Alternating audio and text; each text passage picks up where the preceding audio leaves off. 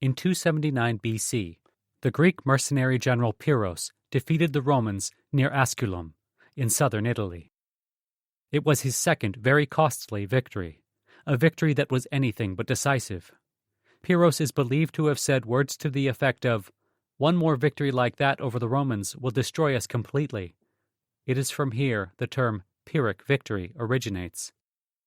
At dawn on November 13, 1942, the men of the remaining operational ships of what was officially called Task Group 67.4 off Guadalcanal, sailing southeastward at the painfully slow speed of 18 knots toward the relative safety of Espirito Santo, could have sympathized with Pyrrhus, if they knew they had been victorious at all. If this was how victory felt, then defeat must have been an unimaginable horror. The remnants formed around a column of two ships. The acting flagship, light cruiser Helena, was in the lead. Her skipper, Captain Gil Hoover, now burdened with not just commanding his own ship, but trying to command the task force as well. Fortunately, the Helena had suffered only superficial damage. Not so superficial was the damage to the other ships. Destroyer Fletcher on the cruiser's starboard bow suffered no damage, but the Sterret on the port bow had damaged sonar circuits and during the fight had needed to dump some depth charges that were about to be cooked off. The O'Bannon had lost her sound gear and was thus useless in detecting lurking submarines, so she had been sent out some 50 miles to radio a message to Admiral Halsey, reporting their status and requesting maximum air coverage. Even worse was the ship right behind the Helena, the heavy cruiser San Francisco. The Sterret's Lieutenant Calhoun counted 26 shell holes in her port side. Her bridge was smashed and gutted. Battle 2 was a blackened ruin. Evidence of fire was everywhere. The talk on the bridge of the Helena was the charred, twisted thing that had once been the flagship. George A. DeLong, the Helena's helmsman, thought the San Francisco would be lucky to reach Espirito Santo. McCandless, who put his ship's fighting efficiency at 25%, with almost all of his communications out, had a message semaphored to the Helena. Admiral and all of staff except one killed, captain seriously wounded, hundreds of casualties, can use 2 turrets, 6 5-inch, and make 28 knots, steering from Con, urgently need all medical assistance you can spare. At 8 a.m., Captain Hoover had the force stop dead in the water to deal with this request. He ordered the Helena and Juno to send their junior doctors and several corpsmen to help the San Francisco. They immediately complied. Medical Officer Lieutenant Roger W. O'Neill and 3 pharmacists' mate of the Juno arrived. Although O'Neill let it be known he was not happy about it. "I don't know why they sent us over here," he growled. "You people are going to sink, and we are needed back on the Juno." The light anti-aircraft cruiser, the Juno, was about 1,000 yards off the San Francisco's starboard beam. As bad as the San Francisco looked, at least she had taken very few underwater hits, all of which had been promptly addressed. Although the Juno appeared to be in fairly decent order, down by the bow 10 to 12 feet, with an approximately 2-degree list to port, if the sailors looked closely, they could see the biggest reason for that limit in speed. The bow half of the Juno was twisted ever so slightly in the opposite direction from the stern half. With her keel broken, she was being held together, barely, by her bulkheads and damaged hull. The pressure on those bulkheads and hull could easily become too much and thus snap the ship in two if she moved too fast or turned too quickly. She had to avoid that at all costs. As it was, she could not steer from the bridge and could only steer from some jury rigging at Battle 2. She could not turn quickly except, potentially, to starboard. If a torpedo approached, in her condition, evasive maneuvers would be just too dangerous and close to impossible. So Juno shuffled along, and Captain Swenson's uncertainty about her ability to hold course caused him to request to be offset from the rest of the cruiser column by about 1,500 yards to minimize the risk of a collision. The damage control parties on the Juno determined that the keel was in fact broken and requested that Captain Swenson ask the other ships for both welders and welding tools to try to fuse the keel back together. Swenson flashed a message to this effect.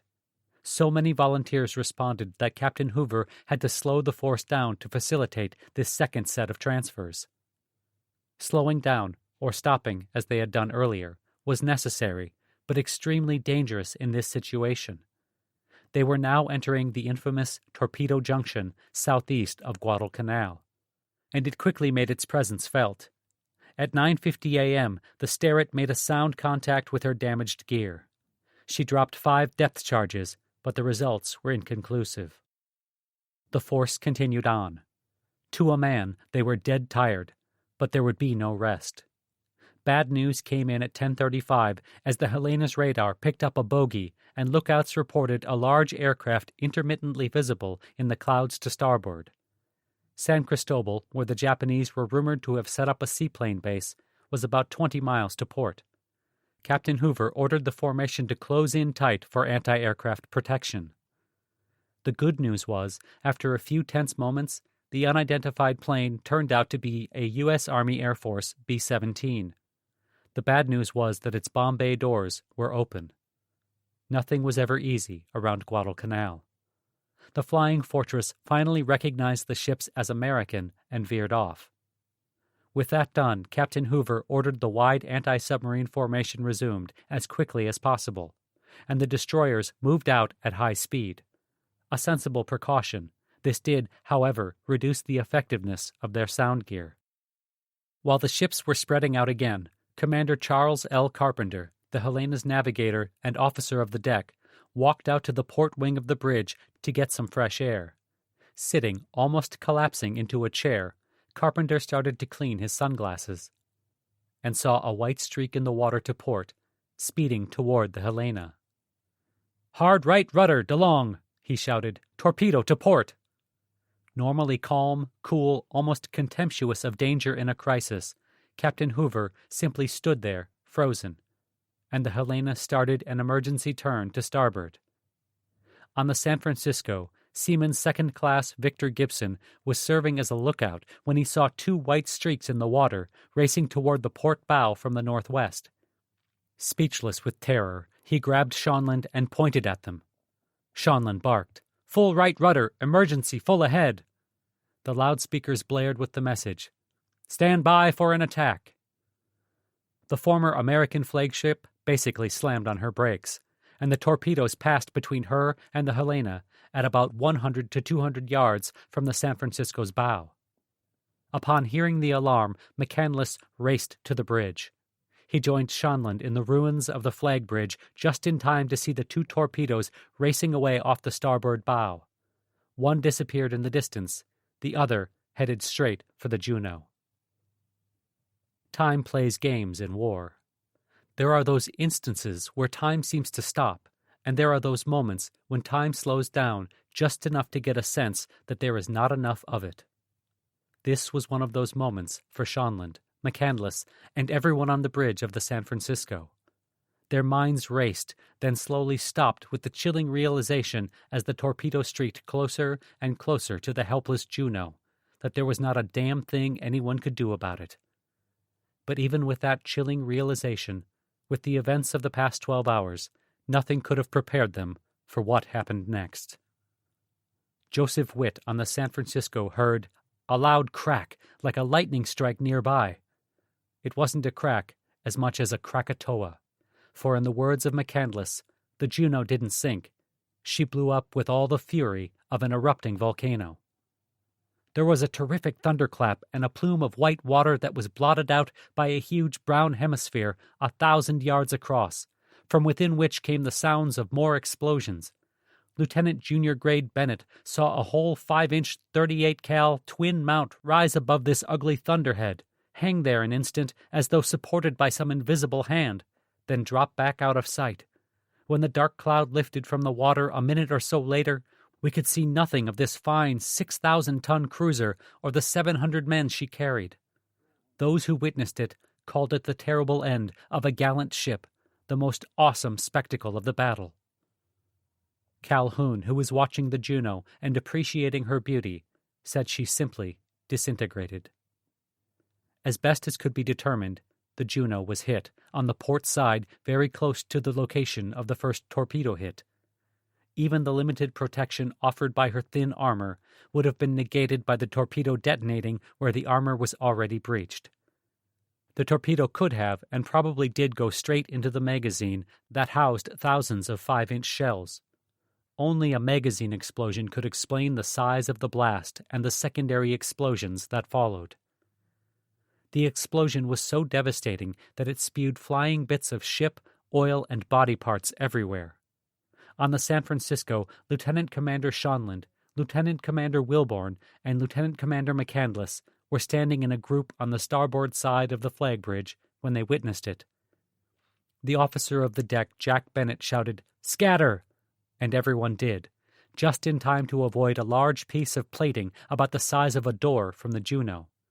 It smashed into the side of the bridge only a few feet from where they had been standing. Other, smaller pieces also crashed back to earth. Farther aft, an enlisted man had both legs broken by one. A twin 5-inch mount splashed less than 100 yards astern of the Fletcher. The torpedo had come from a Japanese submarine that was rapidly becoming a U.S. Navy nemesis, the I-26, under the command of Commander Yokota Minoru, who had already collected the scalp of the carrier Saratoga by torpedoing her and forcing her to dry dock almost 3 months earlier. The I-26 escaped without incident. No words, then or now, Calhoun would later say, could possibly express the shock and despair that we felt over the loss of the gallant Juno. It was the most horrendous tragedy I have ever witnessed. On the San Francisco, Lieutenant O'Neill, then starting surgery on Captain Young, heard the most terrific explosion I shall ever hear. He looked out the porthole and saw only tremendous clouds of gray and black smoke. "What was that?" O'Neill asked an assistant. "That was the Juno, Doctor," the man answered. "She's gone." O'Neill froze. With his eyes watering, O'Neill went back to trying to save the life of Captain Young. As it was, one of the pharmacist's mates, who had come over from the Juno with Lieutenant O'Neill, could only mumble over and over, "Oh no! Oh no!" Captain Young's wounds proved mortal, and he died on the operating table. McCandless admitted, "This disaster, unexpected and cataclysmic, affected us all." The reaction aboard the ships was dead silence. Witnesses were struck speechless by the blast. Some even went into shock. From the Helena's radio room, Chick Morris observed, "No one moved or spoke. A man needs some kind of mental and physical reserve to accept such a disaster when not prepared for it, and we had exhausted our reserve during the night. Many a man aboard Helena walked the decks for the following few hours in a kind of trance, brooding and frightened. The man who felt it most, perhaps, was Captain Hoover himself." In shock, wide-eyed and open-mouthed, Captain Hoover turned to an officer beside him and gasped, "My God, I can't believe it." It was the most awesome explosion he had ever seen. Captain Hoover was left with a gut-wrenching decision. He would stay and try to rescue the few, if any, survivors. To do this, however, would put his remaining ships at risk. While he had only one fully functioning destroyer, the Fletcher, to attempt to find the enemy submarine. But how could he just leave those sailors, brothers in arms, even his longtime friend Lyman Swenson, without even trying? On instinct, the Fletcher approached the site of the Juno's death, but Captain Hoover ordered the destroyer to resume station. Captain Hoover made a quick, agonizing decision. He would have to leave them behind. However, he would use another option, one presented by that B-17. He would ask the B-17 to relay a message about the Juno's fate. The message read, "Juno torpedoed and disappeared, latitude 10 degrees, 32 minutes, south, longitude 161.2 degrees, 2 minutes, east at 11:09, X, survivors in water, X, report, ComSoPac." Few believed there would in fact be any survivors, but someone had to look. In fact, there were about 120 survivors of the Juno in the water, most of them wounded. The Army Air Force B-17 struggled to translate the Morse code message flashed to it by frantic Navy signalmen. On a mission for Army intelligence to locate the cruiser Portland and any Japanese ships still in Iron Bottom Sound, pilot First Lieutenant Robert Gill of the 198th Bombardment Squadron, decided his orders did not allow him to break radio silence to report this sinking. But he would do it as soon as he got back to Espiritu Santo, at 5:30, some 7 hours later. And indeed, when he got back, he dutifully submitted a verbal and a written report, which was buried beneath a stack of paperwork on his superior's desk. During the night, after the battleship Hiei's bridge pagoda was smashed by shell and machine gun fire, the Aaron Ward's Lieutenant Commander Becton said the Americans had blinded the Cyclops. As the sun rose over Iron Bottom Sound, another analogy from the Trojan War, perhaps more common, even cliché, came to mind. The Americans had shot the arrow into Achilles' heel. In the Nagara, Admiral Kimura had taken tactical command of the vanguard force because Admiral Abe's communications were completely down. Kimura had watched the Kirishima head northward along the east side of Savo, followed by all the other Japanese ships that were able, though not necessarily in any semblance of organization. Kimura saw the flagship Hiei was not among them, nor had he heard anything from Abe since the withdrawal order.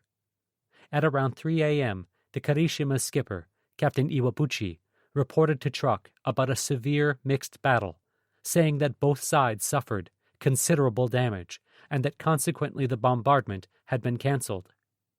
Stunned by this report of American resistance, Admiral Yamamoto responded at 3:44 a.m. by postponing the landing at Guadalcanal by 1 day until November 14th. He then ordered Admiral Tanaka's transports to head back toward the Shortlands and vectored several submarines toward the route between Guadalcanal and Espiritu Santo to try to intercept any fleeing American ships. Meanwhile, Kimura broke away in the Nagara from the fleeing Japanese to search for his admiral. After steering around the south side of Savo Island, Admiral Kimura finally found the Hiei on the west side of Savo. During the night battle, the flagship had protected her consorts by drawing much of the enemy fire upon herself with her searchlights and her leading positions in the vanguard force. Now those consorts were not returning the favor. The flagship, slowly shuffling northward, had fires burning in her pagoda and on her main deck. She was very obviously hurt, and all alone. With the Hiei's steering engine disabled, Captain Nishida had drastically cut the Hiei's speed to try to slow down the flooding in the steering compartment. At the same time, he quickly switched to steering by engine, which required both a cut in speed and the crew in the steering compartment, led by Petty Officer Kurabawa Minoru, to physically keep the rudder centered so the battleship could maneuver by varying the speed of her propellers. It was tricky to keep the heavy rudder in place against heavy hydrodynamic pressures, but thanks to some burly sailors, just about workable. The hurricane of gunfire from the U.S. destroyers had cost the flagship not just her bridge. Captain Nishida was now overseeing the firefighters trying to put out the fires in the lower levels of the pagoda, but almost all of her internal and external communications as well. The last order Petty Officer Kurobawa received was right rudder, probably to avoid the torpedoes from the Laffy. Then communications with the bridge went dead. After that order, Kurobawa and his men centered the rudder to keep the ship from going in circles.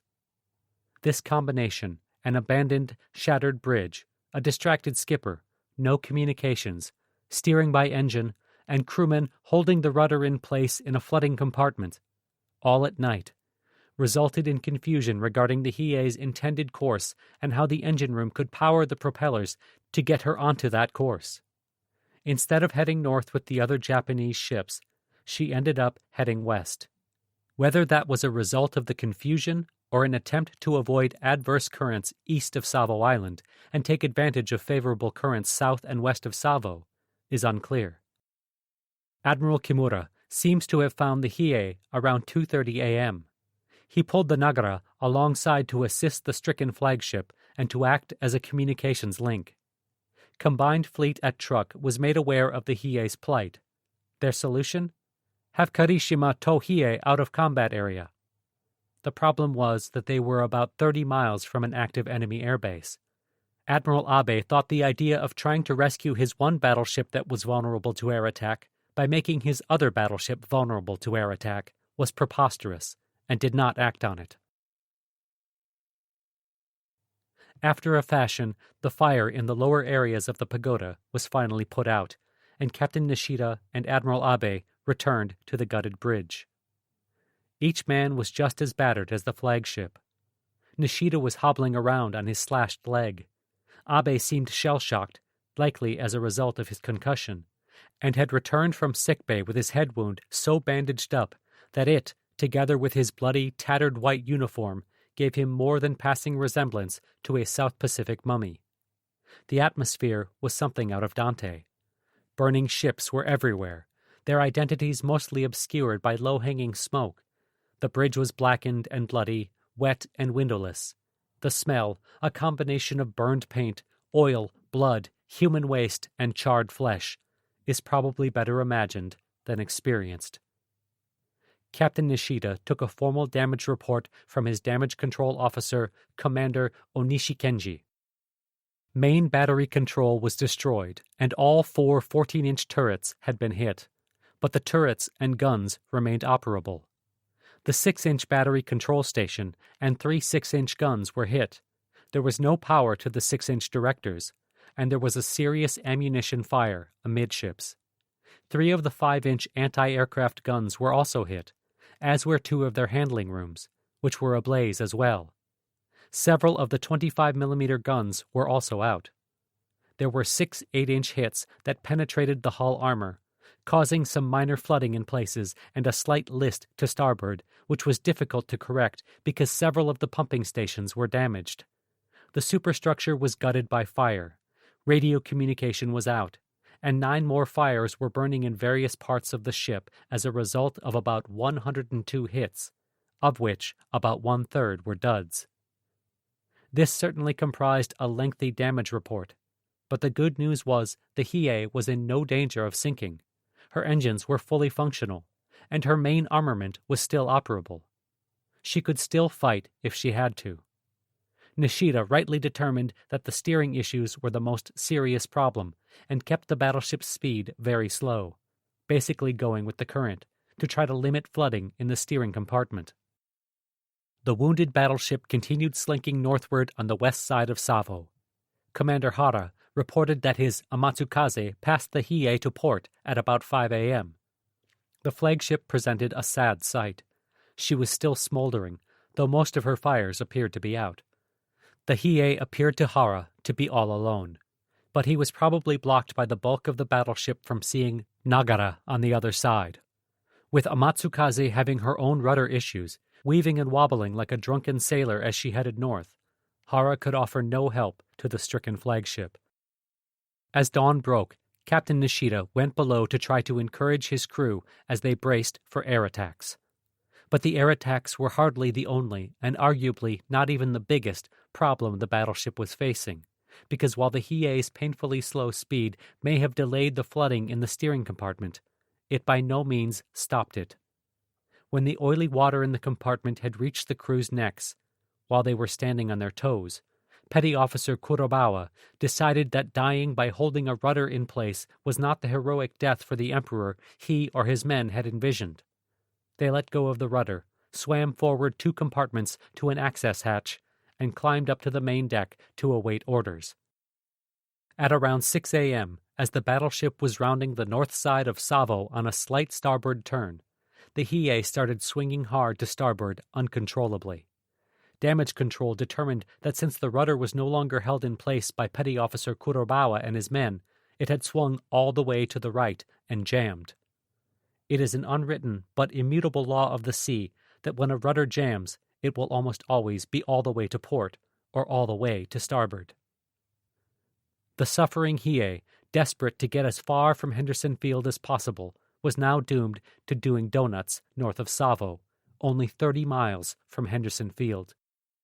Some reinforcements started trickling toward the beleaguered behemoth. Combined Fleet told Admiral Kimura that the Shigura, Shiratsuyu, and Yugore, the 3 destroyers of the 27th Destroyer Division that had been patrolling off Cape Esperance, were en route. Kimura ordered the destroyers Yukikaze, Harusame, Samedare, and Terazuki to join him.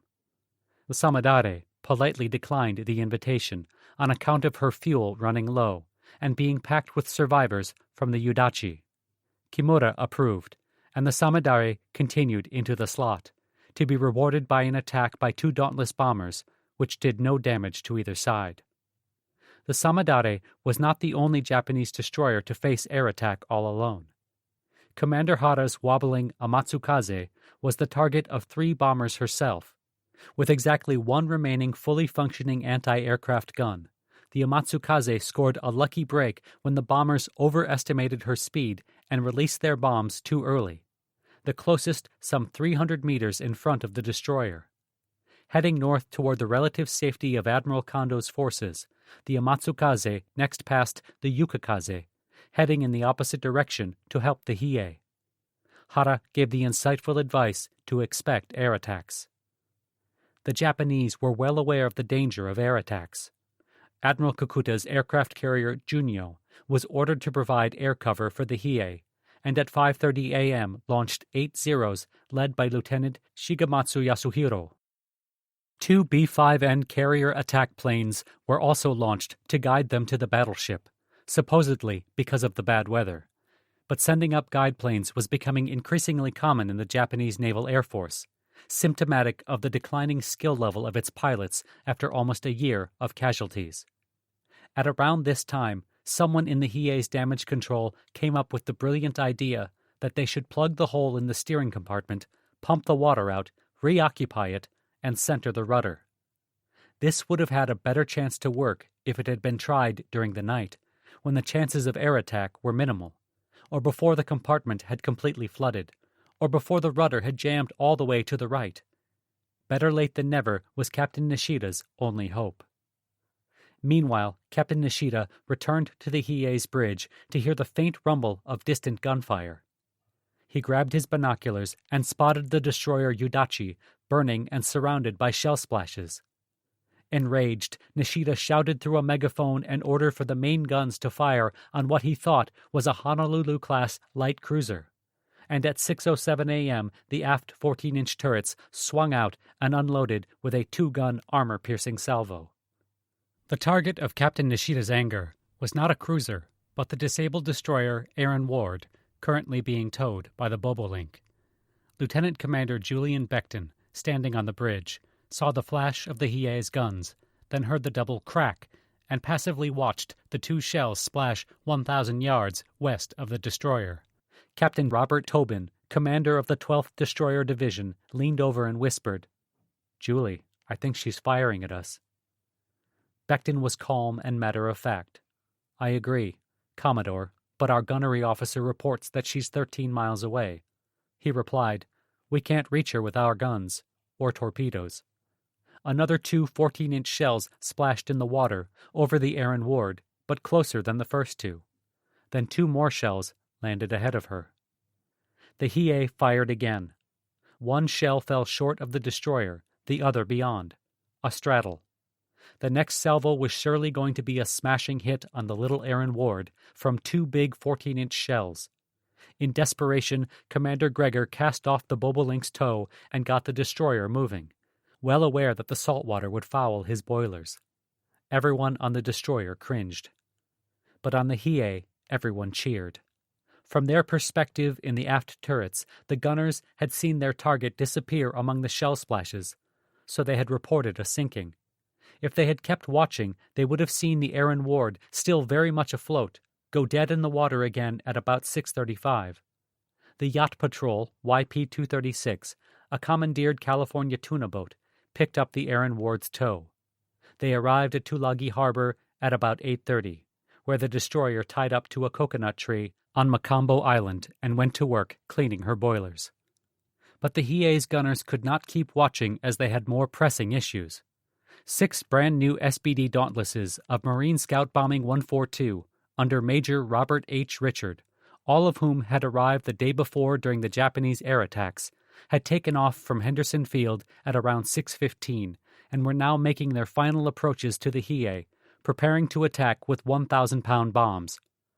Major Richards would not be one of them, as when he tried to arm his bomb, he accidentally dumped it into the water. His squadron mates were more effective. Master Technical Sergeant Donald V. Thornbury planted one 1,000-pound bomb in the battleship's already smashed superstructure. The rest got 4 near misses along the port side. They all returned safely to Henderson. As soon as the attack was over, the Hiei stopped dead in the water, and 10 divers, a grandiose term for strong swimmers stripped to their underwear, jumped over the side and stuffed rolled-up blankets into the offending hole. They also found one of the 8-inch shells responsible, which had not exploded, and the divers preferred to keep it that way. A temporary rudder was being built to be lowered over the stern, but it could not compensate for the ship's rudder's hard right position. That rudder had to be centered first, which meant the flooded steering compartment had to be pumped out. At about 6:20, the Yukikaze arrived. She was the command ship of Captain Shoji Kichiro, commander of the 16th Destroyer Division, and thus had ample communications facilities. While the Hiei's crew started pumping out the steering compartment, Abe's staff tried to convince him to leave the gutted flagship and move to the Yukikaze, but he demurred. Admiral Abe started to reconsider when 4 TBF Avenger torpedo bombers under Captain George E. Dooley appeared around 7:15 a.m. Lieutenant Shigematsu's Zeros, following their guiding B-5Ns, had spotted Savo Island around 7 a.m., but somehow missed the Hiei. Over Savo, they ran into 3 Marine Wildcats under 2nd Lieutenant Archie G. Donahue from Fighter Squadron 112. They had been patrolling over Henderson Field when Shigematsu's fighters were picked up on radar and were vectored in to intercept. 5 of Shigematsu's 8 Zeros decided to harangue the Wildcats, costing them 2 Zeros, including veteran pilot Chief Petty Officer Mukai Tasuke, on detached duty from the carrier Zuiho. Meanwhile, having now located the Hiei, 3 A6Ms under Warrant Officer Ono Zenji moved to intercept the attacking Avengers. They managed to shoot up, but not down, 1 TBF with 20mm cannon fire before they themselves were ambushed by 7 Marine Wildcats under Major William R. Campbell. Captain Dooley used the cover of the dogfight to make his approach on the battleship. Captain Nishida ordered work stopped in the steering compartment and got the Hiei underway, ready to use the only evasive maneuvers now available to him, varying his speed and turning to starboard.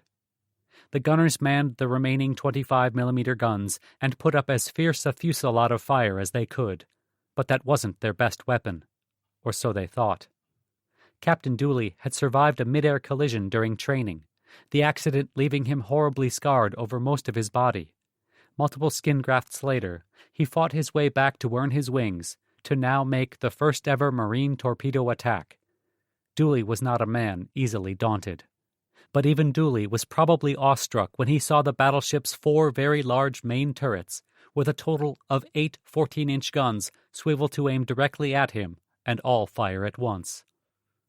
For all the talk of the Type 3 incendiaries intended for use against Henderson Field, the Japanese had originally designed the Type 3s for an anti-aircraft role. The Type 3 was supposed to turn each 14-inch gun into a giant shotgun to blast enemy planes out of the sky. This was the first use of the anti-aircraft weapon that would gain some notoriety by its vaguely menacing and ominous-sounding Japanese name, Sanshikidan, which translates literally as Type 3 shell. All 8 Sanshikidan exploded in front of Captain Dooley and his horrified pilots. Webbed bursts raised a wall of water in front of them and left a film of salt water on their windshields. The webbed burst of the Sanshikidan looked spectacular. It didn't actually shoot down any planes, but it looked spectacular, and that had to count for something. Captain Dooley and his crews persevered in the face of shot and spume to have the usual American luck with torpedoes. One Avenger, its hydraulics damaged by a Zero, was unable to drop its torpedo. Upon return, the aircraft was declared a total loss. The remaining TBFs dropped their fish, but one porpoised when it hit the water and circled harmlessly. The remaining 2 were last seen approaching the battleship's port side. One explosion was seen. On that basis, Dooley was credited with a hit. In reality, at least one torpedo detonated some 100 meters from the ship, possibly as a result of fire from the Hiei's lone remaining dual 5-inch mount. The other one either missed altogether or hit but did not detonate. Admiral Abe was impressed by Captain Nishida's skill. The battleship's crew cheered. The commander Onishi revealed that due to the increase in the battleship's speed, the rolled-up blankets used to plug the hole causing the flooding in the steering compartment had been yanked out, and the flooding had resumed. They stopped cheering. Captain Nishida and his crew were now trapped in a relentless cycle. The Hiei would stop so the hole could be patched and steering compartment pumped out. Progress would be made in those endeavors. Another airstrike would show up. The Hiei would have to get moving, which invariably ripped out the patch and caused the steering compartment to flood yet again. These developments also had to be very discouraging to Admiral Abe. Both he and Captain Nishida had been witnesses to the destruction of most of Kido-Butai by American air power at Midway. More pertinently, they had been witnessed by wireless and voice radio of the plight of the cruisers Mikuma and Magami after Midway. Both cruisers had been slowed by damage caused in a collision while trying to evade a U.S. submarine in pre-dawn fog. Abe and Nishida had to listen to their pleas for air cover that was no longer available while they were subjected to a day-long pummeling by American carrier planes. A bomb had detonated the Mikuma's torpedo stowage, sinking her immediately. The Magami was so smashed up that she was out of action for a year, and when she returned, she was literally no longer the same ship. Midway had changed everything. Moreover, by this time, Admiral Abe, exhausted and injured, seems to have been very dispirited, possibly to the point of depression. This may have affected his judgment. The Admiral's staff again pleaded with him to transfer to the Yukikaze and its better communications, and, by now, more comfortable accommodations. Abe relented and boarded the destroyer at around 7 a.m. With that, he had Admiral Kimura take the Nagara to rendezvous with the other remnants of the vanguard force, and Admiral Kondo to the north near Ontong Java Atoll. The destroyers Shigura, Shiratsuyu, and Yugure of the 27th Destroyer Division and the anti-aircraft destroyer Terazuki finally arrived. The Hiei stopped again to try to pump out the flooded steering compartment. Abe deployed the destroyers in a defensive perimeter some 3,000 meters around the battleship. Air cover in the form of 6 Zeros from the Junyo under Lieutenant Junior Grade Watanabe Torio, who had to fight his way past a B-17 on a scouting mission, arrived as a further defensive measure. It was becoming clear that the Hiei was going to need a tow. Reluctantly, Admiral Abe ordered the Karishima to return and prepare to tow the Hiei to Shortland that night. He didn't like the idea any more than when Combined Fleet had suggested it some 4 hours earlier. He liked it even less when he received a report that, while the Karishima was en route at the northern entrance to the indispensable strait, she took at least 1 torpedo from the U.S. submarine Trout. By now, the U.S. had vectored submarines into the routes of approach and retreat. The Mark 14 torpedo did not explode, again, but Admiral Kondo stepped in and used the attack as a reason to abort her mission of mercy and send her scurrying back to the north and her rendezvous with advance force. But if the Karishima couldn't tow her, how could the Hiei escape? The Nagara could tow her, except Admiral Abe had just sent her away. None of the destroyers had the engine power. Combined Fleet suggested the biggest of the destroyers, the Terazuki, act as rudder for the Hiei. However, Terazuki was not only the biggest of the destroyers, she was also the most powerful of the available anti-aircraft platforms, and Abe needed to have maximum maneuverability to protect his unnavigable battleship, so he refused. Captain Nishida had developed an idea for, if worse came to worse, running the Hiei aground on Guadalcanal. The battleship could then shell Henderson Field, and her food stocks could feed the starving army troops. Admiral Abe approved the idea and ordered the battleship to be beached near Kokombona, some 14 miles from Lunga, behind Japanese lines but within gun range of the airfield. Nishida got together with his navigator commander Shiwa Takeshi to ponder how a ship that could only steam in circles was to get from north of Savo Island to Guadalcanal. Where was Admiral Jojima when you needed him? In the meantime, after Lieutenant Watanabe's fighters had left, Major Joe Saylor returned with 9 SBDs to make bombing runs on the battleship. They scored no hits, however. Then, at around 10:15, Captain Dooley returned with 3 Avengers, a 4th had aborted, covered by Marine fighter Ace Captain Joe Foss, and 6 Wildcats arrived in the skies above. Seeing no Zeros about, Foss and his fighters harassed the escorting destroyers before roaring low over the Hiei, making strafing runs on the beleaguered anti-aircraft gunners to suppress their fire. Foss's fighters couldn't do much about the 14-inch turrets, though, which trained out again to face Dooley's TBFs. The webbed bursts of the Sanshikidan were once again spectacular, and once again they didn't shoot down anyone. Captain Dooley would later say the Hiei was a sorry sight, perhaps showing a twinge of sympathy for the besieged battleship, a triumph of human engineering now being systematically reduced to a smoking ruin. Dooley and his crews successfully dropped their torpedoes, and First Lieutenant William W. Dean received credit for a possible hit on the battleship's port side, though apparently this was yet another premature detonation. As Captain Dooley and his charges cleared the area, Captain Foss returned to fight in a different way. Right in front of the Hiei's blackened bridge tower, Foss brilliantly executed a right pylon turn in spectacular fashion, while his arm was extended toward the Japanese spectators with his middle finger raised. But the hard-pressed Japanese had little time to ponder the meaning of this gesture. At 10:20, they noticed yet more torpedo bombers coming from ahead. 4 were closing in from each bow at an altitude of 150 feet. An anvil attack. 9 TBF Avengers of Torpedo 10, the Buzzards Brigade, under Lieutenant Albert R. Coffin, were covered by 6 F-4F Wildcats under Lieutenant John F. Jock Sutherland, all of the USS Enterprise. By 5 a.m., the Enterprise had reached a point some 270 miles south-southeast of Henderson.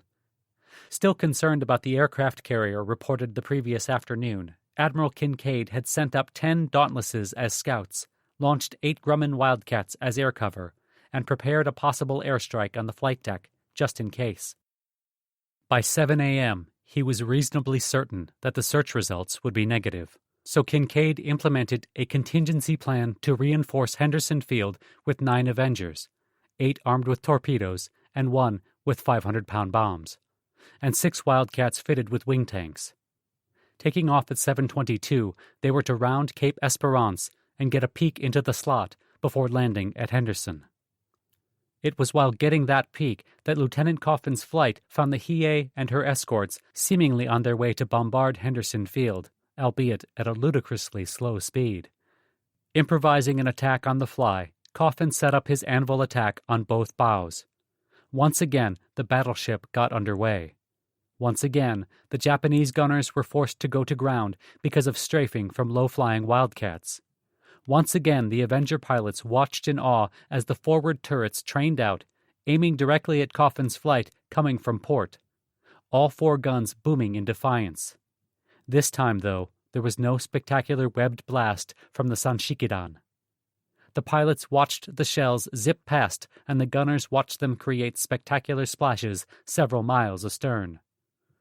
The fighter pilots were impressed at the anti-aircraft fire, Hank Carey commenting, "My God, what a wall of fire they put up as we made our attack over those torpedo planes." At higher altitude than the torpedo bombers, the Wildcats were likely taking fire from the escorting destroyers as well, because the Avenger pilots were not impressed at all. Lieutenant Coffin was very much surprised by what he believed was the weak anti-aircraft fire from the battleship. Lieutenant James W. McConaughey noticed that the battleship did not appear damaged, but she was moving slowly and sluggishly in the face of the aerial torpedo attack. They dropped their fish at a range of 1,000 yards, then roared down the sides of the Hiei, strafing the stunned, struggling Japanese gunners yet again. It was now that they saw why the battleship was moving so slowly and sluggishly, why her anti-aircraft fire was so light. Her topsides were burned, blackened, holed, still smoldering. Many of her guns were warped or not firing. They had no idea what had happened, only that she had been in a scuffle of some sort. Lieutenant Coffin and his flyers saw 3 geysers erupt around the Hiei, 1 starboard amidships, 2 to port near the bow and stern. But Lieutenant Junior Grade George Wells thought the splashes were too small, as if they were from small detonations and not the torpedo warheads. Wells said, "Anyhow, after the attack, she was sailing along just as majestically as before. We must not have even damaged her paint job."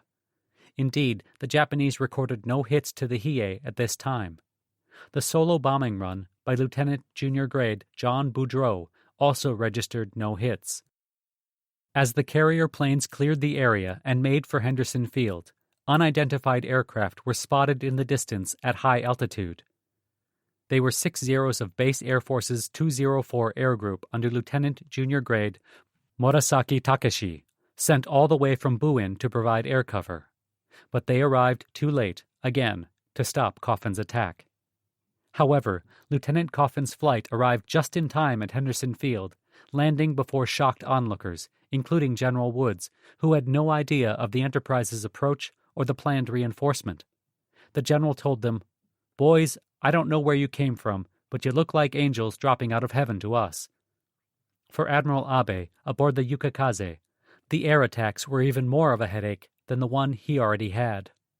It was not that each attack was big, they were all relatively small, or that each attack was dangerous, although they were. It was that there were so damn many of them. There was no time for the crews to even rest, let alone make critical repairs to the Hiei. This was Mikuma at Midway all over again. It did not help that the promised air cover had displayed an annoying propensity to show up just after one attack and leave just before the next attack.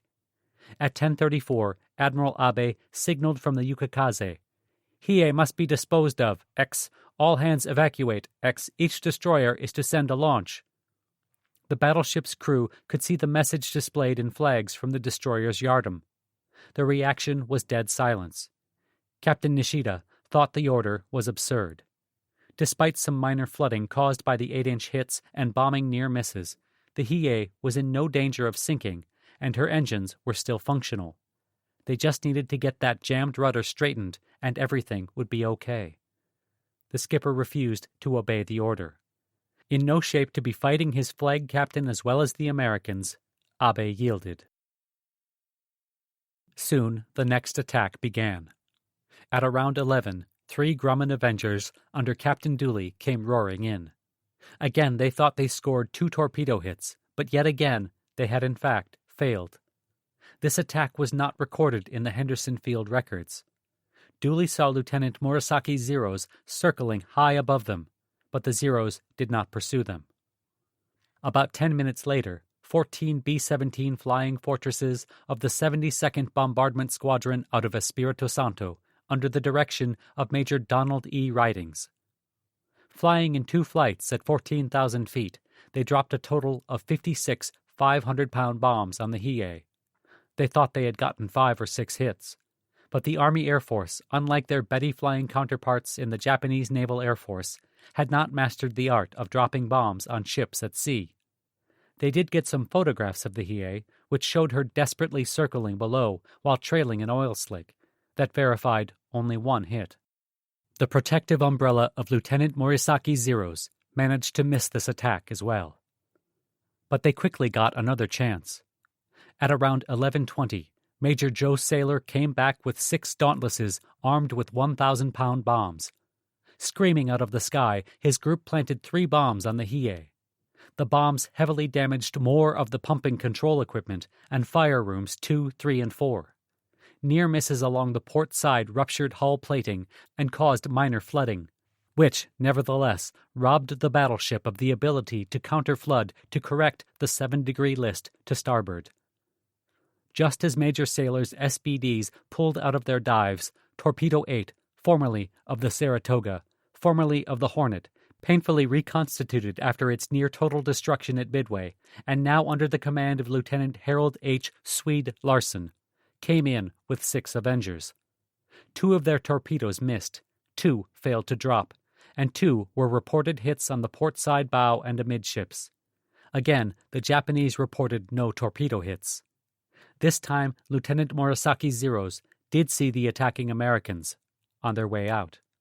A brief scrum with 12 escorting Wildcats under Major Campbell resulted in no losses to either side. Lieutenant Murasaki's less-than-observant fighters departed, to be replaced at about 12:30 by 6 Zeros from Base Air Force's 252 Air Group under Lieutenant Yamamoto Shigasa, coming all the way from Rabaul. For Admiral Abe and his aching head, the air attacks had now crossed into the realm of the ridiculous.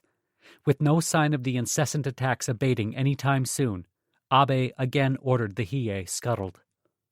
Like Admiral Abe, Captain Nishida was also frustrated, and not just with the Americans. It seemed Abe wanted the Hiei sunk almost as much as the Americans did. She had survived, by Japanese count, 60 American sorties. They had caused significant damage. Those 3 fire rooms were damaged, and 2 pumping control stations on the starboard side and the aft pumping control station were flooded.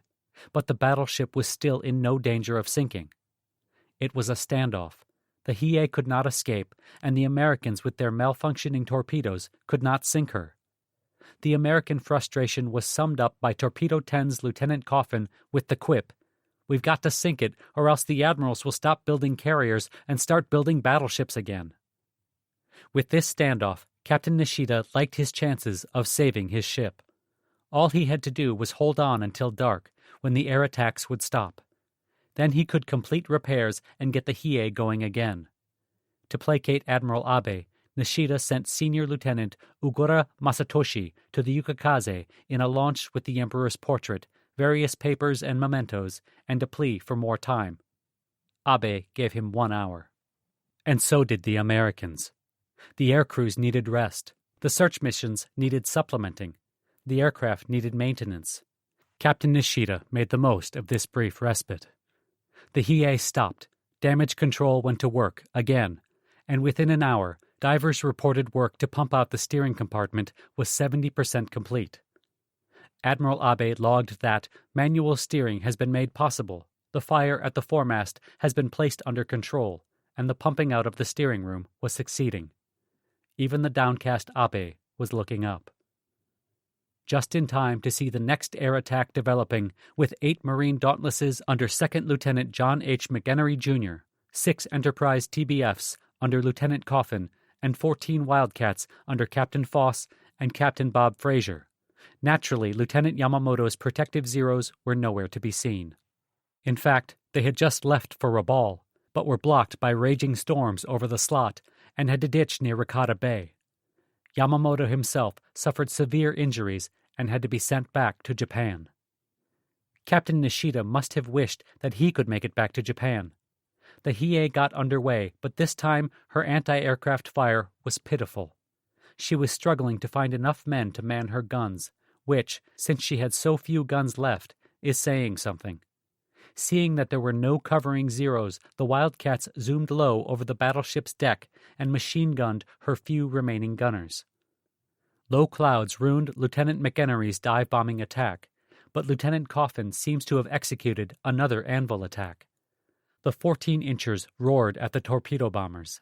Once again, the Sanshikidan bursts looked spectacular, but failed to shoot down a single plane. As Captain Foss led his fighters in more strafing runs, he saw a wonderful explosion amidships, which shot water, steam, fire, and debris high into the air.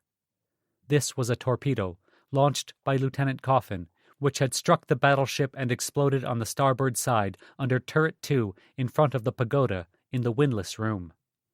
A second torpedo, one apparently dropped by Lieutenant Wells, struck the forward section of the starboard engine room.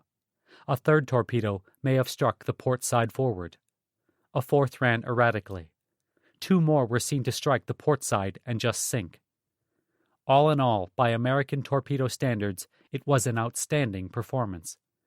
For the beleaguered Hiei and her crew, the hit to the starboard engine room was devastating.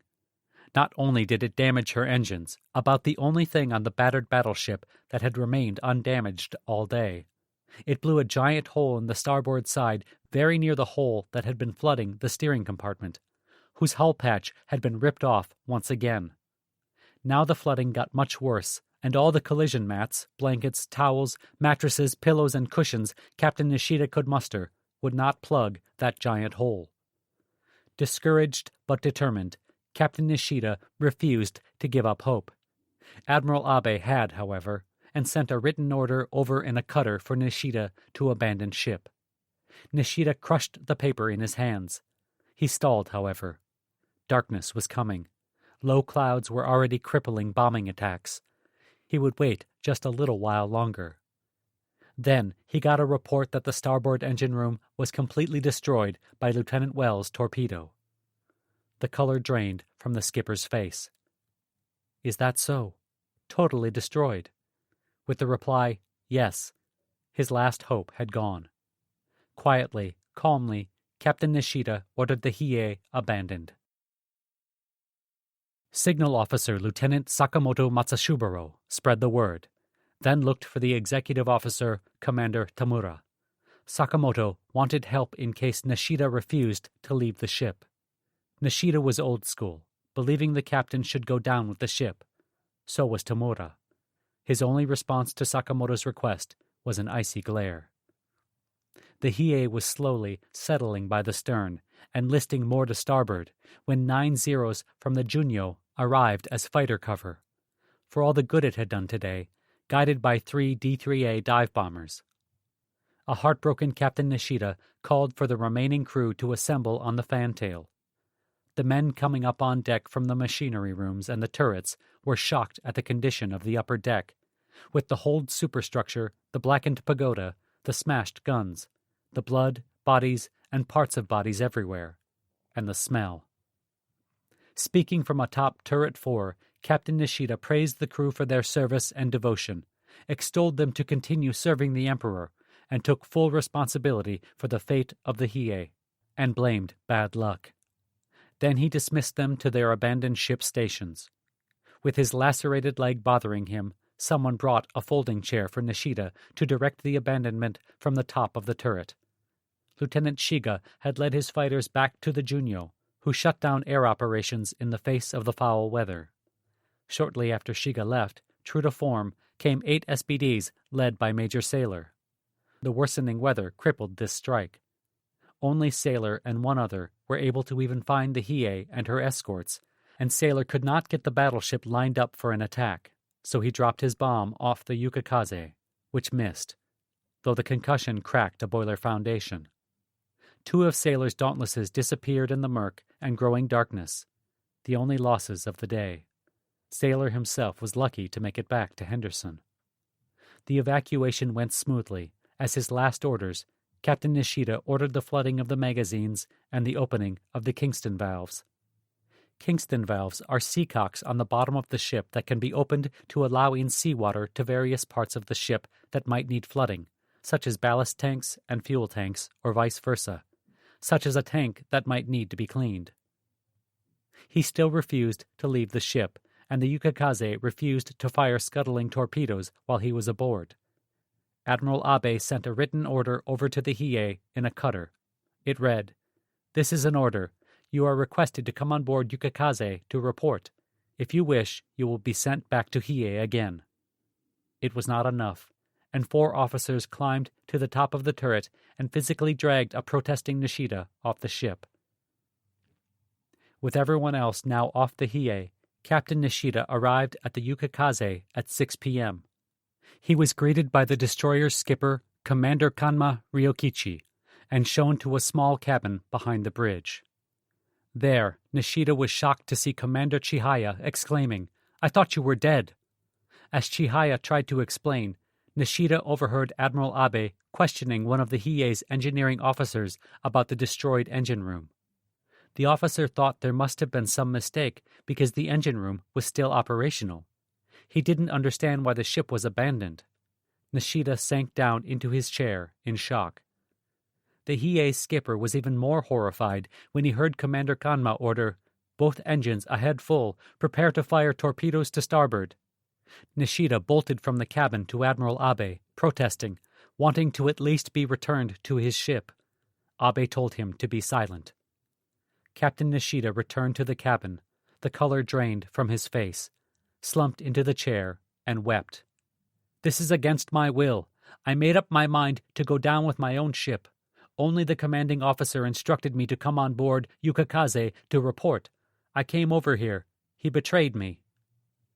Admiral Abe just wanted this to be over. Consequences be damned. He had been trying to be done with the battleship since the morning, had repeatedly ordered her scuttled, and had denied her the means to be towed to safety by sending the Nagara and Kirishima away. Nevertheless, Admiral Abe asked Combined Fleet for permission to scuttle the battleship, which seems rather odd since her Kingston valves had already been opened, only to be ordered not to do so by Combined Fleet. Seemingly much more interested in saving the Hiei than Admiral Abe was, Admiral Yamamoto and his staff had spent much of the day discussing what to do with the crippled battleship, yet not exactly doing much to help her. Though aircraft carriers had supplanted battleships as the decisive strike instruments of navies, battleships had been the backbone of major navies for decades and remained objects of emotion and prestige. That was one reason Pearl Harbor was so traumatic for Americans. With all the Pacific Fleet's battleships sunk or immobilized, it felt like the entire Navy was gone. The Japanese had a similar emotional attachment to their battleships. Additionally, while she was not the Yamato, the Hiei in particular was the object of more than the usual emotion because she had hosted the Emperor in his last review of the Imperial Japanese Navy in 1940.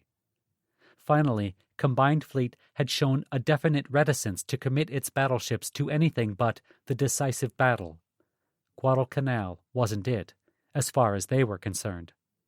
Losing a battleship in this seemingly indecisive action would cripple them when the decisive battle finally arrived. With all this in mind, Admiral Yamamoto and his staff decided to make every effort to rescue her after nightfall. But what those efforts would entail bogged down in long, involved meetings. The Hiei's position was hardly hopeless. She had escorts with her and was within range of land-based air cover, for all the good it had done. It was initially decided to leave the Hiei where she was, with the submarine I-16 watching her. Then, Yamamoto expressed concern the U.S. would take photographs of the disabled battleship and use them for propaganda purposes. Sidestepping the logic of sinking one of your own irreplaceable battleships because you're afraid the enemy might take a picture of it, the staff abated his concerns by pointing out to him that the Americans had probably already taken pictures. Then they wondered if she could draw away American air attacks from Admiral Tanaka's convoy. At the end of the day, Yamamoto and his staff decided, unsurprisingly, to do nothing. This amounted to a death sentence for the Hiei, since the flooding was no longer being mitigated by damage control, and her seacocks had already been opened. Evidently, those rather important details had never reached Yamamoto or his staff. Admiral Abe decided that he couldn't wait around for the Hiei to sink and ordered the Yukikaze to head west.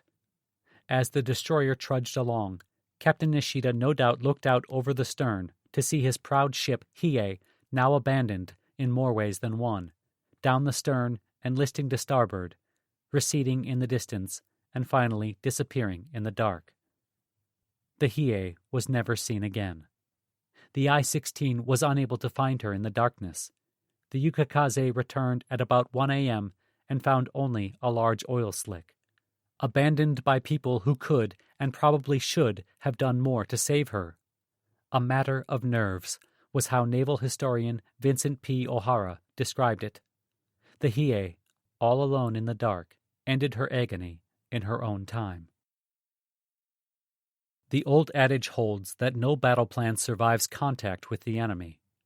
A corollary holds that sometimes the plan doesn't last even that long. Night came on November 13th, with the corollary holding true both ways. Commanders depend on information and communications, and at this point South Pacific Commander Admiral Halsey had neither. For the past 24 hours, he had been aware that the outcome of the campaign, if not the war, hung in the balance, and he could do nothing more to affect it for the time being but wait. Halsey recalled, "Back on the Argonne, in Nomea, all we knew was that the battle was raging. I had sent Callahan and Scott into it, and now I could do nothing but wait for the results. The waiting was hard, as always. I walked the decks, re-examined reports and charts, and conferred with my staff. I must have drunk a gallon of coffee and smoked 2 packs of cigarettes. When the tension became unbearable, I skimmed through the trashiest magazine I could find. It was daylight before the first messages came trickling in, piecemeal and frightening. Steering room flooded and rudder jammed hard right by torpedo hit starboard quarter, X. Cannot steer by engines, X. Request tow. This from the Portland. A half hour later, need help, from the Atlanta. The bad news continued to come in. At 9 a.m., the Helena signaled, Helena San Francisco Juneau O'Bannon Fletcher Sterrett in company proceeding course 175, X. Helena senior ship, X. All ships are damaged, so request maximum air coverage. Why was the Helena signaling, and not Admiral Callahan's flagship? Something must have happened to him. That wasn't encouraging. But, infuriatingly, nothing else came in until the afternoon, when Guadalcanal, after debriefing the survivors, sent as full a report as they could. 10 miles north Savo Island, 5 enemy DDs, destroyers, attempting assist Congo-class BB battleship, which has been hit by 7 torpedoes and 1,000-pound bomb, X, after part of ship burning fiercely, X, ship believed hostile, DD beached and smoking north coast Olavuga Island, X, large vessel burning indispensable strait, X, USS Cushing burning 5 miles southeast Savo Island, and USS Monson dead in water, both abandoned, X, Atlanta and Portland badly damaged, X, USS Laffey sunk, X, 700 survivors picked up, 25% of these wounded. 10 minutes later came another discouraging signal. Atlanta unable to control water, X, abandoning and sinking her with demolition charges, X, I am proceeding under tow to Tulagi. This was from the Portland. Why wasn't Admiral Scott's flagship Atlanta signaling? Where was Scott? Something must have happened to him, too. This sounded bad. And it was. Yet sending them to battle had been an absolute necessity, and successful. As General Vandegrift made clear in a signal for Admiral Halsey, to Scott, Callahan, and their men goes our greatest homage. X. With magnificent courage, against seemingly hopeless odds, they drove back the first hostile stroke and made success possible. X. To them, the men of Guadalcanal lift their battered helmets in deepest admiration. But it was not over yet. Admiral Halsey had sent Admiral Kincaid and the Enterprise Task Force to sea from Noumea, with the idea that the carrier would be in range of the slot and Iron Bottom Sound on November 13th to break up the projected invasion. In order to protect the last operational U.S. carrier in the Pacific, he had given Kincaid instructions concerning a specific line of latitude, 11 degrees, 40 minutes south. But because the Enterprise Task Force was maintaining radio silence, Halsey had heard nothing from them since.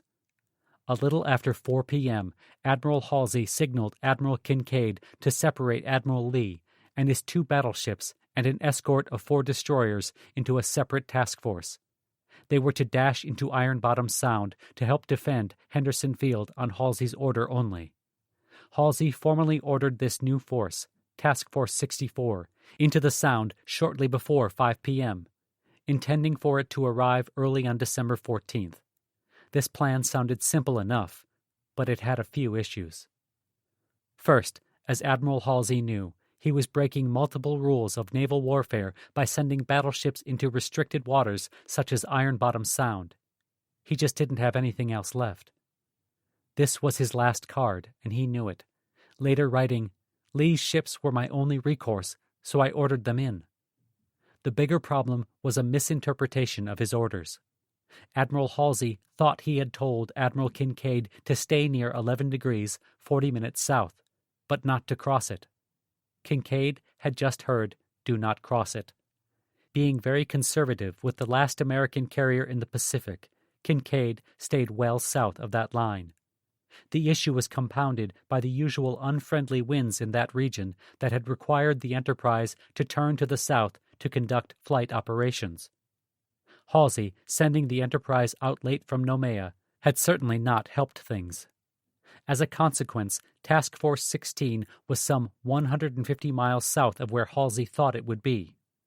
Admiral Kincaid sent Admiral Lee and Task Force 64 forward, but there was no way they could arrive in time. Kinkaid sent the destroyer Mustin 50 miles east to message Admiral Halsey. From Lee's present position, impossible for him to reach Savo before 0800 tomorrow. Meanwhile, after breaking away from the Enterprise, Admiral Lee ignored radio silence to radio Admiral Halsey. "What do you think we have? Wings?" The news was a shock to Admiral Halsey. Learning his plan for the battleships had fallen apart already. One of his staffers, Charles Weaver, said that when he gave the Admiral the news, "You can well imagine the blast I got from my seniors, who were sure that Lee was in good position to intercept." Halsey himself would later say he received the news with great disappointment. Later that night, the South Pacific commander was forced to message General Vandegrift. "Sorry, Lee, cannot comply too far." It was an embarrassing admission for the man who had promised Vandegrift, "I'll promise you everything I've got." This would not be the last time one of Admiral Halsey's orders was misunderstood. The latest scouting reports still placed the main Japanese forces near Ontong Java Atoll, well north of Guadalcanal. As best as anyone could tell, some Japanese might visit Iron Bottom Sound that night, but not the main invasion force of Admiral Kondo's advance force. So if the scouting reports were true, this would be a quiet night for once for the Marines on Guadalcanal. And the misunderstanding would be a case of no harm, no foul. Hopefully. Chapter 4. The Reckoning Begins. Night came to Guadalcanal as it normally did. Hot, sticky, oppressive, and dark, with the added feature of the aftermath of torrential rain this Friday, September 13th.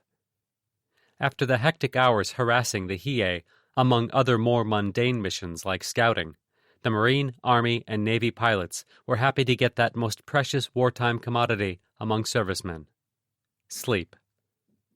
Among those catching some badly needed shut-eye was Second Lieutenant Emil Novak of the Army Air Force's 67th Fighter Squadron. Though his squadron of P-39 Airacobras had been deployed to Henderson Field since August, he was new, having arrived only a few days earlier. The uncomfortable environment of Guadalcanal was also new to him, and may have made him a light sleeper, at least temporarily. This is probably why it was Lieutenant Novak who was stirred from his slumbers by the low growl of an airplane at around 1:30 in the morning. No doubt it was a seaplane aloft to look for and pick up downed pilots. He knew Guadalcanal had 2 planes for such purposes. A little while later, however, he detected a greenish light bathing the area, illuminating it with flares. Why would the rescue pilots drop flares? Lieutenant Novak grabbed his shoes and flight coveralls and bounded from his tent. He was halfway to the nearest shelter when the world exploded, again. This time the explosion resulted from the impact of 8-inch incendiary shells fired from the cruisers Suzuya and Maya. Admiral Mikawa and his cruisers had sailed into Iron Bottom Sound completely undetected and were now bombarding Henderson Field. With Admiral Abe's battleships turned back the night before, successfully if not skillfully, the task of reducing Henderson Field to rubble had fallen to Admiral Mikawa, at least to the extent a dirt airfield with tents and bamboo huts could be reduced to rubble. Mikawa had never lost a battle with the Americans, but the failure from the night before put more pressure on him to pick up the slack. The original plan had always assigned this night's scheduled bombardment to Admiral Mikawa's tiny 8th Fleet. In a rare display of restraint, for this operation the fleet was divided into only 2 parts, the main body and the support force. The main body under Mikawa's direct command contained the luxurious heavy cruiser Chokai, which was again performing her traditional role as fleet flagship, leading the heavy cruiser Kinugasa, light cruiser Isuzu, and the destroyers Arashio and Asashio. The support force under Rear Admiral Nishimura Shoji had the heavy cruisers Suzuya and Chokai's sister ship, Maya, the light cruiser Tenryu, and the destroyers Yagumo, Makigumo, Kazigumo, and Machishio. In an arrangement only the combined fleet could have concocted, the main body was to support the support force by protecting it from interference, while the support force was to perform the main mission by bombarding Henderson Field. Admiral Mikawa's cobbled-together fleet left its anchorage in the Shortlands at 6:30 a.m. on November 13th. The vice admiral hoped to evade detection by not sailing directly down the slot from the Shortlands to Lunga, but to steer well north of it and come down through Indispensable Strait. But he could not evade General MacArthur's 5th Air Force B-17s, who attacked the Shortlands and caught the force soon after it left the anchorage. Near misses off the stern of the Michishio damaged her machinery and left her dead in the water.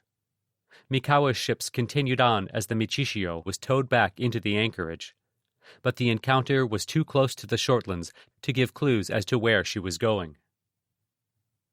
As always, Admiral Mikawa had planned and prepared well. U.S. scouts did not reach as far north of the slot as Mikawa had detoured. To that must be added Mikawa's usual store of good luck. American air power was mostly focused on the Hiei, and Mikawa was coming in under cover of a storm. His ships got into the air range of Henderson Field just as the sun set. His timing was perfect. No one had seen him coming. Admiral Mikawa's main body positioned itself northwest of Savo Island to look for any ships trying to interfere. The support force launched 2 float planes, one each from the Suzuya and Maya, to guide them in their lobbing of 8-inch Type 3 shells into Henderson Field, waking its inhabitants, such as Lieutenant Novak. If the flares didn't wake them, the incoming shells, which Lieutenant McEnery thought sounded like a freight train going overhead, certainly would. Henderson Field was chaotic under the Japanese guns, with men running, falling, shouting, screaming, trying to find the nearest shelter. Lieutenant Novak yelled for his 3 tent mates as he dove into the foxhole. One quickly joined him. A second, crawling on his hands and knees, could not see the shelter and ended up in a tiny depression in the ground, lying prone to avoid the flying shrapnel.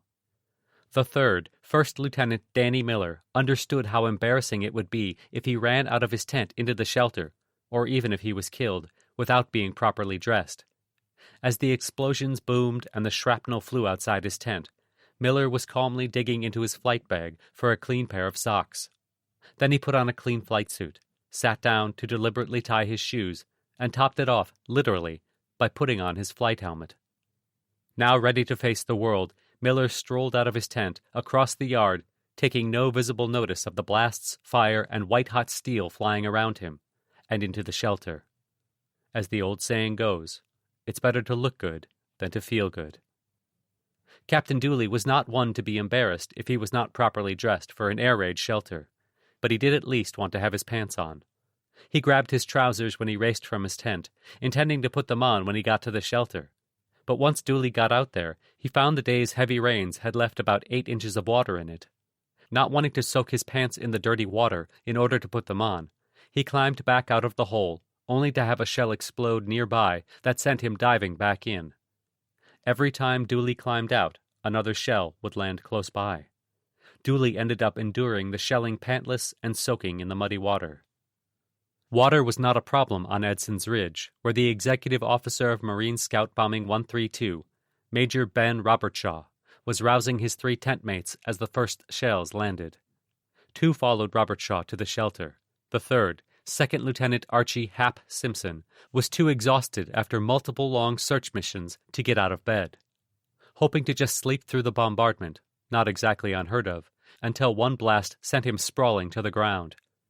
His decision made, Simpson scampered to the shelter, where he found Robertshaw nonchalantly giving scholarly lessons on the differences in the sounds between land-based and naval artillery shells, and how to tell the differences in sound if a shell would be short, over, or on target, assuming you were the target. The lessons did not comfort Simpson. Some did find comfort, of a sort, in the idea that this shelling was nothing compared to the original bombardment from the battleships Congo and Haruna a month earlier. Nonetheless, such logic did not keep others from going into an understandable panic, such as one sailor who, having survived the sinkings of both the Wasp and the Barton, burst into one shelter almost catatonic, unable to say a word. Others, like Major Robertshaw and Lieutenant Miller, were in anything but a panic. Some survivors of Admiral Abe's attack the night before thought the Japanese were coming after them personally. The Atlanta's Bill McKinney had the feeling that they knew where we were and planned to finish us off.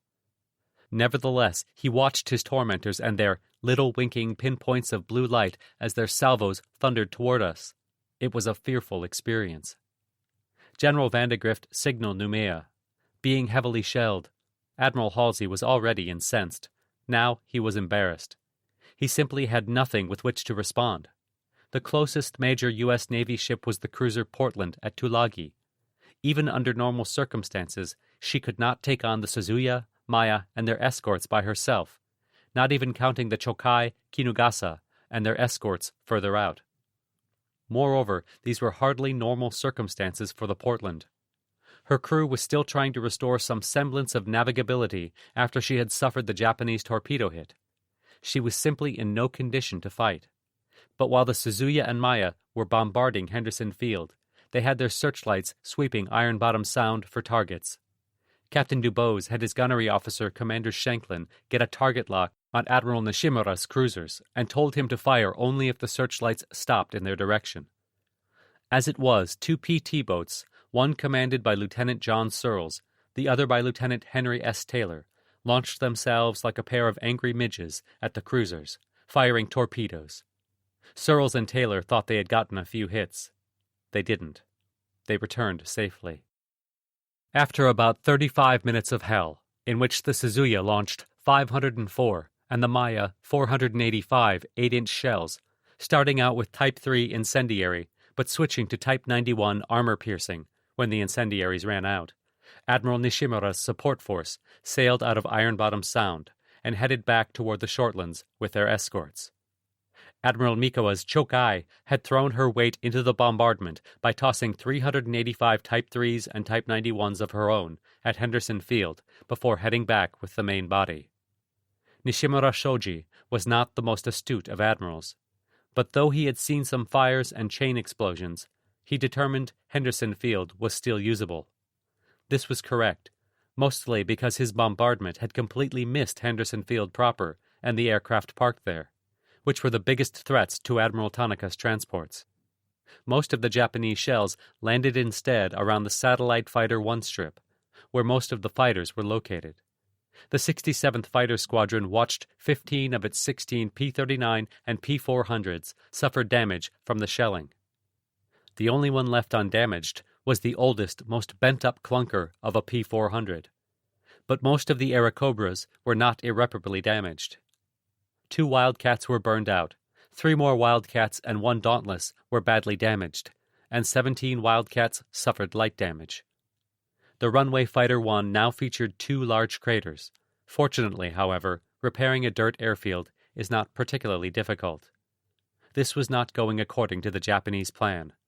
With a few notable exceptions, such as Admiral Mikawa, Japanese commanders had shown throughout the Pacific War that when things did not go according to plan, they were not good at making adjustments.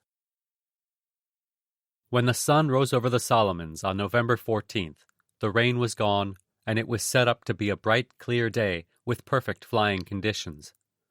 An incensed Cactus Air Force, supported by the carrier Enterprise, planned to do a lot of it, early and often. The night before, Brigadier General Woods had briefed the pilots at Henderson on what the plan would be, what they would be facing, and what was at stake. He concluded with, "We lay the fate of Guadalcanal in your hands, and know that each of you will do his best." Before dawn, a combat air patrol of 4 Wildcats took off from Fighter 1, maneuvering around the craters with the help of a light shown by the ground crew. Then 6 Marine Dauntless dive bombers launched from Henderson, fanning out over 3 search sectors of New Georgia, Santa Isabel, and Maleta. While passing Savo Island, they saw that the battleship they had spent yesterday mauling was gone, replaced by an oil slick some 3,000 yards wide. At 6:30 a.m., 2 Marine Dauntlesses, flown by Second Lieutenants William Ronick and Horace C. Baum of Marine Scout Bombing Squadron 132, reported 2 light cruisers and 5 destroyers just south of New Georgia, bearing 280 degrees true, course also 280 degrees true, speed 16 knots, distance 140 miles from Lunga. It was not a completely accurate report, but it was good enough to identify Admiral Nishimura's support force, desperately trying to catch up to the main body, which was also speeding away, trying to get out of the way of the vengeful pilots at Henderson. At this point, they were no more than halfway to the limits of that range. It would prove to be a productive day for Ronnick and Baum, but first, it was time for the first American Air Wings to get to work. For the Marine aviators, it was time for payback. Around 7 a.m., the first payment of that payback took off. Major Joe Saylor with 6 Marine Dauntlesses, Captain Dooley, and 6 Marine and Enterprise Avengers with Captain Joe Foss and 8 Wildcats for escort.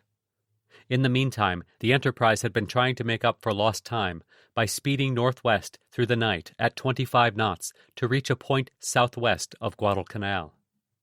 Admiral Kinkaid had heard nothing of the presence of Admiral Mikowa's cruisers, nor had Admiral Halsey or Admiral Fitch. But Halsey had ordered Kinkaid to position the Enterprise task force 100 miles south of the Solomons in order to locate and destroy transports. Admiral Lee, in turn, was ordered to keep his battleships positioned 50 miles south of the Solomons, between the Enterprise and any possible Japanese surface forces, a very fortunate precaution. As she was speeding northwest, the Enterprise ran into more squalls, which cut her visibility and delayed flight operations until 6:08 a.m., when she could then launch 8 Wildcats for a combat air patrol. Then came 10 Dauntlesses for scouting, giving them the option to land at Henderson Field if necessary, and 3 for an anti-submarine patrol. Having put his air group in motion, Admiral Kinkaid cut speed to 22 knots and waited for the results, which were initially heart-stopping. At 7:07, one of the scouts reported 10 unidentified planes at low altitude, 140 miles due north of the Enterprise herself. The Enterprise task force assumed an anti-aircraft formation, and at 7:37, Admiral Kinkaid ordered aloft a ready strike he had already prepared. 17 SBDs, under Scouting 10 Skipper Lieutenant Commander James R. Bucky Lee, escorted by 10 Wildcats under Lieutenant Commander Jimmy Flatley. They were ordered to head north, listen to the radio for scouting reports, then attack the best target, landing at Henderson Field if necessary. Once the strike was launched, Kinkaid turned the Enterprise around and headed south in a desperate attempt to avoid a Japanese airstrike. The reported 10 unidentified planes never materialized, but starting at 8:25, a bogey kept appearing intermittently on radar. Lieutenant McGregor Kilpatrick had vectored toward it, leading 4 Wildcats. The unknown aircraft turned out to be a giant 4-engine Kawanishi H-6K Type 97 large flying boat, Mavis, flown by Flight Leader Lieutenant Commander Wada Ryu, who cleverly tried to minimize his radar signature by periodically ducking below radar. But the Mavis was largely a flying gas tank. Only one pass from Kilpatrick's Grummins, and the flying boat exploded and went down in a smoke pall that could be seen from the Enterprise more than 40 miles away. At 8:53, Kilpatrick sent the laconic but informative message, "Bogey found and downed." Kilpatrick's interception was far easier than the airstrike's assignment, which, being a little light on the details, was not for the faint of heart. "We don't know where we are going," thought SBD pilot Ensign Leonard Robinson to himself. "We don't even have target assignments." It was with such comforting thoughts that the Enterprise flyers headed into the great unknown. Admirals Mikowa and Nishimura had hoped to keep their position undetected by following a mirror course to their approach to Guadalcanal, heading well south of the Solomons instead. These hopes were dashed when the submarine USS Flying Fish let loose with 6 Mark 14s at one of the heavy cruisers. Being American Mark 14s, naturally, none of them hit. Then the ships were spotted by the scouts from Henderson Field. Nishimura's support force caught up to the Mikowa's main body around 7:50 a.m., hoping for mutual support. They were going to need it. Major Joe Saylor's strike from Henderson Field caught up to Mikowa's marauders around 8.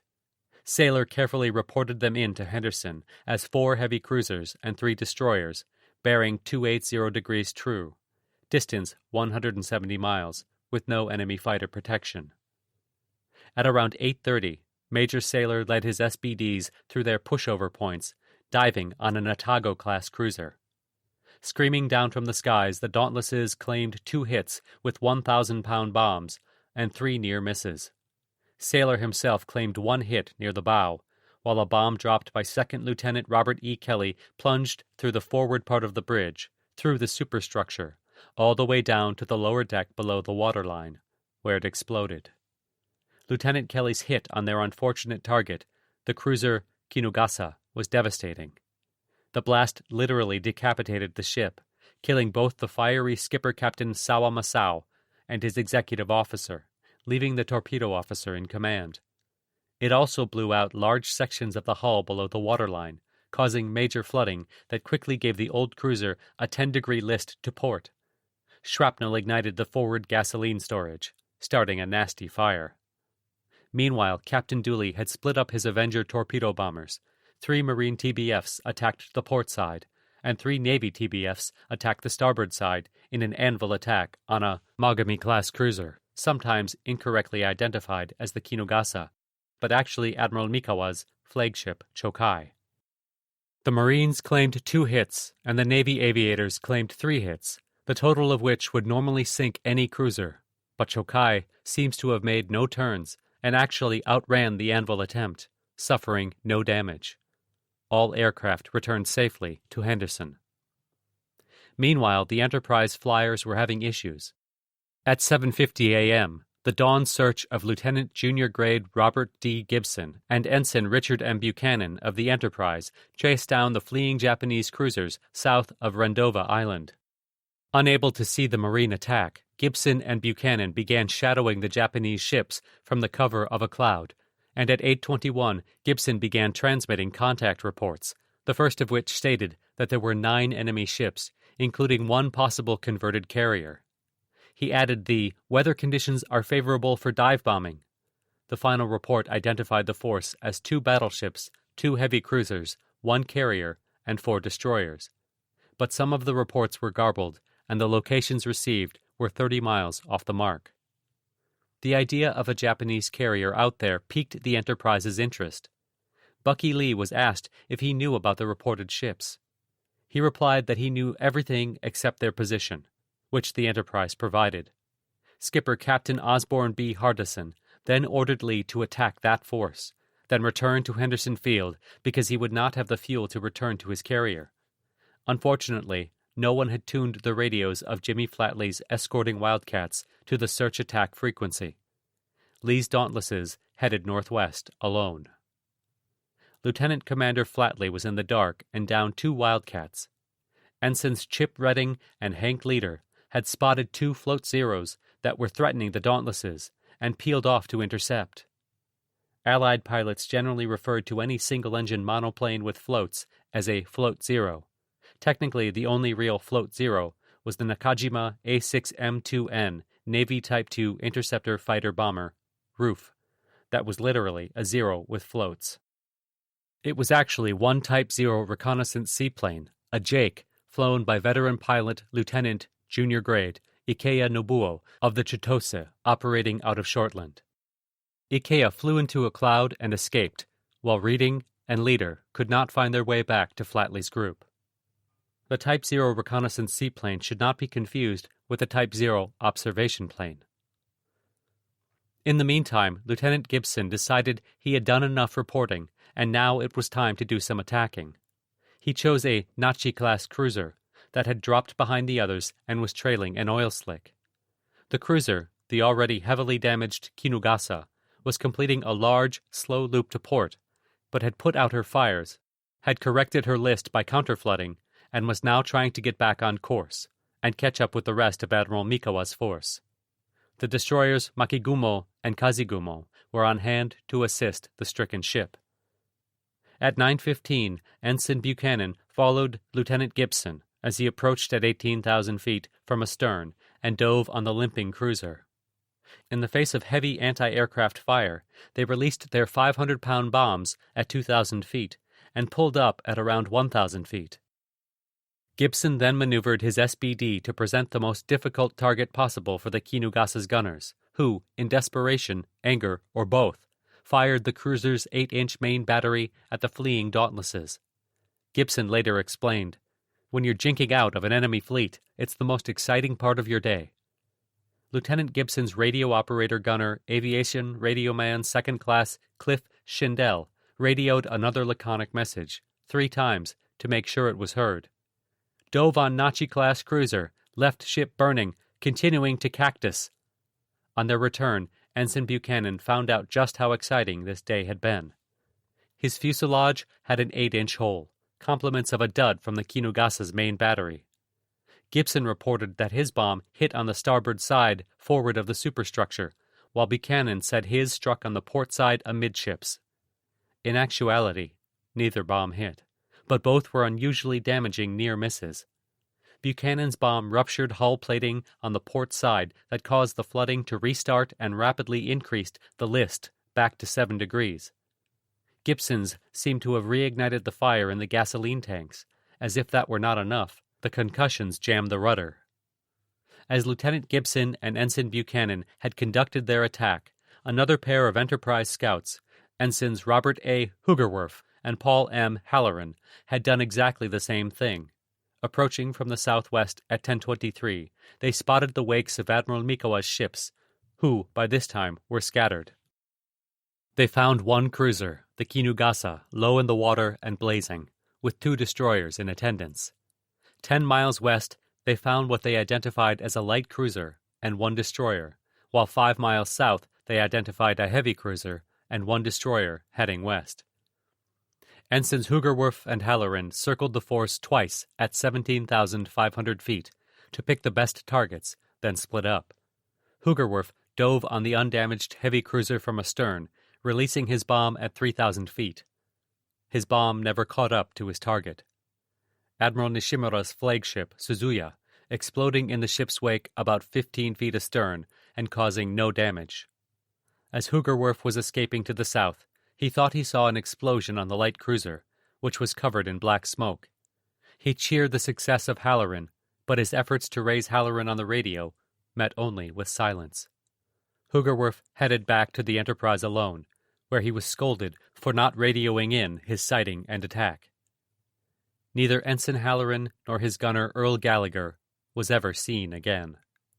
Dropped from astern, his bomb had missed his target, actually the heavy cruiser Maya.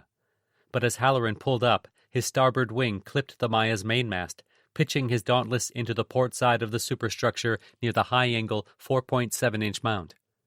As the SBD crashed, it spewed flaming gasoline, setting off the ready ammunition, wrecking the 25mm mounts, 2 high-angle 4.7-inch mounts, and the port side searchlight towers. The resulting fire was so serious that, as it approached the torpedo mounts, the cruiser was compelled to jettison 16 torpedoes. The fire was eventually brought under control, and Maya made it back to Shortland, but 37 of her crew had been killed. Now came the turn of Lieutenant Commander Lee's strike from the Enterprise. Lee had been busy shedding aircraft from his formation. He had his dive bombers turn left, 300 degrees true, to try to get between Mikawa's fleeing ships and their base at Shortland. But most of Lieutenant Commander Flatley's escorting fighters, including that of Flatley himself, had missed the course change and kept going northwest. Then one of Lee's Dauntlesses and both of his remaining fighters had to turn around for lack of fuel. Naturally, just after the 2 Wildcats left, the Dauntlesses were attacked by 2 so-called Float Zeros, probably Jake float planes, launched from the cruisers. They were driven off, with one possibly shot down. Some 10 miles southwest of Rendova, Lieutenant Commander Lee sighted the burning, badly listing Kinugasa, still trailing that oil slick. Uncomfortably accurate anti-aircraft fire from her attending destroyers Makigumo and Kazigumo convinced Lee that the cruiser was not worth the effort to attack her. He wanted something bigger. At around 11:15, he found it. An enemy force of about 6 cruisers and 4 destroyers, 25 miles northwest of the Kinugasa, a cool 330 miles from the Enterprise, and clearly taxing their engines in their flight. Lieutenant Commander Lee divvied up the targets. Lieutenant Commander James A. Thomas was directed to take 5 Dauntlesses from Bombing 10 and attack the heavy cruisers. Lieutenant Stockton Bernie Strong was to take 5 from Scouting 10 and attack the light cruisers, while Lee himself would take 6 more from Scouting 10 to look a little longer for that reported carrier before returning to these targets in hand. At 11:30, Lieutenant Commander Thomas led his group down on Admiral Mikawa's flagship and U.S. Navy nemesis, Jokai. In the face of heavy anti-aircraft fire, everyone missed, but Ensigns Jefferson H. Karum and Edwin J. Stevens achieved damaging near misses. Karum 10 feet off the starboard bow, Stevens 30 feet off the starboard side. Mikawa's flagship suffered a few flooded compartments in the bow area and had to temporarily shut down boilers 4 and 6, but she had no casualties and still made 29 knots toward Shortland and relative safety. Lieutenant Strong chose the light cruiser Isuzu as the target for his bombers, but they didn't have much more success than Lieutenant Commander Thomas had had. 2 near misses ruptured hull plates and started flooding that flooded her No. 3 boiler room, reducing her speed to 15 knots. Destroyer Asashio was left behind to help her get to Shortland, but the damage was not overly serious, and she made it without too much trouble. Lieutenant Commander Lee came back from his fruitless search for the carrier to attack the light cruiser Tenryu with no success whatsoever. All of the remaining Dauntlesses headed for Henderson Field. En route, Lee and Thomas saw the last of the Kinugasa, keel to the sky, bubbling under the waves. The gravely damaged cruiser had capsized to port at 11:22, taking 51 of her crew with her. Destroyers Makigumo and Kazigumo rescued the survivors and headed toward Shortland. Bucky Lee's escorts were having a very unpleasant morning. A frustrated Lieutenant Commander Flatley led his Wildcats back to the Enterprise. Ensigns Chip Redding and Hank Leader, who had split off to go after Lieutenant Ikea's Jake, were so thoroughly lost they actually resorted to asking for directions. Coming across Admiral Lee's battleships Washington and South Dakota southwest of Guadalcanal, Leader flew out over the Washington and dropped a note. "Please point our ships in the direction of our carrier." Admiral Lee turned his massive strategic asset capital ships to the south, something that probably wouldn't have happened in most navies. "Thank you," assumed, Redding and Leader headed south and reached the Enterprise around 12:30 p.m. The day may have been half over, but the mission was not, thanks again to the work of Second Lieutenants Ronick and Baum. At 7 a.m., a half hour after spotting Admiral Mikawa's force, Ronick reported sighting on 1 carrier, 2 cruisers, and 1 battleship, bearing 300 degrees true, northwest, in the slot off New Georgia, course 120 degrees true, southeast, speed 15 knots. Ronick and Baum were not alone, however. At 7:15, a second pair of Marine Scouts, Second Lieutenants Walter A. Eck and Andrew Jackson, reported 2 battleships, 1 light cruiser, and 11 destroyers very close to Ronick's contact. Then, at 7:30, a Royal Australian Air Force Lockheed Hudson, flying out of New Guinea, reported sighting a dozen transports off New Georgia. A pair of Dauntlesses from the Enterprise, piloted by Lieutenants Junior Grade Martin D. Red Carmody and William E. Johnson, spotted the convoy at 8:49. Carmody radioed, "Many enemy transports, 2 heavy cruisers, 3 light cruisers, and 6 destroyers," in roughly the same position as the other sighting. Sifting through this relatively shallow stream, General Woods and his intelligence analysts quickly concluded this was the invasion convoy. Finally, this was it. Admiral Tanaka, the veteran commander of the 2nd Destroyer Flotilla, was ready, or at least as ready as he could be. He had never liked this operation, an opinion he was not shy about sharing, and still didn't, but he executed it to the best of his considerable ability. He was without his normal flagship, Jinsu, and so was aboard the destroyer Hayashio. With his flagship were the destroyers Oyashio, Kagaro, Umakaze, Kawakaze, Suzukaze, Takanami, Naganami, Makanami, Amagiri, and Mochizuki. With them were the 11 best, most modern transports the Imperial Japanese Army could requisition, carrying half of the 38th Nagoya Division under Major General Watanabe Sukatomo. The 11 transports were divided into 2 groups. The first section consisted of the Nagara-maru, Hirokawa-maru, Sado-maru, Canberra-maru, and Nako-maru. The second section had the Yamakuzi-maru, Yamara-maru, Kinugawa-maru, Shinanagawa-maru, Brisbane-maru, and Arizona-maru. The first section was to unload at Tassafaranga, the second, with transports that were slower by a few knots, at Araligo Point, near Cape Esperance. The convoy had left Shortland at 6:30 p.m. on November 13th, and deployed into one long column sailing directly down the slot. Morale was high because, as Hayashio skipper Commander Yamamoto Tadashi explained it, the crews and troops thought that the bombardment groups had succeeded in destroying the American planes the night before. They never tell the lower ranks or the enlisted men anything. Unfortunately, the Allied scouts never told anyone that the convoy had air cover. Lieutenant Miyano Zenjiro was leading 6 Zeros of the 204 Air Group flying out of Buin. At 9:08 a.m., Carmody and Johnson dove on one of the transports, but scored no hits. Carmody strafed one of the destroyers before seeking cloud cover. On the way out, he noticed Zeros strafing nearby while his gunner, John Liska, saw a plane careen into the water. Neither Johnson nor his gunner, Hugh P. Hughes, Jr., was ever seen again. The crashing plane was either Johnson's or the Zero flown by Petty Officer Second Class Hoshino Koichi that Johnson's Dauntless had shot down. Hoshino's body was never recovered. All the surviving aircraft returned to their respective bases. Admiral Tanaka's second combat air patrol of the day consisted of 6 Zeros from the Hio, operating out of Buin under Lieutenant Junior Grade Iwaki Manzo. Iwaki's pilots entertained themselves by hounding a B-17 on a scouting mission from Espiritu Santo that had just appeared over the convoy. The flying fortress was the Typhoon Magoon, piloted by Captain James E. Joam of the 98th Bombardment Squadron. It was 6 Zeros versus 1 fortress, hardly a fair fight, but for whom is unclear.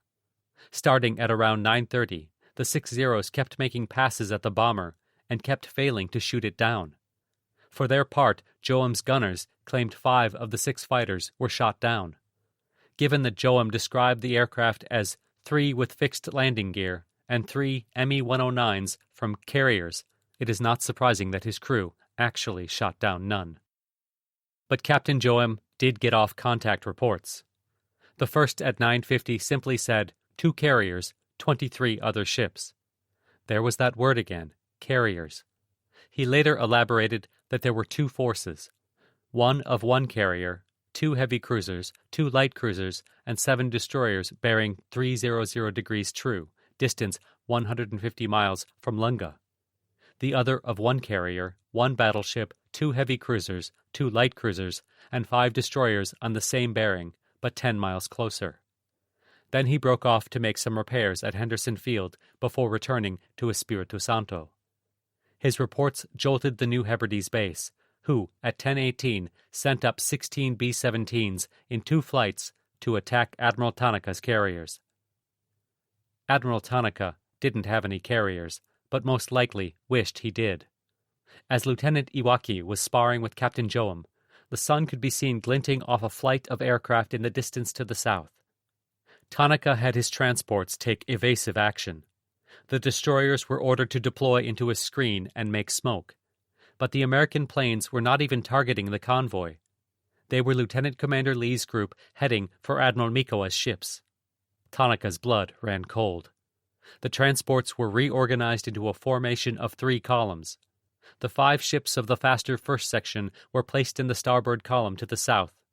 The Yamazuki Maru, Yamura Maru, and Kinugawa Maru of the second section were placed in the center, while the Shinagawa Maru, Brisbane Maru, and Arizona Maru were placed in the port column to the north. Tanaka's destroyers were positioned in front and on either side. This was a formation for maximum defense. The defense was augmented by 6 Zeros under Lieutenant Izuka Masao of Base Air Force's 253 Air Group from Robal, after a stop in Buka to refuel. Tanaka knew he would need all of it and more. But that was all he had, when at 11 he saw the sun glinting off yet more metallic birds in the sky. This time they weren't going after Admiral Mikawa, they were going after him. Admiral Tanaka ordered his destroyers to make a smokescreen to protect the transports. It was a typical tactic of the Imperial Japanese Navy, and when it came to hiding a ship, a smokescreen was effective unless, of course, the enemy could fly over it. The 38 pilots in question were probably wondering what was the point of the smokescreen when they approached the convoy. Major Saylor led 10 Dauntlesses, while Major Richard led 9, including 2 from the Enterprise, up to 12,000 feet. The carrier's Lieutenant Coffin led 7 Torpedo-10 Avengers. Protecting this small aerial armada were 8 Marine Wildcats under Captain Fraser and 4 Army Airacobras under First Lieutenant Martin E. Ryan, positioned 1,000 feet above the dive bombers. But having positioned themselves at high altitude, Lieutenant Izuka and his Zeros were also ready. They dove on the American attackers.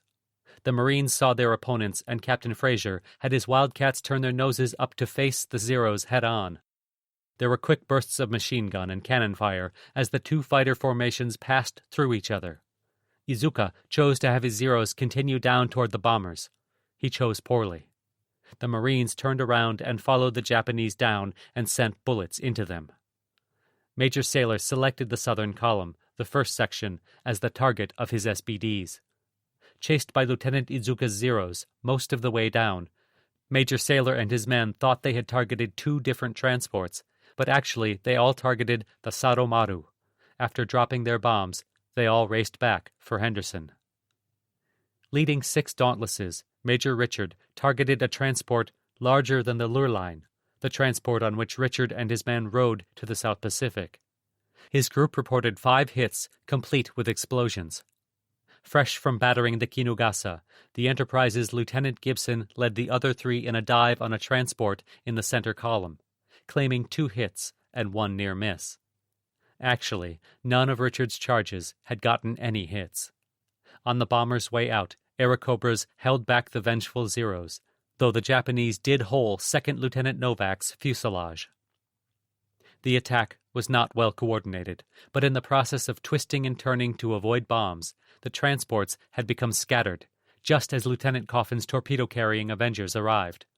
Selecting 2 transports in the southern column, again, Coffin's Grummons bore in, braving moderate anti-aircraft fire, mostly from the destroyer Takanami, leading the first section. The destroyer would inaccurately claim 1 carrier attack plane shot down, though Coffin's tail caught some bullets, and George Wells ended up with some shrapnel in his lap.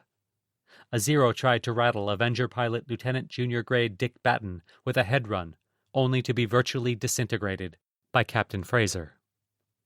Lieutenant Coffin himself led 4 TBFs into plunking 2 torpedoes into the port side of what was apparently the Nagara Maru, while MacDonald Thompson led 3 more Avengers in plunking 1 into the starboard side of what was apparently the Canberra Maru. After seeing the dive and torpedo bombers safely away, and against the orders of General Woods and Lieutenant Colonel Bauer, several Wildcats returned to strafe the transports, with the packed troops right out there in the open. All of the strike aircraft returned to Guadalcanal. After having been optimistic all morning, the Japanese received this attack as something of a gut punch. Admiral Tanaka's lookouts counted 41 planes, 8 B-17s, 8 torpedo bombers, 8 freighters, and 17 carrier bombers. 3 of Lieutenant Izuka's Zeros were shot down. A 4th had to land at Buka. That they managed to mistake single-engine aircraft for giant 4-engine B-17s, of which there were none in this attack, suggests just how rattled the Japanese were. Tanaka had designated his oldest destroyers, the Amagiri and the Mochizuki, as the recovery unit. The recovery unit had to recover 1,562 men from the Nagaramaru and the Canberra-maru, both of which were doomed by the torpedoes and sank in short order. What exactly happened to the Saromaru, the targets of Major Saylor's Dauntlesses, is unclear, but she lost steering control, possibly from near misses near her stern. Naturally, she was the one carrying the man commanding the army reinforcements, General Watanabe, who could not have been entirely pleased with this turn of events. The Suzukaze took him off, then the Amagiri, and the Mochizuki proceeded to escort the limping transport back to the safety of Shortland, where she was promptly sunk in an Allied air attack. The Enterprise's pilots had been making major contributions this day, and the carrier herself was about to toss in more. After launching her airstrikes, Admiral Kincaid had signaled Admiral Halsey, retiring south to fuel destroyers tomorrow. If there is an air group available, Guadalcanal can return to pick it up, but not advisable. Kinkaid really wanted to keep America's last operational carrier in the Pacific out of harm's way. But she was about to be dragged back in. Lieutenant Junior Grade Ikeya of the Chitose, who had evaded ensigns Redding and Leader, had come upon the Enterprise with his Jake and made a contact report at 10:40 of 1 carrier, 2 battleships, and 5 cruisers and destroyers. Magic deciphered the message, and Pearl Harbor sent out a message to this effect at 12:21. Now Kinkaid's concern was even more pressing. Ikeya himself returned to Shortland at 5:30. Lieutenant Commander Flatley had returned with his 6 fighters around 11:30 a.m., quickly followed by Lieutenant Carmody's SBD, which had only 5 gallons of fuel left. An hour later came Ensigns Redding and Leader in their Wildcats. After getting up at 4 a.m., enduring an attack and a 5.5-hour flight, Gunner John Liska grabbed a sandwich and coffee while an exhausted Carmody went straight to bed. From where the Enterprise pilot was dragged almost immediately by Commander Crommelin, the air officer. Crommelin and Captain Hardison organized a new airstrike to hit the transports and land at Henderson. Briefing the pilots, Crommelin was grim and perhaps a little melodramatic. If the transports landed their troops, it will be the worst massacre for the United States, he said. You get those transports. Flatley would take 12 Wildcats. Lieutenant Junior Grade Ralph H. Goddard would leave 5 Dauntlesses of bombing 10, and Lieutenant Junior Grade William C. Edwards had 3 more Dauntlesses off scouting 10. Turning aside Lieutenant Carmody's pleas for rest after attacking the convoy, Crommelin told him, "Oh no, you're going to take them back." We're throwing everything at them, even the kitchen sink, Carmody thought. The aircraft began taking off at 1:05. Then the Enterprise sped south at 27 knots, finding at around 2 p.m. a convenient storm front in which to hide from prying Japanese eyes. Prying Japanese eyes were on Henderson Field as well. The returning pilots had had to deal with Japanese snipers taking shots at their cockpits as they landed. Lieutenant Commander Emura, the Japanese lookout on Mount Austin, was stunned at how the number of aircraft at the base complex had swelled. That afternoon he reported more than 40 fighters, 40 carrier bombers, and 3 large planes had landed at Henderson. The airbase was, in fact, in a state of barely organized chaos. The big shots were running around, pulling their hair and yelling orders, said Second Lieutenant Hap Simpson. We could go up and drop a bomb on them, then come back and get another one, and go back again. Bernie Strong called it a sort of merry-go-round. Take off, fly out 100 miles, drop bombs, return to Henderson Field, gas, rearm, fly out again, and attack again. Understandably, given the urgency and the speed with which the ground crew were forced to work, virtually every airstrike was a mixture of Navy, Marine, and Army aircraft. Lieutenant Commander Lee had 3 Dauntlesses from Scouting 10 and 2 from Marine Scout Bombing 132 against the convoy. Finding the transports northwest of the Russells, they claimed 2 hits on 2 different transports and, encountering no air opposition, headed back to Henderson. There was more. Scouting 10 Executive Officer Lieutenant Bill Martin led 9 Scouting 10 Dauntlesses escorted by Lieutenant Sutherland, with 6 Wildcats from Fighting 10 and 1 each from Marine Fighter Squadrons 112 and 122. After making yet another fruitless search for the mythical aircraft carrier, Martin returned to dive on the convoy from 16,000 feet, claiming 4 hits on 2 targets, then returned. Again, there was no aerial opposition. Mythical aircraft carrier might be too strong a term. There was indeed an aircraft carrier, just not where anyone had reported it to be. Providing long-range fighter cover is never easy. It tends to lose effectiveness the further one gets from the airbase. Admiral Tanaka had to rely on base Air Force fighters coming all the way from Rabaul. Theoretically, there was a closer airbase, Admiral Kakuda's carrier, Junyo, who had tried to provide a fighter defense to the Hiei the day before. As such, she could have provided fighters to help defend the helpless convoy, and much more easily than Lakunai, Vunakano, or Buin. But she had things to do. At 9 a.m. this November 14th, the Junyo launched 3 Vals under Lieutenant Junior Grade Kato Shunko, escorted by 9 Zeros under Warrant Officer Kitihara Saburo. Their job was to scout Tulagi for Admiral Kondo and see if the 2 ships disabled in the night battle of November 13th were still there. At 10:40, the formation reached Tulagi and found that, indeed, those 2 immobilized ships were still there, one of which they correctly identified as a Portland-class heavy cruiser. With that pressing question answered, Kato and Kitihara led their charges back to the Junyo. After that single mission, exhausting though it may have been, the carrier did not perform another for the rest of the day. Naturally, the airmen of Henderson Field and the Enterprise, as well as the crews of the Portland and Aaron Ward, were most grateful. Meanwhile, Admiral Tanaka was paying the price. The Nagara Maru and the Canberra Maru were sunk, the Saru Maru headed back to Shortland. Now, with no air cover, the Brisbane Maru took a 1,000-pound bomb hit that started an inferno.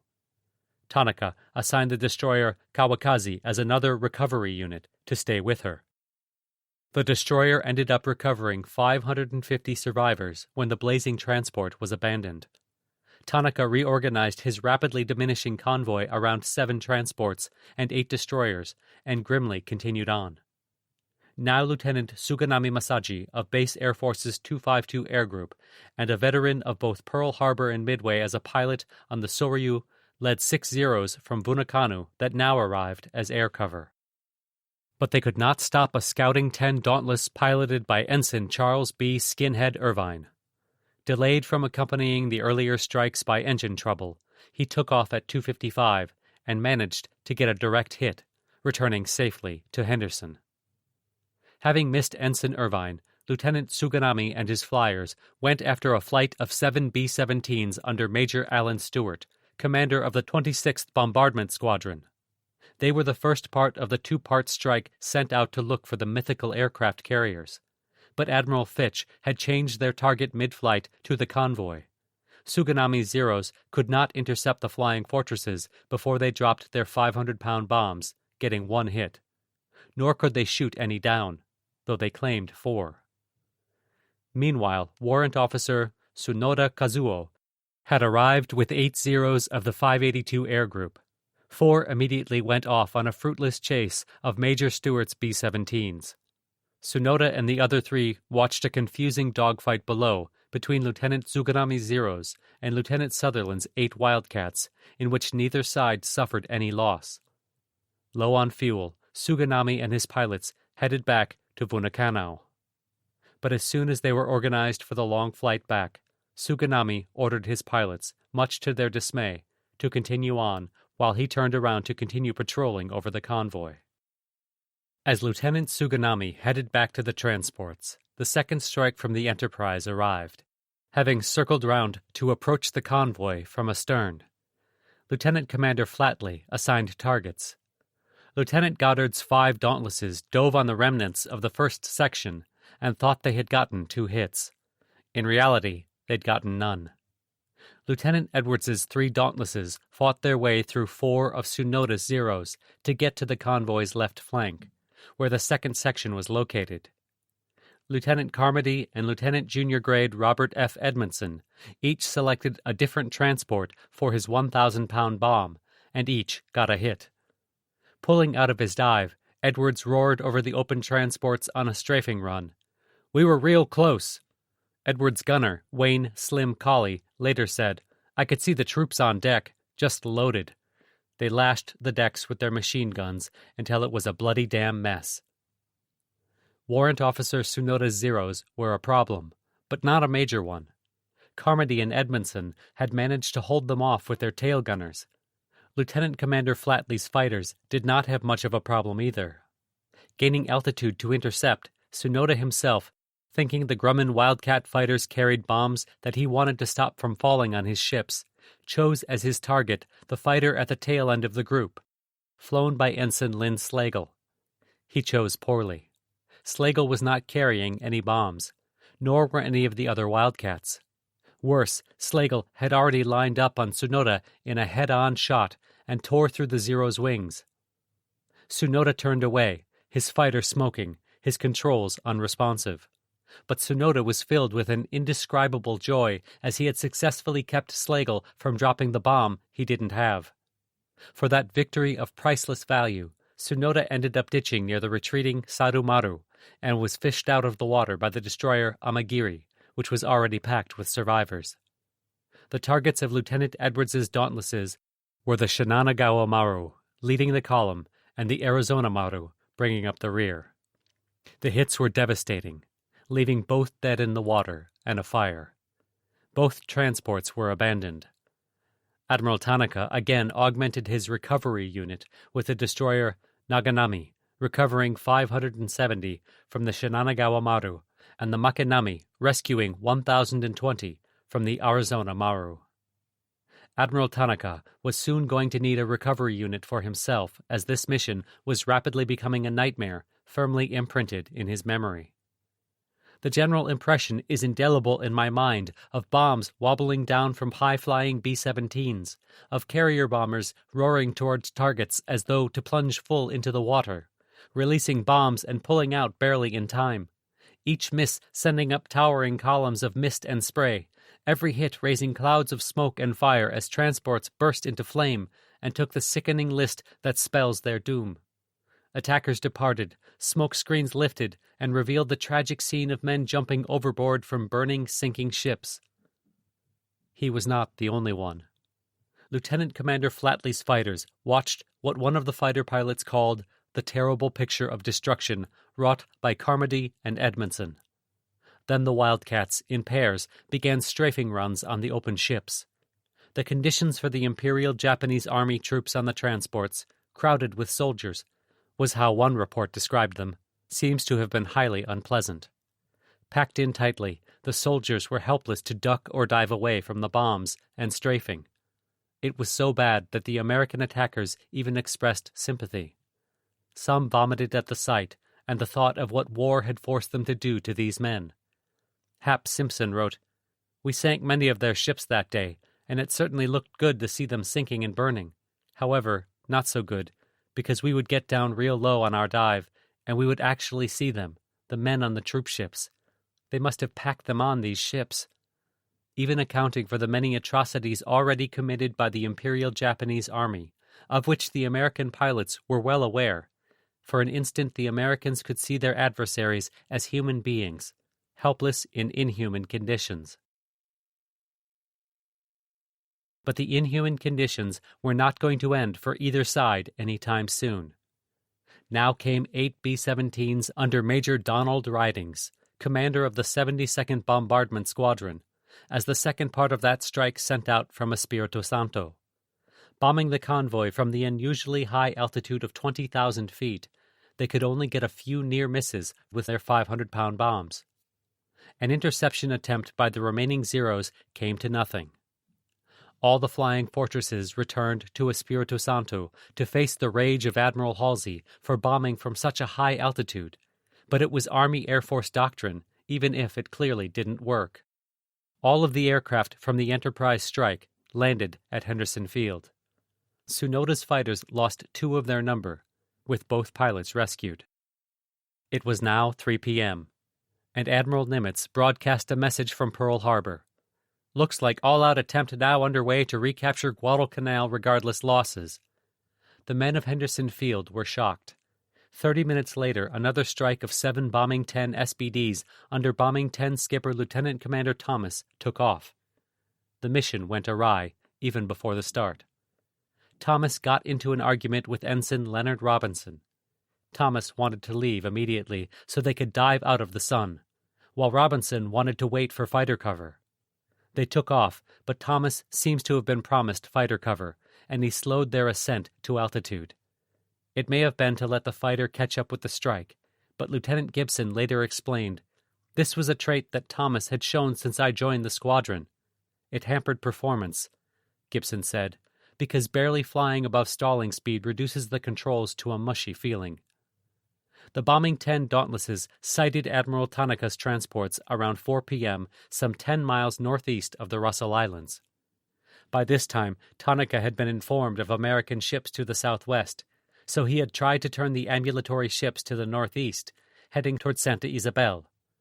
Lieutenant Commander Thomas reported an estimated 10 transports and 3 destroyers were sighted. Of those transports, 2 were burning to the northwest, 1 or 2 were headed west, 3 or 4 were dead in the water, and the remainder were still headed toward Guadalcanal. But Lieutenant Commander Thomas does not seem to have had the complete confidence of his air group. Ensign Robinson, knowing they didn't have fighter cover, wanted to attack right away. Lieutenant Gibson believed they were way below an optimum altitude for commencing a dive-bombing attack. So did Lieutenant Vivian Welch, who was commanding a section of 4 Dauntlesses, and he led his charges to 12,000 feet. Thomas still wanted to dive out of the sun, and led Gibson and Ensign Stevens around to try to dive from the southwest. It was a mess. Their failed efforts were exploited by an effective air defense by 6 Zeros from the HIO operating out of Buin under the command of respected veteran Lieutenant Commander Kaneko Tadashi. Tadashi himself led Wingman Chief Petty Officer Tanaka Jiro in attacking Lieutenant Commander Thomas's section. After accurate gunfire by Thomas's Gunner Aviation Chief Radioman Gordon C. Skip Gardner, Kaneko's Zero burst into flames, went over on its back, and fell into the sea. Tanaka Jiro then went after Lieutenant Gibson and got 27 shells into the Dauntless before Cliff Schindel hit the Zero. Tanaka flew alongside Gibson for a few minutes, barely a yard off his wing. The 2 of us flew straight ahead while we looked eyeball to eyeball for more than a minute. He waved his wings in a sign of respect for Gibson's flying ability, which Gibson returned with a wave. Then Tanaka flew off, eventually ditching. Gibson nursed his Dauntless back to Henderson, where the mechanics just looked at it and shoved it over into the graveyard ditch. It wasn't worth repairing. Tanaka would not be the only salute of the day. Warrant Officer Mori Mitsugu led the other 4 Zeros of this combat air patrol against Lieutenant Welch's bombers, with, apparently, some help from the 252's Lieutenant Suganami Masaji, who had turned around to protect the transports in what appears to have been a personal suicide mission. Mori didn't last long. He came head-on at Ensign Robinson, catching the Dauntless in a crossfire with Petty Officer 2nd Class Motegi Shigeo behind him. Robinson sent Mori into the sea with a blast from his cowl guns, but Motegi sent a 20mm shell into Robinson's engine, setting it afire. Robinson put the fire out and restarted his engine, but Motegi hung onto him like a leech, blasting away no matter what evasive moves Robinson tried. Eventually, Motegi used up all his 20mm ammunition and 600 rounds of 7.7mm bullets, but the Dauntless still held on. Motegi flew his Zero. It was a beautiful plane, sort of a chartreuse color with a big red sun on the side, on Robinson's starboard side. Then he showed off to the American aircrew with some barrel rolls and flying upside down before rocking his wings in a salute and heading back to the convoy. "He gave us quite a show," said Robinson, who returned to Henderson with 68 holes in his Dauntless. That was about the only good news from this mission. The Dauntlesses of Lieutenant Welch, Lieutenant Junior Grade Donald Wakeham, and Ensign Karum had gotten caught in a crossfire of 3 Zeros, one of which was apparently the 252's Lieutenant Suganami. No one saw what happened to Wakeham's Dauntless. The last time Welch was seen, he had just dropped his bomb on his target. Karum was forced to ditch by a burst of anti-aircraft fire that killed his engine. Karum managed to get to one of the Russell Islands, but his gunner, Aviation Radioman 3rd Class Robert C. Hinson, Jr., did not survive. It was a costly mission. 3 SBDs shot down, 2, it is believed, by Lieutenant Suganami, and 5 men dead, for no bomb hits. Ensign Robinson had been right about waiting for that fighter escort. The Japanese lost 3 Zeros and 1 very respected pilot. In the interim, Henderson Field was assembling the largest airstrike it could muster. 1 Navy Dauntless joined 16 Marine SBDs, all under the command of Major Joe Saylor, 3 Enterprise Avengers armed with bombs led by Lieutenant Coffin, and 14 Marine Wildcat fighters under Major Fontana and Captain Foss. At the last minute, Lieutenant Colonel Bauer, the very popular head of fighters at Henderson Field, decided to join the strike, telling Foss, "I'm not going to let you fellows have all the fun." The strike took off from Henderson Field under shelling from Japanese artillery. The Imperial Japanese Navy had begged the Army to bombard the airfield to try to suppress it, but the artillery was critically short of shells and was little more than an irritant. Flying in separate groups, the airstrike found the convoy in disarray, reflecting the rays of the setting sun. Also reflecting the rays of the setting sun, 6 Zeros of the 204 Air Group, under the respected veteran pilot Lieutenant Commander Kofakuta Mitsugi, that had just arrived from Buen at 5:15. The Zeros were joined in short order by 8 Mitsubishi F-1M Pete floatplanes, 2 from the Kunikawa Maru, 2 orphans from the Hiei, 3 from the Sanyo Maru, and 1 from the Sanuki Maru, operating out of Ricotta. The result was, as Major Fontana said it, one mass dogfight, part of an engagement that again reached heights of savagery. Staff Sergeant Thomas C. Hurst aimed head-on for a Pete from the Sanyo Maru and got the floatplane's engine smoking, only to see the floatplane turn up in what Hurst called a suicide maneuver and ram the Wildcat, knocking a wing off. Hurst was forced to bail out some 10 miles north of the Russell Islands, where he eventually hooked up with Jeff Karum and made it back after several weeks. The Zero's real targets were the dauntless dive bombers, but the SBD's tail gunners kept them at bay, possibly even shooting down one. They managed to strike the Nakomaru with multiple bombs, at least one of which was dropped by Master Technical Sergeant Don Thornbury. The transport became an unnavigable inferno racked by explosions of ammunition.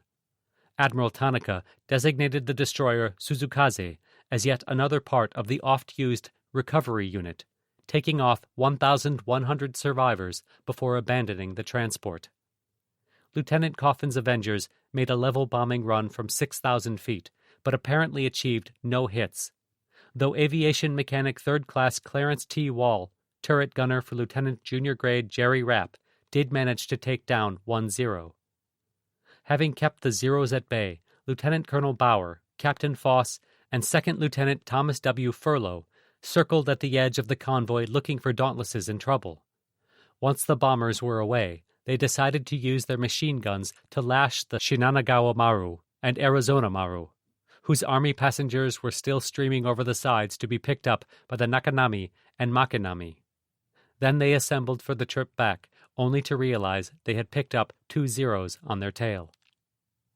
Bauer turned around and quickly shot down the leader, while Foss and Furlow unsuccessfully chased the wingman. When they came back, Foss found Bauer in the water. He was shot down, apparently as a last act of vengeance, by Lieutenant Suganami, who was never seen again. Foss circled low to drop a life raft, but it would not release. Bauer jumped out of the water and pointed toward the southeast. "Go home," was his message. Foss tried to alert Henderson Field, but could not get through. They raced back, hoping to go out again in a floatplane while it was still light, but they were delayed and did not reach the site until well after dark. Joe Bauer was never seen again. To quote Guadalcanal historian Eric Hamill, "It is a testimony to Joe Bauer's towering achievements as a man and a leader that no fighter pilot based at Cactus that week thought the destruction of 6 Japanese transports was worth the loss of the coach." 6 transports were sunk or abandoned. On the last strike, 2 Wildcats were shot down. 3 Petes went down, 1 from the Hiei missing, 1 from the Sanyo Maru lost in the collision with Hurst, and a second from the Sanyo Maru set afire and forced to ditch. Its crew rescued by the destroyer's Kagero. 4 Zeros were shot down. The remainder returned to Buen. 1 transport headed back barely navigable.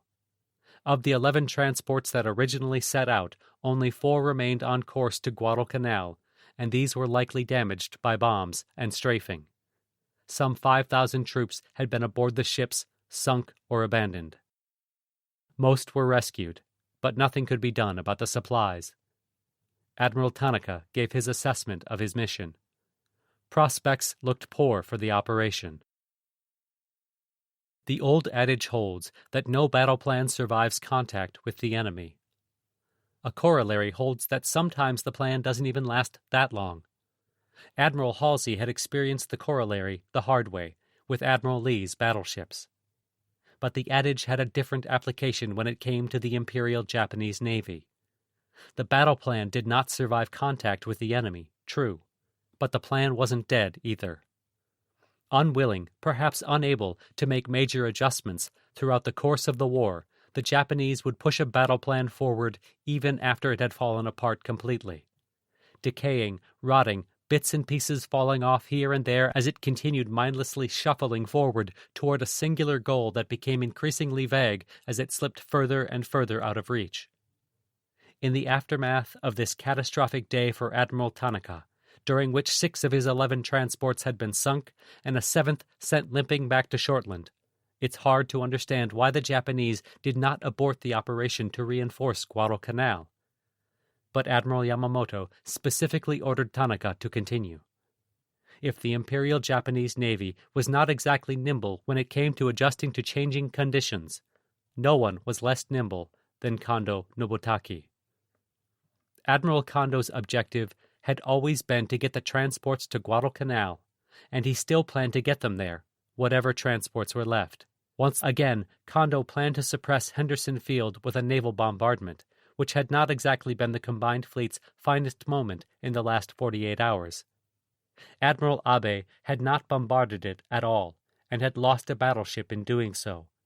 And while Admiral Mikawa had actually tried to bombard it, he had missed it completely. To that end, Admiral Kondo formed what would be creatively called the Emergency Bombardment Unit. Whether it was a unit for emergency bombardments or an emergency unit for bombardments was never made clear. It is worth pointing out that even at this critical junction, there was a reluctance on the part of senior commanders to commit their main battle line units, such as the Yamatos and Nagatos, as they were still being preserved for that decisive battle for the Pacific, and they remained convinced that Guadalcanal was not it. This was traditional Japanese naval thinking, and Admiral Kondo was a very traditional Japanese naval officer. He had at his disposal 3 battleships, the Karishima remaining from the aborted November 13th bombardment, and her remaining sister ships, Kongo and Haruna, from the not aborted October 15th bombardment. Kondo could have taken all 3 battleships to perform a bombardment to end all bombardments on Henderson Field. Kondo could even have taken all 3 battleships to have the Karishima bombard Henderson Field, while the other 2 protected her from any and all opposition. But that was just not the Japanese way. The Japanese way was division, deception, and unexpected forces popping up in odd places to hopefully surprise the enemy. As such, Kondo planned instead to have the Kirishima bombard Henderson Field while the Kongo and Haruna would sit around doing nothing. Indeed, sit around doing nothing just far enough away from the Kirishima so that if things got hairy for the Kirishima, the Kongo and Haruna could speed down and arrive just after the nick of time, too late to do any good. The Imperial Japanese Navy called it providing distant cover, usually emphasizing the distant part of that equation. Certainly, the U.S. Navy would be surprised to unexpectedly come across 2 Japanese battleships sitting around doing nothing. The logic was impeccable, and was largely responsible for the straits in which the Japanese found themselves this day. So while the Kongo and Haruna would stay behind, refueling a few destroyers and basically acting as tankers with turrets, the Emergency Bombardment Unit would also have Admiral Kondo's flagship heavy cruiser Atago and her sister ship Takao alongside with Kirishima. Escorting them would be Admiral Kimura's 10th Destroyer Flotilla with flagship light cruiser Nagara and destroyers Ikazuchi and Samadare, all survivors of the aborted bombardment 2 nights earlier. Joining them in this screen would be Rear Admiral Hashimoto Shintaro's 3rd Destroyer Flotilla, with the flagship light cruiser Sendai and destroyers Ayanami, Uranami, and Shikanami, and Admiral Takama's 4th Destroyer Flotilla, still a light cruiser short after the sinking of the Yura, with flagship destroyer Asagumo and large anti-aircraft destroyer Terazuki, both survivors of the night battle 48 hours earlier, and destroyers Shirayuki and Hatsuyuki. Admiral Kondo had them start heading down toward Iron Bottom Sound at 5:30 a.m., but progress slowed to a crawl early on while refueling took place. When that was completed around 10 a.m., Kondo signaled, "Follow me," and the emergency bombardment force set off again, centered on a column of Atago, followed by Takao, and then Kirishima. It wasn't until late afternoon that things started going awry. At 2:55 p.m., a scout plane reported 2 cruisers and 4 destroyers 100 miles south of Guadalcanal. At 4:29 p.m., when the forces were east of Santa Isabel, Admiral Kondo's flagship Atago had to dodge 3 torpedoes, one of which had passed under the destroyer Asagumo, another of which struck the Kirishima but failed to explode. They came compliments of Lieutenant Commander Lawson P. Red Ramage and his submarine Trout, who had been stalking Kondo's group most of the day. Over the past 36 hours, the Trout had made a real nuisance of herself to the Admiral's forces. She reported the contact over the radio in plain language, so now Kondo knew he had been sighted and had better prepare for a fight. Sightings came in for the rest of the day and into the evening. At 5:35 p.m., Admiral Kondo signaled his ships, "Tonight we face a high probability to encounter a number of enemy cruisers and destroyers in the vicinity of Savo Island. In that case, the bombardment will be temporarily suspended until the enemy surface force has been destroyed. The primary objective will be realized thereafter." Kondo then stressed that each skipper should be flexible and ready to deal with any contingency without any preconceived notions. These orders prompted an argument on board the Kirishima, slated to be the star of this particular show, as the Hiei had been 2 nights before.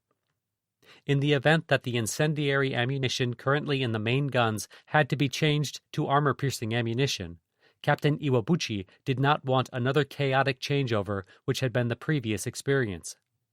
He and his gunnery officer decided to simply fire off the Type 3s already in the hoists, as the Hiei had done. It had worked so well for her, after all, and could be done in around 3 to 5 minutes.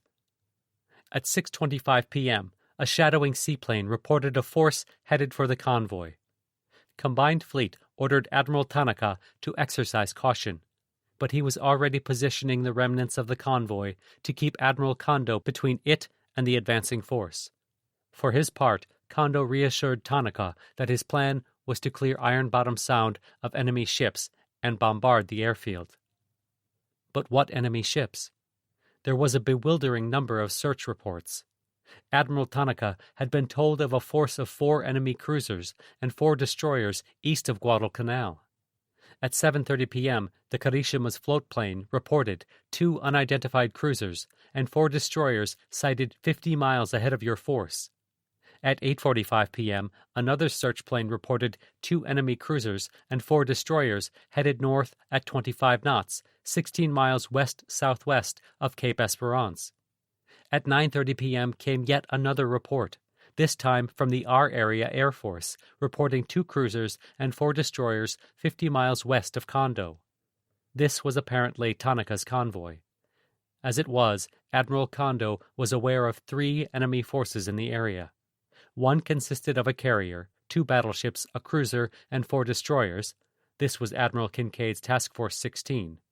A second consisted of 4 cruisers and 4 destroyers. This was the, inaccurately reported, remnant of the late Admiral Callahan's retreating cruiser force, heading away from Guadalcanal. A third, headed toward Guadalcanal, consisted of 2 cruisers and 4 to 8 destroyers. It was this third force that concerned Kondo. It was just a few cruisers and destroyers, however, nothing his escorts could not handle. Admiral Tanaka breathed a sigh of relief when he spotted the emergency bombardment unit finishing its transit of Indispensable Strait and now positioning itself between the rump of his convoy and any possible surface opposition. But 6 ships of that emergency bombardment unit, destroyers Asagumo, Terazuki, Ikazuchi, and Samedari, Admiral Kimura's light cruiser Nagara, and especially the battleship Kirishima, now entering the area of their savage combat 2 nights earlier, may not have been so much relieved as haunted. On 6 of his, Admiral Kondo's, ships, the topside crews remember vividly speeding north from Savo 36 hours before, leaving Hiei blazing like a small volcano. The loss of a battleship had to shake even the non-neurotic crews as they got back to the scene. Even the ships themselves noticed. Magnetic compasses began spinning uncontrollably as they began passing over the graves of so many ships, especially the Furutaka, the Fubuki, the Akatsuki, the Udachi, the Hiei. Were they trying to send a warning from the depths? Remember me as you pass by. As you are, so once was I. As I am now, so you shall be. Prepare yourself to follow me. Epitaph of Edward, the Black Prince, 1330 to 1376, eldest son of King Edward III of England. The Congo class had originally been designed in England, and Congo had in fact been built there. The compasses were also spinning on the American ships, as if the prior victims like Astoria, Quincy, Vincennes, Blue, Duncan, Atlanta, Cushing, Laffey, Barton, and Monson were speaking to them from the depths as well. Was it a warning too? Or were they cheering? So far on this day the Americans had reason to cheer. As Admiral Lee's force approached the slot from the southwest, the men were tense, nervous, and scared, like anyone about to enter combat. But there was a reason to be optimistic. The flagship received reports of gunfire over the horizon north and northwest of the Russell Islands, glows such as of a ship afire, glows flaring up such as by explosion. It was 2 of Admiral Tanaka's transports damaged in the afternoon attacks, still burning. A good start, but the day wasn't over yet. The American task force still had to make its planned counterclockwise loop around Savo to look for the Japanese. Captain Glenn B. Davis of the Washington, like many a good commander, tried to both prepare and reassure his crew. "This is the captain speaking. We are going into an action area. We have no great certainty what forces we will encounter. We might be ambushed. A disaster of some sort may come upon us, but whatever it is we are going into, I hope to bring you all back alive. Good luck to all of us." In a campaign that had been an exercise in improvisation from the start, this mission was just one more. Lee's force was simply the best Americans could slap together on short notice. The 4 destroyers selected, Walk, Benham, Preston, and Gwyn, had been chosen simply because, out of all the destroyers with the Enterprise, they had the most fuel. They were from 4 separate squadrons, 4 separate classes, and none of them had ever worked together. The skipper of the Walk, Commander Thomas Fraser, was placed in command of all 4 destroyers simply because he outranked the other skippers. But with his own ship to command, it was anticipated that he would not be able to exercise it much. For the part of the battleships, who had also never worked together, the Washington had only fired her main guns at night once, in January 1942. The South Dakota had never fired her main guns at night, though she had fired them 3 times overall. The first time all 9 of the South Dakota's 16-inch guns were fired at the same time as part of a test. The wave pressure from the blast tore the pants off her skipper, Captain Gatch. Hornfisher, Neptune's Inferno, 6458. The 6 ships shifted into a column formation. The 4 destroyers, Walk, Benham, Preston, and Gwyn, in that order, 500 yards separating each of them, some 3 miles ahead of the Washington and South Dakota, separated by little more than a mile as they approached Savo Island from the southwest. Aside from their fuel reserves and having 4 5-inch guns each, these 4 destroyers had little to recommend them operating as a group. The Gwyn was the most modern, with the good fire direction radar and the most modern rapid-firing guns. Naturally, she was placed in the rear of the destroyers and was assigned to fire star shells for the other ships. Then again, the star shells were needed because the Benham had no radar at all. The Preston had been asked to deactivate her SC radar to prevent alleged interference with the battleship's radars, and both had to rely on optics for a night battle. Additionally, the Benham had a brand new skipper who had only assumed command when the ship left Nomea. But the battleships were state-of-the-art by any standard in any navy, though not without their own issues. Both the Washington and South Dakota carried 9 16-inch guns in 3 triple turrets, though 2 guns in the South Dakota's Turret 2 had been damaged by shrapnel from that bomb hit on top of Turret 1 in the Santa Cruz action, and, after a fashion, their use was determined to be unsafe. Washington had 25-inch dual-purpose guns in 10 dual mounts, 5 to a side. The South Dakota had 16 such guns in 8 dual mounts, 4 to a side. Both ships had the most modern radars, FC fire control, FD fire direction, and SG surface search, though the Washington's SG radar was mounted on the front of her tower mast, which created a problem in that the mast blocked the radar's sweep to the rear, leaving a 60-degree blind spot behind the battleship. Both had well-respected skippers, Captain Davis of the Washington and Captain Gatch of the South Dakota, although the same bomb that had disabled the 2 guns in the South Dakota's Turret 2 had also badly wounded Gatch, and he was going into this battle heavily bandaged, with his neck immobilized and his arm in a sling over his head. Most importantly, in Admiral Lee, they had perhaps the most respected and experienced radar theoretician in the U.S. Navy. While this was his first flag command, Lee knew how the various radars worked better than their operators did. So hastily assembled had this force been that Admiral Lee had not been given a radio call sign.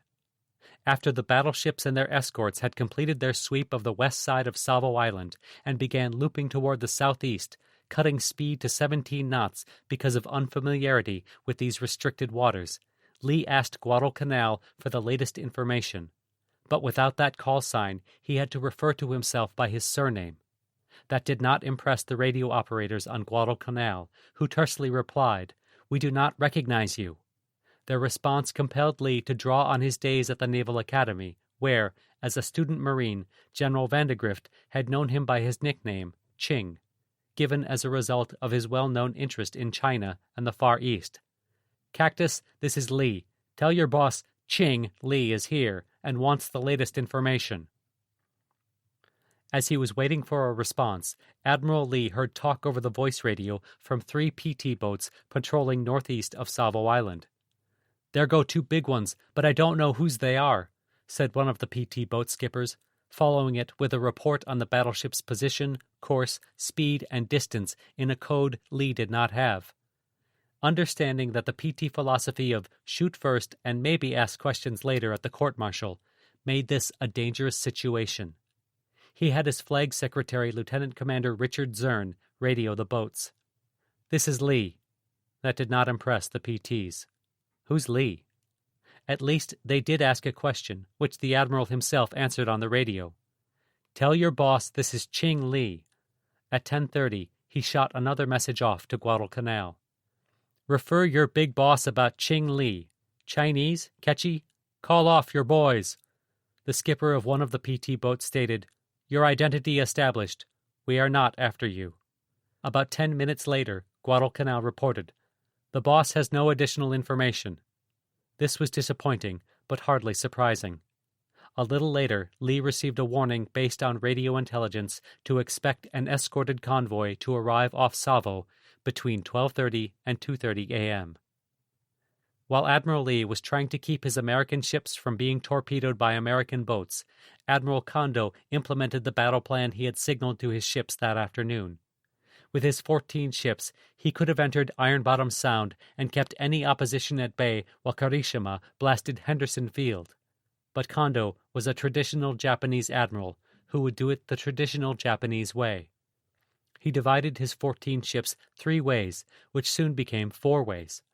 Kondo retained direct control of the bombardment unit, which consisted of his flagship heavy cruiser Atago, her sister Takao, and the battleship Karishima, attended by Admiral Takama's destroyers Asagumo and Terazuki, which at the present time were in line behind the Karishima. Admiral Hashimoto would take his 3rd destroyer flotilla with the flagship light cruiser Sendai and destroyers Ayanami, Uranami, and Shikanami, and form a so-called sweeping unit to go clockwise to the east around Savo Island. Admiral Kimura would take his 10th destroyer flotilla with the flagship light cruiser Nagara, destroyers Ikazuchi and Samadari, and destroyers Shirayuki and Hatsuyuki, whom Takama had ordered to join up, to form the screening unit, and would follow the sweeping unit to deal with any enemy ships it had revealed. Hopefully, this would all be complete before the bombardment unit had to enter to commence the bombing of Henderson Field. It was about 10 minutes later, at 11:10 p.m., when Admiral Hashimoto, on the Sendai, reported the Shikanami had spotted 2 enemy cruisers and 4 destroyers north of Savo Island at bearing 200 degrees. The Uranami reported them as new type cruisers. In response, Hashimoto now divided his force of 5 ships 2 ways, sending the Ayanami around the west side of Savo to sweep for more enemy ships. Even by Japanese standards, this division of force in such a small area shared with the enemy was extreme, bordering on ridiculous. Admiral Lee suspected that the Japanese were trying to sneak up behind him. The South Dakota's radio team had been picking up voices on the Japanese radio channels. The feeling grew stronger with a report from the PTs that 3 ships just rounded north of Savo, headed west. When he completed the east leg of his circuit around Savo at 11:52 and headed west, he could be comforted that they would no longer be in the blind spot of his search radar. Sure enough, at 11:55 p.m., the Washington's search and main battery radars detected an unknown ship 18,000 yards to the northwest off the starboard bow. Admiral Lee saw the return and muttered to his flag captain, "Well, stand by, Glenn. Here they come." The contact was lost 2 minutes later amidst interference from Savo Island, but was picked up by the secondary battery radar. The main battery director was behaving erratically, but it was back online in short order. With one good target in hand, Lee waited for other targets to show up to give him a better picture of the situation before opening fire. In the meantime, Captain Davis ordered full watertight integrity for the Washington and had gasoline and paint stowage flooded with carbon dioxide. By this time, destroyer Gwyn had also prepared for battle by jettisoning all flammable materials, pre-positioning emergency equipment and food, and telling the crew to put on fresh clothes to minimize the chance of any wounds becoming infected. The radar contact was of Admiral Hashimoto's flagship Sendai and the destroyers Shikanami and Uranami, sailing as close to Savo as they could to help camouflage themselves. At 11:12, Uranami spotted Admiral Lee's force heading west at 18 knots, about 10 miles southeast of Savo.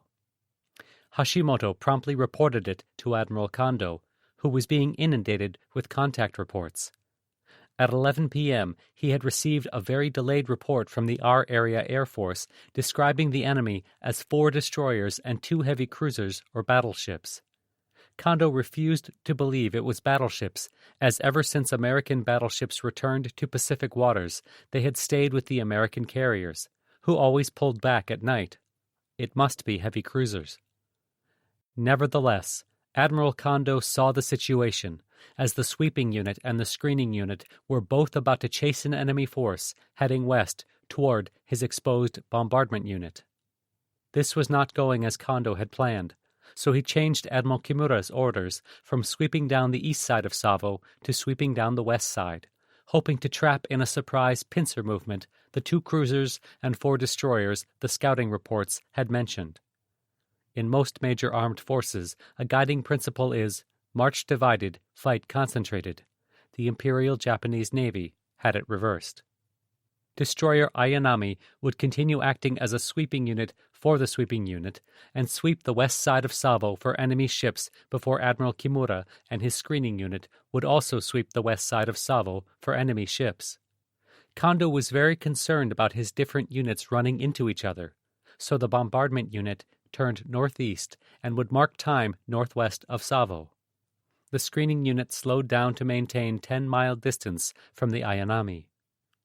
While this was going on, high up in the Washington's tower mast, the main battery director officer announced at 12:12 that, through his spotting telescope, he had a visual on 2 ships, one of which was a Tenryu-class light cruiser. The South Dakota had already gotten a visual. Admiral Lee had delayed a bit, but he was no Admiral Callahan. He signaled, "When you are ready, "Open fire." They were, and they did. At 12:17, the 9 16-inch guns of the Washington thundered across Iron Bottom Sound. 9 red tracers were grouped together for all the world like a flight of airplanes, flying over the water, into the low-hanging clouds overhead, then coming back out some 11,000 yards away toward the Sendai in the first combat use of the U.S. Navy's 16-inch gun. Doing a little bit of multitasking, 3 of the 5 dual 5-inch mounts on the starboard side opened up on the Shikanami at a range of 15,000 yards. One 16-inch salvo landed on one side of the Sendai. The next landed on the other. The South Dakota joined the flagship with her 7 operable 16-inch guns firing at Shikanami at a range of 15,700 yards. The Preston and Gwin saw the exchange between the battleships and Admiral Hashimoto's ships and tried to engage with torpedoes, only to find they were out of range. That didn't stop Gwin from launching one torpedo from her quintuple mount, accidentally, due to a short circuit in the torpedo director. The Gwin also tried to support the battleships with star shells, but she was out of range for her guns as well. Admiral Hashimoto had seen enough. He turned his 3 ships around and proceeded back to the northwest behind a smokescreen. The radar techs on the Washington thought they saw the Sendai's radar return flicker, interpreting that as sinking. The lookouts disagreed, guessing the target had laid a smokescreen. The South Dakota thought the flagship had set an enemy battleship ablaze from stern to stern. In fact, the flickering was due to the giant shell splashes interfering with the radar returns. The Sendai was not damaged. Captain Gatch on the South Dakota thought he had sunk the Shikanami, but after 8 16-inch salvos, she too was untouched. The radio operators on the South Dakota had been listening to the Japanese radio channel for hours. Now the Japanese voices suddenly became excited and very numerous, which they found most amusing. The radio direction finding team was able to analyze the messages and deduce at least 13 Japanese ships present. Now they knew they were outnumbered, but not outgunned. Definitely not outgunned. As Admiral Hashimoto's targets disappeared from radar, the Washington stopped firing. She had fired 42 rounds of 16-inch ammunition. Hashimoto, trying to reconcile the belief he was facing 8-inch armed cruisers with the immense shell splashes he had seen, later told his superiors he had completed his mission of springing the enemy trap and that, when he bravely turned his tail and fled, he had actually diverted enemy in order to decoy enemy to our main strength.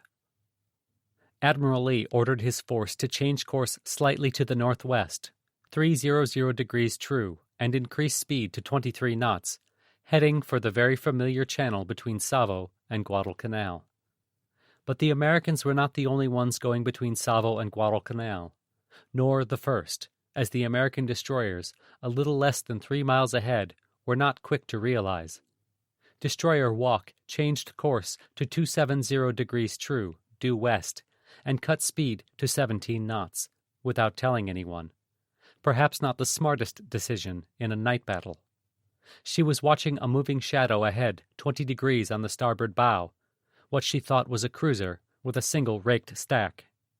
This was the destroyer Ayanami, who in this battle was playing the role the Udachi had played 2 nights earlier by attacking the American column on her own. She signaled Admiral Kondo she was beginning her attack. The Walk did have a fire direction radar, but the Ayanami's savvy skipper commander Sakuma Aiji was staying as close to Savo Island as he could to hide from human and electronic eyes. And he was succeeding. At 12:22, the Walk opened fire at a range of 15,000 yards, but the interference from Savo gave her radar problems in getting a good target lock.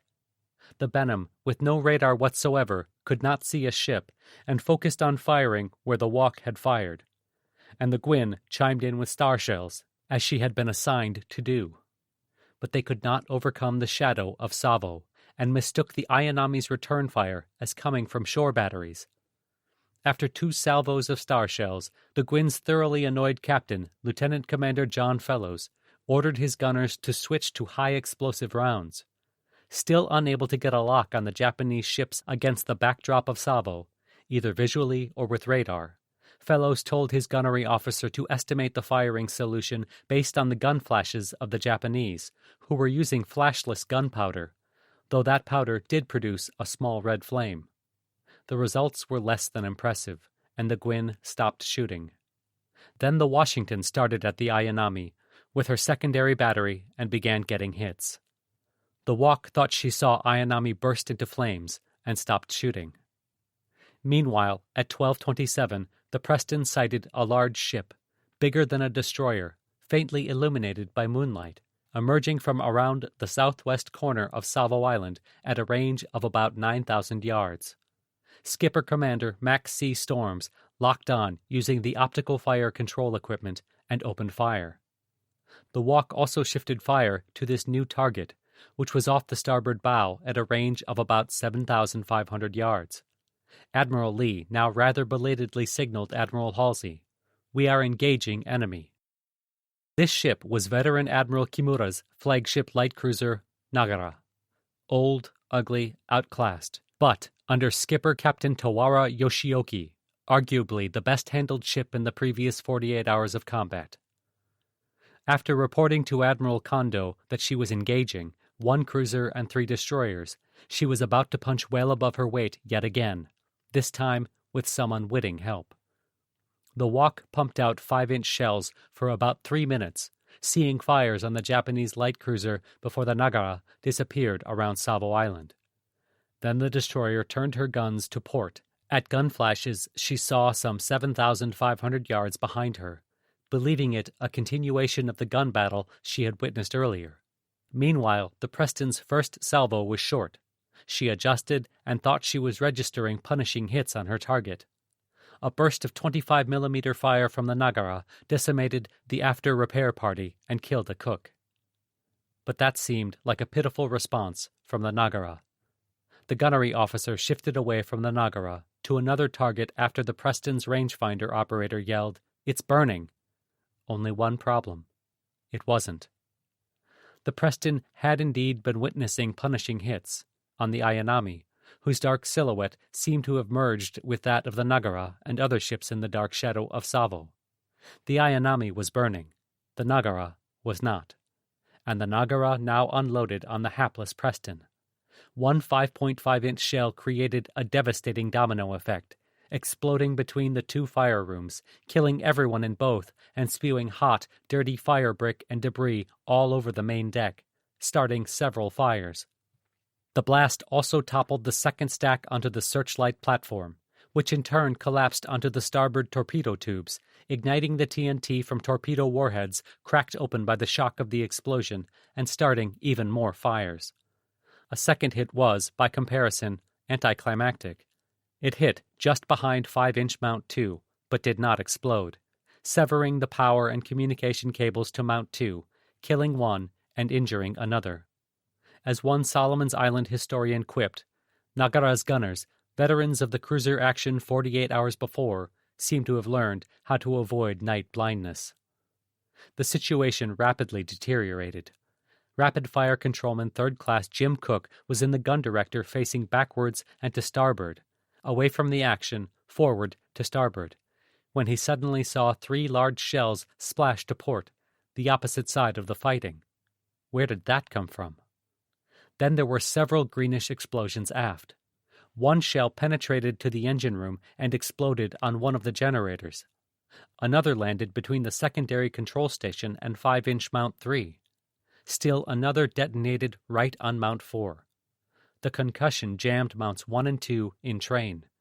Almost everyone aft of the after machine gun was killed, including the executive officer.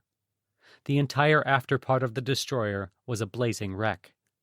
In the director, Jim Cook felt something bonk him on the top of his helmet, then another. As he ducked, he saw it was raining potatoes and onions. The ship's vegetable locker had been caught in the explosions. During this shower of Spud missiles, Radio Man 3rd Class Myron Lindley was in the radio room when he felt a great jolt. The emergency lights came on. Then Lindley felt a second jolt, one that left the deck shaking for several seconds. Lindley had barely stepped out of the room to see what was happening when the Preston started listing to starboard. Not a good sign. When a ship starts listing that quickly, it's about to sink. And Commander Storms knew it, ordering, "All hands abandon ship." With the communications out, the order was passed on by shouting. The Preston groaned and twisted as she quickly heeled over to starboard and started rapidly settling by the stern. There was very little time. Jim Cook threw himself out of the director and half fell, half climbed down to the main deck. He tried to follow Storms, but the Preston was rolling over to starboard, and, as his deck tipped him over, Cook had to climb to the port side of the ship and run down the exposed hull straight into the water. Cook had no choice. Less than 30 seconds after the order to abandon ship had been given, the Preston rolled over onto her starboard beam and her bow stood up straight in the air. Cook had joined up with the destroyer's chief radio man in the water, only to look up and see the monstrous hull of the South Dakota headed straight for them. There was nothing they could do but wait for the inevitable. The battleship veered slightly to starboard to avoid the bow of the Preston, now standing like a steeple in the water. This maneuver saved Cook, but many of the destroyer's survivors were unavoidably run down or drowned in the behemoth's bow wave or wake. Crewmen on the South Dakota tried to help their comrades in the water by tossing down life rafts and flotation rings as the battleship passed by. The Preston's torpedo officer, Ensign Ted Marks, was almost conked on the head by a cork life ring thrown from the deck. Marks had left the bridge with Commander Storms, and they jumped over the port side together. But then they became separated. Storms was never seen again. The Preston's bow continued to float upright for about 10 minutes before slipping beneath the waves for the final time. The second jolt and shiver felt by radioman Lindley had been at least one torpedo. The Ayanami had, in fact, launched 6 Type 90 torpedoes at 12:30, aimed at the ship third in line, believed to be a cruiser, but actually the Preston. 5 minutes later, Admiral Kimura ordered his ships to launch theirs at the Walk and Benham at an angle of 20 to 30 degrees off the starboard bow. The result was a spread of 35 to 40 mostly Type 90s, not quite the Type 93 Long Lance, but effective nonetheless, headed for the American destroyers. The Gwyn had seen a large explosion on the Preston at around 12:32, which was the torpedo hit. The Ayanami's torpedoes had sunk the Preston, with an assist from the Nagara's guns, but both ships had been to starboard. Who had fired the shells that hit the Preston from the unengaged port side? According to Office of Naval Intelligence, an enemy heavy cruiser came in on the port side of the column virtually undetected, and the Preston was hit on the port side by part of an 8-inch salvo, probably 3 shells. The only evidence of this cruiser was of gunfire witnessed aft to port by the Walk, to which she responded with gunfire. The shell hits to the Preston, and the indication in the statement of Benham's skipper, Lieutenant Commander John Taylor, that he thought he saw a cruiser to port firing on the aft destroyers. There were 2 Japanese 8-inch armed heavy cruisers in this action, Atago and Takao. Neither of them was to port of the Preston. For that matter, no Japanese ships at all were to port of the Preston. Nevertheless, the South Dakota witnessed a rather curious exchange. She saw what appeared to be a barrage of 5-inch shells straddle the Washington ahead of her. In response, she asked Admiral Lee, "Are you damaged?" The flagship responded, "We are okay." The shells were coming from the shadow of Savo. The Washington fired to starboard, almost blindly into those shadows. Radioman Second Class Henry Stewart was in the South Dakota's tower mast, watching the action with Executive Officer Commander Archibald E. Uhlinger. "I saw the Washington open fire to her starboard. The USS Preston, a destroyer, was hit and burning," Stewart would later write. "And to us it looked as if the Washington's fire had caused the accident." Commander Uhlinger turned to Stewart and asked, "You didn't see that, did you, son?" "No, sir." From this point forward in the engagement, Admiral Lee and Captain Gatch were very concerned about friendly fire. In fairness, however, the gunfire the Walk had seen astern to port was actually the Washington, and the barrage of 5-inch gunfire the South Dakota had seen bracketing the Washington had come from the Walk. There was plenty of blame to go around here. World War II night battles were inherently chaotic. This night so far had belonged to the older Type 90 torpedoes on the Fubuki-class destroyers and the Nagara. When the Ayanami's Type 90 hit the Preston, leading U.S. destroyer Walk was turning to port to unleash torpedoes of her own to starboard at Admiral Kimura's column. The destroyer was bracketed twice by Japanese gunfire, but no hits. Seaman Second Class J.O. Pinion, one of the starboard lookouts, was watching the light show created by the tracers and gunfire when Executive Officer Lieutenant Commander Reeder Scott pulled him back, yelling, "Get down!" No sooner had they flattened themselves on the deck than the Walk was rocked by a massive blast forward, followed by explosions in the radio room, near the foremast, and around 5-inch Mount 3. Once the ship's initial convulsions had stopped, Pinion tried to get up, only to be crushed by a deluge of hot water and fuel oil.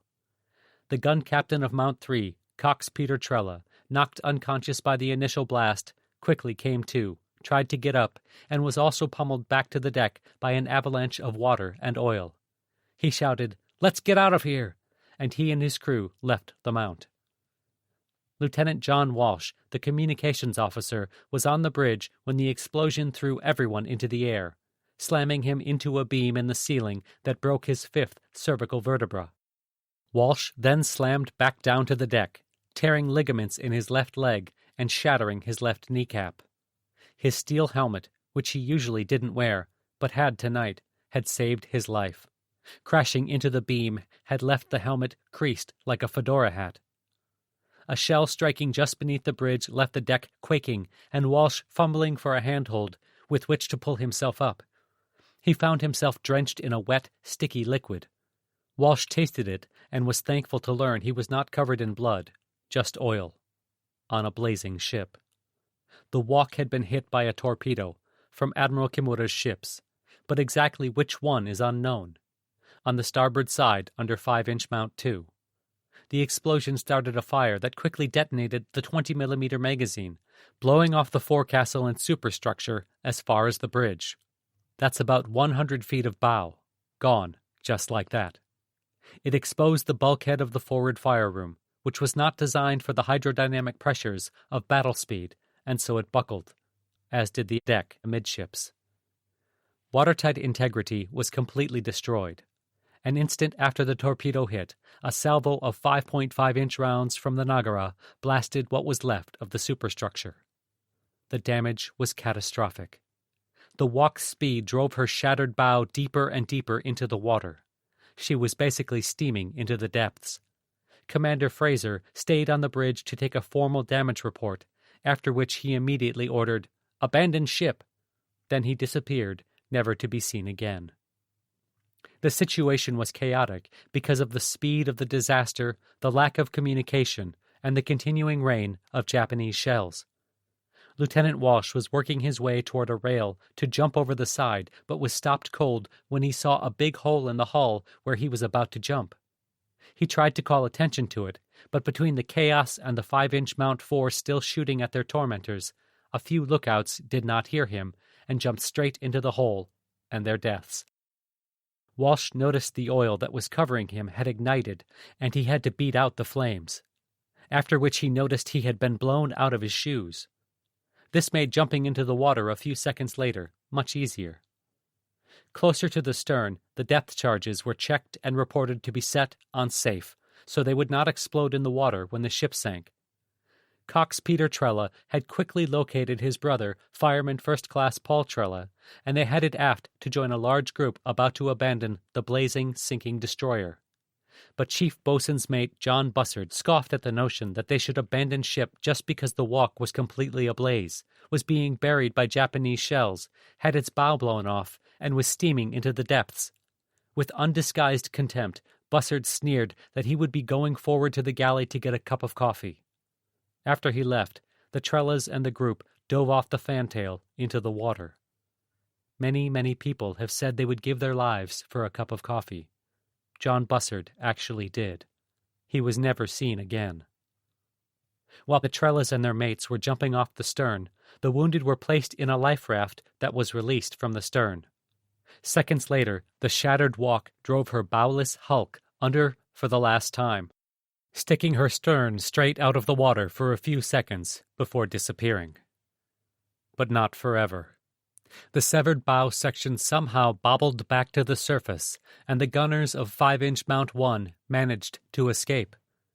The bow stayed afloat and provided shelter for some of the survivors. They needed it, for one of the unwritten rules of the U.S. Navy was about to assert itself. Even though the depth charges were not supposed to explode because they were set on safe, they explode anyway. And the walks did. The shock waves radiating through the water, slamming into the sailors swimming for their lives. Battleship Washington dropped a few life rafts, but she had been unable to avoid sailing through the survivors, and ended up running some of them down. Though immediately behind the walk, destroyer Benham, at least, did not run over her survivors. Lieutenant Commander Taylor ordered hard to port to clear the walk's wreckage. She was passing the hulk only to take another of Admiral Kimura's torpedoes on the starboard side just a few yards from the bow. The explosion blew off the bow as far as the bulkhead for the magazine for 5-inch Mount 1. The destroyer rose forward, heeled about 5 degrees to port, then rolled to starboard about 30 degrees, settling by her severed bow and righting herself slowly. The concussion of the explosion resonated down the keel, shaking the ship so violently that almost no one was left standing. The Benham slowed down rapidly from 27 down to 5 knots, placing additional hydrodynamic stress on her shaken hull. Midships plates and longitudinals buckled somewhat. There was a crack in the main deck right above the forward fire room, evincing that, like the Juno, the Benham's keel had snapped as a result of the torpedo hit. The torpedo's explosion also threw up a geyser of water that rose about 20 feet higher than the director, and, again, as what goes up must come down, did indeed come back down with crushing force, driving the stern under temporarily, so that the crew of 5-inch Mount 4 was waist-deep in water. Chief Torpedo Mate John Chapman was washed overboard. Several other torpedo men, the Chief Machinist's Mate, Chief's Boatswain's Mate, and several members of the after-damage control party were badly injured. And just when the deluge ended, the Preston exploded as she took the Ayanami's torpedo, sending up another geyser of water and oil that now crashed down on the Benham's stern. There were more injuries, but through all of this, fortunately, no one was killed. With the destroyer almost dead in the water, and with what looked like a very large Japanese ship about to overtake her from the starboard quarter, Lieutenant Commander Taylor ordered the dazed helmsman to turn to starboard and head back toward the east. The Washington sped by. She was the very large Japanese ship Taylor had seen, on an opposite course. The Benham had the Gwyn relay a signal to Admiral Lee. "We have torp hit forward and a bad buckle in the fire room. There is possibility ship may break. We are making 8 knots to rendezvous." Taylor thought it better to stay and get some protection from the behemoth, so he turned around again and headed west. As he did so, the Benham felt several underwater explosions, probably the walk's depth charges, but it could also have been the Preston's. Last in the line of destroyers, Gwyn had been having a decent night. She had gotten another lock on the Ayanami and resumed fire, collapsing the Japanese destroyer's forward stack and disabling 5-inch mounts 1 and 3, reducing the Japanese destroyer to one functioning 5-inch mount. The Ayanami countered by sending a 5-inch shell into the Gwyn's after-engine room on the starboard side about 4 feet above the waterline. The shell detonated in the vicinity of the control station, killing all the personnel on the upper level. The lights to 5-inch mounts 3 and 4 went out, but emergency lights came on so that neither gun's ability to fire was impaired. Though the explosion was in the after-engine room, it broke all the shear pins holding the torpedoes in the forward quintuple torpedo mount. One fell out, bouncing off the weather deck rail before dropping into the sea. 2 others just slipped out and fell into the sea. The remaining 2 came halfway out. The fires in the after-engine room were quickly extinguished. Now under enemy fire, Skipper Commander John Fellows shouted, "Left full rudder!" This was a by-the-book evasive maneuver for such emergencies, in which the odd ships in a column turn to starboard, and even ships to port. It had been drilled for so long that by now it was instinctive. The only problem was that a port turn would be right into the flaming hulk of the Preston. With no time to ask for permission, Executive Officer Lieutenant Commander William Cox saw the danger and sprung to the helmsman's side, barking, "Hard right! Hard right!" The Gwyn cleared the wreck, and Cox asked for his skipper's forgiveness for countermanding his order. Fellows said nothing of it. But though she had cleared the wreck, the Gwyn was not safe from it. The fires detonated some of the Preston's torpedoes, resulting in a large explosion that sent debris down on the Gwyn. One torpedo man on the Gwyn even caught a pair of jeans, blown off the Preston, around his neck. Once she had passed the Preston, the Gwyn returned to course 300 degrees true. As she did so, she felt a number of underwater explosions. The Preston's depth charges were detonating, giving the Gwyn quite a shaking up. She resumed fire on the Ayanami and sent several shells into the impudent destroyer's engine rooms and steering gear, leaving her heavily damaged, burning brightly and slowing down. Next the Gwyn took a weird hit. An unknown caliber shell apparently ricocheted off the water and struck the starboard side near the depth charge rack. It left a jagged hole about 2 feet square and distorted the starboard depth charge rack, so 2 600-pound depth charges burst open, spilling their explosive contents on the deck. It was quickly cleaned up, and the destroyer stopped firing because she could not find any more targets. Nor could she find the Benham. A torpedo then crossed her stern, missing by about 30 yards. This torpedo had come from the screening group led by Admiral Kimura in the Nagara, the old light cruiser once again making a major pest of herself. He ordered a 180-degree turn to port, toward Savo Island, to keep up with the American column. At 12:38 a.m., during the 4 minutes it took his group to fully reverse course, Admiral Hashimoto's Sendai, Shikanami, and Uranami sped past him toward the west. When Kimura was finished pointing his column toward the west, he ordered the torpedo tubes reloaded for a second massed torpedo attack. While passing Admiral Kimura's group, Admiral Hashimoto had also passed the plucky Ayanami. By now the destroyer was ablaze and dead in the water just east of Savo Island. Even so, Commander Sakuma was pretty proud of himself. He radioed Admiral Kondo saying his destroyer, all by itself, had sunk 1 heavy cruiser and 1 destroyer with torpedoes and set on fire a 3rd destroyer with gunfire. It took some time for the message to reach the Japanese admiral, but when it did at 12:45, the bridge crew of the Otago started cheering. The Americans were obviously being crushed. Then they received a message from the Sendai that the Ayanami was afire. They stopped cheering. Still, Admiral Kondo was very satisfied with the results so far. He would continue to keep the Otago, Takao, and Kirishima in a holding pattern northwest of Savo until the sweeping and screening groups had finished with the Americans. Then he could proceed with the bombardment without interference. But not yet. Some elements of that interference were still there. Flagship Washington was tracking practically everyone on her search radar, except anyone in that blind spot aft. Admiral Lee hoped that the South Dakota was in that blind spot, but he wasn't sure, and until he was sure, he would not fire. He would not have a repeat of the Preston incident. This concern over the location of the South Dakota came about because the battleships had been separated by the disaster that came over their leading destroyers. Seeing burning wrecks and bobbing heads in his way, Admiral Lee had the Washington swerve to port to keep the fires between his ship and the Japanese. That way he could still use the camouflage provided by the dark bulk of Guadalcanal. As the flagship came upon the swimming survivors, the sailors of the Washington tossed some life rafts over the side. From the dark water below, the sailors heard shouts of, "Get after 'em, Washington!"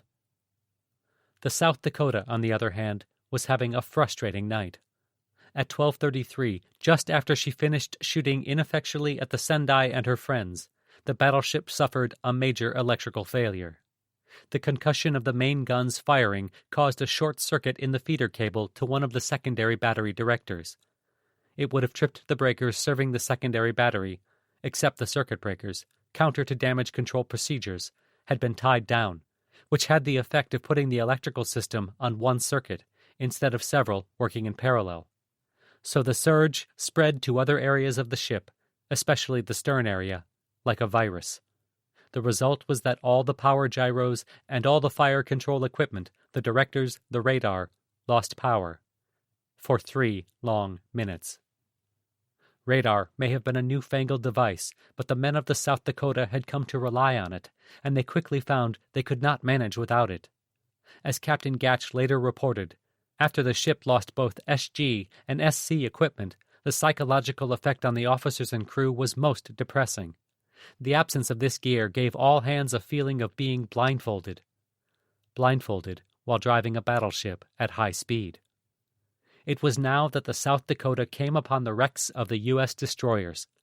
She tried to follow the Washington to port, but quickly found she could not clear the fiery hulk of the Preston. With little choice, Captain Gatch had her swerve to starboard instead. She avoided the Preston's burning wreck, but in doing so had placed herself between the fire and the Japanese. In other words, she was backlit by the fire. The Japanese had gotten a quick glimpse of her and her position and could maneuver themselves for an attack, all while she was handicapped with her radar out and her main guns frozen. The electricity returned to the South Dakota at 12:36, though electrical problems and even electrical fires continued to plague the ship for the next few hours. Nevertheless, the radar blackout had thoroughly disoriented the men of the battleship. In the interim, the pictures on the radar screens had changed. Which blip was the Washington? The question was temporarily mooted at 12:41 when the search radar went out yet again.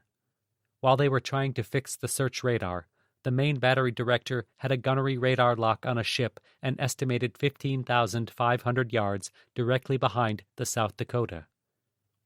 The aft turret, the only one that could bear on the target, boomed out 3 16-inch shells. The battleship seems to have been aiming at the Ayanami, but the shells landed awfully close to the Gwyn, so close that Lieutenant Commander Fellows felt compelled to turn on his recognition lights. The South Dakota stopped shooting, but only after firing one more 3-gun salvo that caused the crippled destroyer's crew to hold their breaths until the shells finally landed wide. At 12:44, the Gwyn radioed Admiral Lee. "I am all right, with 1 hit in engine room." The Admiral responded 1 minute later by radioing all his destroyers. "Retire, retire." Only the Gwyn acknowledged, saying she could not find the Preston. She headed west around Cape Esperance, then turned to the south. At grave cost to themselves, the destroyers had done their job, except for their inability to launch any torpedoes, which none of them had managed to do. They had sprung the trap the Japanese had set, taking the sting meant for the battleships. The Washington and South Dakota would finish this off, alone. Indeed, the South Dakota felt like she was alone, mostly because her change of course and the failure of her search radar caused her to lose track of the Washington. Her frustrating night continued, as now she was being hurt by her own gunfire. The first salvo that landed near the Gwyn set fire to 2 float planes and parts of her fantail. The second salvo conveniently extinguished most of the fires set by the first salvo and blew the 2 burning planes over the side. But as small as this matter may seem, it loomed rather large.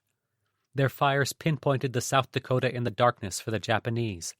Far worse, this failed attempt to hit the Ayanami distracted the bridge crew from the approaching Japanese. Admiral Lee had issued instructions prohibiting the battleships from coming within 7,000 yards of Japanese ships, with the idea of staying out of the range of their searchlights. But with her search radar out, the South Dakota was blinded as to the locations of the Japanese ships. The search radar came back on, and at 12:47 it reported 4 ships on a relative bearing of 70 degrees, range 5,800 yards.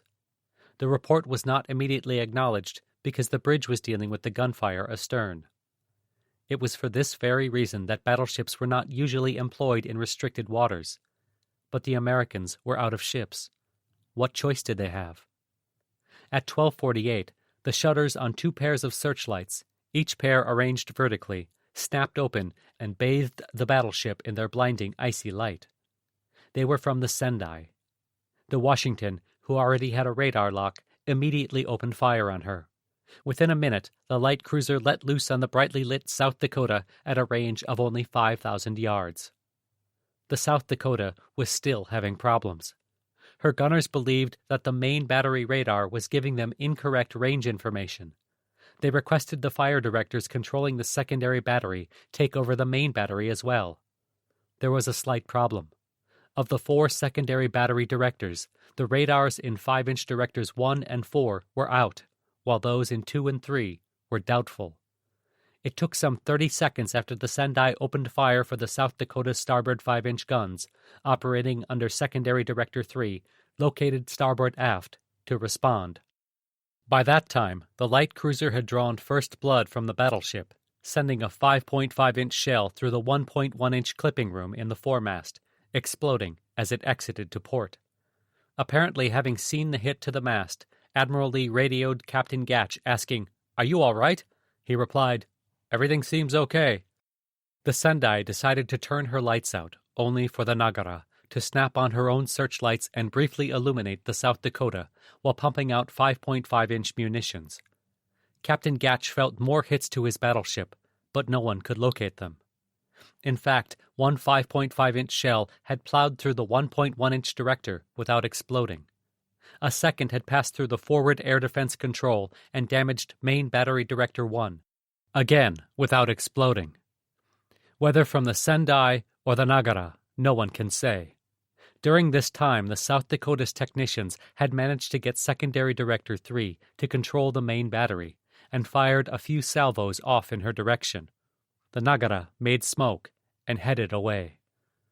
The flagship Atago, sister ship Takao, and battleship Kirishima were now heading west, still marking time until the enemy forces were cleared out. On the bridge, Admiral Kondo was monitoring the action with his Chief of Staff, Rear Admiral Shiraishi Kazutaka, and the cruiser's skipper Captain Baron Ijuin Matsuji, one of the few noblemen in the Imperial Japanese Navy. Kondo was satisfied with the way the battle was going. To the south, the dark backdrop of Guadalcanal was marred by even blacker shadows, one of them intermittently lit. The Takao reported that the shadows were 1 battleship and 3 destroyers. Kondo did not believe it could possibly be a battleship, and felt it had to be a cruiser. The Takao was not alone in her belief. A report came in from an apparently shocked Admiral Kimura. "We have illuminated a battleship." This was followed moments later by 2 enemy battleships off Cape Esperance, heading west along north coast of Guadalcanal. Kondo still refused to take the report of enemy battleships seriously. He ordered his bombardment force to prepare to reverse course to 130 degrees, east-southeast, to make the run to Lunga and shell Henderson Field. The Japanese admiral informed Admiral Hashimoto of his plan and ordered Hashimoto to help the disabled Ayanami. Hashimoto sent the Uranami to assist the Ayanami, while he had his sweeping force, led by the Sendai, turn to the north to head back toward Lunga. In doing so, he cut directly in front of Admiral Kimura's screening force, led by the Nagara. Admiral Kondo's worst nightmare about mixing his disparate forces became a reality. Kimura was compelled to turn his force to the north and do a complete circle to starboard in order to avoid a collision. These maneuvers effectively took both the sweeping force and the screening force out of the fight. Kondo's bombardment force was now exposed. They were in the middle of their reversal of course, with the Atago now pointed toward the north, when the flagship spotted a large dark object some 11,000 yards away, relative bearing 125 degrees. At 12:52 a.m., a lookout shouted, "Kirishima is firing!" Admiral Kondo looked back and saw his battleship, who had not even started her turn, unloading with first her secondary battery and then her main battery, and hitting the enemy ship's superstructure. The excited lookout shouted, "Kirishima has scored a hit to enemy bridge with her first salvo." It looked to them like the Kirishima had blown off the top of the target's mainmast. Not quite, but the reality was bad enough. The target, the South Dakota, had taken 2 6-inch shells, one of which did not explode but disintegrated, and 1 14-inch incendiary shell in and around the radar plot. One officer was killed, and the plot was gutted by fire caused by the incendiaries, most of which passed through the compartment and over the side. A steam pipe inside the compartment was smashed as well. It was a good start for the Kirishima against her much more modern opponent. She had spotted the South Dakota even before her flagship had, and after Captain Iwabuchi announced a gun battle to starboard and ordered the battleship to go full speed, she was ready. But the next few salvos were straddles, and she had to stop firing to begin her turn, the same turn the Otago had just completed, settling on a course of 130 degrees true, heading back for Lunga. In preparation for their screening duties during the bombardment, the two destroyers Asagumo and Terazuki moved to the front of the column.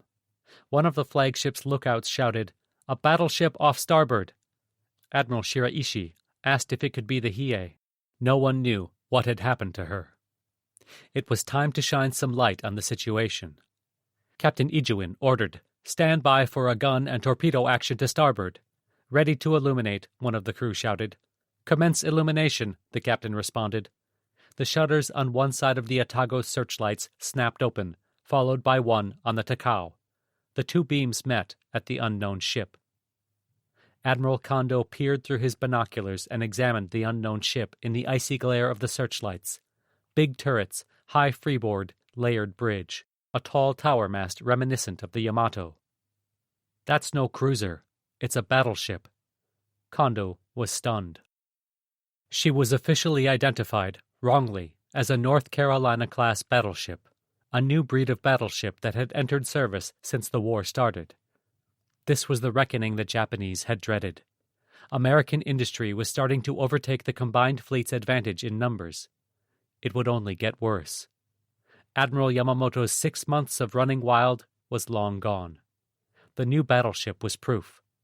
But the strategic implications could wait. The Otago began to turn to port to aim her torpedoes. Torpedo Officer Lieutenant Watanabe Yoshiro directed his men to stand by for torpedo action starboard and engage enemy battleship steaming on parallel course, going away from us. On second thought, no, she's not moving at all. On third thought, no, wait, the target is coming toward us.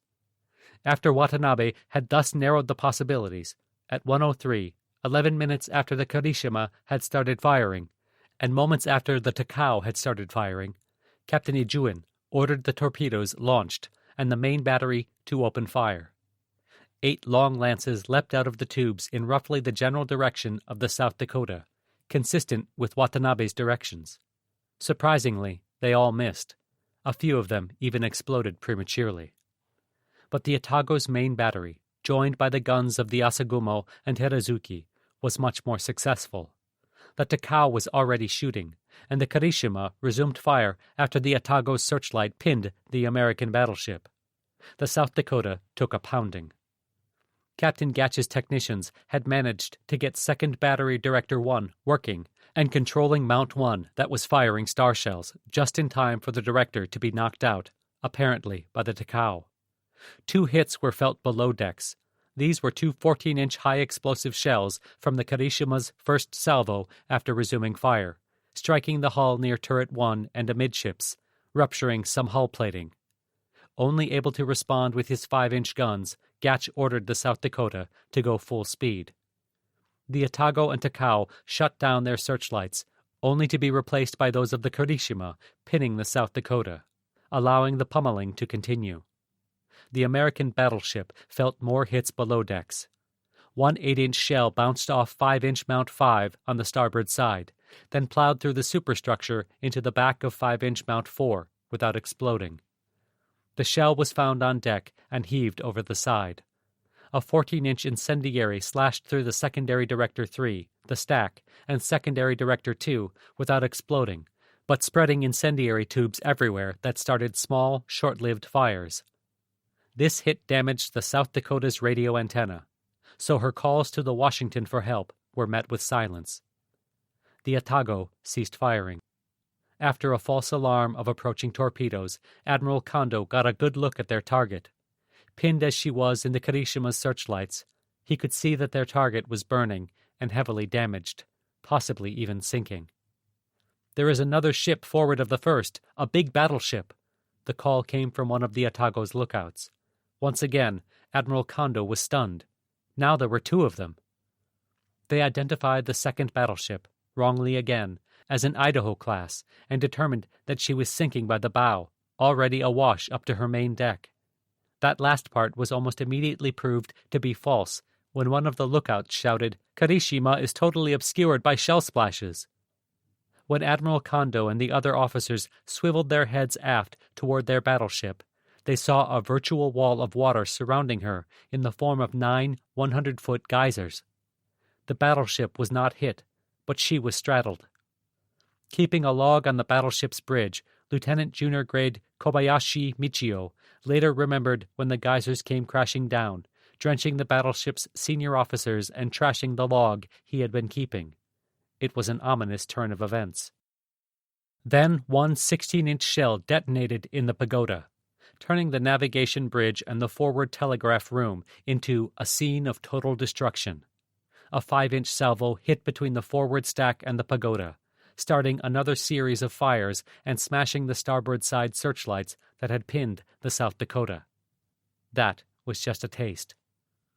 The Idaho-class battleship, sinking by the bow, was Admiral Lee's flagship Washington in picture-perfect shape. While the South Dakota had grabbed Japanese attention by backlighting herself with the burning U.S. destroyers and setting her own float planes on fire, the Washington had kept herself hidden in the darkness by keeping the burning ships between herself and the Japanese. Her main battery director had gotten a lock on the largest blip on her radar, the third ship in the Japanese column, but because Admiral Lee did not know where the South Dakota was, he would not open fire on the target for fear of another friendly fire incident like the Preston. When the Japanese pinned the South Dakota in their searchlights, they revealed her location to Lee. Now absolutely certain his target was Japanese, he gave the order to open fire. The range was 8,400 yards, body-punching range for guns that could reach 5 times that distance. One of the South Dakota's turret officers, Paul Backus, was horrified. Throwing 14-inch and 16-inch shells at that kind of range. Jesus! As if in shock, just as much as their admiral, the Atago and Takao were sluggish to respond. The Karishima never did respond. She was blindsided by the searchlights and could not get a clear fix on the Washington, so she just kept firing at the South Dakota. Her gunnery officer firing in 3-gun salvos as soon as each turret was ready. The Washington's blasts were more than close. They were brutal. 2 16-inch rounds struck amidships, just above the secondary batteries, resulting in large explosions, leaving 2 holes each 30 feet wide. The upper deck was now ablaze, with fires now threatening the Karishima's aft secondary magazines. Executive Officer Commander Onokoro ordered them flooded. Captain Iwabuchi and Damage Control Officer Lieutenant Commander Hayashi Shiro thought the Karishima had dodged a blow when 2 shells splashed off the starboard beam, though they produced a strange vibration. This was because these 16-inch shells had plunged into the water all right, and burrowed themselves into the battleship's hull beneath the waterline before detonating. These devastating hits opened the Karishima's middle and lower decks to the sea, and the starboard engine room began flooding. Not quickly, but steadily, relentlessly, even more relentless than the Washington's continued pounding. More 5-inch rounds hit the upper levels of the pagoda, starting several fires. 2 more 16-inch shells hit the 14-inch turret 1 almost simultaneously, combining for an impressive explosion.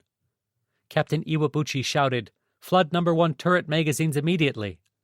He had saved his ship, for now. Turret 1 was now wrecked and useless, while turret 2 was probably damaged, but definitely still operable. On the next salvo, the Karishima's stern area was pummeled. 3 16-inch shells smashed the officers' cabins. 1 more hit just below the waterline, again, caused flooding in the rudder control room, shorting out one of the generators and jamming the rudders 10 degrees to starboard. Yet another passed through the torpedo bulge and the main belt to explode in the starboard aft hydraulic pump room. As the Karishima shuddered with every blow, her men were aghast at the vicious punishment they were receiving. The Imperial Japanese Navy had never faced, had never even heard of, a ship like the one shooting at and hitting them now. Sure, the Japanese had built the colossal Yamato and the even bigger Musashi, but could the twin monsters do this? The main guns on this American beast were penetrating the Japanese battleship's armor, as Captain Iwabuchi and his men were finding out with every hit, after hit, after hit. Of course there were misses, but the shots that didn't hit were usually close enough that their concussions ruptured hull plating, or, worse, as had already happened, actually hit the Kirishima below the waterline like torpedoes and caused dangerous flooding. The Japanese lookouts and gunners could not see their avaricious adversary well enough to dish out even a fraction of what they were taking. If the Hiei had been pecked to death, the Kirishima, by comparison, was being punched hard in the mouth, over and over and over again. Things did change, for a moment. Admiral Lee received a report that the target of his main guns had sunk. 2 salvos from the Kirishima later, Lee got the idea that the report was wrong, although the Japanese battleship only fired from 3 turrets. So after a 90-second interlude, the admiral said, "If you can see anything to shoot at, go ahead." It took a few salvos for the Washington's main battery director to reacquire the Kirishima, but on the 3rd salvo after resuming fire, the U.S. flagship scored with a double 16-inch hit on the Kirishima's 14-inch turret too, that left it disabled.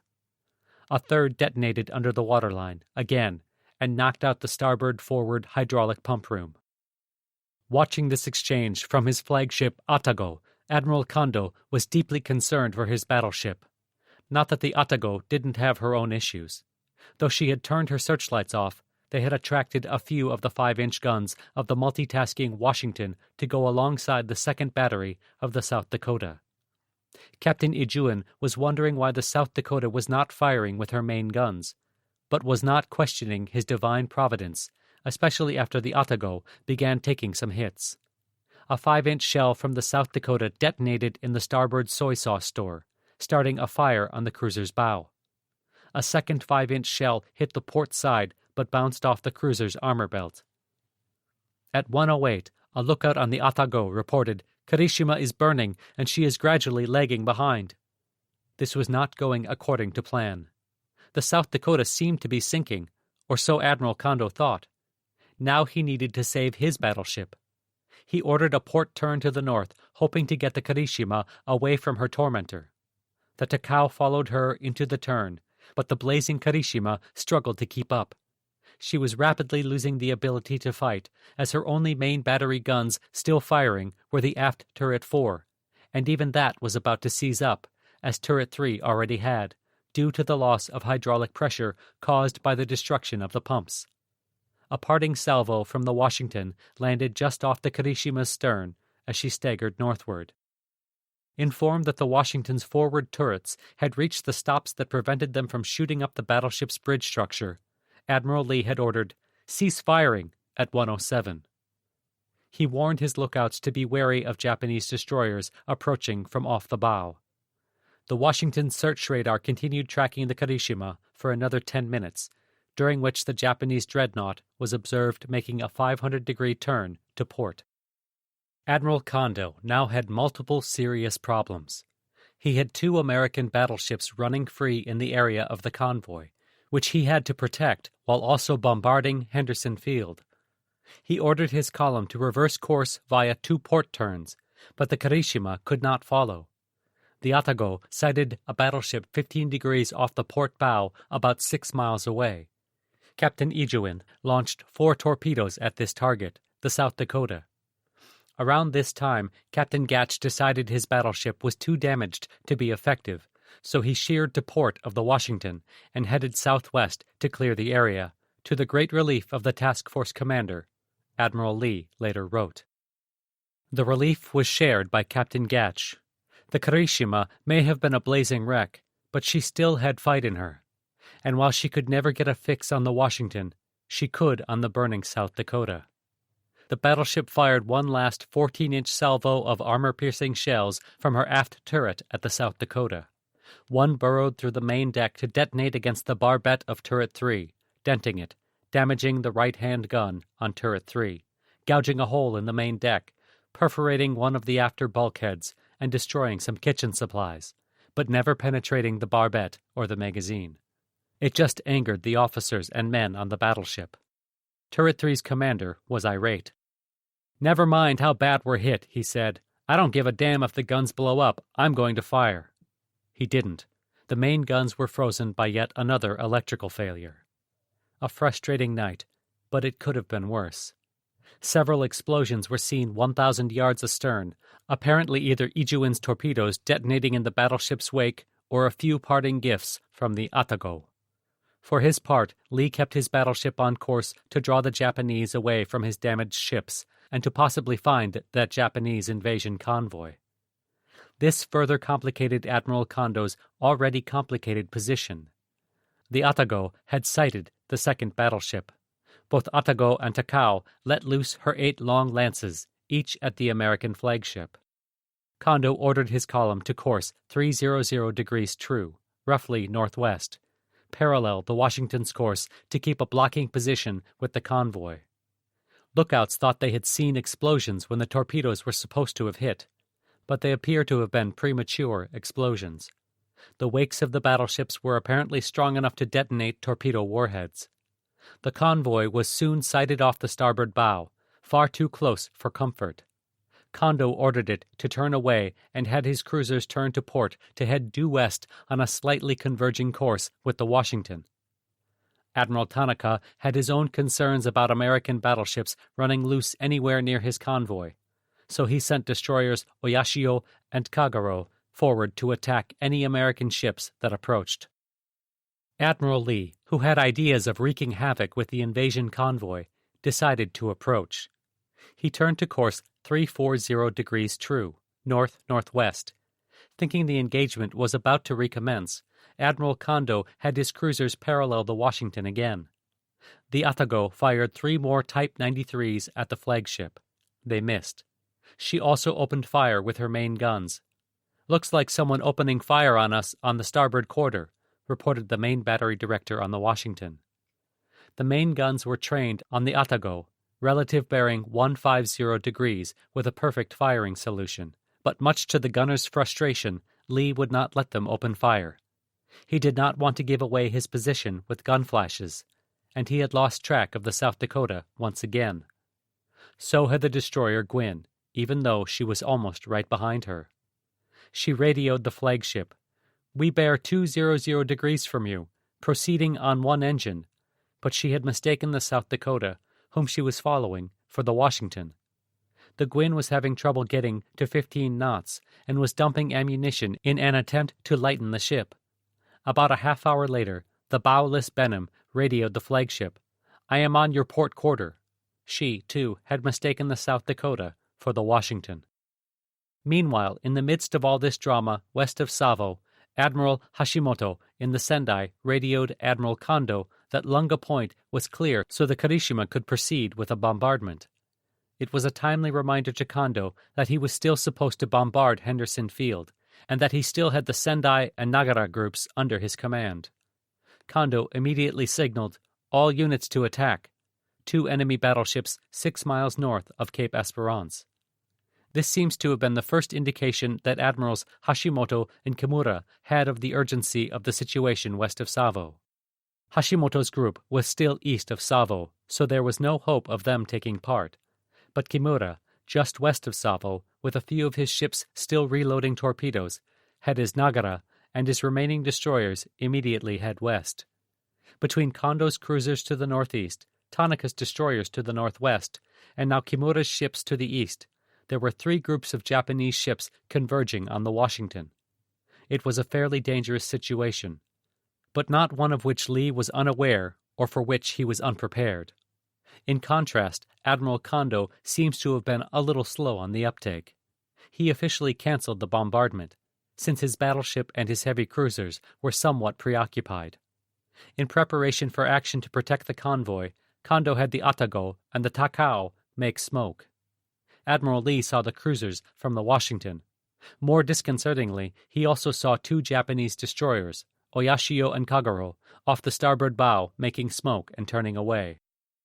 Captain Davis immediately ordered a hard starboard turn, and the battleship heeled over as she made her sharp turn, disrupting the water so much that her wake occasionally registered on radar and frequently detonated Japanese torpedoes.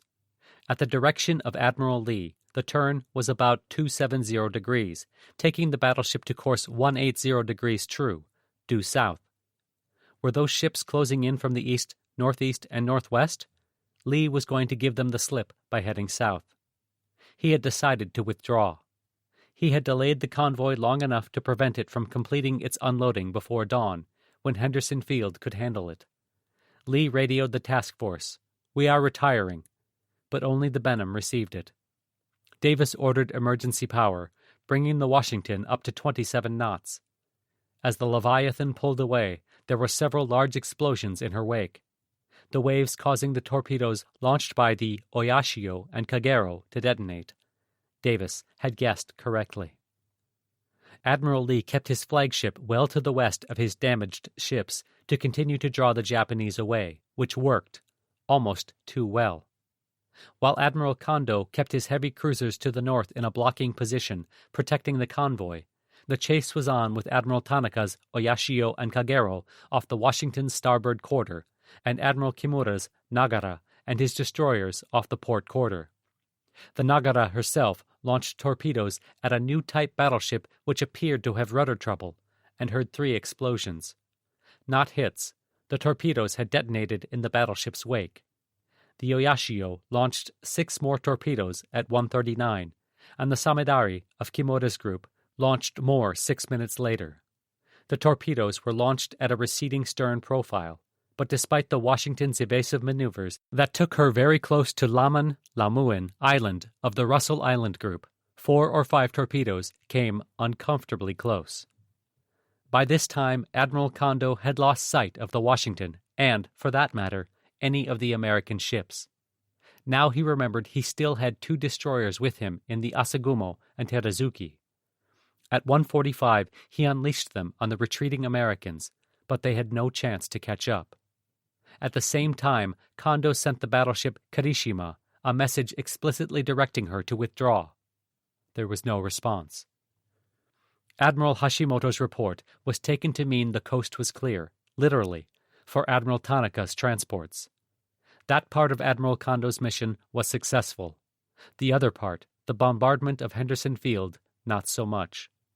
Kondo was well aware of the wrath of the Cactus Air Force and wanted to put as much sea between his forces and Henderson as he could. His ships were almost out of torpedoes as well. So, at 2:04, he ordered everyone to withdraw once they had completed their attacks. He himself had the Atago and Takao take off around 2:30.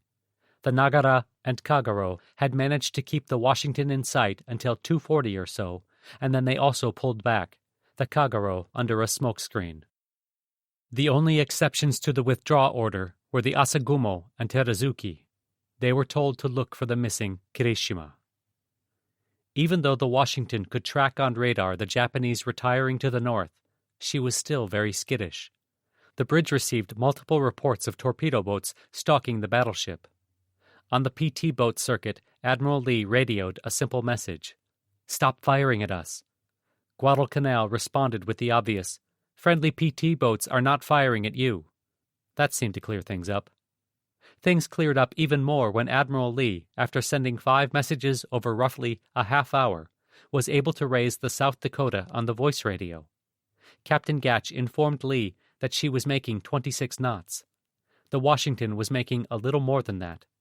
They would reunite sometime after daybreak. Further north, there was also a reunion, one not nearly as happy. After some 40 minutes of screaming eastwards in the night, at 2:43 a.m., the Asagumo and the Terazuki found the Kirishima about 5 miles west of Savo Island. All alone in the dark, grievously hurt, the dreadnought was a horrific sight. Bludgeoned almost beyond recognition by the Washington, the battleship was listing to starboard with fires in her midships, pagoda, and forward main turrets. She could not fight. She could not move. The Kirishima's condition was grave, her grip on life slipping slowly but surely.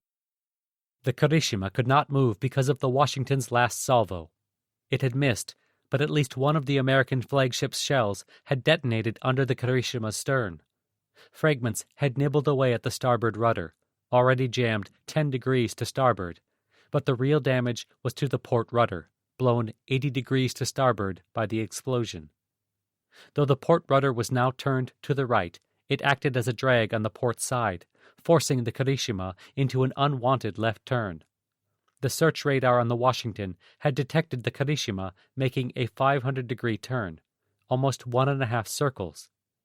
Moreover, the concussion destroyed most of what watertight integrity remained in the rudder machinery room, which flooded completely.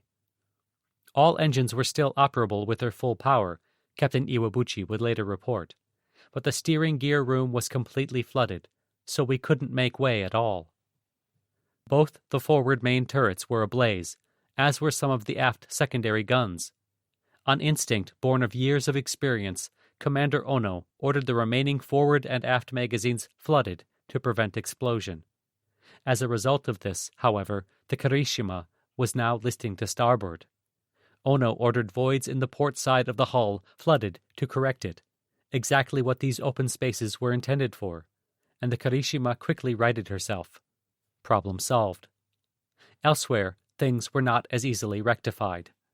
With the rudders inoperable, they tried to steer the Kirishima with her engines, but the engines could not compensate for the port side drag, so their efforts literally went nowhere. They tried to send divers into the steering compartments to see what could be done with the rudders, but the same explosion that had jammed the port side rudder had also jammed the watertight hatches to the flooded steering room. An attempt to prevent the flooding of the steering gear room also failing, Captain Iwabuchi would later report, the ship became hopeless. The battleship heeled to port. Commander Ono ordered starboard voids flooded, and the list was corrected again. While Commander Ono was working diligently, if not effectively, to save his ship, Captain Iwabuchi was devising a plan to save his ship, or at least to keep her in the fight. Able to steam only in circles, the Kirishima needed a tow to safety, either by the attending Asagumo and Terazuki, or, better yet, the Nagara. But instead Iwabuchi wanted to identify a place where she could be beached and then fire off her remaining 14-inch shells as a land battery. How Iwabuchi planned to fire off those 14-inch shells when all his 14-inch guns were disabled was somewhat uncertain. Where was that Admiral Jojima when you needed him? With all of her signaling devices destroyed, a simple flashlight was used to signal the Asagumo and the Terazuki to approach. Heavy wire ropes were passed to them for towing the crippled battleship together. Captain Iwabuchi had a message forwarded to the Nagara as well, asking for a tow. While this was going on, Iwabuchi was made aware that the engine rooms were becoming suffocating, with smoke and heat drawn in through the vents. With internal communications mostly down, the skipper sent runners to order the machinery spaces abandoned, but it was too late for some 90% of the men. Eventually, only the center engine could function, and then only at the slowest speed. It was something of a tragic irony, since by this time most of the fires had been brought under control. The Kirishima heeled over to port, and Commander Ono ordered additional starboard voids flooded again to rectify the list. It was standard damage control procedure for dealing with a list, with a few exceptions. Unfortunately for the Kirishima, no one seems to have grasped that the alternating lists meant this was one of those exceptions. The Kirishima was in a similar predicament to that of the San Francisco 2 nights earlier. The San Francisco had a high volume of water trapped on but not completely filling the middle decks, making her somewhat top-heavy. Every time the cruiser moved, the water would slosh from one side to the other, threatening to capsize the ship. The free surface effect in action once again. On one turn, the San Francisco heeled over a dangerous 40 degrees. She was eventually able to drain the middle decks. The Kirishima had taken 2 16-inch hits below the waterline, which opened up her poorly compartmentalized middle deck to flooding. It was this water sloshing back and forth in the middle deck that was causing the battleship to list back and forth. Flooding the void to correct the list caused the Kirishima to sink lower in the water, allowing yet more water into her middle deck to slosh back and forth. In short, every void Commander Ono flooded was actually another nail in the Kirishima's coffin. The battleship tipped to starboard. Soon it became difficult to stand on the bridge. Commander Ono shouted, "Commence counterflooding port voids!" Unsurprisingly, the list worsened. This was just in time for the destroyers to start towing the Kirishima. But though the lines held taut, with her magazines flooded, her voids flooded, her middle deck sloshing, and her port rudder dragging her back, the battleship would not budge. The destroyers flashed. Towing is impossible. Captain Iwabuchi and Commander Ono may not have understood the nature of the severe damage to the Kirishima, but it seems the Nagara's Captain Tawara did. He flatly refused Iwabuchi's request to tow the battleship. Iwabuchi appealed to Admiral Yamamoto, asking him to make Tawara tow the battleship. It is not known whether Yamato saw the message. The issue was moot anyway. It was too late. The Kirishima wasn't moving, but her starboard list kept worsening. In desperation, Commander Ono ordered all the remaining port voids flooded. It did no good. The battleship continued to heel over to starboard. Silence fell over the already dazed bridge with the shocking realization that their Kirishima was sinking, and there was nothing they could do to stop it.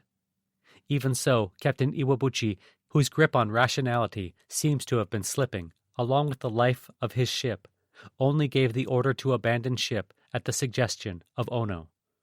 Runners were sent to convey orders for all sailors to report to the main deck, while the Asagumo and the Terazuki, now joined by the Samedari, were signaled to come alongside to remove the crew. As the officers and sailors arrived on the darkened main deck from below and above, they were appalled at the gruesome condition of their ship. Bodies everywhere, the searchlight platform collapsed, the pagoda shredded so badly the original tripod mast on which the platforms had been bolted was visible in places, some fires still raging. To take up the survivors, the Asagumo moved to the Kirishima's starboard quarter, while the Terazuki tied up to port. But they didn't take the survivors just yet. Abandoning ship was a rather ritualistic affair in the Imperial Japanese Navy. First, the naval ensign was lowered, while Captain Iwabuchi led the crew in singing the Japanese national anthem, Kimagayo, and giving 3 bonsais. The emperor's portrait was removed to the Asagumo. Then the wounded were taken off, which was both difficult and time-consuming on a darkened and badly listing ship. To try to buy some time, Iwabuchi ordered the port engine room flooded. It had no effect. Not immediately, at any rate. Nevertheless, the evacuation proceeded in an orderly fashion. After the wounded had been taken off, everyone else began to follow. All of a sudden, the Kirishima pitched over from starboard all the way to port. Flooding the port voids had at last succeeded.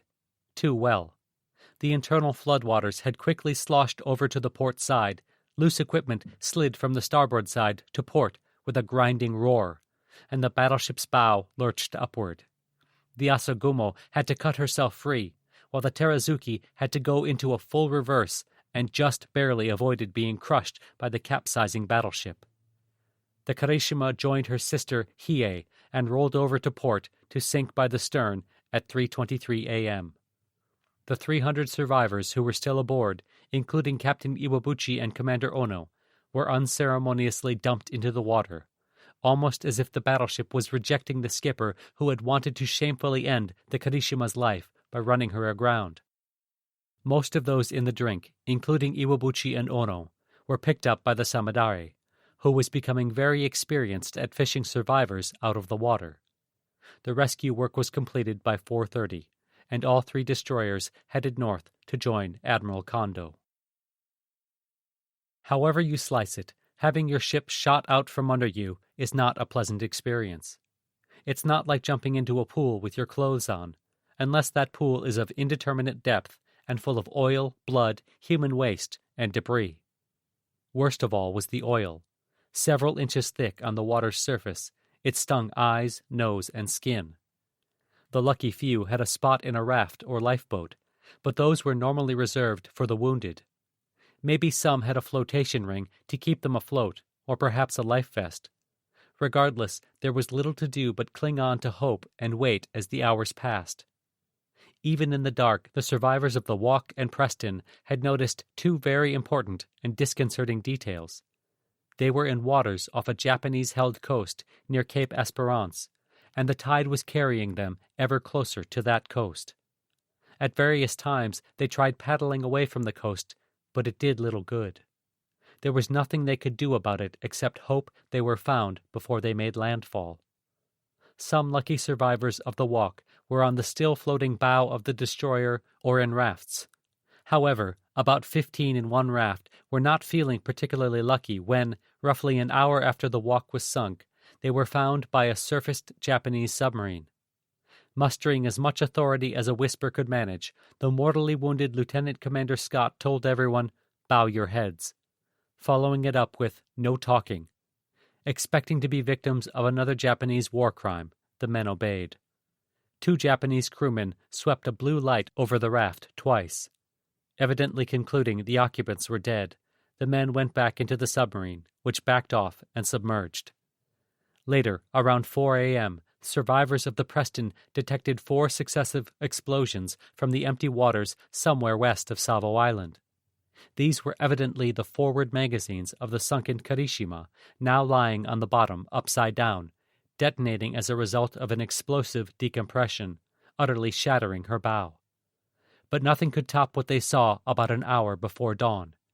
2 very noisy ships passed by the survivors and anchored a few hundred yards off the Japanese-held beach. Transports. What were they doing here? Those ships also caught the attention of Henderson Field.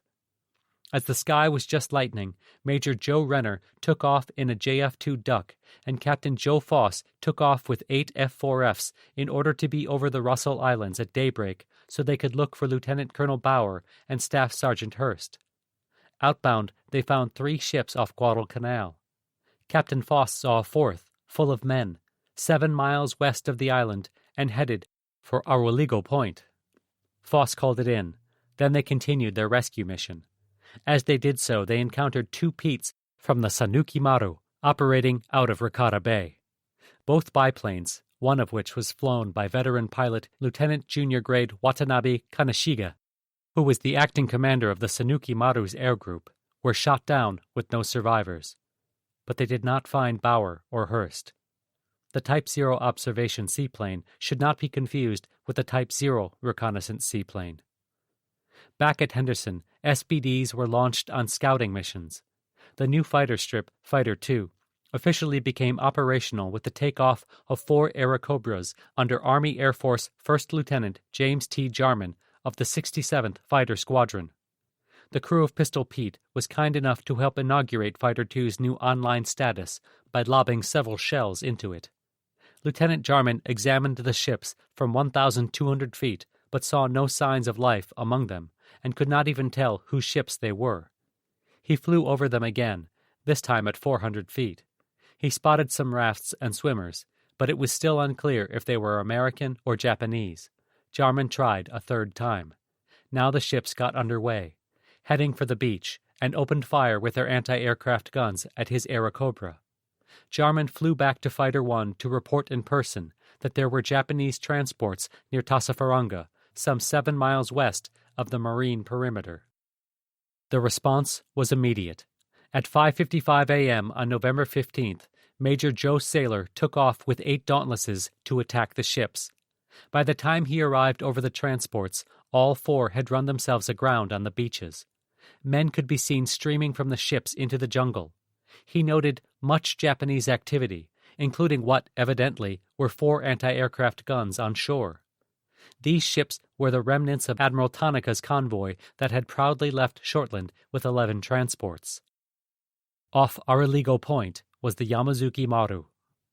In Doma Cove was the Yamara Maru. And together near Tassafaranga at the mouth of the Bonegi River were the Kinugawa Maru and the Hirakawa Maru. The Japanese seem to have chosen these locations because they were closest to deep water. This was not the preferred method for unloading cargo. In fact, it was an act of desperation. Admiral Tanaka had originally planned for their unloading to begin around midnight and be completed in 2 hours, enough time for the transports to get away.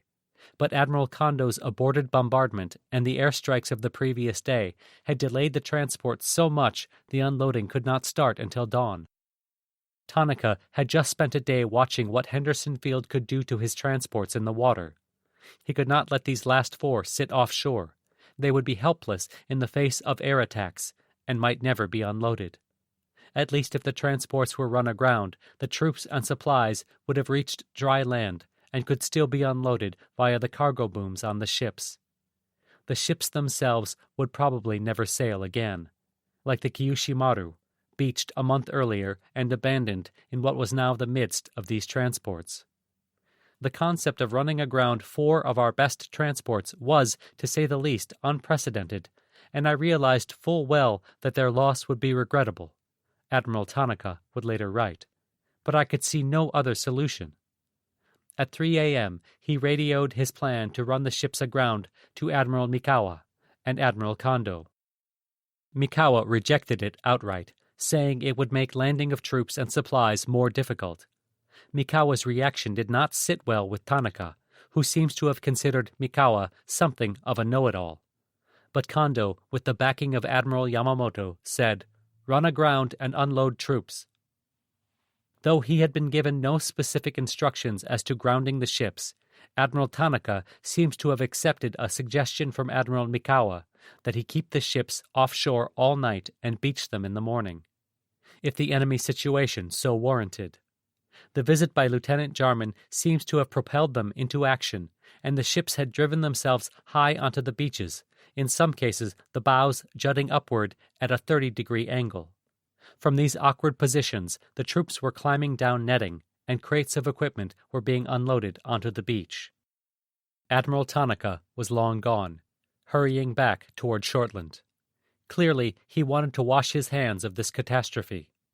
Once the ships were in position, Tanaka had rounded up his remaining destroyers. They were full of the survivors of the sunken and abandoned transports, but only Suzukaze landed any troops. Then the destroyers left.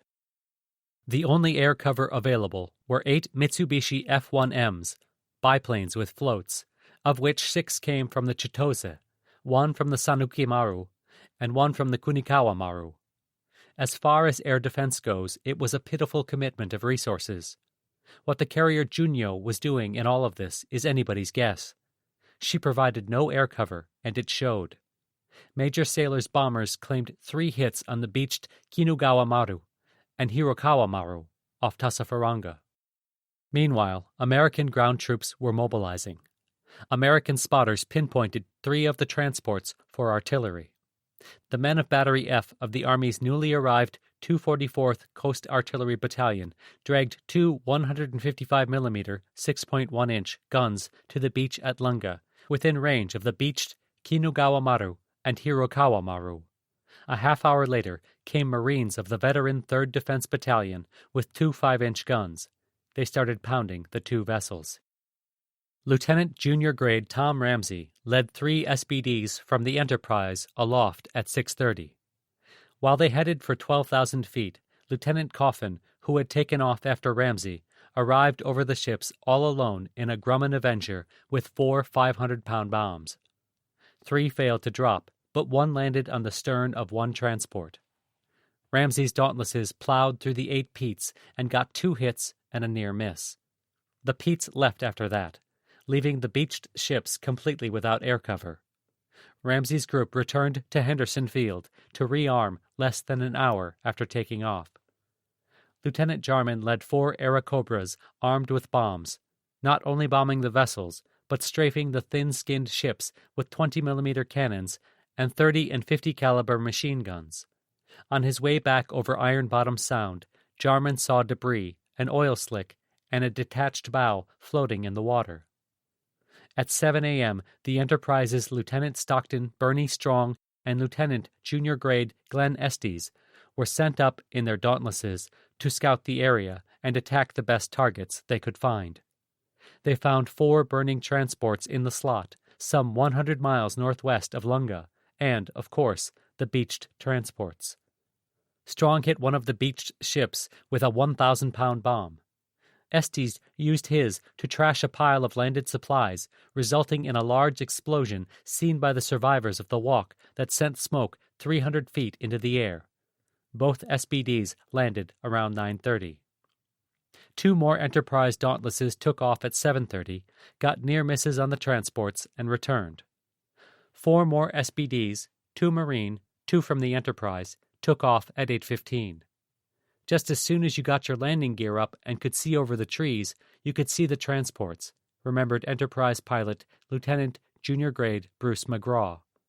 On this run, he planted his bomb amidships, resulting in a spectacular explosion and several secondary explosions and fires.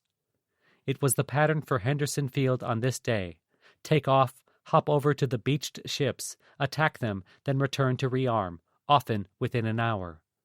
But as bad as this was for the Japanese ashore, it was about to get worse. At 8:30 a.m., General Vandegrift had contacted the destroyer Meade, who was at the moment in Tulagi, to where she had escorted the cargo ship Kopara that morning. Vandegrift ordered the Meade to shell the transport beached at Doma Cove, the Yamaura Maru. The Meade's skipper, Lieutenant Commander Raymond S. Lamb, was all too happy to help.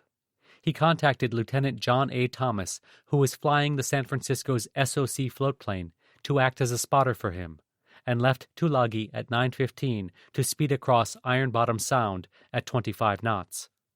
With Thomas's help, the Meade quickly located all the transports.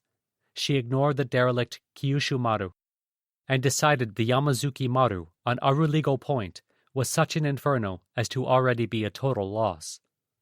At 10:12 a.m., the Meade opened fire on the Yamaura Maru at a range of 12,500 yards. In 10 minutes, she was burning so fiercely that Lieutenant Commander Lamb thought she was finished, so he targeted the ships off Tasafaranga, either the Kinugawa Maru or the Hirokawa Maru. Shortly thereafter, Lieutenant Thomas reported that the Yamaura Maru was only slightly damaged despite the fires on board. The Meade blasted her again. Seeing her sufficiently burning, Lamb switched back to the hulks at Tasafaranga for 10 minutes. Then he decided to try out the Meade's new 40mm Bofors guns by strafing the beach. Lieutenant Thomas reported that both the Kinugawa Maru and the Hirokawa Maru were burning with many internal explosions, but that the Yamaura Maru was still holding on. The Meade headed back over to Doma Cove, raking the shore with her 40mm Bofors the entire way. At 10:54, the Yamaura Maru broke in two. Thomas reported no more targets and no Japanese troops visible. With his gunners exhausted, they had fired some 600 5-inch rounds. Lieutenant Commander Lamb considered his mission finished for the time being and turned the destroyer away. While the Meade was busy destroying 3 of the beached transports, Henderson Field decided to prevent the salvage of the 4 derelict transports the Enterprise's Lieutenant Strong and Estes had found in the slot some 100 miles northwest of Lunga: Brisbane Maru, Nako Maru, Arizona Maru, and Shinanagawa Maru. At 10:20 a.m., 4 Enterprise TBF Avengers under Lieutenant Larson, escorted by 6 Marine F-4F Wildcats under Major Campbell, took off with orders to torpedo the hulks. It was a grisly trip. They flew over 70 miles of wreckage along the groove, debris of ships, corpses, oil streaks, life rafts, and an occasional burning hulk. The burning hulks were their targets. They found the Arizona Maru and the Shinanagawa Maru close together, with the Brisbane Maru and the Nako Maru visible off in the distance. Lieutenant Junior Grade George Wells and Ensign Bob Oscar of Torpedo 10 targeted the nearer 2. Wells watched Oscar's perfectly dropped Mark 13 plow into the stern of one ship and sink without exploding, though it likely left an unsightly dent. Wells's own torpedo hit without exploding as well, another legendary performance by the Mark 13. Lieutenant Larson and Lieutenant Junior Grade Larry Engel aimed their Mark 13s at the Nako Maru. Engel's gunner John King later said, "Larson missed by a mile with his torpedo, but Engel's Mark 13 detonated amidships on the derelict. Larson and Engel circled the Nako Maru until it sank. then rejoined Wells and Oscar for the trip back. As they did so, they saw another transport sink in the distance. Espiritu Santo was getting into the act, sending up 2 groups, each of 7 B-17s, into the area. One plunked another bomb into the 2 remaining derelicts in the slot. The other didn't think the beached ships were worth the bombs and went back. Later that afternoon, a Marine SBD on a scouting mission put 1 more in the hulks. 1 sank that night, but the remaining gutted transport drifted until November 19th, when she finally took the plunge off Maleta. The bloodbath on the beaches continued. Army Air Force Airacobras from the 67th Fighter Squadron continued to strafe the beached hulks, the troops that made it ashore, and concentrations of supplies the Japanese had managed to land. At 11:45, Lieutenant Coffin led his 4 Avengers back to join in by dropping concoctions of bombs and incendiaries they called Molotov breadbaskets. Lieutenant Junior Grade Bob Gibson led his 3 Enterprise Dauntlesses hunting for targets. Gibson got a close miss on the Yamaura Maru at Doma Cove. Wingman Ed Stevens tried to drop his bomb, but it would not release. The other wingman, Lieutenant Junior Grade Ralph Goddard, did not have that problem, but he had been assigned to bomb an anti-aircraft battery. He could not find it, but he did see a road leading from the beach to a circular area.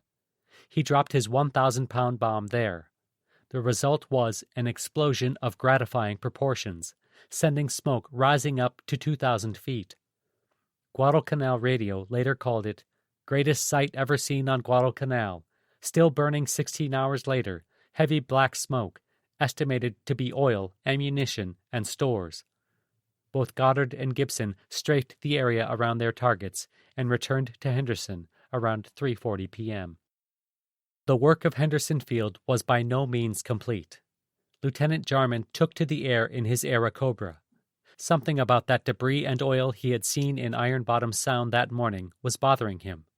But what was it? When he arrived over Savo Island, he finally figured it out. There were people in the water. Hundreds of people. Survivors of the Walk and Preston who had been in the water since the previous night, some 15 hours of soaking, trying to avoid Japanese or Japanese-held beaches, dealing with their wounds, fighting off sharks. And they were within sight of the destroyer Meade and the aircraft who had been attacking the beached ships all day. Jarman tried to get the destroyer's attention, but after 2 passes failed. He resorted to firing his 20mm cannons and machine guns in front of the Meade's bow. Lieutenant Commander Lamb likely did not appreciate that until he understood the reason. Jarman headed back. He was replaced by Ensign Robbie Robinson and Gunner Skip Gardner of the Enterprise flying Inner Air Patrol for the destroyer Meade. Robinson would fly low over groups of survivors, with Gardner making some locations with smoke bombs for the destroyer, the YP boat, the PT boat, and the Higgins boats who came to fish everyone they could out of the water. Robinson and Gardner located more than 100 survivors. Gardner himself was later cited for finding at least a dozen individual swimmers, not with any group, who would otherwise have been lost. Also joining in the rescue effort was Lieutenant Thomas in the San Francisco's Seagull. Several seaplanes from Guadalcanal and 8 Enterprise Wildcats under Lieutenant Commander Jimmy Flatley, who provided air cover. By 2:30 p.m., they rescued 6 officers and 129 men from the Walk, 10 officers and 121 men from the Preston, and 1 man who fell overboard from the Benham. But nothing on Guadalcanal was ever easy or cheap. In the late afternoon, Thomas's floatplane crashed in the water. The Meade quickly came over to the wreckage, but there were no survivors. Sailor Jim Cook of the Preston had just climbed aboard the Meade and was standing in an internal passageway when a Zero came in and strafed the ship. Cook was wounded in the left arm and left calf. 2 Meade crewmen and 3 Walk survivors were killed. Several more survivors were wounded. The Zero, apparently leading seaman Ueno Masahiros of the Hio, was shot down. Ueno was part of a 2-pronged airstrike launched from Buin, possibly in response to the activities of the Meade. The first, 7 Zeros of the 253 Air Group under Lieutenant Ito Toshitaka, launched at 12:30. meant as a decoy to draw the combat air patrol away from the second group, 7 Zeros of the 252 and Hio air groups, escorting 7 D-3A dive bombers, led by Lieutenant Junior Grade Kurihara Ichaya, launched at 1:30. Ito's diversion worked, but the strike fizzled as none of the Aichis could find the Meade, though Ueno found her and turned back. 7 Enterprise Wildcats were scrambled to join Lieutenant Commander Flatley's 8 Wildcats already in the air. The result was a scuffle in which 1 Grumman was shot down, the pilot recovered, and Ueno's Zero destroyed. With that, the Japanese reinforcement effort came to a close. This operation, intended to land some 12,000 men and some 10,000 tons of supplies on Guadalcanal, was an abject catastrophe for Japan. The Imperial Japanese Navy had lost 2 battleships, a heavy cruiser, 3 destroyers, and 10 very valuable transports. At such a disastrous cost, the outcome was 2,000 men landed and some 5 tons of supplies, 360 cases of ammunition for field guns, and 1,500 bales of rice, enough for about 4 days. Admiral Tanaka would later write, "My concern and trepidation about the entire venture has been proven well-founded." As the ships of the Japanese Second Fleet entered Truk Harbor, Admiral Ugaki thought, "It was lonely indeed that we couldn't see the Hiei and Karishima among them." When Admiral Abe stepped ashore, he looked even worse. According to Ugaki, he looked sad with a bandage on his lower jaw. With a sorrowful face, he reported losing 2 ships under his command. Apparently the Akatsu and Yudachi did not count. Not uncommon for battleship admirals, it would seem. He seemed to suffer especially for his sunken Hiei, Ugaki wrote. He even confided that he thought he would have been better to have gone down with Hiei. Admiral Yamamoto was furious over the loss of the Hiei, understandably believing that Abe had jumped the gun in ordering her scuttled before checking in with Combined Fleet. Both Abe and Captain Nishida were hauled before 2 admirals who comprised a quickly convened secret court of inquiry. Abe and Nishida were called to testify, but did not offer a defense. Abe was cited for his disgraceful leadership. Both were given face-saving jobs, then shunted off into retirement, or what Hara called the equivalent of a dishonorable discharge. They kept their pensions, but were barred from public office. Admiral Kondo was next to face Admiral Yamamoto's wrath. The choice of Kondo as deputy commander of the Combined Fleet had not been a popular one, nor had been his choice to head the second attempted bombardment of Guadalcanal. He was seen as overcautious and lacking in spirit. He was never again given a seagoing command. During the entirety of the battleship engagement, the cruiser Portland stayed tied up to a palm tree off Tulagi, hoping no one would notice her, and no one did. The Junio Scouts report apparently not attracting much interest. The crew was busy cleaning out damaged compartments and scrounging I-beams from abandoned Japanese equipment to shore up the hull in those compartments. The attack by the PT boats did not discourage the cruiser from fueling the boats when needed during this time. On November 16th, underwater shipfitters arrived from Espiritu Santo. They worked with the cruiser's own divers to cut away the warped steel on the stern and return it to some semblance of operation. It was difficult work even for this team of highly skilled technicians, but 2 days later it was completed successfully. The grateful crew of the Portland watched as these troubleshooting shipfitters headed off for their next assignment aboard a PBY Catalina, which promptly crashed on takeoff, with no survivors. It was another 6 days of around-the-clock repairs before the Portland was ready to leave Tulagi, towed by the tug Navajo and escorted by the ubiquitous Meade and destroyer minesweeper Zane. Unfortunately, the jury-rigged steering broke down outside Tulagi, and she had to return for some more jury-rigging.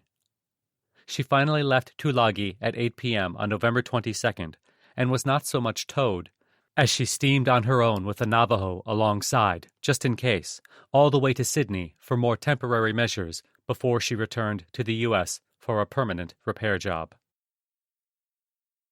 The Portland's trip might have been slow and boring, but at least it lacked the unwanted drama experienced by other ships such as destroyers Gwyn and Benham.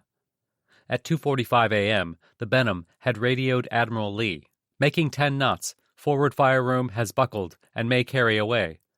Some 15 minutes later, the Gwin estimated she was 5 miles from the Benham and adjusted speed to join her at dawn. Lee ordered both to make for Espiritu Santo. The Benham doesn't seem to have received the order, but a little more than a half hour later she radioed the Gwin. "My speed is 2 knots. Bow may drop off. Close me." The Washington picked up the message. Lee responded by contacting the Gwin with the instructions. "Proceed as previously directed. Use your discretion." At 3:30, Lieutenant Commander Fellows responded that he was trying to find the Benham. The two destroyers were able to link up as the sun was coming up at 4:15, when the Gwin took station 1,000 yards on the Benham's port quarter as they left together. The Gwin was hobbled, but the Benham, with her broken back, down 2 feet at the bow and up 1 foot at the stern, was truly struggling. They varied their speed between 5 and 15 knots, depending on how the Benham was handling in what were thankfully smooth seas. But the fractured destroyer creaked and groaned anyway. They even tried having the Benham go in reverse, but that just made things worse. Throughout the day, Lieutenant Commander Taylor and his crew did everything they could to try to save their ship. Ammunition and anything else heavy were dumped over the side. The cracks in the decks and bulkheads were marked. Plates were welded over the crack in the main deck. Taylor evacuated the forward part of the Benham. But men in peril on the sea are always at the mercy of the sea, and on this day the sea was merciless. Around noon, the swells increased to about 3 feet. With the Benham only held together by her exterior hull and interior bulkheads, the increased stress was just enough to twist her cracks open more and more. By around 4 p.m., it became too dangerous to proceed, and Lieutenant Commander Taylor stopped the destroyer, requesting the Gwin approach to take off the crew. The sea was too rough for directly transferring the crew, so rafts, lines, and, for the injured, the whaleboat were used. Some even swam. By 6:24, the entire crew had been taken off. At 6:33, the Gwin set about hastening the Benham's end with one Mark 15 torpedo. It exploded prematurely. So, 2 minutes later, she fired another one. It missed ahead. At 6:49, she fired a third. It ran wild and disappeared. At 7:13, she fired a fourth. It missed astern. It was another legendary performance by the Mark 15, arguably exceeding the standard set with the attempted scuttling of the Hornet. Resigned to gunfire, the Gwin hit one of the Benham's magazines with a 5-inch shell at 7:35 p.m., and the destroyer sank. But the sacrifice of the destroyers had not been wasted, and in fact was considered necessary. The South Dakota's Captain Gatch believed the destroyers indirectly deceived the Japanese into firing their torpedoes too soon. The Washington's Captain Davis agreed, believing correctly that the Japanese had mistaken the destroyers for larger targets. "This probably saved the battleships being hit by torpedoes," he said. Apparently caring for his destroyers more than Admiral Abe did, Admiral Lee took to asking Gatch if his use of the destroyers had been proper.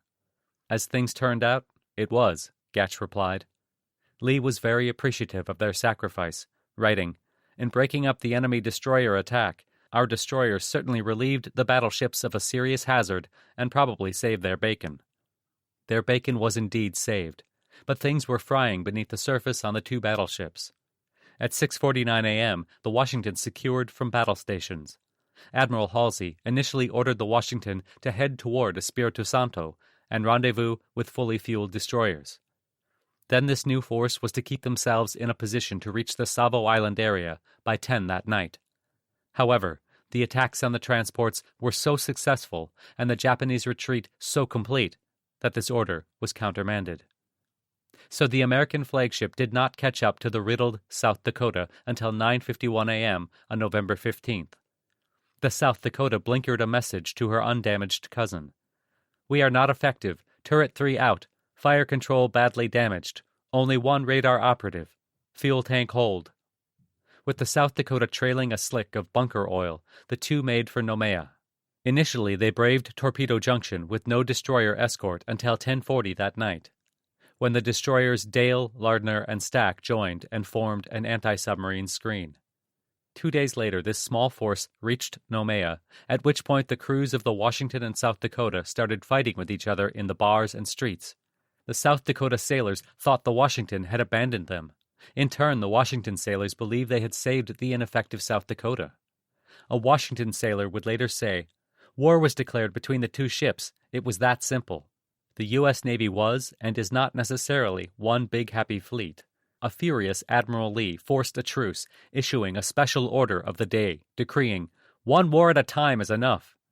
Shore leave for the crews was staggered until the South Dakota left for full repairs in the U.S., at which point the battleship got most of the press for the victory, while the Washington was largely unnoticed by the news media. The final drama was reserved for the survivors of Friday the 13th, who arrived off Espiritu Santo the afternoon of November 14th. Upon their arrival, Admiral Turner sent an aide to summon the acting skipper of the San Francisco. Lieutenant Commander Schonland promptly got into the Helena's whaleboat for the trip to the Macaulay. As he stepped onto the gangway, Turner's flag lieutenant told him Turner wanted to see the officer who was on the San Francisco's bridge during the battle, not him. No good deed goes unpunished, at least with the acerbic Turner. A humiliated Schonland returned to the cruiser, and McCandless went over to report on the battle. After some badly needed rest, emergency repairs, a concert by the Helena's band, and the assignment of a new commanding officer, Captain Albert Finney France, Jr., the cruiser went to Noumea. Admiral Halsey came on board to inspect the cruiser's damage. He gripped the selfless Lieutenant Commander Schonland by the shoulders and declared, "Men like you, Schonland, are going to win this war." Halsey's staff material experts put the San Francisco and her damage through a fine-toothed comb and determined that nothing short of a full-fledged Navy yard could repair the damage. She was sent off to Mare Island. Much less happy was the arrival of the Helena in Noumea on November 16th. The previous day, Admiral Halsey had ordered Captain Hoover to sail there immediately. That was not a good sign, Hoover knew. Admiral Halsey grilled the skipper over what he had done to rescue the men of the sunken Juno. No, Captain Hoover had not stopped for survivors. It was simply too dangerous. He had reported her sinking to the B-17, but the report by Pilot Lieutenant Gill had been buried on an intelligence officer's desk. He had reported it to Admiral Turner, but had not mentioned survivors. He had reported it to Admiral Fitch, who did nothing.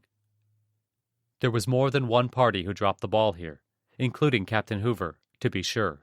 Admiral Halsey did not learn of the loss of the Juno until he read Hoover's list of ships arriving in Espiritu Santo.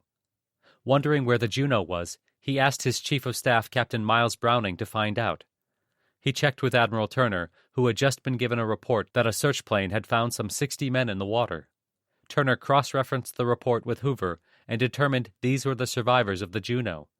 Turner reported to Halsey that the Juno was sunk, and Hoover had not stopped for survivors.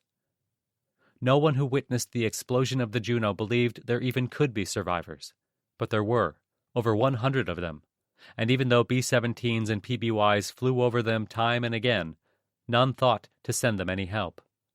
The survivors were suffering in a special kind of hell, trapped at sea with no food, especially no drinkable water, blasted by the searing sun, and circled by hungry sharks.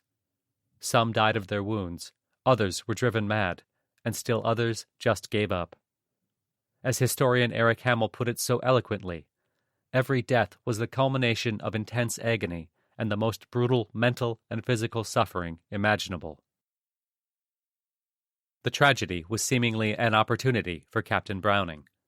Admiral Halsey's Chief of Staff was a brilliant man who had also been described as brawling and ill-tempered, and a psychotic misanthrope who harbored a grudge against Captain Hoover from their time at the Naval Academy. Browning made sure the investigation and subsequent report put Hoover in the worst possible light. But the use of bureaucracy to settle old personal vendettas did nothing to help the survivors of the Juno, who were still in the water and suffering. An appalling 8 days after the Juno was sunk, a PBY Catalina picked up 10 survivors. Lieutenant O'Neill and the medical staff that had gone to the San Francisco had survived as well. Everyone else, out of a total crew of 697, had perished, including all 5 brothers from the Sullivan family, 2 brothers from the Rogers family, and 2 from the Combs family. Captain Hoover was an aggressive, highly respected skipper now experienced in night fighting and destined for flag rank. But he was not well versed in bureaucracy the way Captain Browning was.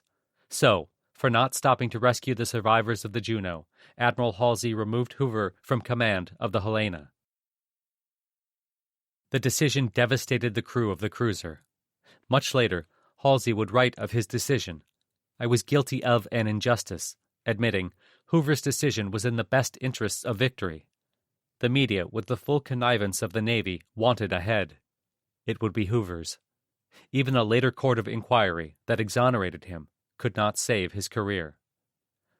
Ancient Carthage, those people known for burning babies to death as offerings to the god Baal Hammon, had a habit of crucifying, literally, a commander who lost a battle. It was a stupid habit, as it did not allow them to learn from their mistakes. Carthage paid dearly for this policy in its wars with Rome. Like Carthage, the U.S. Navy had just crucified, figuratively, a commander, albeit one who had won a battle. They did this for no other reason than the irrational vengefulness of a talented bureaucrat. And like Carthage, the U.S. Navy would pay dearly. Chapter 5. Just When You Think. As long as humanity has had armies, there has been the adage, an army marches on its stomach. Before an army can fight, it must be fed. Quite simply, if it is hungry, it will lose effectiveness on the battlefield, which was exactly the situation facing the Japanese in the Solomons. While they had done their homework for the Java Sea campaign and were prepared for almost any contingency, their advance in the Solomons was much more opportunistic, much less prepared. They established their main bastion at Rabaul, home to a fine harbor and an equally fine set of active volcanoes, which occasionally hampered air operations. They had then moved to extend their line down the Solomons to Tulagi and Guadalcanal, but do not seem to have considered how they would support it. Once the U.S. had captured the Lunga airfield in August 1942, Japanese efforts on Guadalcanal were in trouble. Any troops they sent to recapture the airfield, any supplies sent to those troops, had to run the gauntlet of American air power. The airfield had to be suppressed. The supplies had to have air cover. But to provide air support, Japanese aircraft had to travel some 650 miles from Rabaul to Guadalcanal and hope they wouldn't be shot down or have engine trouble. They did have a few bases around Bougainville, Buka, Buin, called Kahili by the Allies after a nearby village, but the Japanese had not set up the necessary intermediate bases to strengthen the line from Rabaul to Guadalcanal. They would repeatedly set up seaplane bases in Rakata Bay near the northern tip of Santa Isabel. But seaplanes are always less effective, as they would prove time and time again during the course of the campaign, than regular land-based aircraft. With their supply line effectively cut, the Japanese 17th Army on Guadalcanal was now in desperate shape. The experience of Admiral Tanaka's convoy had, once again, showed the dilemma. They needed troops and supplies to take the Lunga airfield, but that same airfield prevented them from getting those troops and supplies. By this time, the 17th Army had no more than 5 artillery pieces and could not afford to fire more than 10 rounds a day unless they wanted to risk being left without ammunition with which to defend themselves. There had been plenty of ammunition for the artillery on Tanaka's transports, but most of it ended up on the bottom of the slot or exploding on the beaches of Doma Cove. The small arms ammunition situation was only marginally better, but it was food that was truly lacking. Of the some 28,000 Japanese troops of the 17th Army on Guadalcanal, only about 4,200 were estimated to be in any shape to fight. Starvation rations did not help the body's immune system, and the vast majority of the Japanese troops were stricken with malaria. Those soldiers who could walk were assigned to scouting, patrols, and attacks. The vast majority, too weak to walk, were put in defensive emplacements. Imperial General Headquarters recognized the problem, but did not know how to solve it. Back in August, it was the Imperial Japanese Navy that had wanted to recapture Guadalcanal and the Imperial Japanese Army that focused on New Guinea. Now it was the Navy that thought the important theater was New Guinea, while Guadalcanal wasn't worth the already staggering cost and the army that insisted on recapturing the island. Imperial General Headquarters, forced to negotiate between the two rival services, concluded that things had to change. Imperial General Headquarters had already realized that General Hyakutake could not manage campaigns in both New Guinea and Guadalcanal at the same time, so the campaigns were split. General Hyakutake kept the 17th Army on Guadalcanal. A new army, the 18th, was formed to handle operations on New Guinea and handed over to Lieutenant General Adachi Hatazo. Lieutenant General Inamura Hitoshi was appointed to coordinate and oversee these two armies as commander of the new 8th Army area, the Imperial Army's equivalent of an army group. Inamura was recognized as a good administrator, and it was hoped that he would be able to improve the rapidly worsening situation. Summoned to the Imperial Palace to officially receive his new appointment, as the general was bowing himself out, the emperor said, "Inamura, I understand that my soldiers are suffering terribly on Guadalcanal. Go as soon as you can. Even one day is important."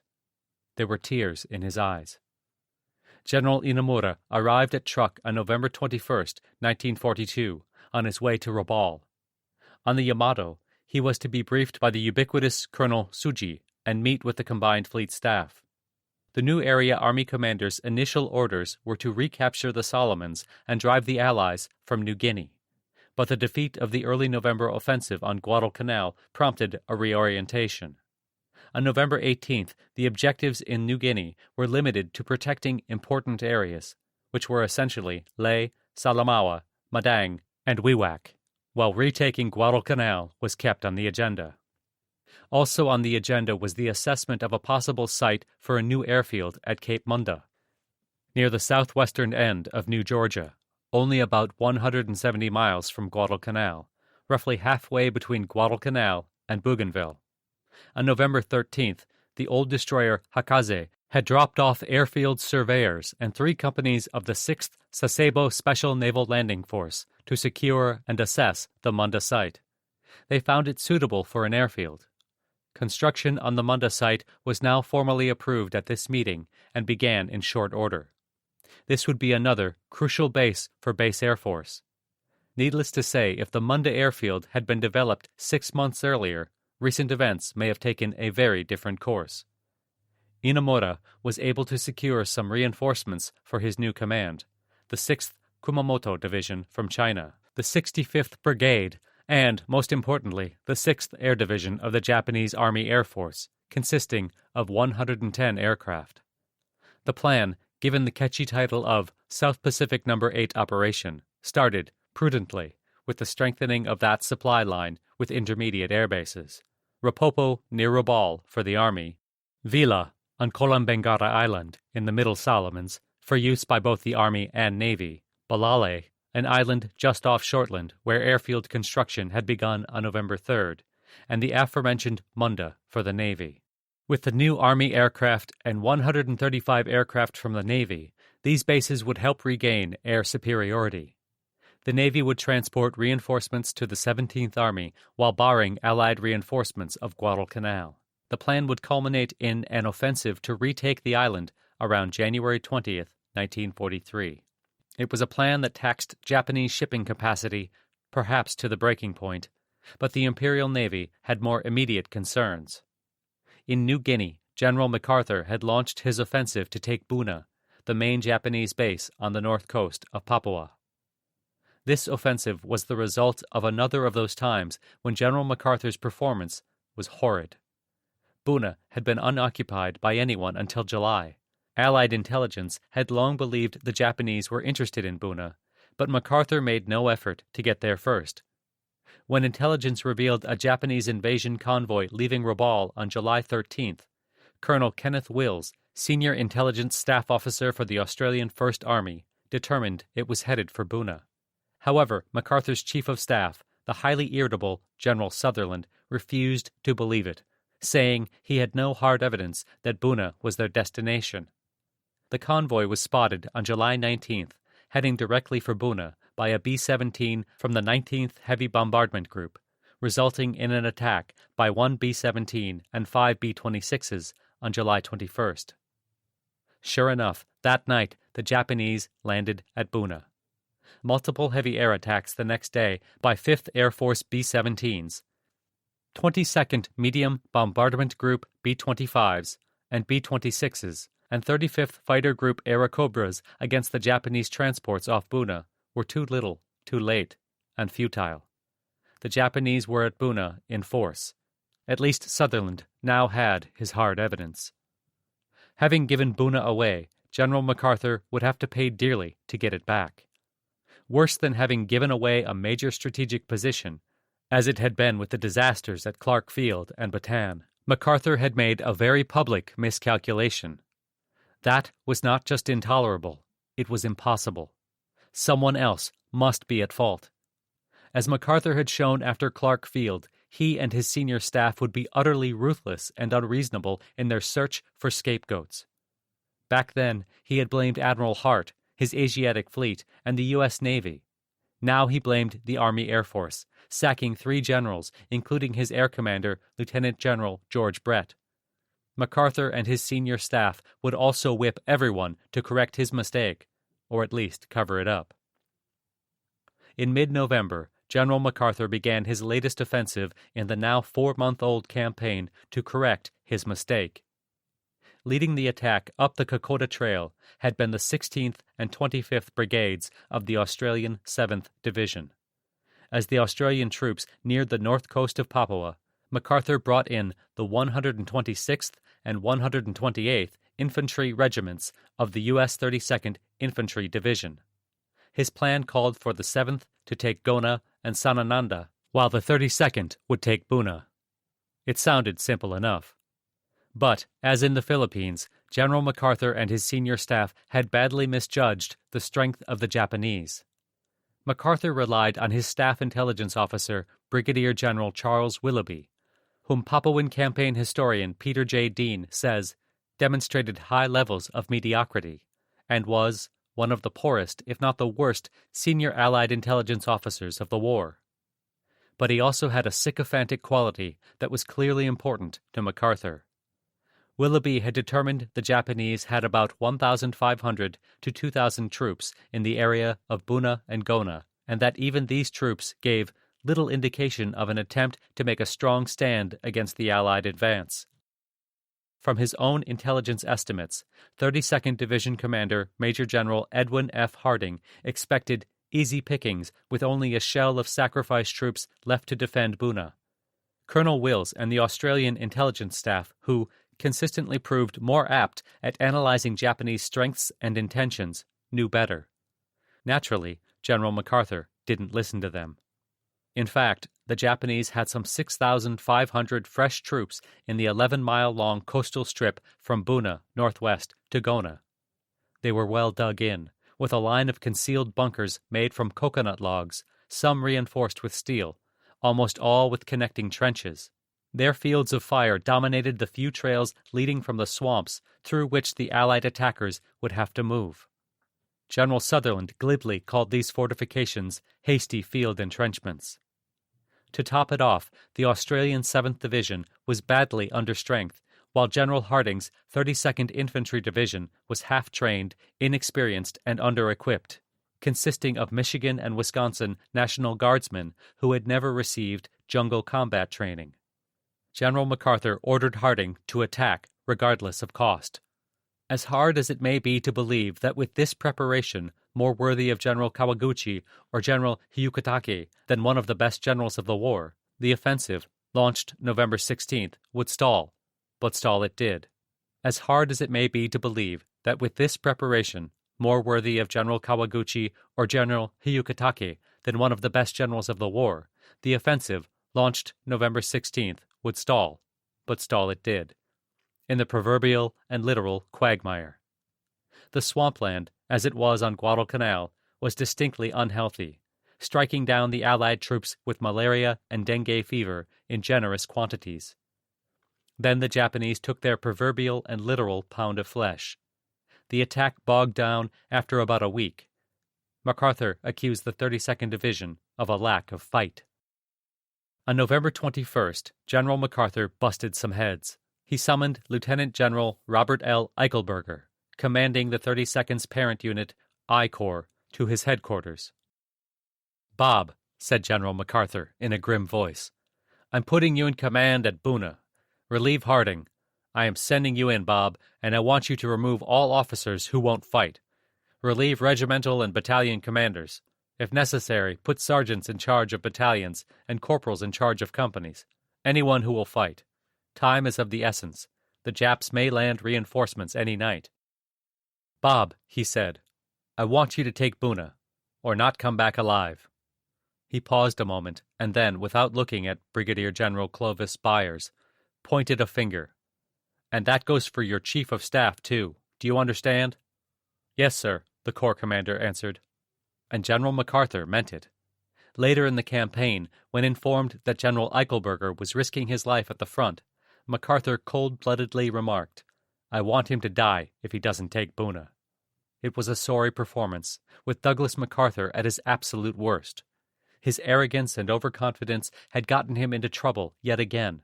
So now he drove his subordinates and his troops with a ruthlessness not usually seen outside the Imperial Japanese Army, all to correct his mistake. But Douglas MacArthur was right about one thing. The Japanese could land troops at any time. Because, as poorly as the offensive was going for the Allies at the moment, it sent shockwaves through combined fleet. A furious Admiral Ugaki called the army careless and commented that, if the Buna airfields were lost, air raids upon Rabaul would be intensified, ultimately making it impossible for us to hold there. Inamoda agreed to divert the Army's 21st Brigade to Buna. General Inamoda then headed off to Rabaul, where he arrived on November 22nd. Inamoda immediately radioed General Hyukatake on Guadalcanal, telling him that 2 fresh divisions would arrive within a month and requesting a complete report without hiding anything. Hyukatake didn't hide anything, reporting that his troops had been living on grassroots and water for a month. Moreover, an average of 100 men starved to death daily. This average will only increase. By the time we get 2 division reinforcements, doubtful how many troops here will be alive. Inamoda could only offer promises of help, adding that their bravery was enough to make even the gods weep. 3 days after his commanding officer had visited Truk, General Adachi came in for a briefing by Combined Fleet. Coming over from China, Adachi had very little understanding of the South Pacific situation. By this time, the Japanese on Guadalcanal were being pushed westward out of their lines on the Matanakaw River. Included in this retreat was the 16th Infantry Regiment, which came from Admiral Yamamoto's hometown of Nagaoka. Trying to lighten the dark mood, Yamamoto joked about the poor conduct of the 16th Infantry. Admiral Ugaki told him to shut up. Not getting the hint, Admiral Yamamoto added that he was encouraging them to clear the past dishonor, but most probably they will never come back alive. With a smile, he concluded, "I, too, will not be able to go back home unless Guadalcanal is recaptured, so I am depending on your army." General Inamoda formally assumed command of the 8th Area Army on November 26th. That same day, Major Hayashi Takahiko arrived from Guadalcanal with a formal report from General Hyukatake. The 17th Army was almost out of meat and vegetables, and its supply of rice and barley would be exhausted that very day. Some units had not been resupplied for 6 days. Medical supplies were also exhausted, since the Army suffered through being deployed mostly in jungle areas devoid of sun or on reverse slopes. Naturally, in his view, the blame for this situation fell entirely on the Imperial Japanese Navy for a lack of support, especially air support, and an inability to cut the American supply lines. That the Japanese Army Air Force had until now contributed none of its own aircraft in support of its own 17th Army was apparently left out of this report. The food situation had reached crisis proportions. Starvation Island, indeed. The redoubtable Captain Monzen Kane, who had been commanding Japanese naval troops on Guadalcanal since before the American landing, sent a handwritten note to Admiral Ugaki stating, "Hardships and shortages have reached beyond the limit this time. The Japanese needed to get food to the 17th Army. Since the Americans kept attacking supply convoys, the Japanese would be forced to try other methods. Back on November 16th, Combined Fleet ordered most of its submarines in the area to prepare to transport food to Guadalcanal in what would be called Mole Magura runs. A submarine could transport 20 to 30 tons of food on one trip, enough to feed the army on Guadalcanal for a whole day, assuming the troops could manhandle the crates from the beach through miles of jungle to the front lines. It was not a plan that found favor with the submariners.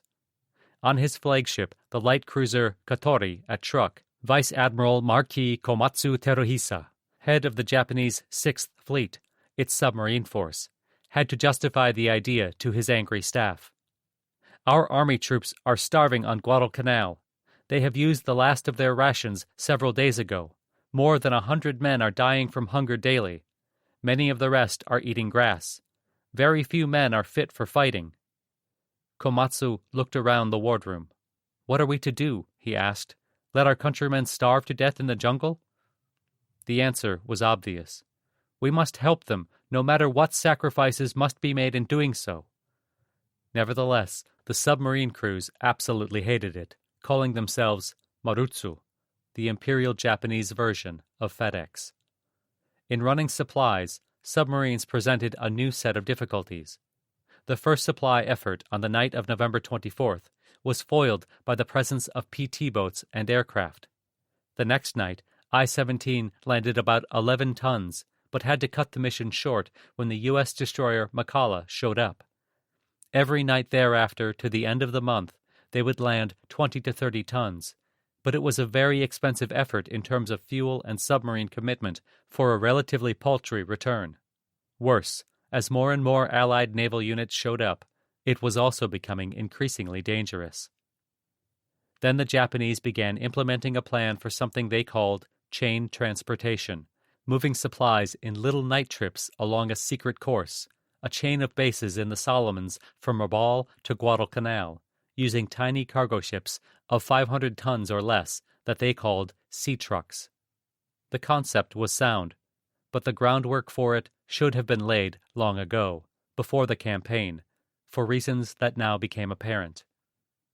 As their first new base in the chain, the Japanese chose Wickham Anchorage on the island of Vangunu, off the southeast coast of New Georgia. On December 26th, 2 sea trucks, Takashima and Iwami Marus, arrived in Wickham carrying dehydrated rations, sealed drums of rice, a machine gun section, and a signal unit.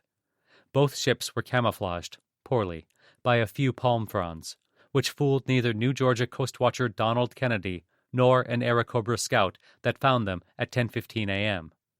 About 4 hours later came an airstrike centered around 7 SBD Dauntlesses, who pummeled both ships with bombs.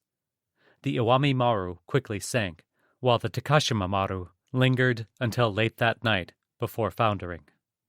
The next night, December 27th, destroyers Urakaze, Tanakaze, Isunami, Inazuma, Arashio, and Yugure successfully dropped off 600 Army troops at Wickham without incident. The following day, the sea trucks Kikumaru and Azusa Maru brought 300 naval infantry, food, and heavy anti-aircraft guns to Wickham. They too were camouflaged, poorly, by palm fronds. This did not fool a pair of P-38s flying reconnaissance on the morning of December 29th. Just before 10 a.m., a dozen Dauntlesses arrived from Henderson Field and promptly destroyed both ships before they could offload more than a tiny fraction of their cargo. Now, instead of starving troops on Guadalcanal, the Japanese had starving troops on both Guadalcanal and Wickham. So much for chain transportation. The Japanese were thus forced to switch to Plan C, continuing the tried and tested method of rat transportation, running food from Guadalcanal at night on destroyers. It's hard to escape the conclusion that none of the Imperial Navy crews actually enjoyed running supplies, given their unflattering nicknames for it. But with a rather bizarre twist. They would put 330 pounds of rice and barley into an oil drum that had been scrubbed clean, hopefully. They would load 200 to 240 of these half-filled drums, joined by ropes, onto the fantail of a destroyer. When the destroyer was close to the Guadalcanal shore, the drums would be pushed overboard, to be pulled ashore by the troops on Guadalcanal. The destroyers could then be away before daylight. It would take 20 such destroyer runs per month to feed 20,000 men. It was not a perfect plan. The same fuel and efficiency issues of the original Tokyo Express were present with this new version. Munitions remained an issue, since they were too heavy to be transported by this method, and while the tides were predictable, the currents were not. To be blunt, this was a method born of desperation. There was simply no other option.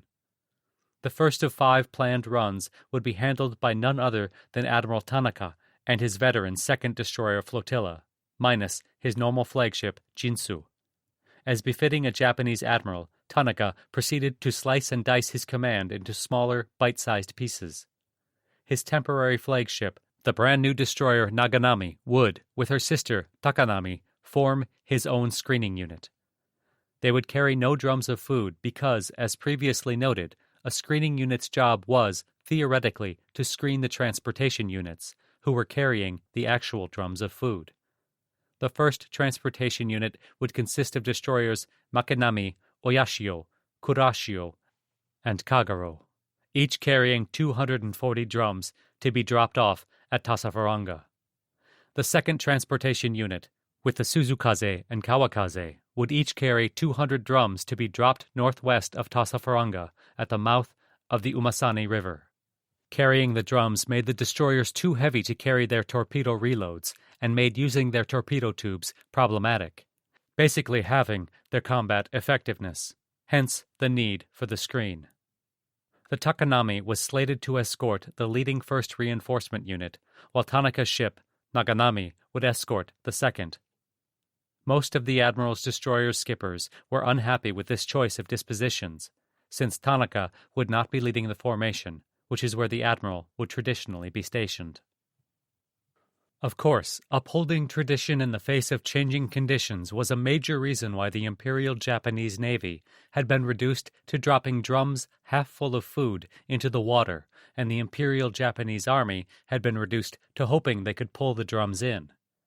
Not to be able to fight, but just to be able to stay alive. Admiral Tanaka's supply convoy of destroyers left Shortland at 12:30 a.m. on November 30th. They passed through Bougainville Strait and turned east, heading toward Roncador, Kalopoa Reef, looping to the north of the Solomons. Moving at 24 knots, the force was shadowed by a B-17, frustrating Tanaka from turning south until around noon. He needn't have worried. The reconnaissance plane did not report him. Under cover of a friendly squall, the force headed south to Ramos Island, passing west of Ruadica and Buenavista Islands before heading down Indispensable Strait, upping the speed to 30 knots for the final run to Guadalcanal. That afternoon, Japanese scout planes reported 12 destroyers and 9 transports. Admiral Tanaka passed the words to his crew, adding, "There is a great possibility of an encounter with the enemy tonight. In such an event, utmost efforts will be made to destroy the enemy without regard for the unloading of supplies." In other words, feeding the starving troops was not the top priority. It never was. Admiral Tanaka received no other reconnaissance reports throughout the day. His second destroyer flotilla was, he still believed, the best in the Imperial Japanese Navy, even without his normal flagship, Jinsu. They had trained together, fought together. They were tough veterans who did not need much in the way of orders, but would properly carry out any orders he issued. At 6:45 p.m., Tanaka ordered his ships into a column. The Takanami, as planned, was in the lead. After her were the destroyers of the first unit, the 15th Destroyer Division with the Oyashio, Kurashio, Kagero, and Makinami, carrying Division Commander Captain Sato Torajiro. Behind that was Tanaka's Naganami, and the second unit, the 24th Destroyer Division, with the Kawakaze and the Suzukaze, under the command of Captain Nakahara Giichiro. Coming from the north, the Japanese force entered Indispensable Strait and sighted Savo Island at 9:40 p.m. An hour later, Admiral Tanaka's delivery destroyers looped to the south of Savo Island and headed eastward into Iron Bottom Sound, some 3 miles off the shore of Guadalcanal. The Takanami, as planned, split off and moved ahead about 4.5 miles from shore, scouting the area ahead of the main force. Carrying Captain Shimizu Toshio, commander of the 31st Destroyer Division, and skippered by respected veteran Ogura Masami, Tanaka considered the 3-month-old Takanami the ideal ship to keep watch. She reported that everything was clear. Having found the lighted markers off Doma Cove, at 11 p.m. the flagship veered to starboard to lead the Kawakaze and Suzukaze. The 3 destroyers bringing up the rear slowed to dump their drums, dropping back from the rest of the force.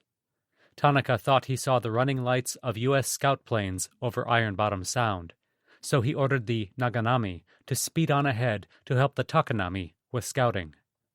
What were the Americans doing? Few Japanese skippers accepted how things had changed since Midway. Fewer still knew how to adapt when things changed. The exception was Tanaka Raizo. At 11:12, the voice radio squawked, "Sighted what appear to be enemy ships, bearing 100 degrees." This was quickly followed by, "7 enemy destroyers sighted." The voice was from the destroyer Takanami. The reaction from Admiral Tanaka was cool, calm, and immediate. Stop unloading. Take battle stations.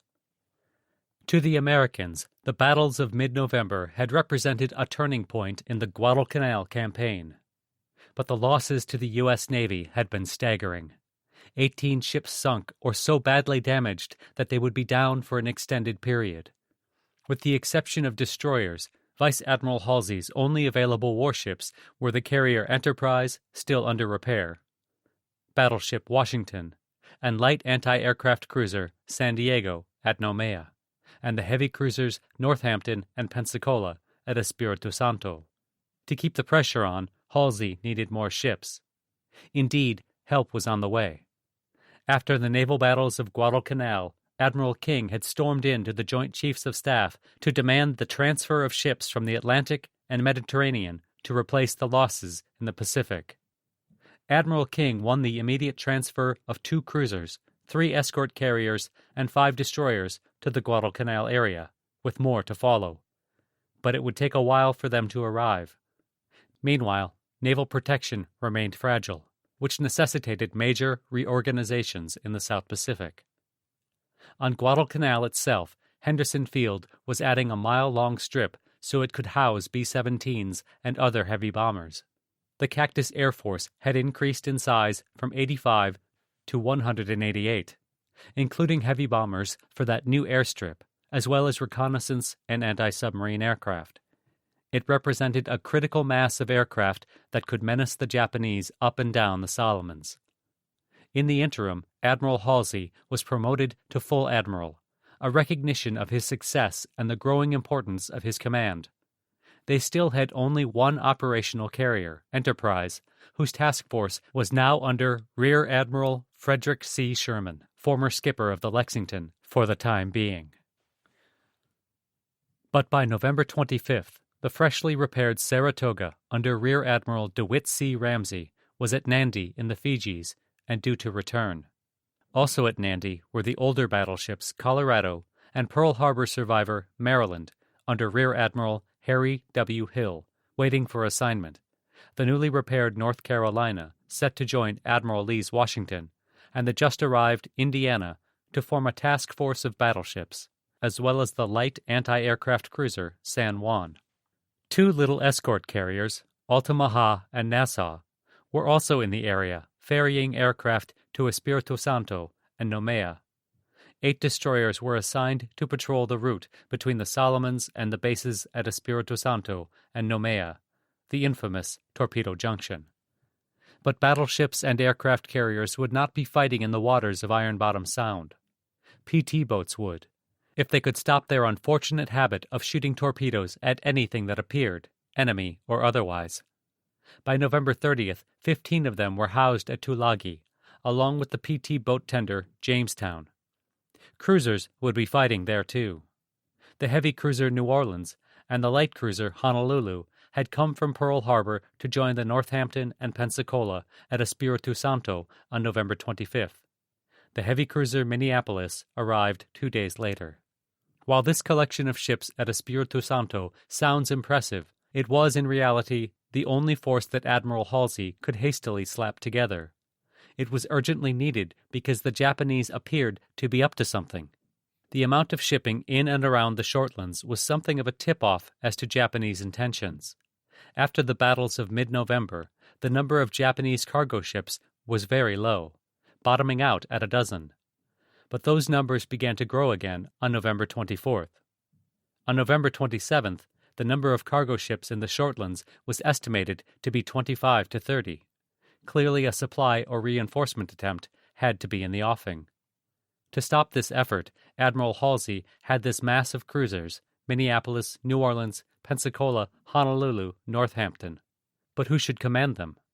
With the deaths of Admiral Scott and Callahan and the sacrifice of Captain Hoover to office and national politics, there were no flag officers experienced in handling surface forces at night. Admiral Kinkaid, having been recently replaced by Admiral Sherman as commander of the Enterprise Task Force, was available, so Halsey tabbed him to command this new force, designated Task Force 67. Admiral Kinkaid had done a credible job commanding the Enterprise Task Force, but he was a black shoe admiral, to use historian John Lundstrom's term, a non-pilot who usually wore black shoes. Commanders who were pilots usually wore brown boots. This cost Kinkaid credibility with some people, as it had Admiral Fletcher, and some wondered if this lack of aviation training had played a role in some of his less successful decisions. Be that as it may, Admiral Kinkaid got the job to head Task Force 67. Kinkaid arrived in Espiritu Santo on November 24th, while his cruisers assembled. Oddly, in a campaign that featured 4 major night combat engagements, 3 of which involved cruisers, neither Kinkaid nor any of these particular cruisers had taken part. They had been serving as escorts to the aircraft carriers. When the various carriers were sunk, it had the perverse effect of freeing these ships for surface action, just as it had aircraft for Guadalcanal.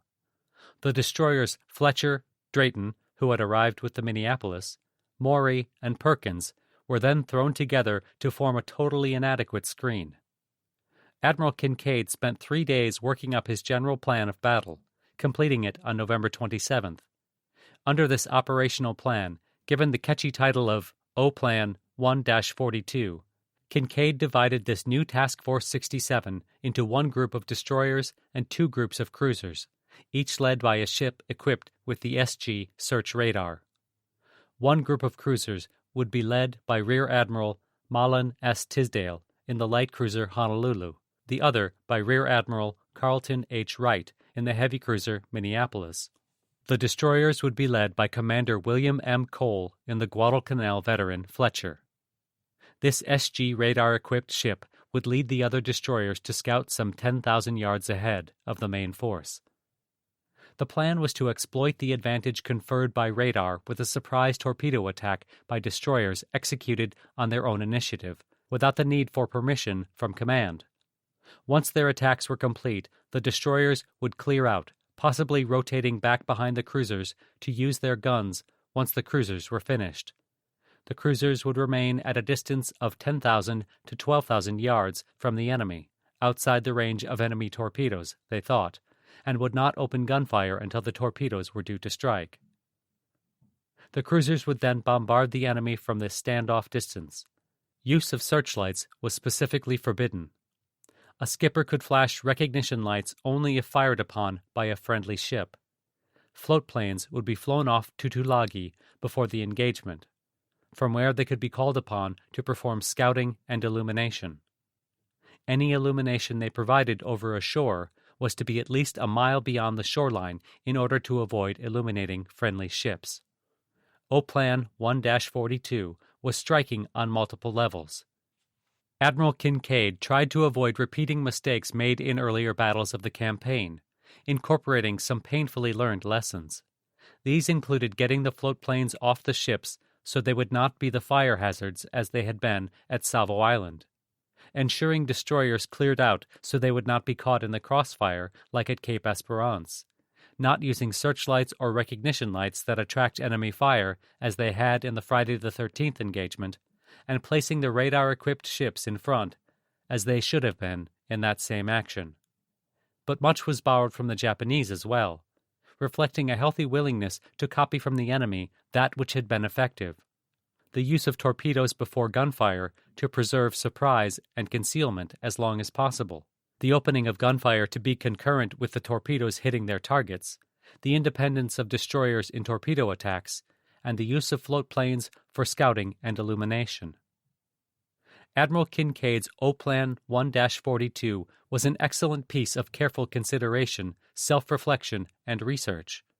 Naturally, after putting so much time and effort into preparing this tactical plan, Kinkaid was immediately reassigned to the North Pacific to help retake from the Japanese those two Aleutian bastions of infinitesimal strategic value, Attu and Kiska. In fairness, Kinkaid wanted to be reassigned. He was upset at losing command of the Enterprise Task Force and viewed his new assignment as something of a demotion. His replacement would be Rear Admiral Wright. This seemed logical. Bosco Wright had been Kinkaid's subordinate and was intimately involved in the development of the plan.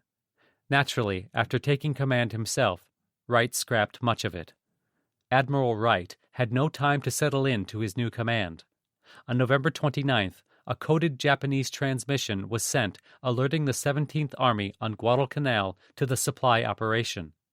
The transmission was promptly decoded by magic. That was as much confirmation as one could hope for. That afternoon, at 4:52 p.m., Admiral Halsey signaled Wright, "Be prepared to get underway as soon as possible with all your force present and intercept enemy destroyers at Cactus night of November 30, December 1st. Report your force and readiness." Wright responded, "Minneapolis, New Orleans, Pensacola, Honolulu, Northampton, Flesher, Maury, Perkins, Drayton, ready, midnight, 29th. At 7:35 p.m., Admiral Wright signaled his ships to prepare to leave at midnight, and that O-Plan 1-42 was effective. But less than a half hour later, he was backing off the ladder. Present intention, destroyers concentrate 2 miles ahead of guide before entering Lengo Channel. Upon clearing channel, and until contact is made, destroyers on bearing 300 true from guide distance 2 miles. Cruisers in line of bearing 320. Maneuver by turn movements to pass about 6 miles from coast. Expect to direct commence gunfire at range about 12,000 yards. Situation will probably not permit withholding gunfire to complete torpedo attacks. Any vessel having known enemy within 6,000 yards is authorized open fire. Admiral Halsey ordered Admiral Wright to take his force east and north of San Cristobal to enter Lengo Channel and be off Tassafaronga by 11 p.m. on November 30th. Wright responded that he planned to leave at midnight and be off Tassafaronga by 1 a.m. on December 1st. That itinerary was not good enough for Halsey, who was concerned the convoy might consist only of destroyers, and thus responded, "Enemy may arrive sooner than expected." He added, "Hurry arrival." This meant completing the 600-odd-mile run to Tassafaronga in 23 hours. Wright was concerned that his ships would have to average more than 26 knots, requiring the use of all their boilers for the full 23 hours. So, come midnight, Task Force 67 was northbound with a long way to go and a short time to get there. Even though they passed east of San Cristobal, hoping to avoid Japanese scouts. They didn't. As noted above, a reconnaissance plane radioed Admiral Tanaka, 12 American warships and 9 transports approaching Guadalcanal. The Japanese were not the only ones watching. The indefatigable coast watcher Paul Mason, scanning the Shortland's anchorage, found that a dozen destroyers had vanished during the night. He notified Guadalcanal, who passed it on to Admiral Halsey and Admiral Wright. But no one seemed interested in where those destroyers could have gone. Also uninterested had been the crew of a B-17 on a scouting mission north of the Solomons that seems to have passed over several destroyers at around 10 a.m. and didn't report them.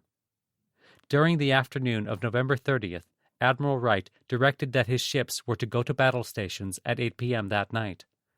A little while later, at 4:25 p.m., all 10 scout planes were flown off from the cruisers to Tulagi, carrying 160 gallons of fuel and 4 parachute flares. When ordered to do so, they were to launch from Tulagi and search between Lunga Point and Cape Esperance, starting at 10 p.m., to report all enemy ships sighted to the Admiral, but not to release the aforementioned flares unless he so ordered. Wright had pushed his ships so hard that 90 minutes had been knocked off the travel time. Expected arrival at Tassafaronga was now 11:30 p.m. The Admiral kept fine-tuning his plan, though how fine it was tuned was up for debate. About the last visual dispatch we got before dusk, settled in were instructions stating not to commence firing without permission, said Lieutenant Joseph C. Wiley, executive officer of the Fletcher. Yet another part of O-Plan 1-42 scrapped. Meanwhile, Tulagi, in order to avoid another friendly fire incident, ordered its PT boats to return to port because of the approach of Wright's task force. But a friendly collision incident was almost in the making. As Admiral Wright's force approached Lengo Channel, they were in a column led by the destroyers Fletcher, Perkins, Maury, and Drayton, followed by the flagship Minneapolis, then the cruisers New Orleans, Pensacola, Honolulu, and Northampton. Wright had been informed that a friendly supply convoy was around here somewhere, but he did not know precisely where until the convoy of 3 freighters and 5 destroyers suddenly materialized out of the dark, headed straight for him. Collisions were narrowly avoided. 2 of the destroyers escorting the convoy, the destroyers Lamson and Lardner, forming 9th Destroyer Division, had received orders from Admiral Halsey at 6:50 p.m. to put themselves at Admiral Wright's disposal. At 7:37 p.m., Wright messaged them, "Form astern of last unit of this formation, my speed 20. The Lamson and Lardner fell in as directed at around 9 p.m. Commander Lawrence A. Abercrombie of 9th Destroyer Division now became the senior destroyer commander present, except he had no idea of Wright's plan. Wright did not want to radio the plan to him, and flashing it by Aldous lamp could take an hour, so there was no way for Abercrombie to effectively command the destroyers. Abercrombie would later write, "No information was obtained concerning the disposition of enemy forces. What might be encountered? No operation orders, no special instructions, no recognition signals, no reference or rendezvous points, or anything pertaining to the night's operations. Wright just told him to rely on good sense and tactical signals." But adding 2 more ships to a task force at night, when those ships were unfamiliar with the plan, or the other ships, or the officer in tactical command, was asking for trouble in the form of a friendly fire incident. This had almost happened with the ships already in the force, and already familiar with the plan. At 9:35 p.m., the New Orleans, struggling with its radar, radioed Admiral Wright, "We think we have about 4 contacts on the port bow in column." This description of the contacts must have sounded disturbingly familiar to Commander Cole of the Fletcher, leading the 4 destroyers. He asked, "Is that us?" It was. Fortunately for him, the New Orleans had more sense than, say, the PT boats currently cooped up in Tulagi. But it was indicative of how Admiral Wright had deviated from O-Plan 1-42. The Fletcher, or some other SG-equipped destroyer, was originally supposed to be 10,000 yards out in front. She was not even half that, and consequently could not effectively scout even with her SG radar. Admiral Wright's force cleared Lengo Channel at 10:25 p.m. The cruisers changed course by head of column to 320 degrees true, with the destroyers on parallel courses to parallel the coast of Guadalcanal some 25 miles away.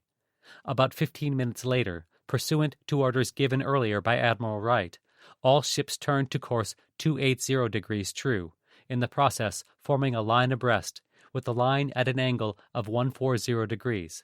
This was called a line of bearing. This was done so the ships could approach the Guadalcanal coast together and perform a maximum sweep of the coast with their search radars. But 11 ships charging in a line, an angled line, actually, known as an echelon, was an impressive sight reminiscent of the ancient Athenians charging at Salamis. And the charge found something. At 11:06 p.m., the radar operators on the Minneapolis saw something that looked like a small wart on Cape Esperance. The wart grew larger until it finally detached itself from the land. It was almost due west, 284 degrees true, at a distance of 26,000 yards. The wart then started splitting up until, by 11:15, 7 blips were clearly visible, heading to the southeast at a speed of 15 knots. At 11:08, Admiral Wright ordered ships right to 320 degrees true to reform the column. He immediately informed the rest of his force of the radar contact, almost due west, distance 32,000 yards. At 11:10, the destroyer Fletcher, leading the Allied force, picked up blips at 14,000 yards. Commander Cole had the destroyers increase speed to 25 knots. As the range closed, the Japanese formation became clear. A column with a lone ship on the port beam of the leader. It was running parallel to the coast of Guadalcanal, course about 150 degrees true, about 1.5 miles into the water. He ordered the Fletcher to course 290 degrees northwest. He watched the port torpedo director as the range closed and the angle became a perfect port beam shot, 270 degrees, for Mark 15 torpedoes running at 36 knots for 9,000 yards, which was the intermediate setting. Ready to launch his torpedoes, at 11:16 p.m., Commander Cole radioed Admiral Wright. "Interrogatory, William," which was code for a request to fire torpedoes. Wright responded, "No," elaborating, "Range to our bogey is excessive, 14,600 yards." Lieutenant Wiley called Wright's response the most stupid thing I have ever heard of. It seems 2 different pictures were emerging on the Fletcher and on Wright's flagship Minneapolis, and neither ship could grasp what the other was seeing. Admiral Wright had checked with his radar plot and found the closest target was still 14,600 yards away. Commander Cole had checked with his radar and found he had a perfect beam torpedo shot on a target 7,000 yards away. Who was correct? There is the possibility that both were, as it has been suggested that Wright simply spaced it and forgot the Fletcher was almost 3 miles ahead of the Minneapolis. "Do you have them located?" Wright asked his destroyer skipper. "Affirmative. Range is all right for us," Cole replied. Was it? At its fastest speed, the Mark 15 could only travel 4,800 yards. In the November 13th action, the Fletcher herself had fired 10 torpedoes at a range of 7,000 yards and missed. Rather embarrassing. But whether it was more embarrassing that she missed with 10 torpedoes or that her target had been the USS Helena, no one could say. Admiral Wright had, in divergence with O-Plan 1-42, tied his destroyer's hands. His command was paralyzed with indecision. To his credit, Wright understood this and checked with the radar plot again. The operators could distinguish 4 and guessed they were destroyers. Wright's instinct told him the same thing. The Japanese would not lead with transports, except at Cape Esperance, where almost everything the Japanese did was wrong. The admiral shared his information with Cole. "Suspect bogies are DDs. We now have 4. Both Wright and Cole were aware the clock was ticking. The seconds had turned into minutes, 4 of them to be exact. The admiral finally approved. "Go ahead and fire torpedoes." Commander Cole relayed the admiral's approval to his lead destroyers. But during those 4 minutes, Cole had watched in frustration as his perfect firing solution slipped away. The targets were now passing him in the opposite direction. He had to have the torpedoes reset for a stern chase, the long-range setting but with a lower speed, 27 knots, at which speed Japanese ships could actually outrun the torpedoes.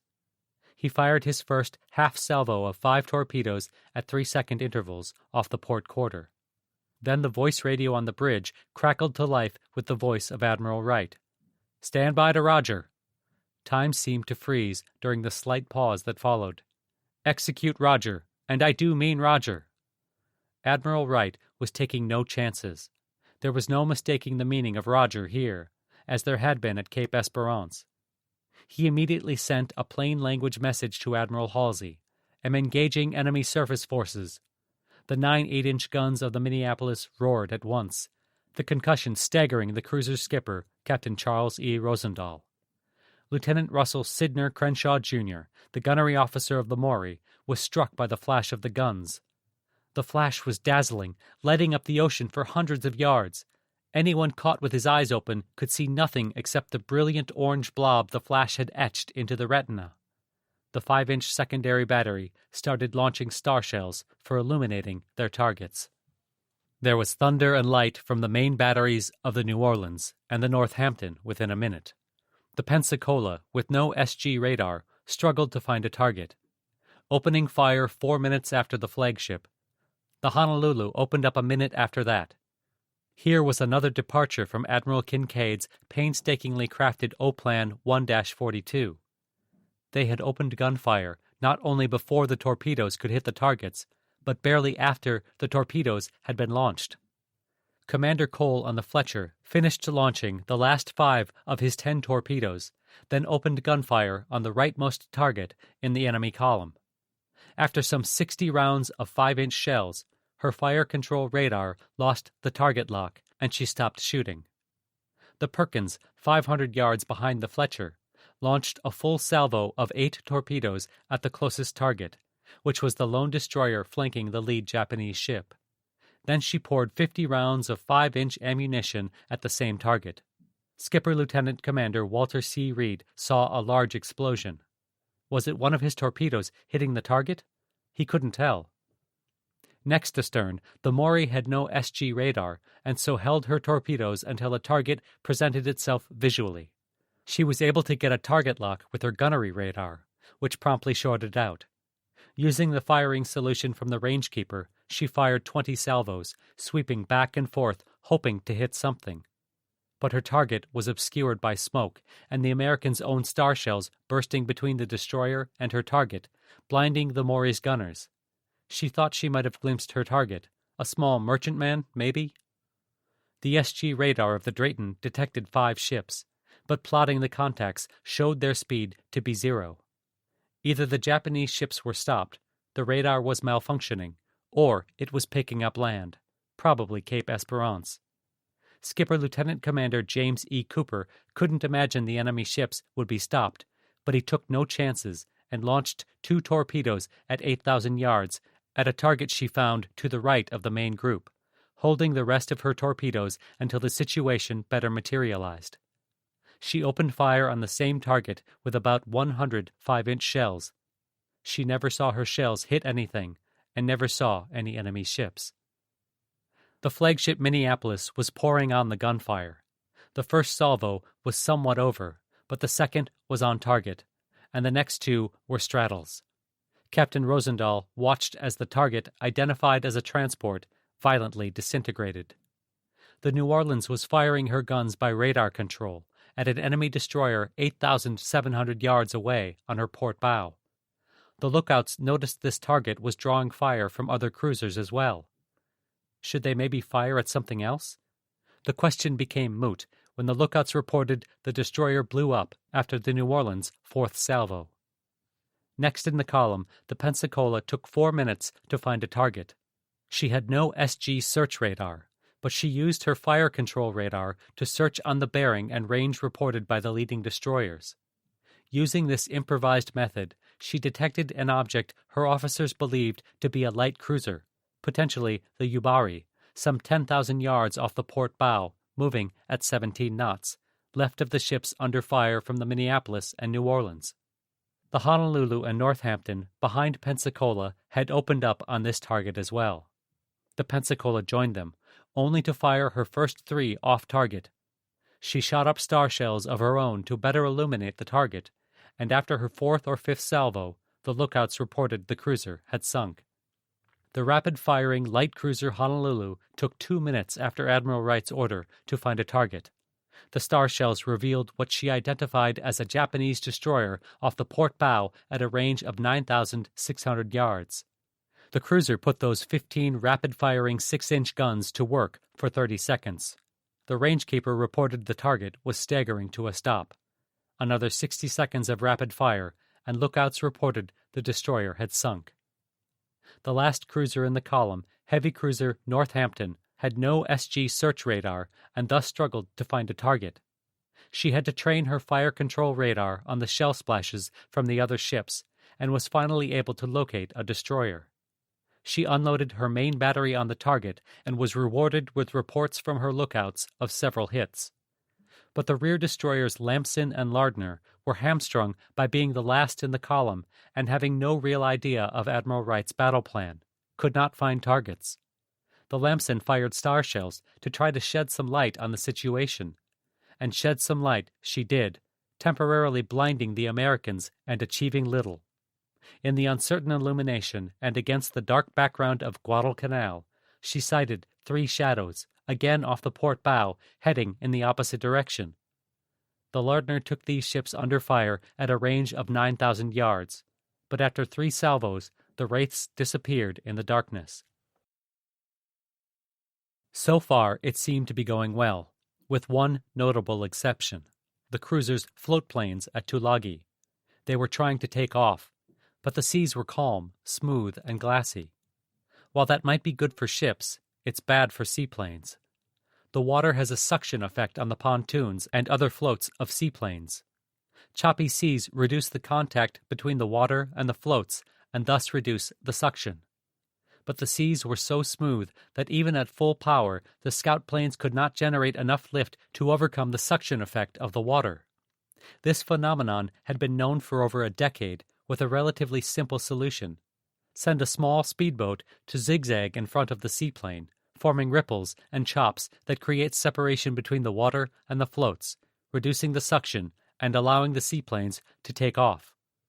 There were 15 PT boats close by at Tulagi that could fill the zigzag function, but the idea of asking any of the PT boats to help was apparently beyond comprehension for the 10 floatplane crews. The pilots spent an hour cursing and swearing as their pontoons remained stuck to the sea.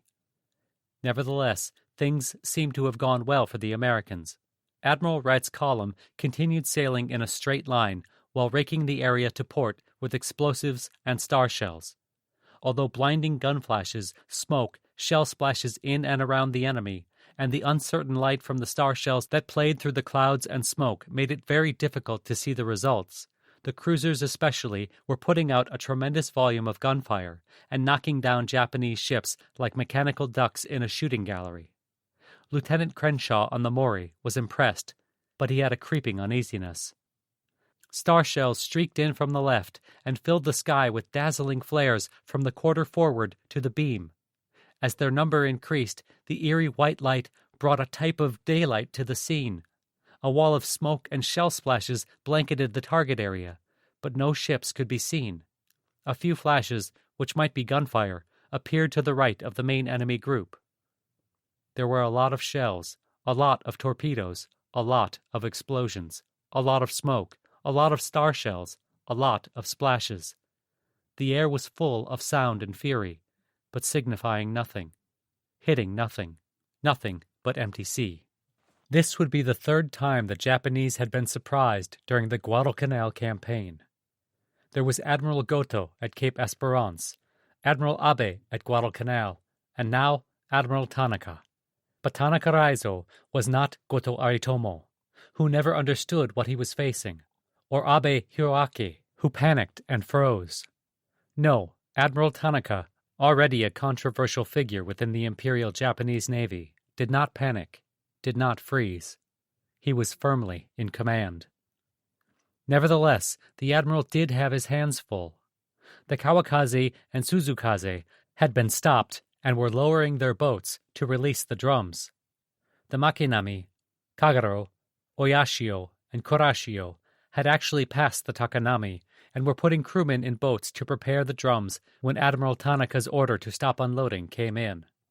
But this was the 2nd destroyer flotilla. Admiral Tanaka and his men had been through difficult situations before, including virtually having to take on an entire Allied cruiser column by themselves in the Battle of the Java Sea due to the ineptitude of Tanaka's superior. They would manage, and they did. Flares and star shells started falling. The minute these parachute flares burst into light, enemy ships opened fire on the nearest ship, which was the Takanami, Admiral Tanaka would later write. There were no parachute flares, not yet anyway. The scouting destroyer was surrounded by shell splashes. Tanaka did not hesitate. Close and attack! The order was not quite that simple. Captain Toyama Yasumi, Admiral Tanaka's chief of staff, ordered the destroyers to reverse course and increase speed to 24 knots to throw off the enemy aim. He also ordered them to not use gunfire unless absolutely necessary, an order which was about to pay immediate dividends. Oddly, for whatever reason, the Takanami did not follow this order and started returning fire with her 5-inch battery as she turned to port back the way she had come. The Japanese were outgunned and outnumbered, and not even sure of what they were facing, but they did have one critical advantage. Like Savo Island and like the November 15th action, the Japanese ships were between the Americans and the land, which made spotting them against the dark backdrop of Guadalcanal more difficult. One would think that the Americans' SG search radar would neutralize that advantage, but shell splashes show up on radar, and the American gunfire was so heavy that the shell splashes were cluttering the radar images and confusing the operators. Between the poor visibility and the cluttered radar screens, the Americans did not notice the Japanese turning around. Near Doma Cove, Captain Nakahara's destroyers Kawakaze and Suzukaze dumped their drums, rang up emergency full speed, and reversed course to port. Closest to the Americans, the Takanami turned around to port as well. Admiral Tanaka's flagship Naganami turned to starboard, away from the enemy, which seemed to violate his own order to close and attack, leaving many of the men on his ships grumbling. But there was a method to his madness. Near Tasafaranga, Captain Sato's Makanami, Kagaro, Oyashio, and Korashio, struggling to dump their drums, did not reverse course yet, but made a turn to port to unmask their weapons. The course changes threw off the American aim. The shells landed where they were supposed to land, where the Japanese were supposed to be, except the Japanese were not there, and the avalanche of shells splashed almost entirely in empty water. But the Japanese were struggling with visibility as well. Numerous illuminating shells and parachute flares suddenly set off by the enemy brightened our vicinity so that it was extremely difficult to make out the formation of the enemy fleet, Tanaka would later write. The continuous flashes of gunfire from the U.S. Navy ships, however, were as good as bullseyes for the Japanese. It felt like an ambush. The Japanese squadron was too scattered to mount a coordinated response. But this was the second destroyer flotilla. These Japanese destroyers were veterans and trained to think independently and take the initiative. They knew better than anyone the ancient Japanese credo: when in doubt, launch torpedoes. In the Imperial Japanese Navy, launching torpedoes carried not so much an air of tension as an air of expectation. They were trained well in the use of torpedoes. They knew they had excellent torpedoes, and they were very happy to use them. In the U.S. Navy, the air was of tension, perhaps leavened with dark humor. Would their torpedoes actually launch? Would the torpedoes actually reach the target? Would they speed off in some random direction, or even circle back? If they reached the target, would they even explode? Commander Cole and his crews watched the clock, timing the runs of the torpedoes they had launched while the Fletcher led the 4 destroyers westward at 25 knots. He saw 3 Japanese rounds splash just 100 yards in front of his destroyer. Another 3 splashed 200 yards to port. Clearly it was time for evasive maneuvers. Cole increased speed to 30 knots and set course 350 degrees true, north-northwest, hoping to pass west of Savo Island and loop around. The Perkins was straddled and saw a torpedo cut in front of her. Her Captain Lieutenant Commander Reed wisely made smoke and followed the Fletcher to the north. In their wake followed the Mori, who saw shell splashes from the Takanami and torpedoes, but no one was hit. The lookouts could see a row of explosions at the time the torpedoes were expected to hit their targets, which brought some satisfaction among the destroyer crews that their Mark 15 torpedoes had finally hit something. To be sure, they had hit the beach, and not any ships, but at least they had hit something, which was more than could usually be expected from the Mark 15. Watching the action from the bridge of the Minneapolis, Admiral Wright must have felt some satisfaction. The plan had been executed, not exactly as written, but executed, and the battle was going well, or seemed to be anyway. The cruiser column continued onward in a straight line. The Minneapolis was suddenly rocked by a massive underwater explosion to the port side, forward of Turret 1, in, of all places, the aviation gasoline compartment. An instant later, the ship convulsed from a second underwater explosion in the No. 2 fire room. The forecastle became an instant inferno, although this was quickly doused as the massive geysers of water sent up by these torpedo hits came crashing down, drenching the bridge. Almost immediately, Admiral Wright could feel that the Minneapolis now seemed to be dragging, plowing through the water rather than cutting through it, as well as being pulled to the right. Through the smoke now engulfing the bridge, the Admiral glimpsed the bow. More accurately, he glimpsed where the bow was supposed to be, but wasn't. For the heavy cruiser Minneapolis, the bow had been blown off, and for Admiral Wright and the Americans, the bottom had fallen out.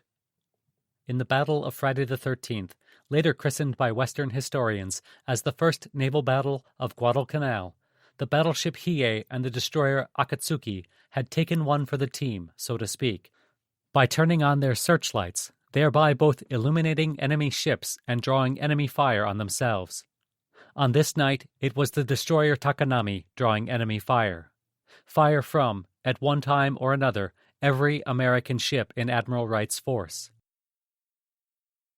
This was not unexpected. As the ship closest to the Americans, the Takanami had the biggest radar signature, and, after she started using her guns, she was the most visible ship. All the other Japanese ships were visible only intermittently, if at all, although certainly unpleasant for Captain Shimizu, Commander Ogura, and their men. It made Admiral Tanaka's decision to have the Takanami take point in the Japanese force instead of his own flagship, Naganami, an unpopular decision with his own crew, seem very prescient. More importantly, it protected the other Japanese ships. The American fire ended up being over-concentrated. While the skippers all thought they were taking on different ships, they were actually shooting mostly at the Takanami. The Japanese destroyer was smothered within minutes by a hurricane of hot steel, mostly from the Minneapolis, but also the New Orleans, Northampton, Perkins, and Maury. Shortly after she reversed course, smashed and burning, her smoke generator billowing in a futile attempt to hide herself, the Takanami staggered to a halt, causing the 5 torpedoes of the first half-salvo fired by the Fletcher and all 8 torpedoes launched by the Perkins to miss. Perkins reported a large explosion on the Japanese destroyer at this time, thinking it was a torpedo hit, but it was apparently the Takanami's torpedo reloads detonating. Nevertheless, the Japanese destroyer did not sink, and, indeed, gave far more than she got.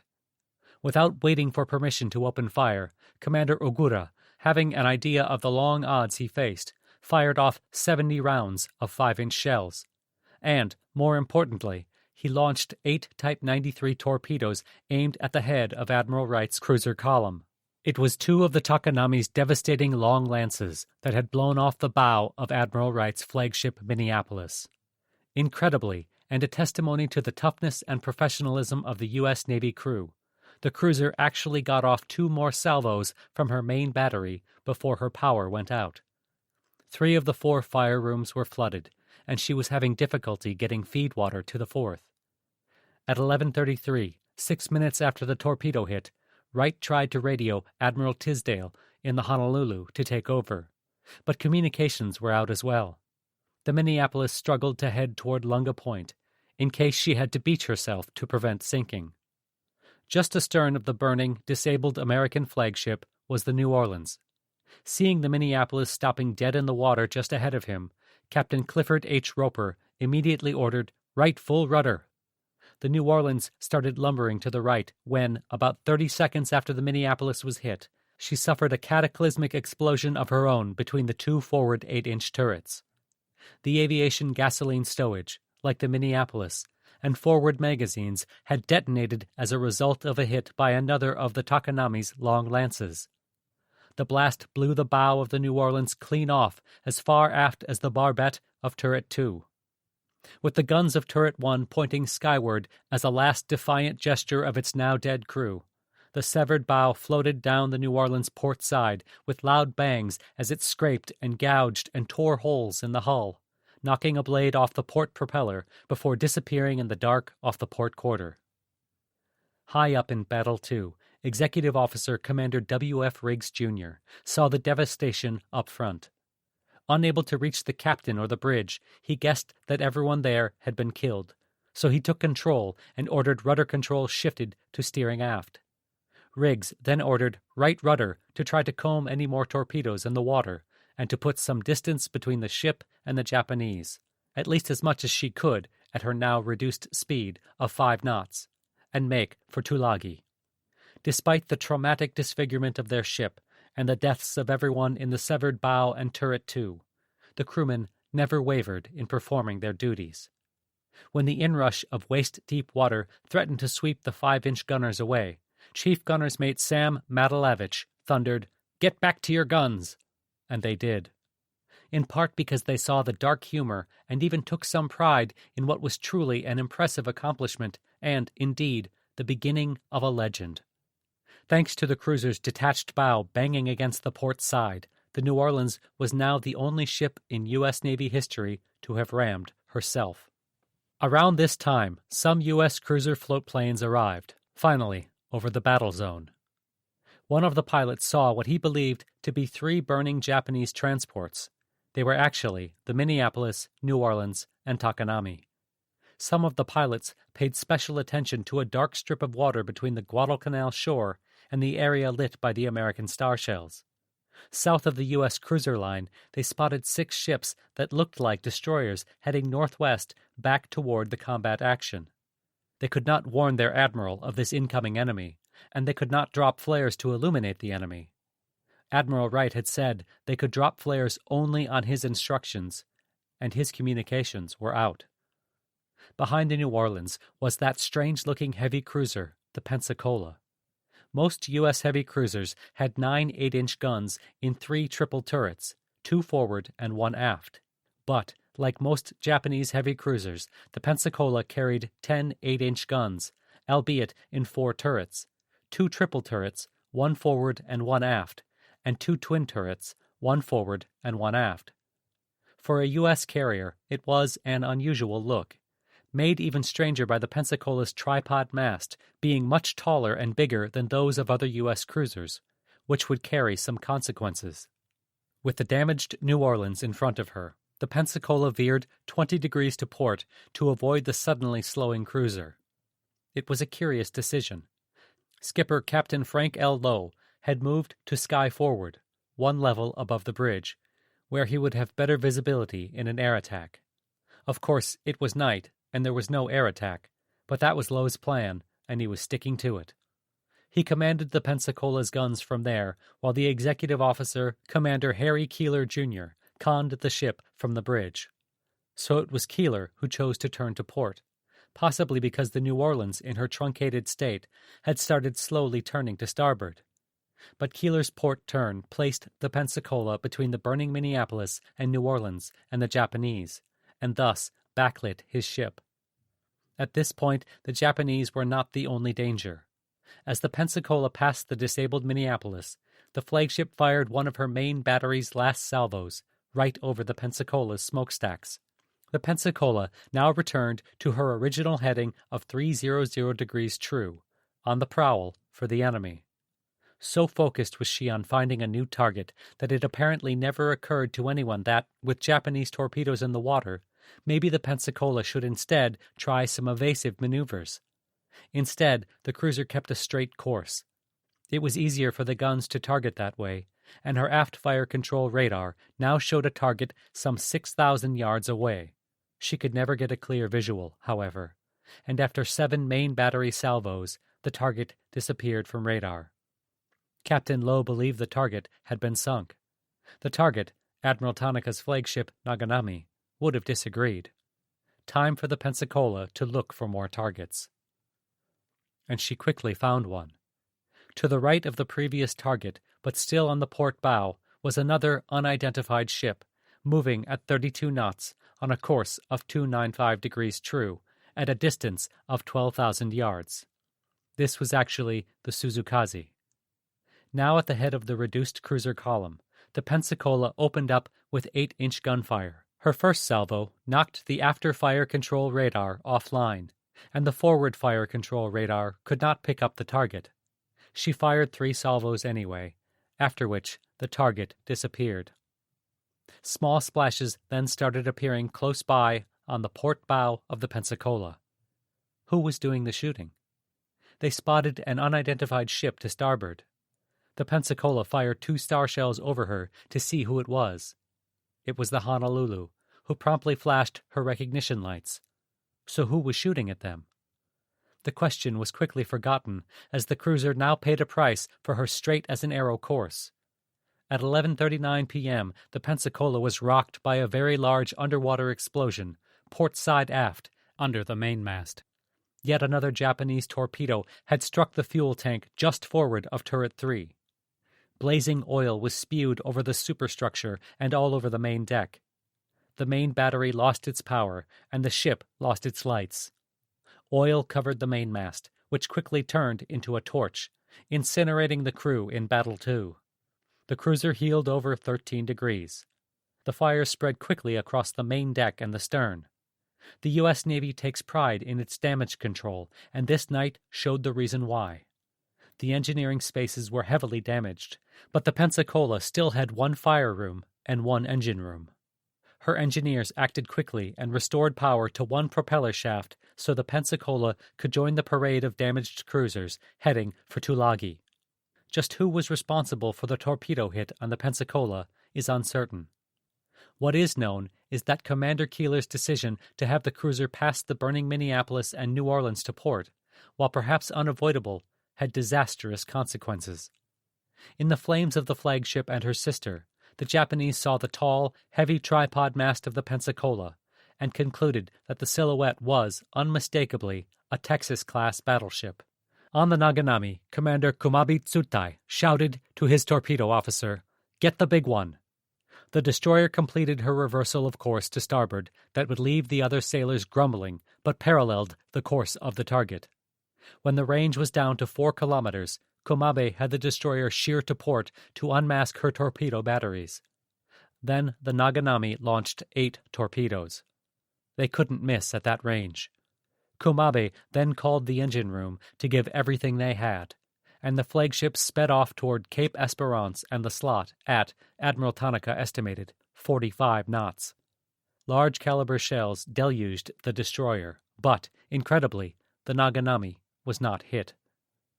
She was not the only one to see the Pensacola and determine that she was unmistakably a Texas-class battleship. Off Doma, the Kawakaze had led the Suzukaze in a quick turn to port, barely avoiding a deluge of enemy fire, and was heading back toward Cape Esperance when the Minneapolis and New Orleans were hit, their fires silhouetting the supposed battleship. Their fires also revealed 2 bubbling wakes headed for the Suzukaze, who almost hit a reef while swerving to port to avoid them. The torpedoes exploded against the reef, and the Suzukaze returned to her previous course.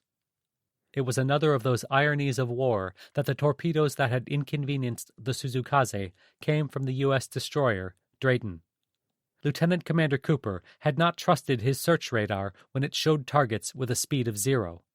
It was an understandable judgment call, playing the odds, but that was indeed the actual speed of his targets, the Kawakaze and the Suzukaze, who had been stopped as they tried to release their drums. Maybe if Cooper had launched more than 2 torpedoes, he could have bagged one or both of these destroyers. Then again, given that he was using Mark 15 torpedoes, maybe not.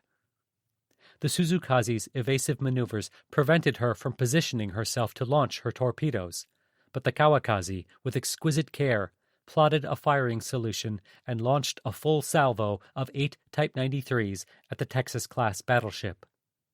The Kawakaze's crew ended up cheering a massive explosion at the precise time when their torpedoes were supposed to hit, which was also the time when torpedoes from Captain Sato's group, specifically those of destroyer Kuroshio, were supposed to hit the alleged battleship.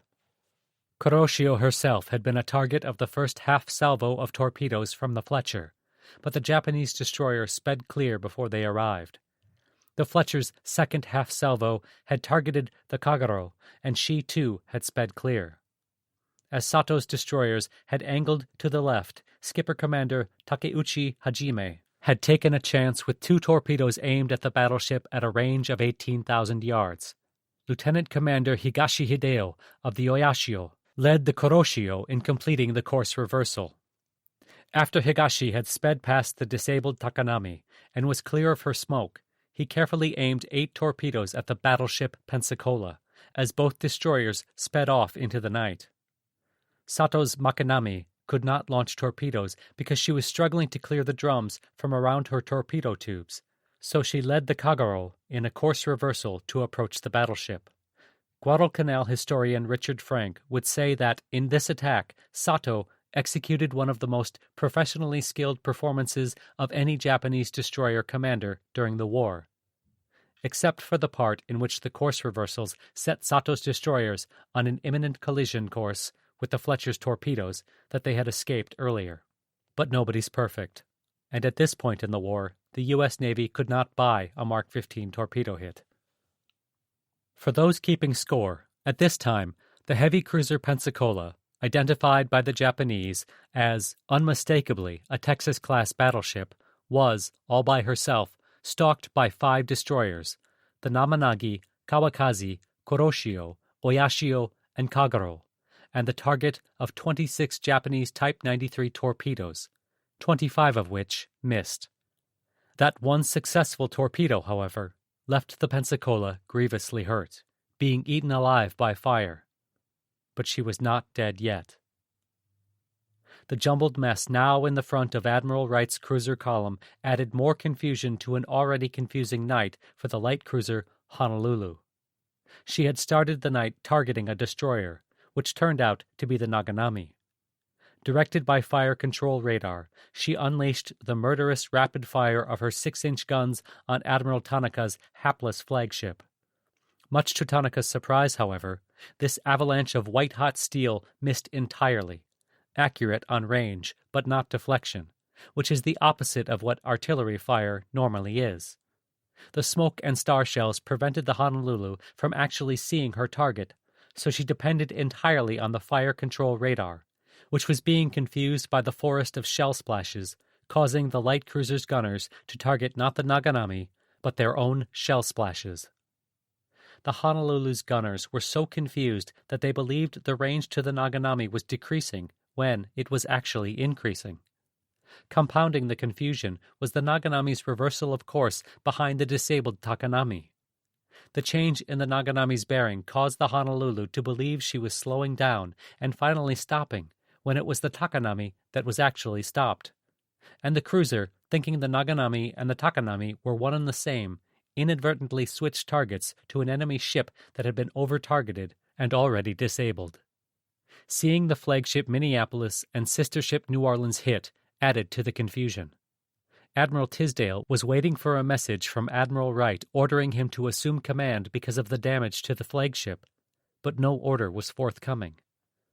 Wright had no communications at that moment, so Tisdale radioed Wright asking for instructions, only to be met with silence.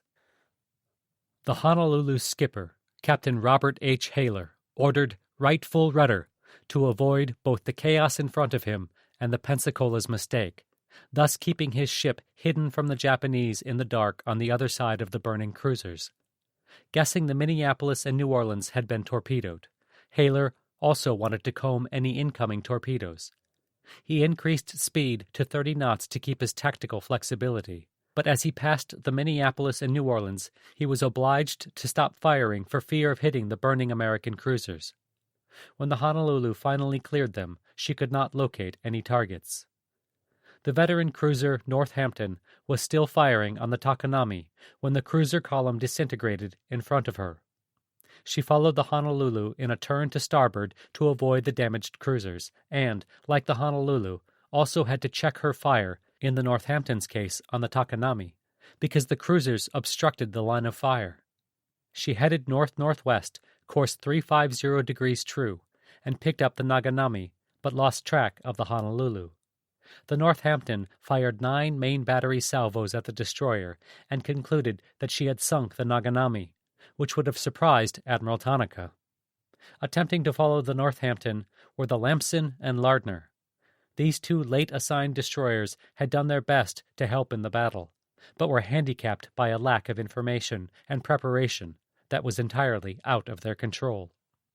The dangers created by this deficiency were starkly revealed at 11:29 p.m., when the Lardner was raked by 40mm and even some 5-inch fire from the New Orleans. Even though no one had given them the nighttime identification signals, the destroyers flashed her recognition lights, identified herself by voice radio, and even described the position of the attacking ship. The shrapnel continued flying for another 8 minutes. The Lardner's skipper, Lieutenant Commander William M. Sweetser, hauled out to the east, as, ultimately, did the Lamson. When the Northampton sheered out of line, the Lamson did as well, only to take a lashing by 40mm and machine gun fire from either the Northampton or the New Orleans. After that unfriendly welcome, Skipper Lieutenant Commander Philip H. Fitzgerald also hauled out to the east. A frustrated Commander Abercrombie later opined, "I was completely perplexed throughout the operation, and due to the incorrect recognition signals, the 2 ships of this unit were fortunate in extricating themselves without damage from precarious positions." To put it mildly, Abercrombie thought the safest bet was to have his destroyers head toward Lengo Channel and hold a blocking position. Russell Crenshaw of the Maury, in his respected analysis of the Battle of Tassafaronga, would later say this act can only be described as prudent. No one had given him any orders at all. On the Northampton, skipper Captain Willard A. Kitts believed he had sunk 2 destroyers, not the Lamson or Lardner, so his ship had a good night. Others had not. The Minneapolis and New Orleans were badly hit, and now Kitts saw the Pensacola hit, by torpedoes, he thought. His ship was not, although she was about to be hit, or rather, to hit Savo Island if she did not change course, so he headed more toward the west, course 280 degrees true, hoping to round Savo, keeping the island to starboard. The Northampton sailed along for 9 minutes, seeing the burning ships behind her, hoping to see more targets ahead of her. She saw something ahead of her, all right, but not targets, and not likely ahead of her either, though that's what her after-action report stated. No, at 11:48, Captain Kitts saw 2 torpedoes coming from, allegedly, due west, just off the port bow.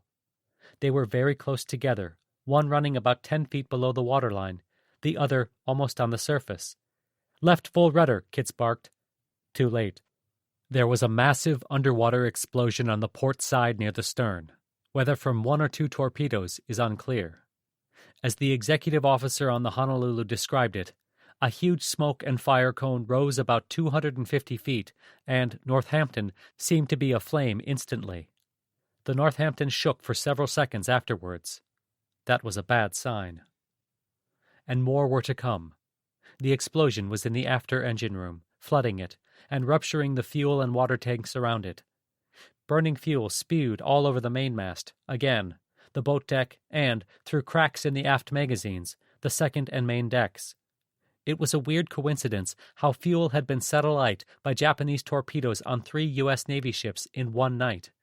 The 5-inch ready ammunition on the boat deck began to burn. Explosions would not be far behind. The burning fuel quickly turned the aft area into a raging inferno. As if that were not enough, 3 of the Northampton's 4 propellers were disabled, leaving only the outer starboard propeller operating, which drove the cruiser into a port turn. Power and lighting in the after part of the cruiser were knocked out. To top it off, the cruiser heeled over 10 degrees to port. Another bad sign. A very bad sign. Pumps started working on the flooding. The engineers managed to get that one propeller turning, and the Northampton began turning to port, toward a Japanese-held shore of Guadalcanal. Captain Kitts quickly noticed. Since communications with the after part of the ship were also out, Kitts used the ship's loudspeakers to direct the engine room in a course change, and the Northampton, in a blazing, flooding agony, barely conscious of the world around her, desperate to find some place of relative refuge to make her misery stop, joined the parade of maimed cruisers milling around in Iron Bottom Sound. Precisely who hit the Northampton is, once again, uncertain. Precisely what Captain Kitts saw off the port bow is unknown because there were no Japanese ships to the west of the Northampton that could have fired the torpedoes he reported seeing. But 8 torpedoes were headed in her general direction, courtesy of Commander Higashi's destroyer Oyashio. In a bit of irony, Higashi had aimed his torpedoes at a Texas-class battleship, that is, the Pensacola. The torpedoes missed and kept on running. Then the unfortunate cruiser Northampton blundered into them. Naval historian Vincent P. O'Hara called it the final crowning of a cursed night for the U.S. Navy. Adding to the irony, the destroyer Kuroshio had actually targeted the Northampton with 4 long lances launched at 11:45, but they had not reached the cruiser before the Oyashio's torpedoes hit. 7 minutes later, Kagero launched 4 torpedoes at an enemy battleship, Pensacola or Northampton, but got no hits. At Admiral Tisdale's direction, the Honolulu had just changed course to 345 degrees true to search northwest of Savo Island when he saw the explosion on the Northampton. The flagship Minneapolis had been hit, and there was no word from Admiral Wright. The New Orleans had been hit. The Pensacola had been hit. Now the Northampton was hit. What the hell was going on? Admiral Tisdale tried to raise the Northampton on the voice radio. "Can you move?" he asked. No response. The Northampton was not showing up on the SG search radar either. This was not encouraging. With only silence coming from the flagship, Tisdale concluded he had better take charge. He ordered the Honolulu to go to flank speed and rounded Savo Island back toward the east, searching for foe or friend. One of the Seagull floatplanes overhead made an alarming report that they could see the wake of a large, unidentified ship at high speed rounding Savo Island. It took some time, but eventually Admiral Tisdale and his staff on the Honolulu determined correctly that this large, unidentified ship at high speed as reported to the Honolulu was, in fact, the Honolulu. At 1 minute before midnight, the Minneapolis made her reappearance on the voice radio with a serious understatement. "To any ship, we need assistance." She was painfully inching her way toward Lunga, difficult enough in her situation without random flotsam tossed in her way. But nothing was easy around Guadalcanal. At 11:49, the Minneapolis nearly plowed into something that in the darkness looked like a capsized, partially submerged ship. As Captain Rosendahl described it, the derelict was unmistakably a destroyer bow, with a lengthy section of other structure attached to it, with, according to Admiral Wright, the visible part of keel variously estimated at 300 to 500 feet. Even in her crawling state, the Minneapolis managed to avoid this unmistakable destroyer bow, which was indeed a mistake. It was the severed bow of the New Orleans, almost crashing into its second ship that night. 1 minute into December 1st, Admiral Wright finally got his message through, instructing Admiral Tisdale to assume command. In doing so, Wright now plopped this mess of gargantuan proportions onto Tisdale's plate. Tisdale did not shrink from it, having a good idea of the magnitude of this disaster, if not the specifics. At 12:20 a.m., the Pensacola radioed, "My position 1/2 way between Tulagi and Cape Esperance. My speed, 8 knots. This answered one question, to a degree. At 12:29, Commander Cole on the Fletcher radioed, "Where are our other ships?" Honolulu answered, "We do not know position of other ships." Evidently, the Pensacola's message didn't register. 5 minutes later, he added that she saw 2 burning ships believed to be ours. They were the Pensacola and Northampton. The SOC float planes flying overhead could see the burning ships, but they had more interesting things in sight. At 12:37 a.m., one radioed Admiral Tisdale. "Request permission to illuminate enemy destroyer landing troops on Guadalcanal." Admiral Tisdale radioed, "We are swinging left to fire on destroyer landing troops on Guadalcanal," and ordered Commander Cole and his destroyers to assist. The Honolulu raced down the west side of Savo toward the target, but Tisdale had his doubts.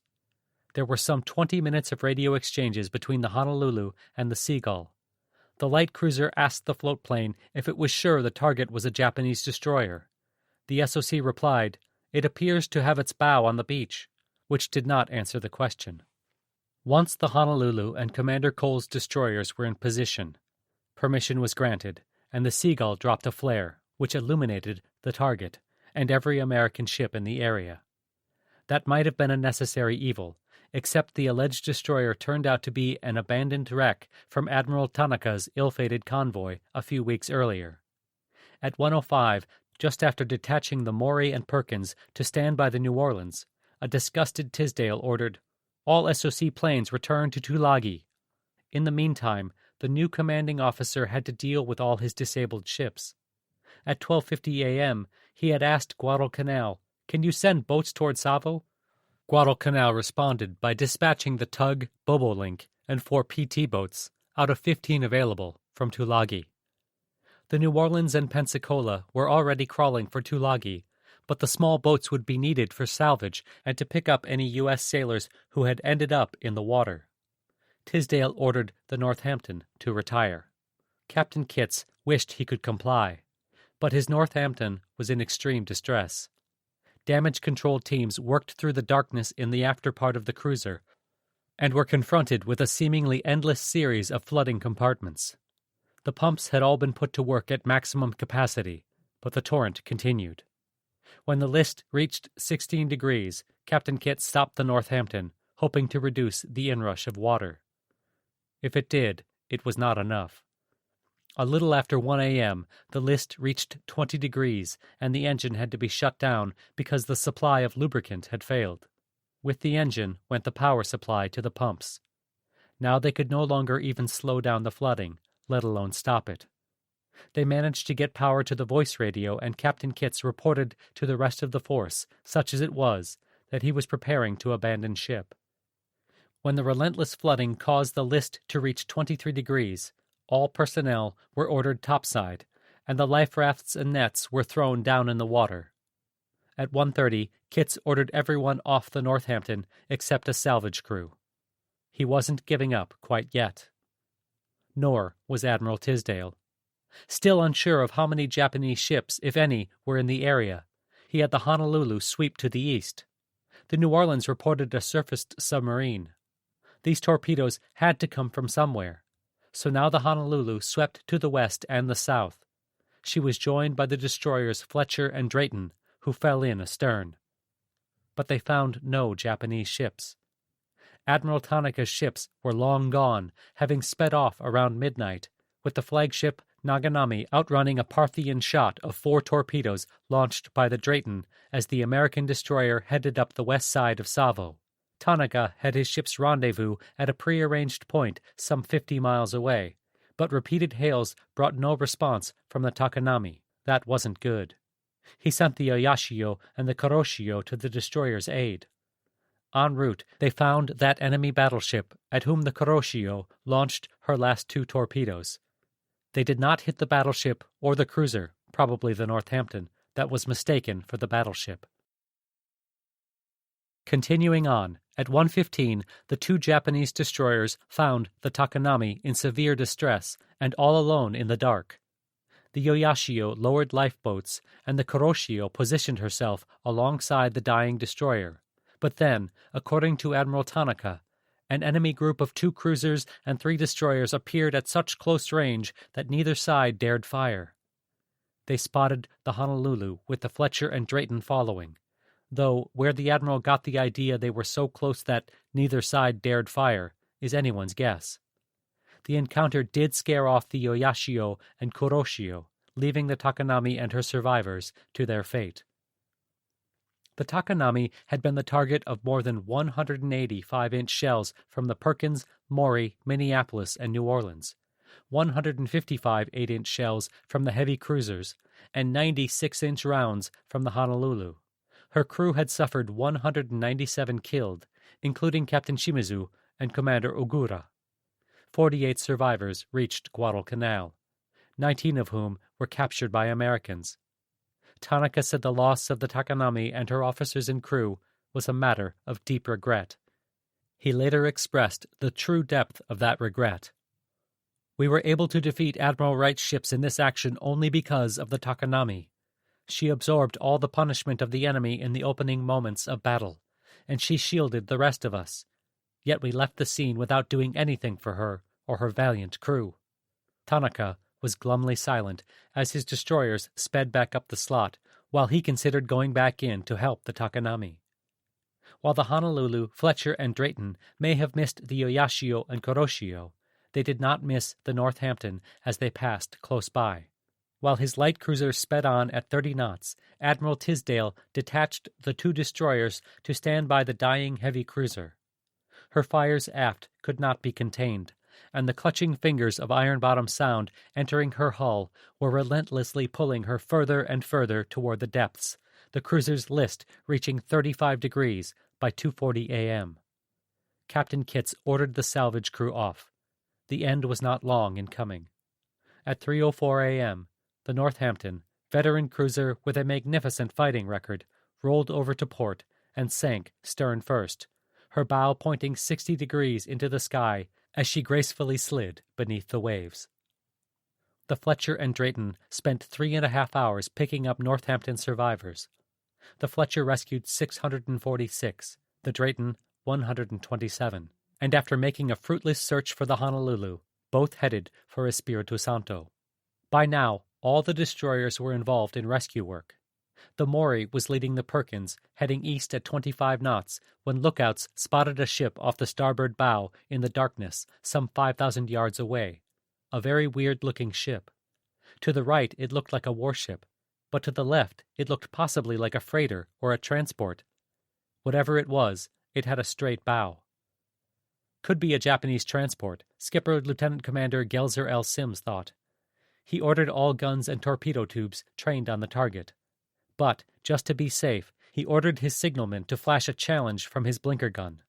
The proper answer to the challenge would be flashing the recognition lights or shooting up a green-colored flare, known as a very light, followed by a white flare and another white flare. Sims waited and watched through his binoculars. From the right side of the unknown ship came 3 flares, white, green, green, precisely the opposite of what it was supposed to be. "Stand by to fire torpedoes," Lieutenant Commander Sims growled. The range had dropped to 2,500 yards. The green and white flares shot up from all over the unknown ship, most in the proper order of green, white, white. "Hold fire," Sims said, and had the Maury and Perkins veer to the left. While the Perkins patrolled for Japanese submarines, Sim had a conversation with the ship, now identified as the New Orleans by Bullhorn. The New Orleans was in much better shape than Northampton, better shape, in fact, than all the other damaged ships, which may seem counterintuitive because the New Orleans bow all the way up to Turret 2 was simply gone. But, unlike the Minneapolis, her bow was completely cut off, not dragging her exposed forward sections down into the water. So the flooding from her open bow area was limited and there was no immediate danger to her buoyancy. Moreover, her fires were out. She was heading for Tulagi at 5 knots. Spotting a flaming ship ahead that looked like it needed help more than the New Orleans did, Lieutenant Commander Sims had the 2 destroyers proceed. It turned out to be the Pensacola, still burning, still listing to port 13 degrees. The magazine for Turret 3 had been flooded as a precaution, but the intense heat of the fires boiled the water away. Powder detonations blew off parts of the barbette and sent them flying at the damage control teams. Then the 8-inch shells inside the magazine started cooking off. If all the 8-inch shells exploded at once, the ship would probably be destroyed, and all 150 8-inch shells did indeed explode, one at a time. Nerve-wracking though they may have been, 150 little explosions were much preferable to one giant explosion. The Perkins went alongside the cruiser to help with fighting her fires, while the Maury screened ahead as the Pensacola made painfully slow progress for Tulagi at 9 knots on one operable engine. As soon as they entered Tulagi at 3:44 a.m., the Maury headed back to help the New Orleans. Meanwhile, the Minneapolis was still having major problems. Her exposed bow sections being dragged down by her dangling bow was taking in serious water. Determining that if she was close to Guadalcanal she could end up grounding on a Japanese-held beach, Captain Rosendahl turned toward Tulagi instead. But this confused the orders given to the destroyers Lamson and Lardner. At around 1:30 a.m., Guadalcanal relayed orders to them to help the Minneapolis, who was supposed to be headed for Lunga. She wasn't, and Lamson and Lardner found nothing. Guessing the damaged cruiser had made for Tulagi instead, Commander Abercrombie had the destroyers make for Tulagi as well. They finally found the Minneapolis a few minutes before 3 a.m. and, after the Lamson did one last sweep for enemy ships, proceeded to escort her into the tiny base. The tiny base was now the salvation of so many damaged ships. As dawn broke, the Maury pulled up alongside the New Orleans and hooked herself up to serve as an anchor for the cruiser. With her bow gone, the New Orleans no longer had anchors of her own.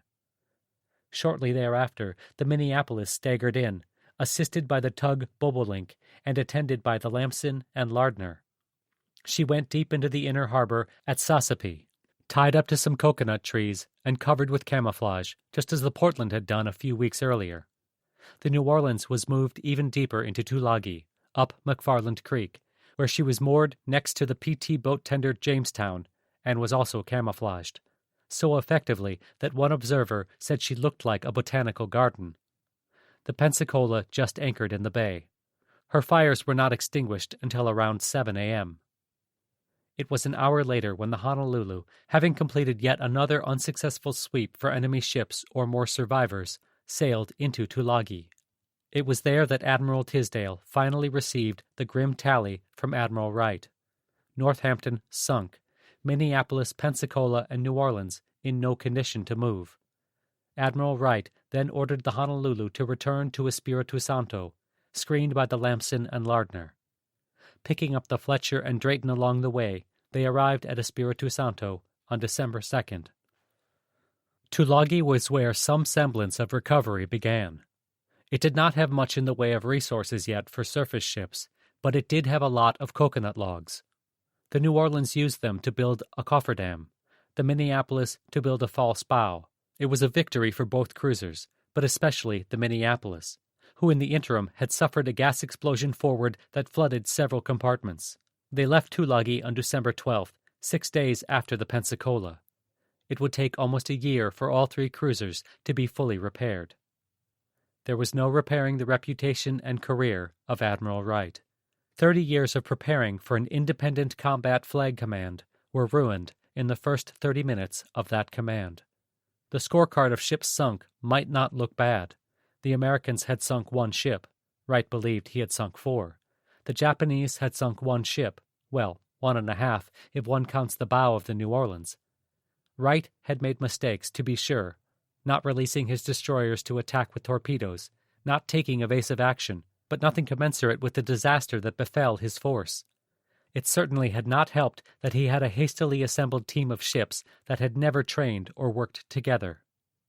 Nevertheless, regardless of the circumstances, losing one cruiser sunk with severe damage to 3 others in battle with a clearly inferior enemy force was an abject humiliation that could not be tolerated. And Admiral Wright knew it. Moreover, even if his superiors still had confidence in him, his men did not. A conscientious officer, Admiral Wright got together with Admiral Tisdale to try to make sense of it all and prepare his after-action report. The report would be far more noteworthy and influential than most such reports. For starters, Wright took complete responsibility for the defeat. He absolved the skippers of the damaged cruisers from any blame for the torpedoing of their ships. Admiral Spruance, Victor at Midway, and Admiral Nimitz's chief of staff later remarked that Wright's acceptance of responsibility, despite his being new to the job, having no choice as to his route, and dependent on someone else's plan, indicated a high military character. Even so, the report and its later endorsement by Admiral Halsey and Admiral Nimitz indicated that the Pacific Fleet still did not quite get it. Admiral Wright described the gunnery performance as very impressive in volume. With the benefit of hindsight, Samuel Eliot Morrison later called it abominable. The problem, as it was determined later, was not with the crews, but with the relatively slow rate of fire and train for the 8-inch armed pre-war cruisers, whose turrets could not turn fast enough to keep up with speeding Japanese destroyers. Wright would compare the 6-inch armed Honolulu with its rapid-fire guns and state-of-the-art fire control with the two 8-inch armed cruisers, except the Honolulu's gunnery that night was, if anything, even worse than that of the heavy cruisers, because her gunners kept chasing her own shell splashes on radar. The primary culprit on this night was the torpedo, specifically the Japanese Type 93 Long Lance torpedo. Of Japanese torpedoes, Admiral Wright got so close to understanding.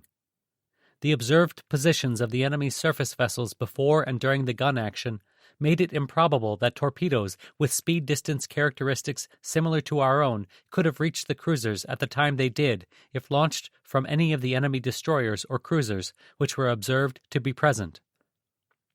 Wright surmised some of the torpedoes must have been launched by submarines. He could not conceive of the superiority of the Long Lance. Nor could Admiral Nimitz. What Admiral Nimitz could admit was the superiority of Japanese torpedo technique, though he did not seem to grasp the substance of that superiority. As Morrison commented, American commanders of cruiser-destroyer task forces had the bad practice of tying their destroyers to a cruiser column, instead of sending them off on an independent torpedo chute before gunfire was opened. In short, it was not just the torpedoes themselves, but how they were used. The irony here is that Admiral Kinkaid's plan, developed with Admiral Wright, had actually adopted the idea of independent torpedo attack before gunfire. But Wright, for reasons known only to him, made a conscious decision to throw that away. Admiral Nimitz's solution to these problems was summed up by the phrase, "Training, training, and more training. Each commanding officer is called upon to do his share." The second clause of this quote is often omitted, but it is important in understanding the philosophical foundation here. In response to Nimitz's statement without the omitted clause, it has been suggested that it was the commanders who needed the training, much more than the men under their command. In fact, once the omitted clause is included, it becomes clear that training for commanders is part of what Nimitz was advocating. The commanders needed to break their habit of micromanaging their destroyers. But Admiral Nimitz was careful to discuss the nature of the enemy Admiral Wright faced, stating that Wright led his force into action resolutely and intelligently and opened fire at a range that should have permitted avoiding surprise torpedo attack. He went on to note, "As in previous engagements, we are made painfully aware of the Japanese skill, both in night and day action, in the use of guns and torpedoes. To date, there has been no reason to doubt his energy, persistence, and courage." And perhaps no Japanese flag officer embodied that energy, persistence, and courage more than Tanaka Raizo. Unlike most Japanese flag officers confronted with an unexpected enemy, Admiral Tanaka had been calm, cool, flexible, and resourceful. Tanaka had changed the simple, if desperate, resupply operation into a simple, if opportunistic, attack, with Type 93 torpedoes. Once the presence of the enemy was confirmed, under the direction of Tanaka, but more or less operating as independent groups, the Japanese destroyers simply turned around, launched their torpedoes, and, except for the Takanami, departed. Tanaka and his men made the best of a bad situation. No force of ships was even remotely as devastated by a Japanese torpedo attack as Admiral Wright's was by Admiral Tanaka. Of course, the supplies had not been delivered, so the Japanese army on Guadalcanal was going to starve for at least one more day. Admiral Tanaka's superiors were furious with him for not dropping off the supply drums. Tanaka accepted the criticism. "It was an error on my part not to deliver the supplies according to schedule. I should have returned to do so. The delivery mission was abandoned simply because we did not have accurate information about the strength of the enemy force. I saw no percentage in having our 7 destroyers, low on ammunition, and decks loaded with cargo drums, fight another running battle against what he believed were 8 U.S. destroyers." Tanaka Raizo was far more respected by the U.S. Navy than by the Imperial Japanese Navy, in which he was known as a B Admiral. His outspoken nature, more than any performance issue, seems to have been the reason for this low opinion. For no one knew how close Tanaka had come to a complete wipeout at Tasafaranga. not even Tanaka himself, until years later. Had I but known that only one cruiser and 4 destroyers remained in fighting trim. Admiral Wright had suffered a humiliating defeat, his career effectively over, but he might have drawn some comfort in that his lone victory out of Tassafaronga, keeping the Japanese from delivering their supplies, had a far, far greater effect than he or anyone could have anticipated. Those Japanese troops on Guadalcanal still needed to be fed. Admiral Tanaka took his failure to deliver the supplies hard and began preparing for another run as soon as he returned to the Shortlands. He gained reinforcements in the form of the destroyers Arashi, Nowaki, and Yugure, which more than made up for the loss of the Takanami, and brought his force up to 10 destroyers. Admiral Tanaka's upgraded Tokyo Express left the Shortlands at 1 p.m. on December 3rd for Drum Run 2.0. It featured 7 transport destroyers covered by 3 designated escorts, flagship Naganami, Makanami, and Yugure. Coast watchers reported the forces passing, and an Allied scout plane kept it under surveillance. The Americans prepared a warm welcome. 8 Dauntlesses and 7 Avengers caught the 10 destroyers around dusk, some 160 miles from Kamimbo. Their attack was complicated by the decreasing light and by the Japanese air cover. But that air cover consisted of a dozen Mitsubishi F-1M float planes, biplanes with float pontoons. They were no match for the Americans escorting Wildcats, shooting down 1 F-4F at a cost of 5 of their own. Yet the attack runs by the Dauntlesses and Avengers at very close range were mostly ineffective, with 1 SBD and 1 TBF shot down to gain just a near miss that slightly damaged the destroyer Makanami. After the debacle at Tassafaronga, there were almost nothing in the way of surface opposition available, so Tanaka succeeded in dumping 1,500 drums of supplies. For the Japanese, that was much-needed good news indeed. The bad news was that only 310 of the drums reached the beleaguered army troops. Aircraft from Henderson Field found the floating drums great for target practice. Upon returning to Shortland the next day, a frustrated Admiral Tanaka met with Admiral Mikawa, whose flagship Chokai was in for a visit. Tanaka was blunt, telling his superior that these drum runs were hopeless and recommending the evacuation of Guadalcanal. Seeing as how the first 2 supply runs were less than complete successes, but were still, in the Japanese view, the best option available, the drum runs were further modified. The Tassafaronga action convinced Combined Fleet that more escorts were necessary, so 3 more destroyers, the Tanakazi, Urakazi, and Terazuki, were now assigned to the drum runs, although the state-of-the-art Terazuki, who was becoming a sort of troubleshooter for Combined Fleet, was delayed in arriving when she hit a reef at Truk. The technique of dropping the drums off was changed as well, the most notable change being dropping them closer to shore. So December 7th, the first anniversary of the Japanese attack on Pearl Harbor, saw the 3rd drum run leave the Shortlands with now 11 destroyers, of which 3 were designated escorts. This run was not under Admiral Tanaka, but instead under Captain Sato aboard the Oyashio. Once again, coast watchers reported the forces passing, and Henderson Field prepared an even warmer welcome. The redoubtable Marine, Major Joe Saylor, talked his way into leading this one last bombing mission before he would take over a new assignment as executive officer for the commander of Henderson Field, Colonel William J. Fox, an assignment Saylor dreaded. His specific goal in this mission was to hit a destroyer, something he had never done in his very distinguished career. Major Saylor, leading 13 Dauntlesses escorted by 4 Wildcats, went up from Henderson at about 5:20 p.m. Maybe 80 minutes later, they found the destroyers, of the new large type, in columns of 6 and 5.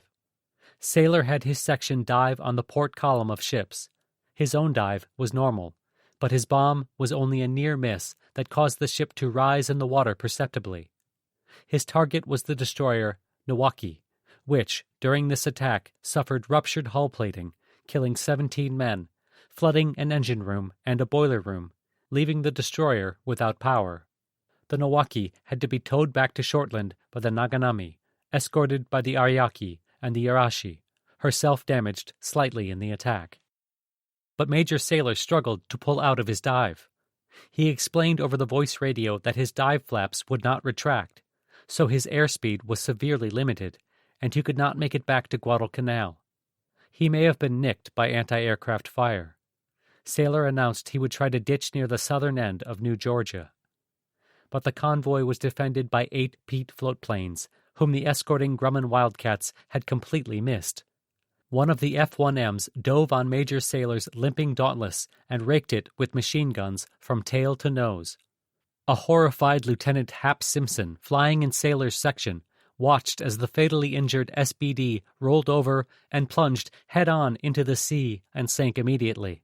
Neither Sailor nor his gunner was ever seen again. His loss was a heavy blow to the Cactus Air Force. John McEnery later said the pilots all felt a real sense of loss, while Simpson wrote that the death of Joe Sailor, a veteran ace of 19 attack missions, was a real tragedy for us.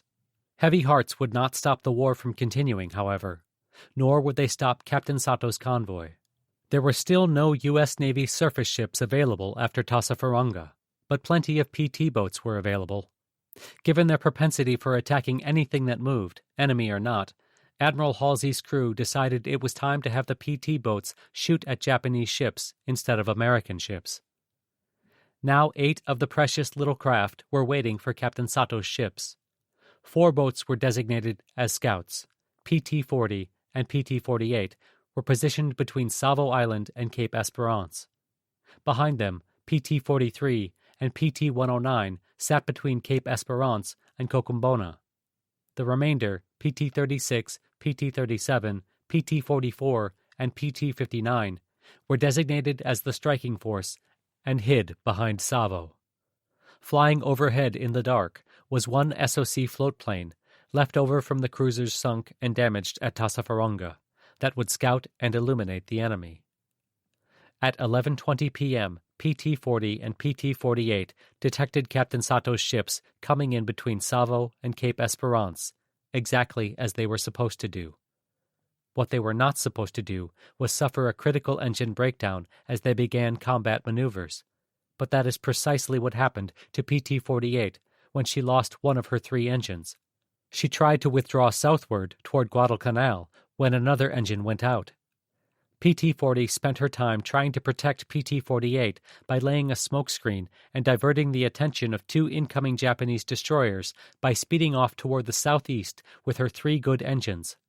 Not an auspicious beginning. But the Japanese seemingly had far more respect for the American PT boats than did the Americans themselves. Captain Sato, who barely a week earlier had faced down 5 cruisers, one of which he mistook for a battleship, turned his ships around at 11:30 p.m., spooked by a pair of PT boats, one of which was disabled. 15 minutes later, Captain Sato thought better of it, decisively turned around again, and bravely charged in to deliver the supplies to the starving 17th Army.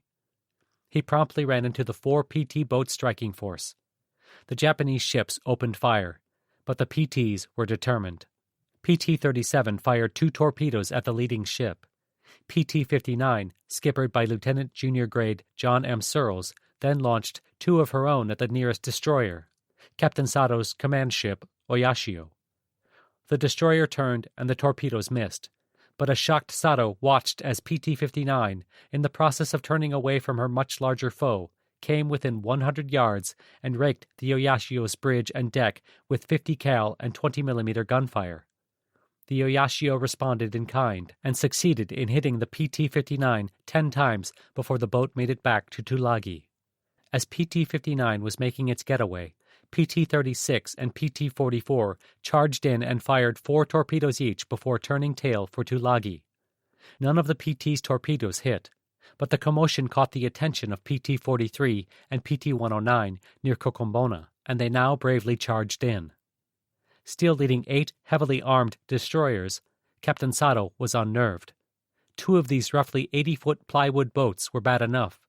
Now another 6 had just appeared.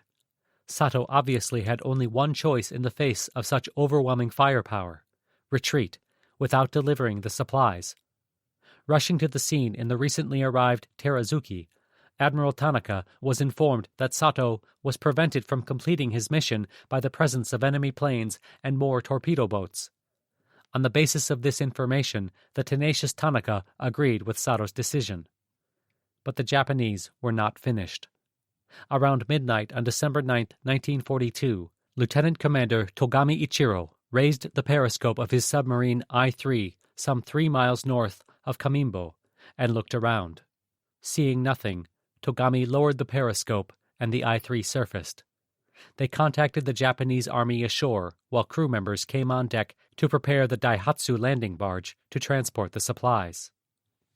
Lieutenant Commander Togami's periscope sweep was less than thorough. He missed Lieutenant Searle's PT-59, who, with PT-44, was waiting for him. American radio intelligence had, again, figured out exactly when the next supply run would occur. Searles and his compatriot from the PT-44, Lieutenant Frank Freeland, were told they had a date with a submarine. Likely not pleased by his punctuality for this particular date, Lieutenant Commander Togami ordered the I-3 to crash dive, leaving the Daihatsu bobbing on the surface. The PT-44 went over to strafe the barge, while Lieutenant Searles had the PT-59 head close to shore and sit still, guessing the submarine would be back to complete its mission as soon as it got quiet. As the PT-44 stopped to reload its guns, the I-3 rose from the depths once again, just 400 yards away. The PT-59 quickly launched 2 torpedoes. One passed under the stern of PT-44. But then the other one struck the I-3 near the stern. There was an eruption of water that was immediately followed by an explosion, then a large oil slick that spread for 90 minutes. And thus the I-3 passed from the mortal world along with 90 of her crew. There would be no more submarine runs to Guadalcanal for a while. But there would be another drum run. Admiral Tanaka made arrangements to set out on December 11th. He had assembled 3 ships of the 15th Destroyer Division, Kuroshio, Oyashio, and Kagero, 2 ships of the 17th Destroyer Division, Tanakaze and Urakaze, 2 ships of the 24th Destroyer Division, Kawakaze and Suzukaze, plus the Arashi, Ariake, and Naganami. No fewer than 5 of the destroyers would be escorts. This was an odd collection of ships for the Japanese, ships who had mostly not served or practiced together. But times were desperate, so desperate that Admiral Yamamoto had sent Tanaka a personal message. They had to get through. Tanaka himself would lead, this time in the Terazuki. Admiral Tanaka's force was blessed with air cover for most of the day, but after the air cover had departed came 14 Marine SBD dive bombers with 1,000-pound bombs under the direct command of Major Louis Robert Shaw, and an escort of F-4Fs and P-38s. But arriving at 6:55 p.m. as daylight was disappearing and at the extreme end of their range, the Dauntlesses scored no hits and lost one of their own. It was after midnight when Admiral Tanaka's convoy rounded Savo Island and headed for Kamimbo. The transport destroyers dropped off some 1,200 drums of supplies and were headed back by 1:15 a.m. on December 12th. While the convoy was moving off, Tanaka was having the Terazuki cover them, running at 12 knots along the coast. Near Savo, her lookouts spotted some of the PT boats that had so spooked Captain Sato. They would not spook Tanaka. He was called Tenacious for a reason. He didn't have his beloved Jinsu, but he did have the Terazuki, the second commissioned member of what the Japanese called the Type B class of destroyers, and Westerners called the Akazuki class, designed primarily for air defense. They were the finest class of destroyers Japan fielded during the war, according to respected Imperial Japanese Navy historian Jonathan Parshall. They were also the largest, most handsome, and, in the Japanese estimation, most successful destroyers in the Imperial fleet, according to respected Imperial Japanese Navy historian Alan Nevitt. The anti-aircraft destroyer's bridge was perhaps a bit too cramped for an admiral, but she was brimming with state-of-the-art, for the Japanese, weapons technology. The admiral had the Terazuki maneuver to go around the PT boats while engaging them with her guns. There was a heavy explosion port side aft. Admiral Tanaka was flung to the deck of the bridge, unconscious. When he came to, the trusty Naganami was alongside, taking off the Terazuki's crew. At 1:33 a.m., Tanaka's staff helped him aboard his old flagship and helped make it his new flagship again, while Tanaka was treated for hip and shoulder injuries. The admiral was confined to a bed, from which he continued to command the force, and even radioed that the flag had been shifted. The tenacious Tanaka had finally met his match: PT boats. Warned by magic, again, of another Japanese supply effort, the PTs had set up a new ambush. 3 boats, PT-40, PT-45, and PT-59, the group commanded by Lieutenant Junior Grade Lester H. Gamble of the PT-45, charged in, launched torpedoes, and rapidly departed. It was a torpedo from Gamble's own PT-45 that had burrowed itself into the stern of the Terazuki. The torpedo's detonation seems to have been unusually large, breaking the rudder and one propeller shaft, thus causing the destroyer to immediately lose navigability. Worse, the blast ignited a nasty oil fire that spread both inside the ship and on the water around it. A radio report attracted the attention of 2 more PTs, PT-44 and PT-110, off Kamimbo. Now they both charged in. The PT-44 under Lieutenant Freeland sped behind the burning Terazuki and inadvertently backlit herself for the vengeful Kawakaze and Suzuzaki. One shell, apparently from the destroyer's main batteries, passed through the engine room canopy, disabling the engines and setting the boat afire. Freeland approved the suggestion that they abandon ship, or, rather, boat. They had just started jumping overboard when another salvo obliterated the PT-44. Only 2, 1 officer and 1 enlisted man, survived the destruction of the PT-44. 2 officers, including Freeland, and 7 enlisted men were lost. It was cold comfort for the Terazuki. After the destroyer had blasted for some 3 hours with no progress made in controlling the flames, a scuttling order was apparently issued at 3:15 a.m., but it was unnecessary.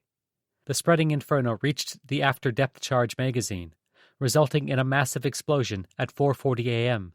that finished off the anti-aircraft destroyer. 9 were killed. The Naganami rescued Admiral Tanaka and 56 others. Another 140 were picked up by the Arashi, while 156 reached Kamimbo. To add insult to grievous injury, of the 1,200 drums that were dropped, only 220 reached the troops on Guadalcanal. Admiral Tanaka would later say, "The loss of my flagship, our newest and best destroyer, to such inferior enemy strength was a serious responsibility. I have often thought that it would have been easier for me to have been killed in that first explosion." If Combined Fleet was not already unhappy with Tanaka Raizo for losing the Terazuki or for not delivering the supply drums, then he would soon give them another reason. The reinforcement unit arrived back at Shortland at 11:30 a.m. when Admiral Tanaka received the following order: Guadalcanal reinforcements will be discontinued temporarily because of moonlit nights. The reinforcements unit will proceed to Robal and engage in transportation operations to Munda for the present.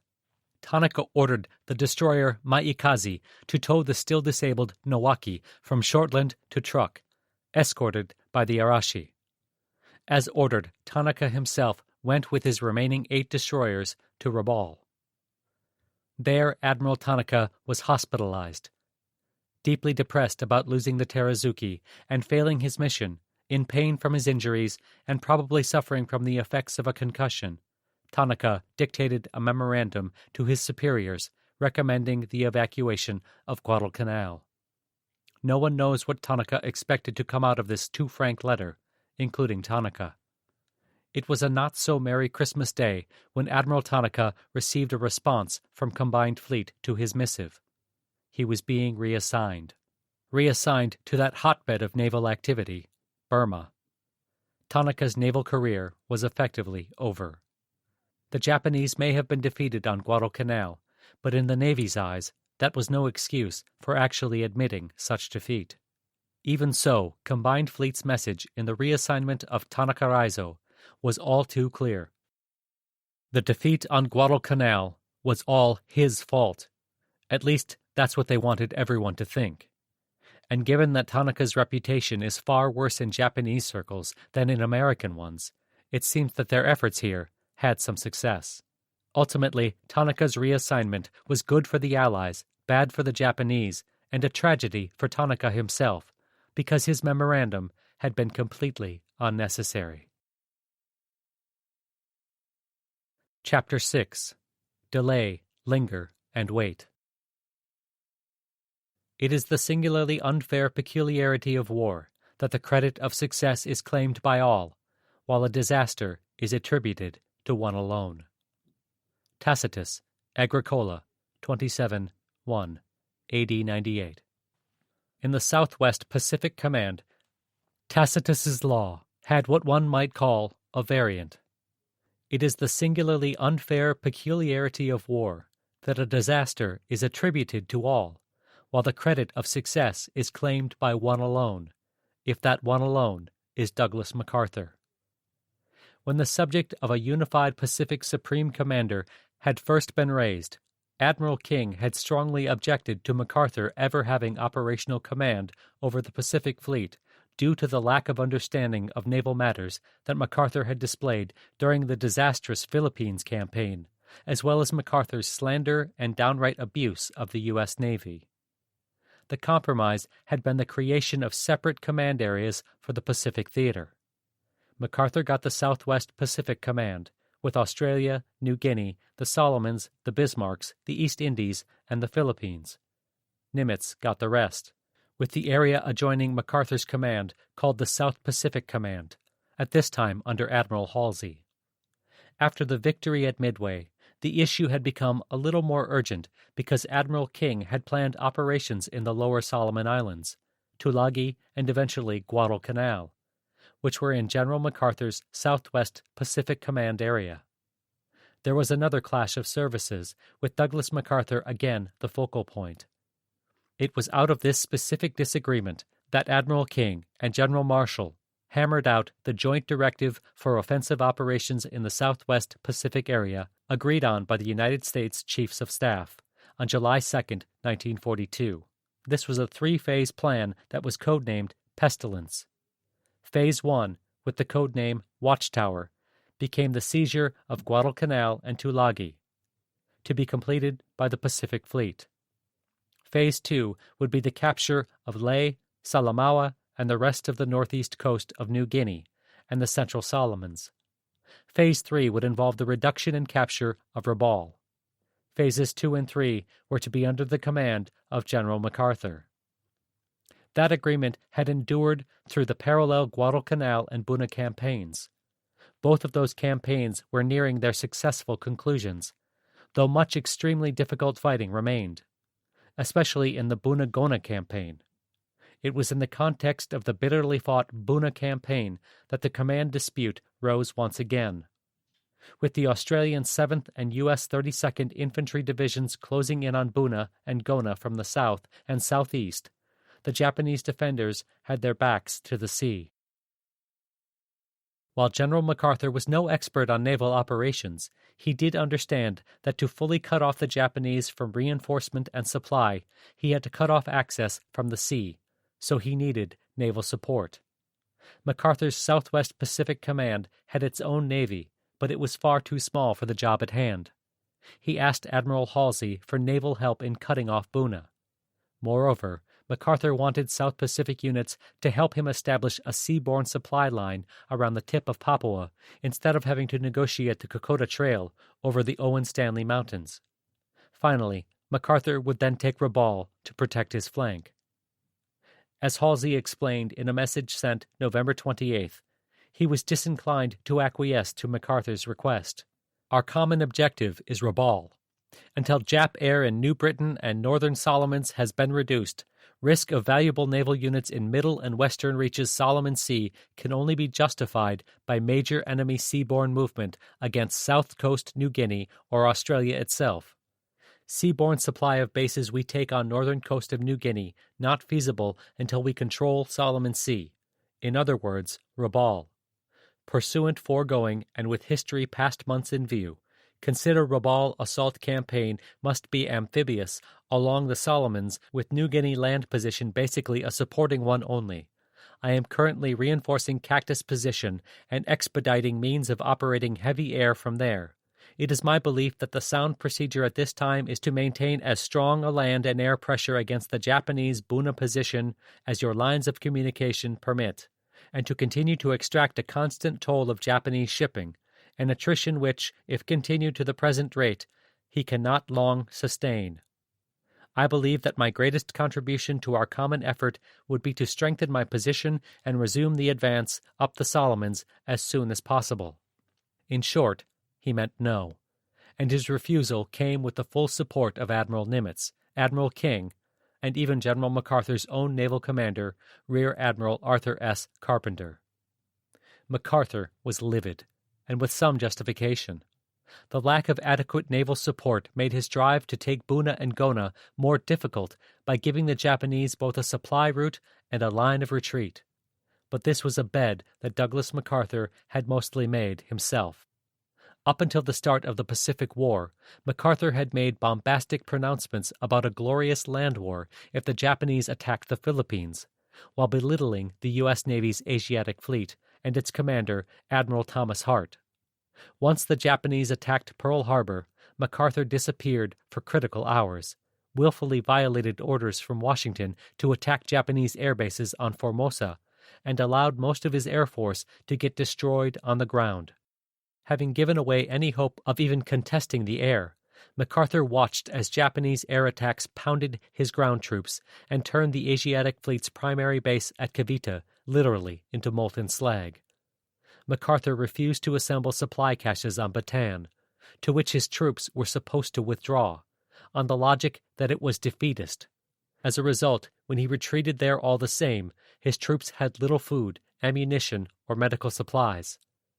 For all of this, MacArthur blamed Admiral Hart and the Asiatic Fleet, upon whom he unleashed a torrent of abuse and slander. It was a sorry, contemptible performance, one the U.S. Navy had not forgotten. They simply did not trust Douglas MacArthur. But where there's a will, there's a way, and whatever his other attributes, both good and bad, Douglas MacArthur possessed an iron will. With Guadalcanal almost secured, then Phase 1 of Pestilence was arguably complete, and Phases 2 and 3 could be initiated, which, by the terms of the Joint Directive, would place command under General MacArthur. Then he was well within his rights to command South Pacific and naval assets to block the sea routes to Buna. To that end, on December 1, 1942, General Marshall sent the draft of a directive for the commencements of Phases 2 and 3 to Admiral King for comment. It was mostly the same as the Joint Directive originally agreed, but did contain some significant changes. It specified that the forces required would come from those already assigned to the South and Southwest Pacific areas, subject to the approval of the Joint Chiefs. It reserved to the Joint Chiefs the right to withdraw naval units in the event of an emergency. Once again, it gave General MacArthur command over Phases 2 and 3. But it did circumscribe General MacArthur's command powers somewhat, specifying that direct control of the naval and amphibious forces of the campaign would be exercised by a naval officer.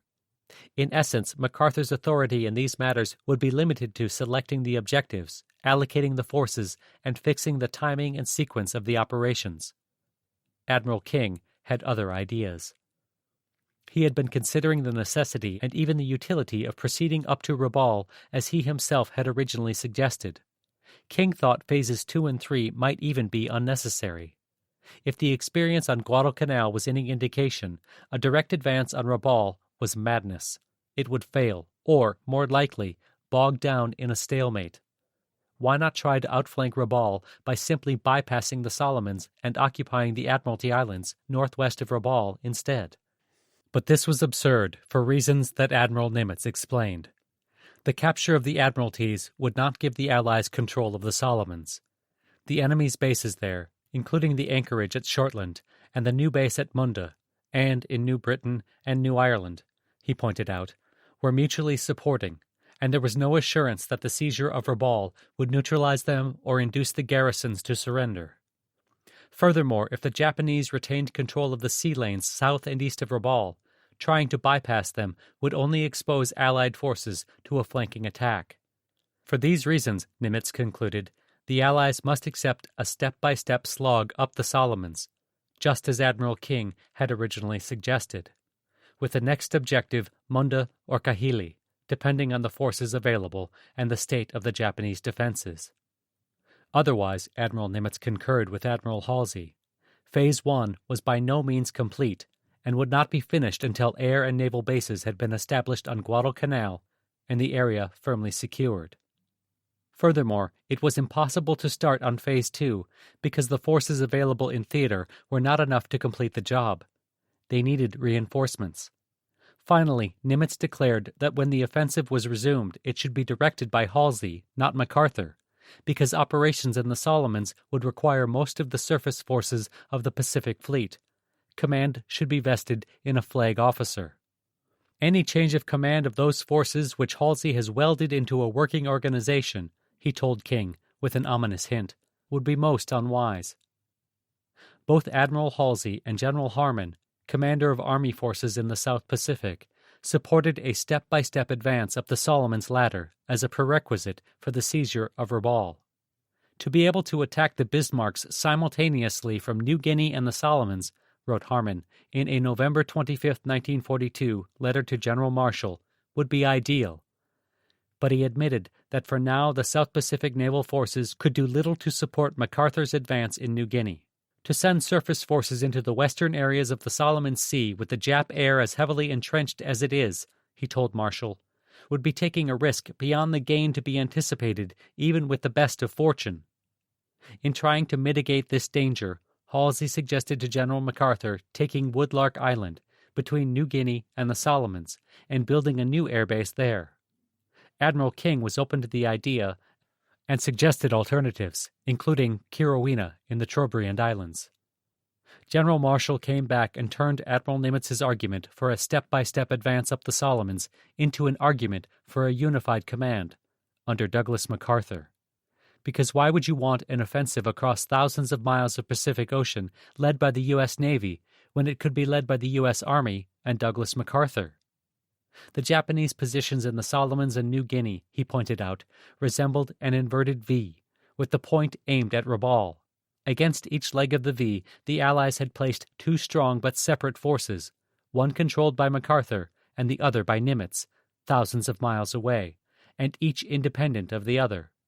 Skillful strategic direction, coordinating the employment of the two strong Allied forces available, Marshall insisted in late December, appears mandatory to offset the Japanese advantages of position and direction. Only in this way could the Allies exploit quickly success against either leg of the V, and at the same time use their forces, especially the bombers, with their strategic mobility, where they were most needed, and where they could achieve the most decisive results.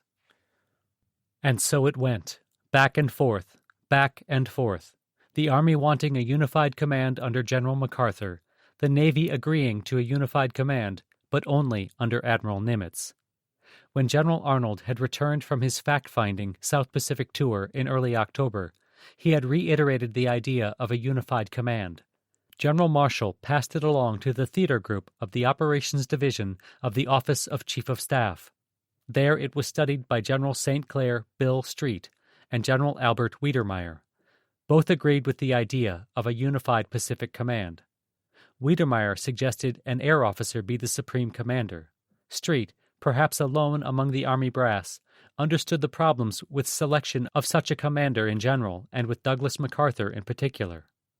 General Street would write, "At the risk of being considered naive and just plain country boy dumb, he could not help feeling that the major obstacle to a sane military solution of the problem was General MacArthur himself. Only with MacArthur out of the picture would it be possible to establish a sound organization in the area." Street appreciated fully the political implications of removing MacArthur, but thought it could be done safely if the general were given some high post, such as the ambassadorship to Russia, a big enough job for anyone. Then, depending on whether the Navy or the Air Force was considered to have the dominant role in the war, the post of Supreme Commander in the Pacific could be given either to Admiral Nimitz or Army Air Force General Joseph McNarney. The idea for a unified command for the Pacific occurred to Generals Marshall and Arnold only once General MacArthur was evacuated from the Philippines. Douglas MacArthur needed something to do that was worthy of Douglas MacArthur. They had fully bought into MacArthur's public persona. The only plausible command would be that of the entire Pacific Theater. Of course, the Army would eventually have a general in Dwight Eisenhower as Supreme Commander Allied Expeditionary Forces in the European Theater, which was primarily a land war. The Pacific Theater, while it had its land combat elements and much more of an air element, was primarily a naval war. There was absolutely no legitimate reason to put an Army general in charge of it, especially a land general. Moreover, it was that same institutional arrogance and myopia that was behind the relentless drive to put Douglas MacArthur in that role of Pacific Supreme Commander. MacArthur's performance in the 1941-42 Philippines campaign was so horrid, racked with ineptitude, arrogance, and willful violation of orders, that investigation and court-martial would have been warranted. That such steps were impossible due to MacArthur's reputation is perhaps understandable, but that does not excuse the refusal by Generals Marshall and Arnold to acknowledge even privately that MacArthur's performance in the Philippines was perhaps below his usual standards, or to understand why the U.S. Navy, slandered, abused, and blamed by MacArthur for the loss of the Philippines, did not want to serve under him. The perils of the divided command in the Solomons and New Guinea, and, to be sure, there were many, such as the lack of naval support that General MacArthur had just experienced, were entirely the fault of the U.S. Army leadership in Generals Marshall and Arnold for insisting on a U.S. Army command for the entire Pacific Theater, and, failing to get MacArthur that command, insisting that in the alternative he get his own independent command. Be that as it may, they were in a bureaucratic stalemate. The command arrangements for the South Pacific and the Southwest Pacific would stay as they were, for now.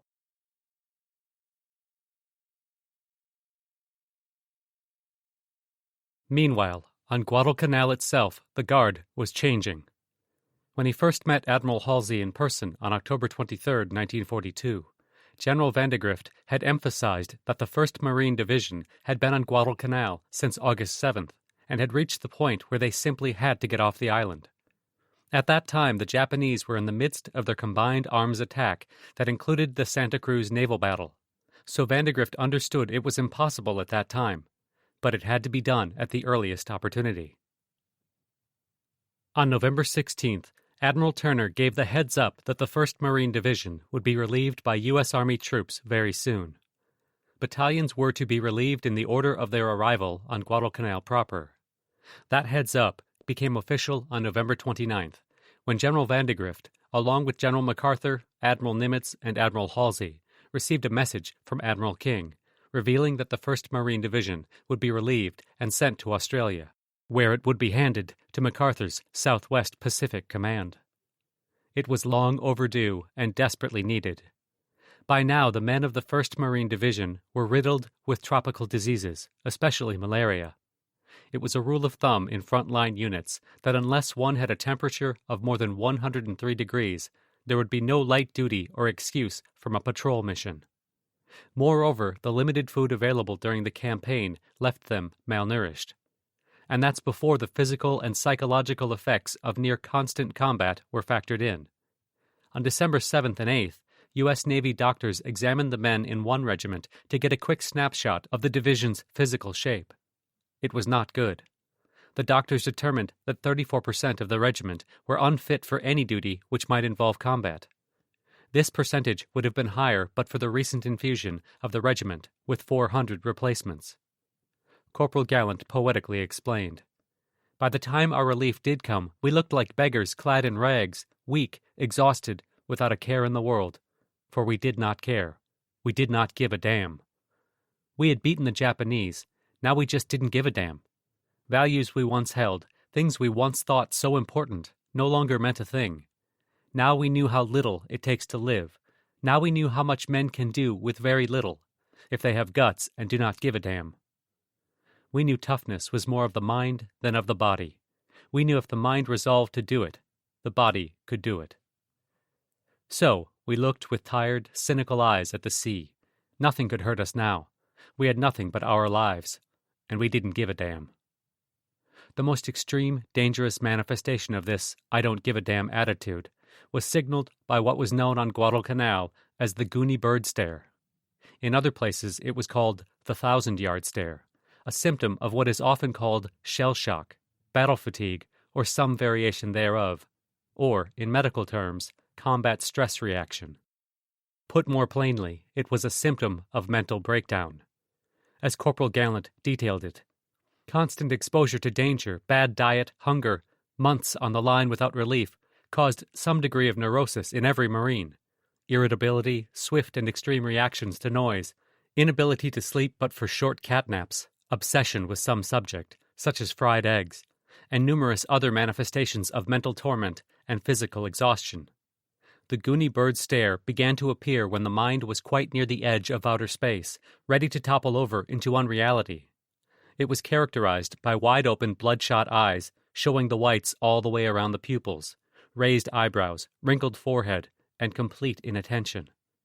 A Marine with Goonie bird stare appeared completely, utterly exhausted, his eyes blank and without expression. His mind was far away, distracted, occupied with some problem outside reality, such as fried eggs. He had cast aside the world and had entered another for long periods. He quit conversing, preferred to be alone, did not like to be bothered, and sat in silence for long stretches of time. It marked the beginning of the end of the controlled mind. It marked a nervous breakdown. The Goonie bird stare became a good warning symptom of battle fatigue, showing the man needed rest for a while. Then he was good as new, or almost new anyway. The 1st Marine Division needed rest. Indeed, they had needed rest for a long, long while. To that end, on December 8th, U.S. Navy transports stopped at Lunga and offloaded the last of the American Division's 3 regiments, the 132nd Infantry. It was time for General Vandegrift and his Marines. The next day, December 9th, with little in the way of pomp and circumstance, Vandegrift turned Guadalcanal over to General Patch and the U.S. Army. The 5th Marine Regiment filed into the transports. They would leave that day. The 1st Marine Division headquarters would follow a few days later, the 1st Marines on December 22nd, and the 7th Marines on January 5th. The procession was haunting, and haunted. As Private Robert Leckie described it, some of them had to be on the lines more than 4 months without relief, and they came down to the beach at Lunga, ragged, bearded, and bony. Some of them had hardly the strength to walk to the boats, and yet, before they left, all of them had visited their cemetery. It was called Flanders Field, and it was a neat, cleared square cut into the Lunga coconut groves. Each grave was covered with a palm frond and marked with a rough cross onto which mess gear and identification tags were nailed. Departing Marines knelt or stood there in prayerful farewell. Corporal Gallant elaborated on the men's appearance. We wore ragged clothing, threadbare, faded dungarees with frayed cuffs, dented helmets with dirty liners stained by sweat, filthy shoes, the rough leather black with saddle soap, worn and scarred. These were our uniforms. These were our work clothes. The Marines dressed thus for travel were thin, hollow-cheeked, gaunt of frame. Their faces were burned a deep bronze, and their eyebrows were bleached by the tropical sun. Their hair was ragged with crude barbering. Eyes that not so long ago danced with the merriment of youth were now cold, hard, and merciless, quick to freeze in anger. The faces, deep lines on the foreheads, and at the corners of the eyes were a picture of exhaustion of mind and body. Yet they still reflected a fierceness, a starved fierceness, taunted and made mean and impatient by circumstance. From the landing on August 7, 1942, until relief in December, the 1st Marine Division lost 605 officers and men killed in action, 45 who later died of combat wounds, 31 listed as missing and presumed dead, and 1,278 wounded in action, totaling 1,959 casualties of enemy action. As best as can be determined, however, 8,580 Marines were stricken at one time or another by malaria, dengue fever, and other tropical diseases, or conditions such as jungle rot, in medical terms, a tropical ulcer, now understood as an infection contracted from the constant mud. These numbers are somewhat misleading inasmuch as it's impossible to separate Marines' suffering from combat wounds, from Marines suffering from diseases. Many with malaria were hospitalized more than once and were added to the total as cases rather than as individuals. Some of these men were later killed or wounded in action. Others suffered from a milder form of malaria or other illness and did not go to the hospital, so they do not show in the statistics. These Marines boarding the transport to leave Guadalcanal had suffered fever, chills, and dehydration. They had been plagued with diarrhea, malaria, jungle rot, and at times near starvation. These Marines had survived countless hours of combat, 170 air raids, 64 naval bombardments, and 614 of Pistol Pete's 150mm shells lobbed into their defense perimeter. All this they had endured in their 4 months on Guadalcanal. Among the graves in the Flanders Field, now Lunga Point, cemetery is one of Private First Class Bill Cameron, killed by a Japanese bomb in late August. His friend, Private First Class James A. Donahue, placed a plaque on the grave. The plaque showed Donahue's epitaph for Cameron. It was a poem, said to be a variant of one by Frank Bernard Camp, written for World War I, that read, "And when he goes to heaven, to St. Peter he will tell, 'Another Marine reporting, sir. I've served my time in hell.'" The 1st Marine Division's presence on Guadalcanal may have been concluding, but the Guadalcanal campaign was not yet finished. General Patch was under orders to remove the Japanese from Guadalcanal. He believed he did not yet have enough troops to do so. The Japanese still had some 25,000 men on the island, not in the best shape, however.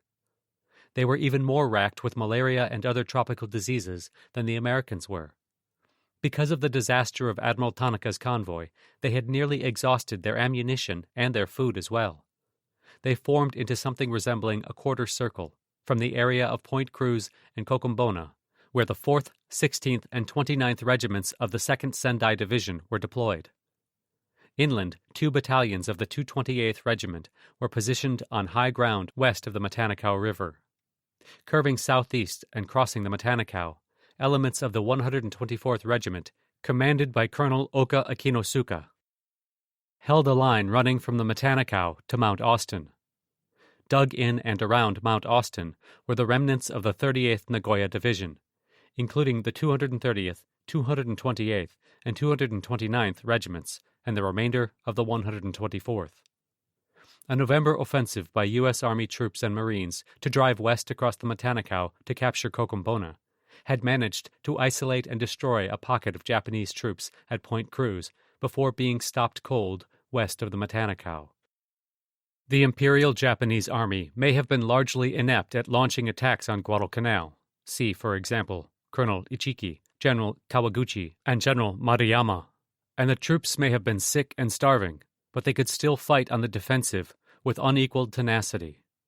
As General MacArthur, General Eichelberger, and their troops were finding out at Buna, they excelled at designing and building improvised fortifications. With the 1st Marine Division leading, Patch had only the 164th and 182nd Regiments of the American Division and the independent 147th Infantry Regiment. It was not anywhere near the 3 divisions Patch thought he needed. To break this stalemate, General Patch told General Harmon that he needed more troops. Harmon promptly ordered the 25th Infantry Division, already on its way from Hawaii, to head directly to Guadalcanal to augment the American Division. They would arrive during the last 2 weeks of December and early January 1943. The rest of the 2nd Marine Division was also ordered to Guadalcanal. For now, however, General Patch decided to try to remove a long-time thorn from the side of the Americans by, finally, taking Mount Austin. This series of ridges had been a first-day objective of Watchtower, but the distance, the 1,500-foot-high summit, was about 6 miles northwest of Henderson Field, had been badly underestimated, along with the difficulty getting there.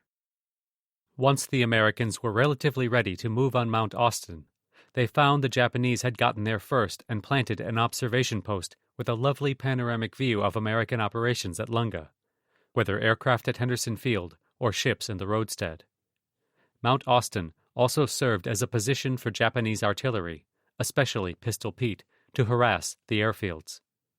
Clearing Mount Austin would not only relieve this headache, but provide a flanking position on the upper Matanakaw for further operations against the Japanese west of Lunga. The seizure of Mount Austin took on an added urgency in mid-December. On December 12th, a group of maybe 4 Japanese soldiers, led by a second lieutenant, Nakazawa, infiltrated the American perimeter from the south. Newly arrived Lieutenant John B. George of the 132nd Infantry Regiment told the story of the great Japanese infiltrating party. The party then walked through the dispersal area, passing a dump of several 100,000 gallons of 100-octane gasoline, and continued walking through a bomb buddy storage area where several hundred tons of bombs were stacked in large clusters. Still carrying their detonators and blocks of picric acid, the Jap counterpart of TNT, our visitors crept carefully on through the tented area and past the shelters where the high-priced pilots of the 69th Fighter Squadron were sleeping peacefully. Finally, they got to the strip, and there, laid out before them, was the entire effective strength of single-motor airplanes in the South Pacific area at the time. Without hesitation, they tied all their blocks of explosives to the propeller end of a single P-39 and blew this one airplane all to hell. Not quite. They did also destroy a fuel truck in addition to the plane, an Airacobra, before escaping. Lieutenant George expressed a certain admiration for the Japanese. Their feat was as bold and brilliant and as rugged in its demands for bravery as it was stupid in execution and mediocre in results. 2 days later, a patrol from the 132nd Infantry Regiment ran into a Japanese position on the northeastern slopes of Mount Austin that was supported by machine guns and mortars. On December 15th, yet another Japanese infiltration party, this one from the 38th Engineer Regiment, led by First Lieutenant Ono, slipped in and damaged more Airacobras.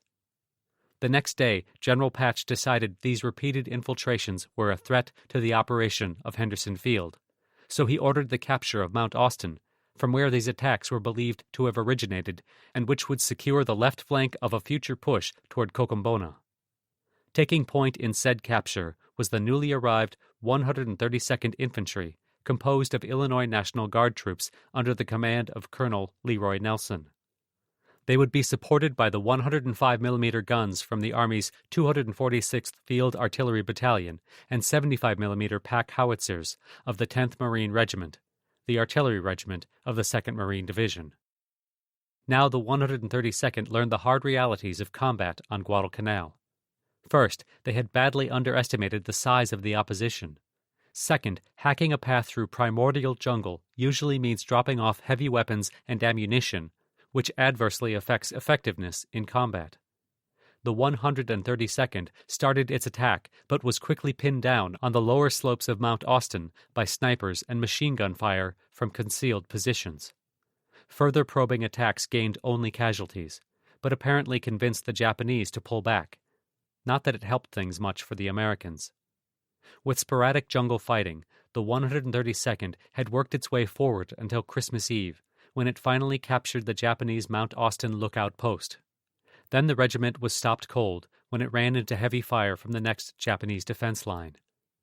Set west of Mount Austin, the line contained maybe 50 pillboxes, made of logs and dirt up to 2 feet thick, with only some 3 feet of pillbox projecting above the ground. Little short of a direct hit from a 105mm howitzer could hurt these things. The pillboxes were staggered, interconnected, mutually supporting, and very well camouflaged. Like the Japanese defenses at Buna, each of these positions contained several riflemen and 1 or 2 machine guns, usually Nambu Type 96 light machine guns. The entire position was supported by 81mm and 90mm mortars, and was held by some 600 troops of the 2nd Battalion of the 228th Regiment and the 2nd Battalion of the 124th Regiment, all under the command of Major Inagaki Takeyoshi.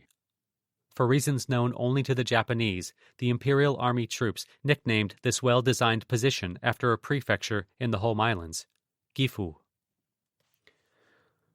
The 132nd's Lieutenant George saw the fortifications and bunkers, reception committee shelters, at the troublesome Gifu firsthand. With tongue firmly in cheek, he described how they would welcome visitors. These reception committee shelters were sited with care so that there would be little or no chance of any visitor approaching unseen or unheard. The visitors would have to make their way through particularly inhospitable stretches of foliage before they approached their hosts, clawing often at plant stems and turning now and then to remove the sticky, holding whip of a wait-a-minute vine from the cloth of a jacket or the flesh of a cheek or hand. The last few steps toward the waiting hosts would be in clearer, more open spots in the jungle.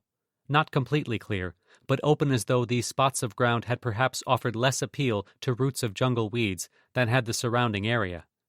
And the first guests these hosts would receive in time-honored style would, at the moment of reception, be breathing thanks for a few feet of clear space in front of them. But while the hosts were taking every step to prevent the guests from arriving unseen or unannounced, it was nonetheless their desire that the reception was to be in the nature of a surprise party. Along with the committee housing project, there was also heavy effort underway to prevent the excavations from becoming an eyesore and smearing the pretty green landscape with unsightly mounds of yellow clay, framing the entrances to the committee chambers in a highly unartistic way, all out of keeping with the natural tropical garden atmosphere. So while some of the hosts dug with shovels and picks, others were busy with baskets woven from vines, in which they carried away load after load of yellow dirt to a hidden place to the rear of the line of diggings. There the dirt was scattered around the roots of heavy brush, where it would not change the garden picture of the backyards, or else it was thrown into a little stream where it was washed away, yellowing the clean spring water. So thorough was this operation that scarcely one clod of yellow dirt was left to mar the perfect scene of green and dark shadow which surrounded the picturesque area. After the rough line of shelters was finished, the sturdy, well-muscled little builders got to work industriously upon a series of connecting tunnels, just large enough for the small and wiry bodies of the hosts to move through with comfort. The areas in front of the windows were sodded over carefully, so that no dry leaves or other substance could be blown up into the chamber by a sudden gust of wind. And then the square outline of the window was artistically broken up by the bending and sometimes actual transplanting of pretty-leaved plants, making the whole dome of the chamber structure blend perfectly into the shadowy undergrowth. The fortifications at Gifu were impressive. Lieutenant George would be compelled to admit the Japanese were the most skilled fighters in the world as far as the infantry aspects of sacrificial defense in jungle country are concerned.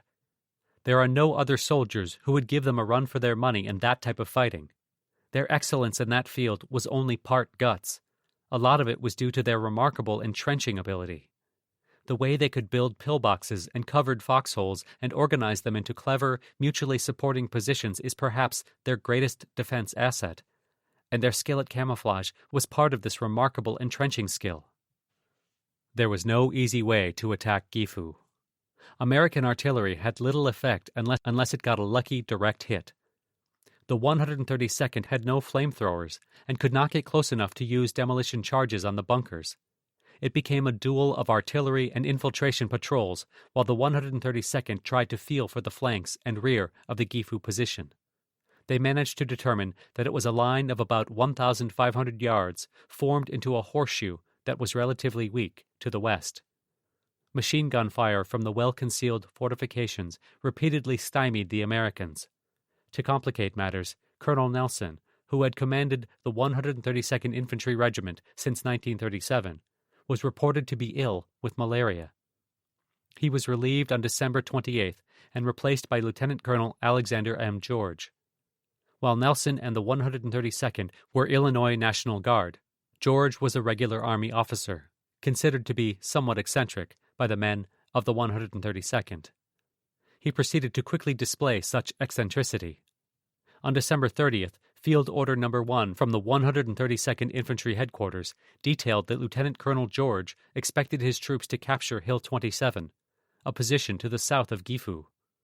Paragraph 3X of the order read, "Upon capture of Hill 27, a perimeter defense will be established and will be defended at all costs." If the troops were resentful at issuance of such an order from a safe headquarters, they may have been mollified on January 1st. That was when George decided to inspect his troops while making the point that Japanese small arms fire was usually ineffective against moving targets. Wearing only a pair of shorts and a fatigue cap, armed with two .45 caliber automatic pistols and a rifle, George inspected the front lines by walking erect in full view of the soldiers of his troops, as well as of the Japanese, who shot at him and missed. Repeatedly. George finished his tour, his point proven. Further showing the inefficiency of Japanese target shooting, on January 2nd, the 132nd captured Hill 27 and defended it at all costs against no fewer than 6 Japanese counterattacks. Even so, after 22 days of combat on Mount Austin, the 132nd had suffered 112 killed, 272 wounded, and 3 missing. Compelled by these losses and the effects of battle exhaustion and tropical diseases to go over the defensive, the 132nd began preparing a semicircle position to isolate Gifu from the north, south, and east. They would have to wait for reinforcements to clear out the Japanese fortifications. While General Patch was trying to secure Mount Austin and having only limited success, Admiral Halsey was seeing an ominous buildup of enemy forces in Rabaul. Heavy troop reinforcements were arriving at the Japanese base. On December 6th, scout planes found 30 ships in Simpson Harbor. On December 22nd, that number was over 100. 8 days later, it was still 91, of which 21 were warships. The Tokyo Express runs started up again, running to Guadalcanal, New Guinea, and elsewhere. Something was up.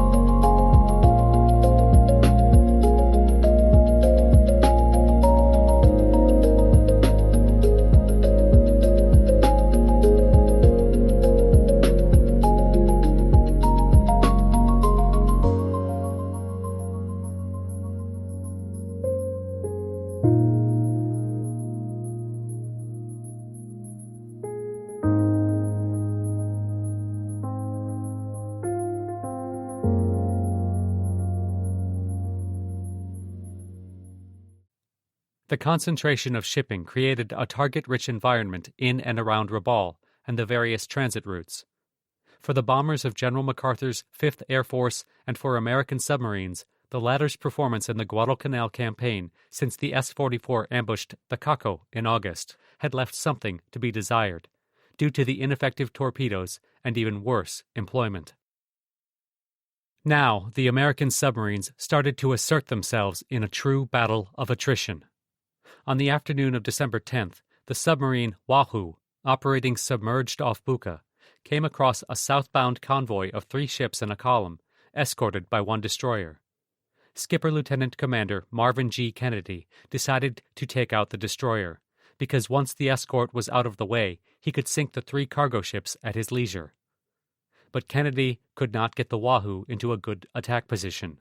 So at 4 p.m., he launched a spread of 4 Mark 14 torpedoes at the largest of the freighters, the second in the column.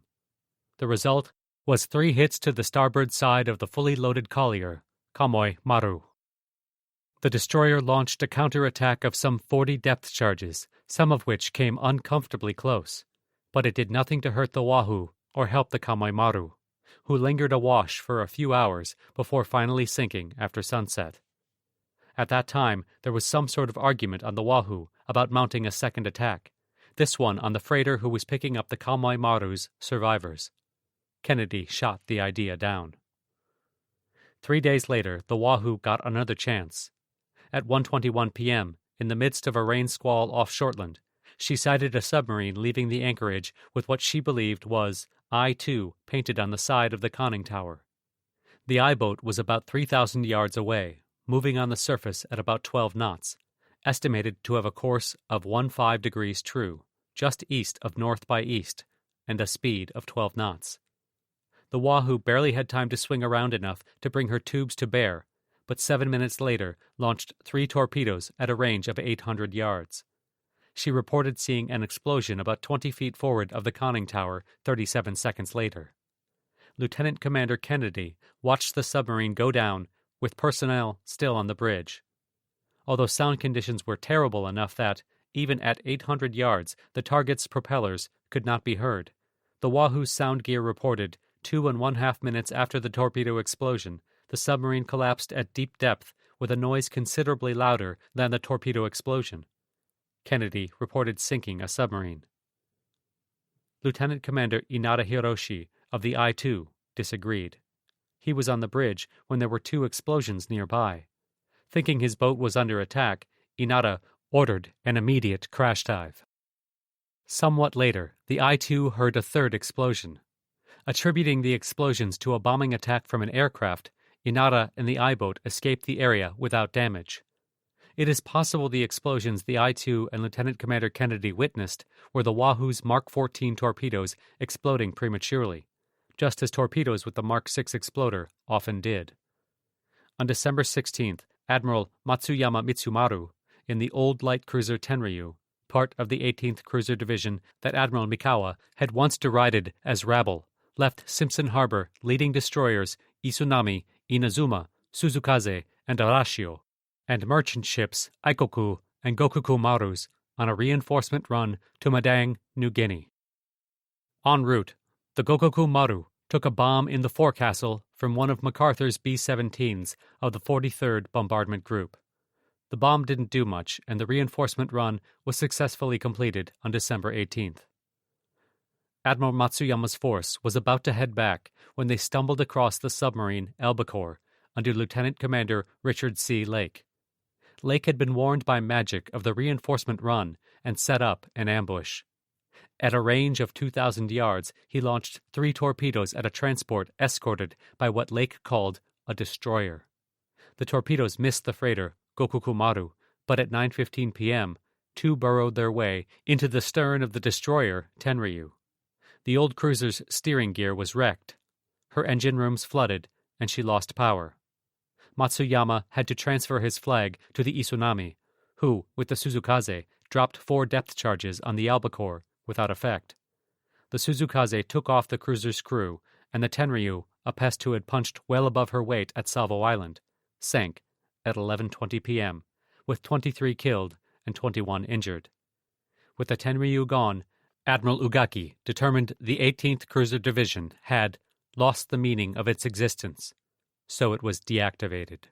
While that was going on December 17th, the submarine Grouper found a small convoy of transports, Bandung and Sorachi Marus, escorted by the sub-chaser CH-29, about 15 miles northwest of Buka's Cape Henpen. Grouper skipper Lieutenant Commander Rob McGregor launched 4 torpedoes at the Bandung Maru and 2 at the Sorachi Maru. McGregor missed the latter but got 2 hits on the former, including one in the engine room. The Bandung Maru, carrying ammunition, caught fire, staggered to a stop, and sank by the bow at around 4 p.m. These Tokyo Express reinforcements and supply runs were getting much more dangerous than those of the previous fall.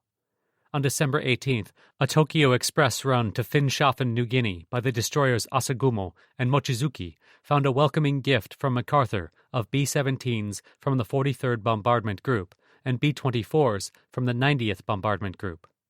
The Mochizuki was damaged by near misses. That same day, the Japanese submarine I-4 was trying to make a mole run to Buna. Lieutenant Commander Ueno Toshitake was a veteran of the early days of Watchtower as skipper of the Japanese submarine I-123. That experience served him well as skipper of I-4. Ueno had made 2 mole runs to Guadalcanal and was adding this run to Buna to his portfolio when he was chased off by a few PT boats and had to abort.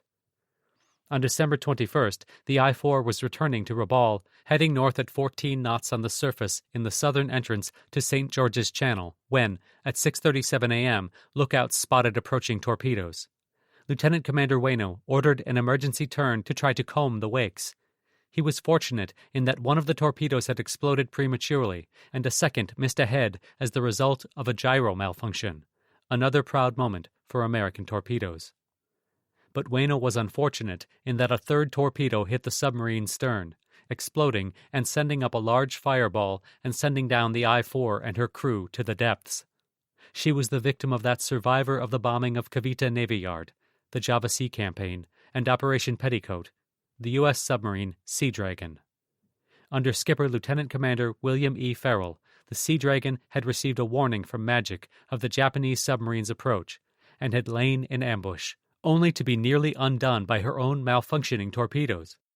The torpedo that had exploded prematurely had caused the hot run of another torpedo still in the tube, forcing Farrell to launch it so it would not detonate in the tube.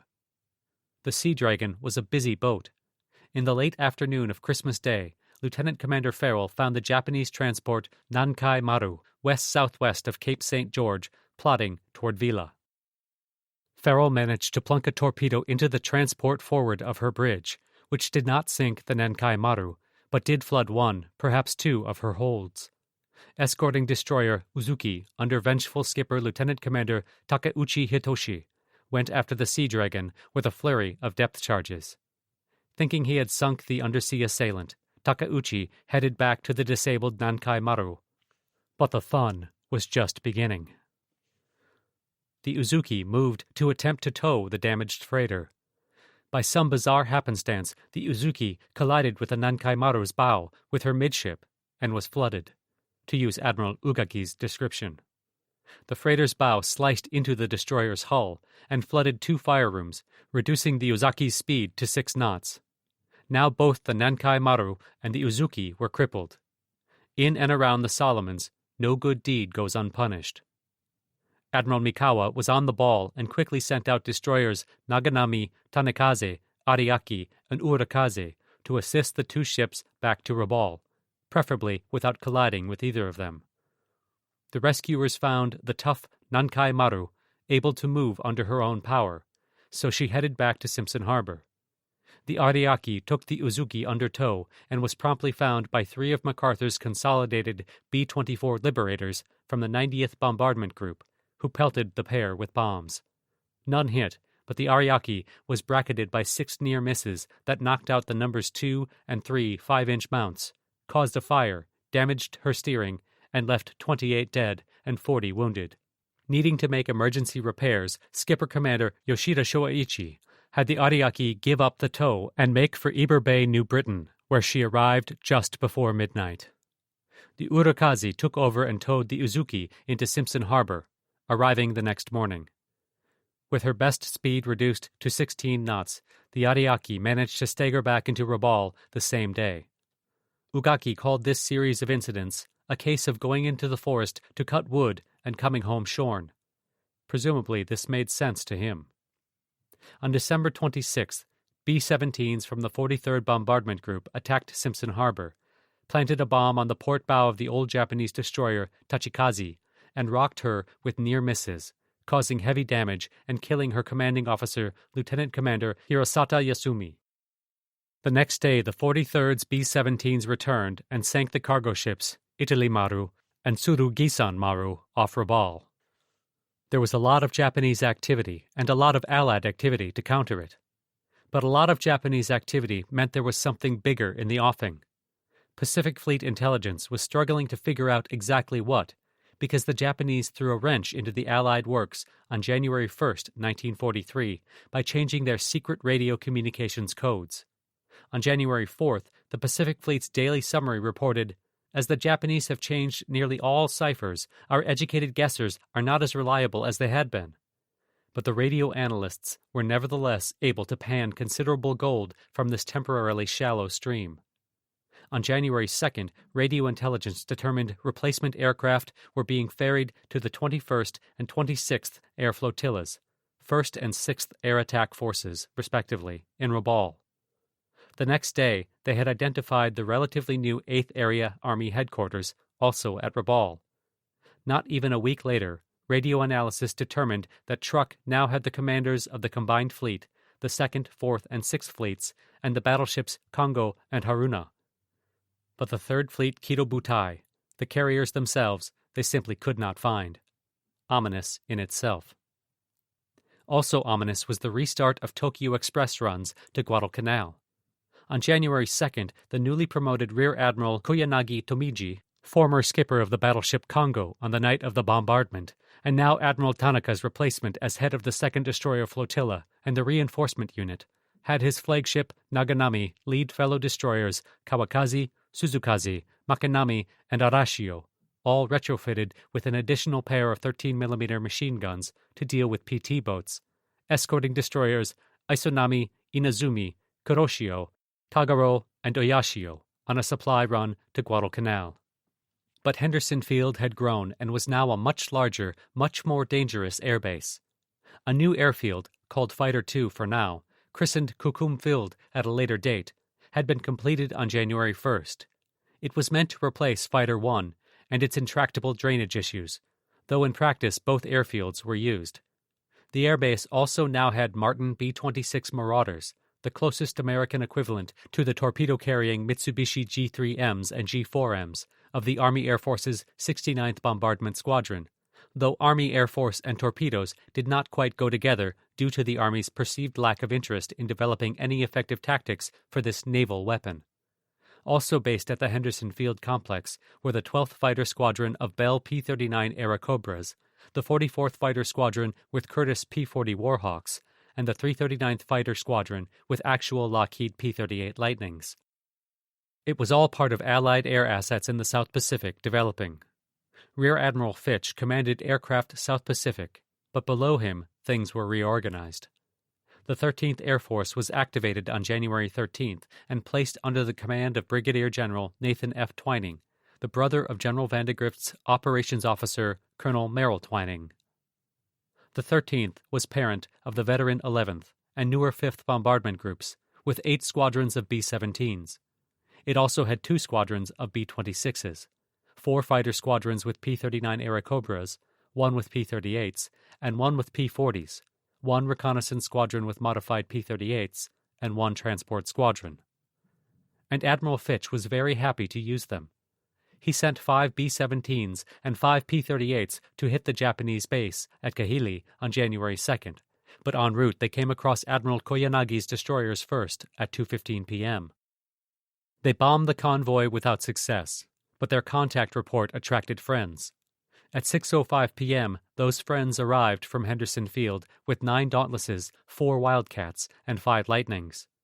According to Koyanagi, his ships were compelled to move like a Bon dance, an ancient ceremonial dance that included left and right swinging movements of the Bon Festival of the Lanterns. the Bondance was effective, mostly. The Suzukaze was nicked by a near miss and had to be sent back to Shortland, escorted by the Inazumi. 2 Wildcats and a Dauntless were lost. Now, down to 8 destroyers, Admiral Koyanagi's convoy plowed on and straight into a night ambush by no fewer than 11 PT boats, who spent 2 hours attacking the destroyers. But the Japanese had support from 3 floatplanes that harassed the boats so much that all 18 torpedoes the PTs launched missed. Koyanagi was able to complete his mission. The next day, the 17th Army on Guadalcanal reported recovering 540 drums and 250 rubber bags of supplies, enough for about 5 days. Conditions were still bad for the Japanese on Guadalcanal, but at least the Imperial Army was holding its own. The same could not be said for New Guinea. On January 2nd, Buna finally fell to General MacArthur's forces, after a campaign that was nothing short of brutal, far longer and costlier than it should have been. General Eichelberger explained just how brutal. At Buna, it was siege warfare, and that, as history records, is the bitterest and most punishing kind of warfare. Considering the number of troops in the front lines, the fatalities closely approached, percentage-wise, the heaviest losses in our own Civil War battles. Few prisoners were taken on either side, and the record indicates the quality of opposition which our troops met. The battle had to be fought through until, as one Australian writer phrased it, there was not one Japanese left who was capable of lifting a rifle. Nevertheless, upon the capture of Buna, General MacArthur proclaimed, "The utmost care was taken for the conservation of our forces, with the result that probably no campaign in history against a thoroughly prepared and trained army produced such complete and decisive results with so low an expenditure of life and resources." His troops were shocked. Several eminent historians have considered the claim absurd and preposterous. There was no time to be offended because the campaign continued for another 3 weeks on Papua as Gona and Sanananda were cleared. However, as far as General MacArthur was concerned, it was over. He flew back to Brisbane, telling the news media, "The Papuan campaign is in its final closing stage. The Sanananda position has now been completely enveloped. A remnant of the enemy's forces is entrenched there and faces certain destruction. This can now be regarded as accomplished." Nevertheless, General MacArthur may have privately chastened himself for the conduct of the Buna campaign and his mistakes. Not that he'd admit those mistakes to anyone. Even so, he promised no more Bunas. Indeed, MacArthur learned a lot from the campaign in Papua, as historian Alan Rems opined.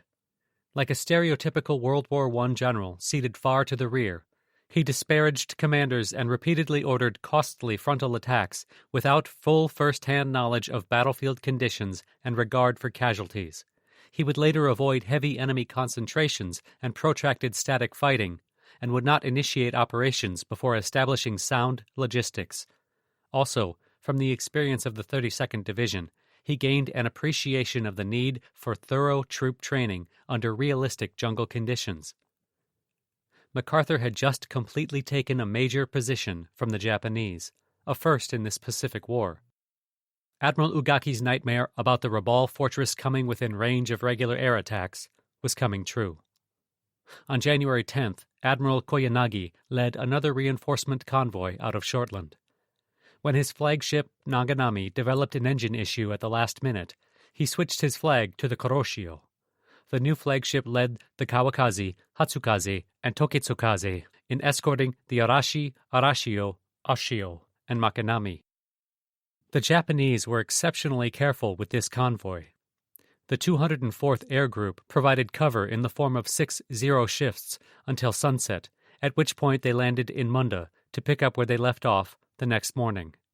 The timing of the convoy was set so that when it passed Coast Watcher Donald Kennedy on New Georgia, it was too late in the day for the Cactus Air Force to mount an airstrike. But the Cactus Air Force did have a new toy in its inventory that it put to very good use. The consolidated PBY Catalina flying boat, a mainstay of U.S. Navy reconnaissance since before the war, was too slow, too unarmored, and too lightly armed to be effective at aerial combat or using its bomb and torpedo capability, at least during the day. But if the Japanese could use seaplanes at night, why not the U.S. Navy? To be sure, Catalinas had operated at night since at least February 1942, but usually such missions were limited to desperate circumstances. It was a night-flying Catalina that had found the Japanese invasion convoy during the Battle of the Java Sea, though its contact report was not passed along in time to do the Allies any good. At Midway, the Japanese invasion force endured a nighttime airstrike by torpedo-armed PBYs that damaged a tanker. Even mighty Zuikaku at Santa Cruz was near missed by bombs from a night-flying Catalina, but the PBY's nighttime use was never systemic. Until now. In December, the first elements of Patrol Squadron 12 under Commander Clarence O. Taff came to Guadalcanal.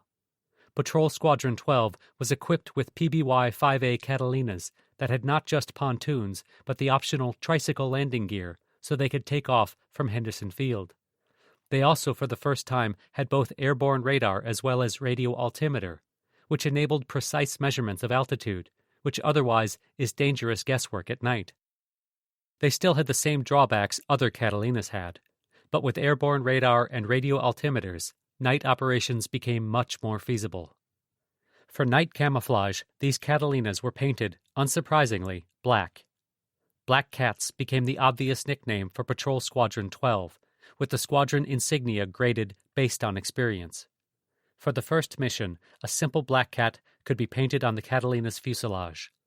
After the second, eyes could be added to the black cat insignia. After the third, whiskers and teeth could be painted on. And after the fourth, the pilot could add anatomical insignia of a more personal nature. Admiral Koyanagi expected an ambush by the American Devil boats, as the Japanese now referred to the PT boats, and he got one. Although Koyanagi's ships had slipped in under a friendly rain squall and eluded two scout groups of PT boats, at 12:15 a.m., Lieutenant Clyde Worth Curley, flying one of those new Black Cats, alerted a strike group of 3 PT boats under Lieutenant Rollins E. Westholm of the presence of 3 destroyers in a column, with a fourth that Curley called a light cruiser. Curley vectored the PT boats toward the incoming destroyers. Closing to within 400 yards, PT-43 under Lieutenant Charles E. Tilden launched 2 torpedoes at the lead ship, but when powder in the port torpedo tube ignited, the Hatsukaze and Toketsukaze were able to pinpoint the boat and cut her to pieces, forcing Tilden to abandon her. Westholm's own PT-112 launched 4 torpedoes at the third destroyer before being caught in a crossfire and sunk. Lieutenant Clark W. Faulkner in the PT-43 made his attack on the second destroyer. Between PTs 43 and 112, someone managed to get a torpedo into the Hatsukaze under the wardroom on the port side at 12:47 a.m., killing 8 and wounding 23. A single torpedo hit is usually fatal to a destroyer. Here, the Hatsukaze not only did not sink, she did not even lose power.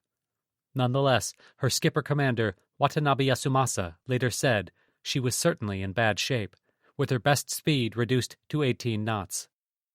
Her Tokyo Express companions laid smoke screens around her, while heavy flak drove Lieutenant Curley's Black Cat off for a bit at 1:15. Nevertheless, the supplies were dropped off. The 17th Army later reported 250 drums with 30 tons of food, medicine, and ammunition had made it to the Japanese-occupied shore, although the PT boats claimed to have shot up and sunk another 250 drums. Also making it to the Japanese-occupied shore was the drifting, abandoned hulk of PT-43. Japanese troops tried to pull the shattered PT boat onto the beach, but before they could do so, the New Zealand corvette Kiwi came along and used gunfire to finish off the wreck. While the mission was finished, Lieutenant Curley was not. Persistent, patient, and smart, he set about hunting for that light cruiser, which seems to have been the limping Hatsukaze. Curley made several low-level passes, dropping float lights, another idea taken from the Japanese, to mark the ship's course for the 3 PT boats whom he was vectoring in. This little-known action was something of a turning point. During the early part of the Pacific War, Japanese control of the skies meant that seaplanes had been ubiquitous. Especially during the Java Sea campaign, the appearance of a Japanese seaplane was a harbinger of doom, impending an air or naval attack brought by the seaplane's contact report. In the Battle of the Java Sea, Japanese cruiser floatplanes kept the Allied force under almost continuous surveillance, vectoring ships and spotting gunfire, even at night, which shocked Allied sailors, most of whom had never heard of flying at night. The usually unflappable Allied commander Admiral Carroll Dorman was so frustrated by the Japanese floatplanes illuminating his ships and marking his course that he cursed them under his breath. Those seaplanes were, arguably at any rate, the difference in the battle. Then there was Savo Island, the worst defeat in U.S. Navy history, a defeat set up by seaplanes. Again, cruiser floatplanes illuminated Allied ships while the Japanese remained hidden in the dark, setting up a decisive Japanese first punch. The Japanese owned the night, especially night aviation. That was then. This was now. How times had changed. Now, it was not an Allied commander cursing the seaplanes. It was the Japanese, frantic to get rid of the pestering Lieutenant Curley and his almost invisible seaplanes that hung on to the Hatsukaze like a leech. On one of the Black Cat's low passes, the destroyer apparently fired its main battery. The Catalina was not the most nimble of creatures, but Curley just sidestepped the blast. The destroyer turned on her searchlight and pinned the PBY for another blast, but Curley simply dove out of the way. And by circling the destroyer like a vulture, he kept marking the target. 3 PT boats, PTs 39, 45, and 46, finally managed to get a visual on the limping Hatsukaze, forcing her to take evasive action. But even in her hobbled state, the Hatsukaze was able to make tight circles and zig when she should zig, and zag when she should zag. Between her maneuvers, the smoke screens, and the dark, she made an impossible target for the dozen or so torpedoes launched by the devil boats, who got no hits. The Hatsukaze managed to limp away under the protection of the Toketsukaze, Kawakaze, and Arashi. Yet Lieutenant Curley was still not done. Curley landed his Black Cat at Henderson Field, refueled, and went up again. This was a long mission, and bound to get longer until Curley found his prey, which he did. At 3 a.m., Curley saw a smokescreen in the slot off the Russell Islands, with ships intermittently visible. It was his light cruiser, the Hatsukaze, and her protective flock. But because of the smoke, he could not get a clear visual on the target, even as clear a visual as was possible at night. So Curley eventually turned away and went back to Guadalcanal. Tenacious, this Lieutenant Curley had been. How times had changed. As designed by Admiral Tanaka, the rat transportation, the Tokyo Express, was to drop off troops and supplies on Guadalcanal and speed away from daylight air attacks from Henderson Field. Now they had to speed away from nighttime air attacks from Henderson Field as well. How Midway had changed everything. Japanese dominance was continuing its slow but steady erosion. Those daylight air attacks were indeed still a problem. While not a seaplane, the Lockheed Hudson was feared by the Japanese as another harbinger of doom when at 6:30 a.m. one from the Royal New Zealand Air Force's No. 3 Squadron found the Hatsukaze and her protective trio, Toketsukaze, Kawakaze, and Arashi, in the slot, some 115 miles from Guadalcanal. The destroyers watched helplessly as the Hudson invited herself to tag along, and invited some friends to this particular party.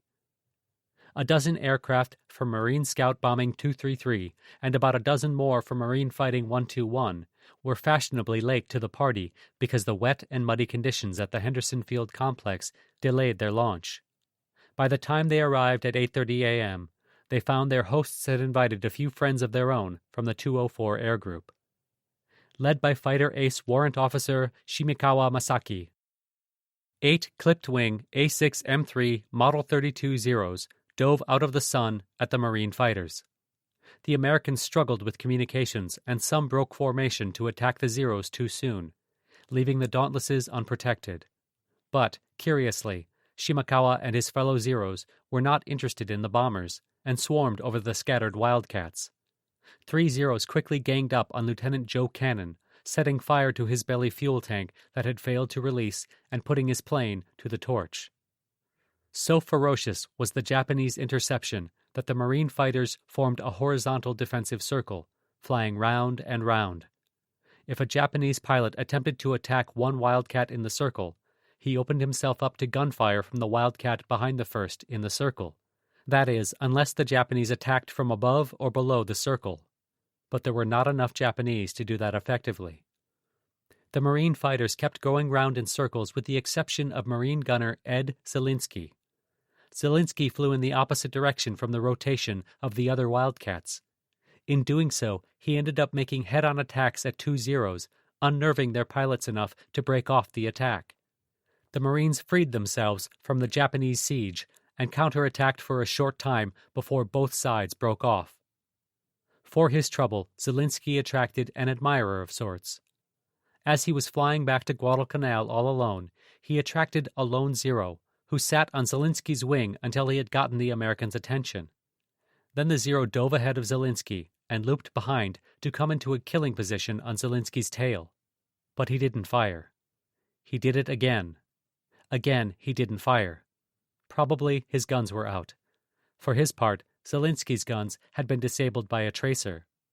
Having taunted his foe, the Japanese pilot, apparently Shimakawa, turned and headed back to base. The dogfight had cost each side a fighter, the Americans' lieutenant cannon, the Japanese chief petty officer Itsukaichi Sueji. The American fighters had done their job, keeping the Japanese away from the Dauntlesses. But the Japanese had done their job as well, keeping the Dauntlesses away from the fleeing Hatsukaze and her consorts. The SBDs continued on but could not catch up to the destroyers. Neither could a second strike, escorted by fighters under Captain Foss. On the way home, the bombers unloaded on Munda Airfield, Foss later wrote. There was no air opposition, but a lot of anti-aircraft. The Japanese responded with another convoy on January 14th. A new commander, Rear Admiral Kimura Susumu, the expert navigator from the Friday the 13th action off Guadalcanal, took to the sea in the big anti-aircraft destroyer Akizuki, sister to the sunken Terazuki. This flagship, with the destroyers Kurishio, Maikaze, and Toketsukaze, would guard transport destroyers Hamakaze, Isokaze, Tanakaze, Urakaze, and Arashi, who were transporting 750 men of the newly formed Yano Battalion under Major Yano Kenji and a battery of 75mm guns. Again, their transport was protected by a thick wall of clouds and rain, and 6-0 shifts of air cover from the 204 Air Group, who landed at Munda at 7:40 p.m. to spend the night, before an early combat air patrol the next day over the destroyers. Admiral Kimura's ships did get some more air cover, though not quite what he would have preferred. 2 Allied Black Cats. One picked up Kimura's destroyers on radar at 10:50 p.m. in the continuing rainy weather, while a second got a visual on the Akizuki and 4 other destroyers. Guadalcanal and Tulagi were warned. Both PBYs made bombing runs on the Japanese ships and succeeded only in getting a few near misses on the Urakaze that left her at reduced speed, according to Kimura. The Black Cats had done their job. Lieutenant Westholm led 13 PT boats out to challenge the destroyers. But Admiral Kimura had expected this and had a pair of float planes from the Sanyo and Kamikawa Marus overhead. They made bombing runs on the Devil boats that held them off for a bit, but the bad weather had a much greater effect. The PT boats saw the shadows of destroyers backlit by a flash of lightning and launched 17 torpedoes. None hit, and Kimura completed his mission to land troops successfully. To keep the flyers at Henderson Field awake, Washing Machine Charlie showed up 3 times. It was the first multiple-plane attack since November, wrote Joe Foss, who at this time was serving as operations officer, and not particularly happy about it. We stood on a hilltop and watched the raid, which cost us the lives of 6 mechanics. This put the Cactus Air Force in a vindictive mood. One of the Black Cats chased the destroyers back up the slot, but lost contact. A Royal New Zealand Air Force Hudson from No. 3 Squadron picked up the flotilla at 6:30 a.m. and radioed Henderson Field. Up went 15 Dauntlesses of Marine Scout Bombing 142 under Major Robert Richard, escorted by 12 Marine Wildcats of Marine Fighting 121 and Marine Observation 215 and 6 Army Airacobras from the 12th Fighter Squadron. An hour later, they chased down Admiral Kimura's destroyers north-northwest of New Georgia and perilously close to Munda.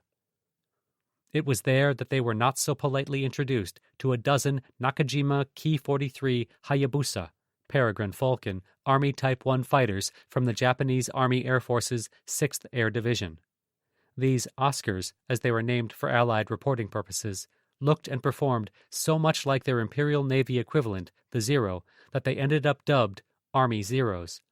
For that matter, there were also 9 of the regular Navy Zeros from the 204 Air Group and 6 from the 252. The result was an aerial melee between the Japanese, in particular the Oscars, and the Wildcats.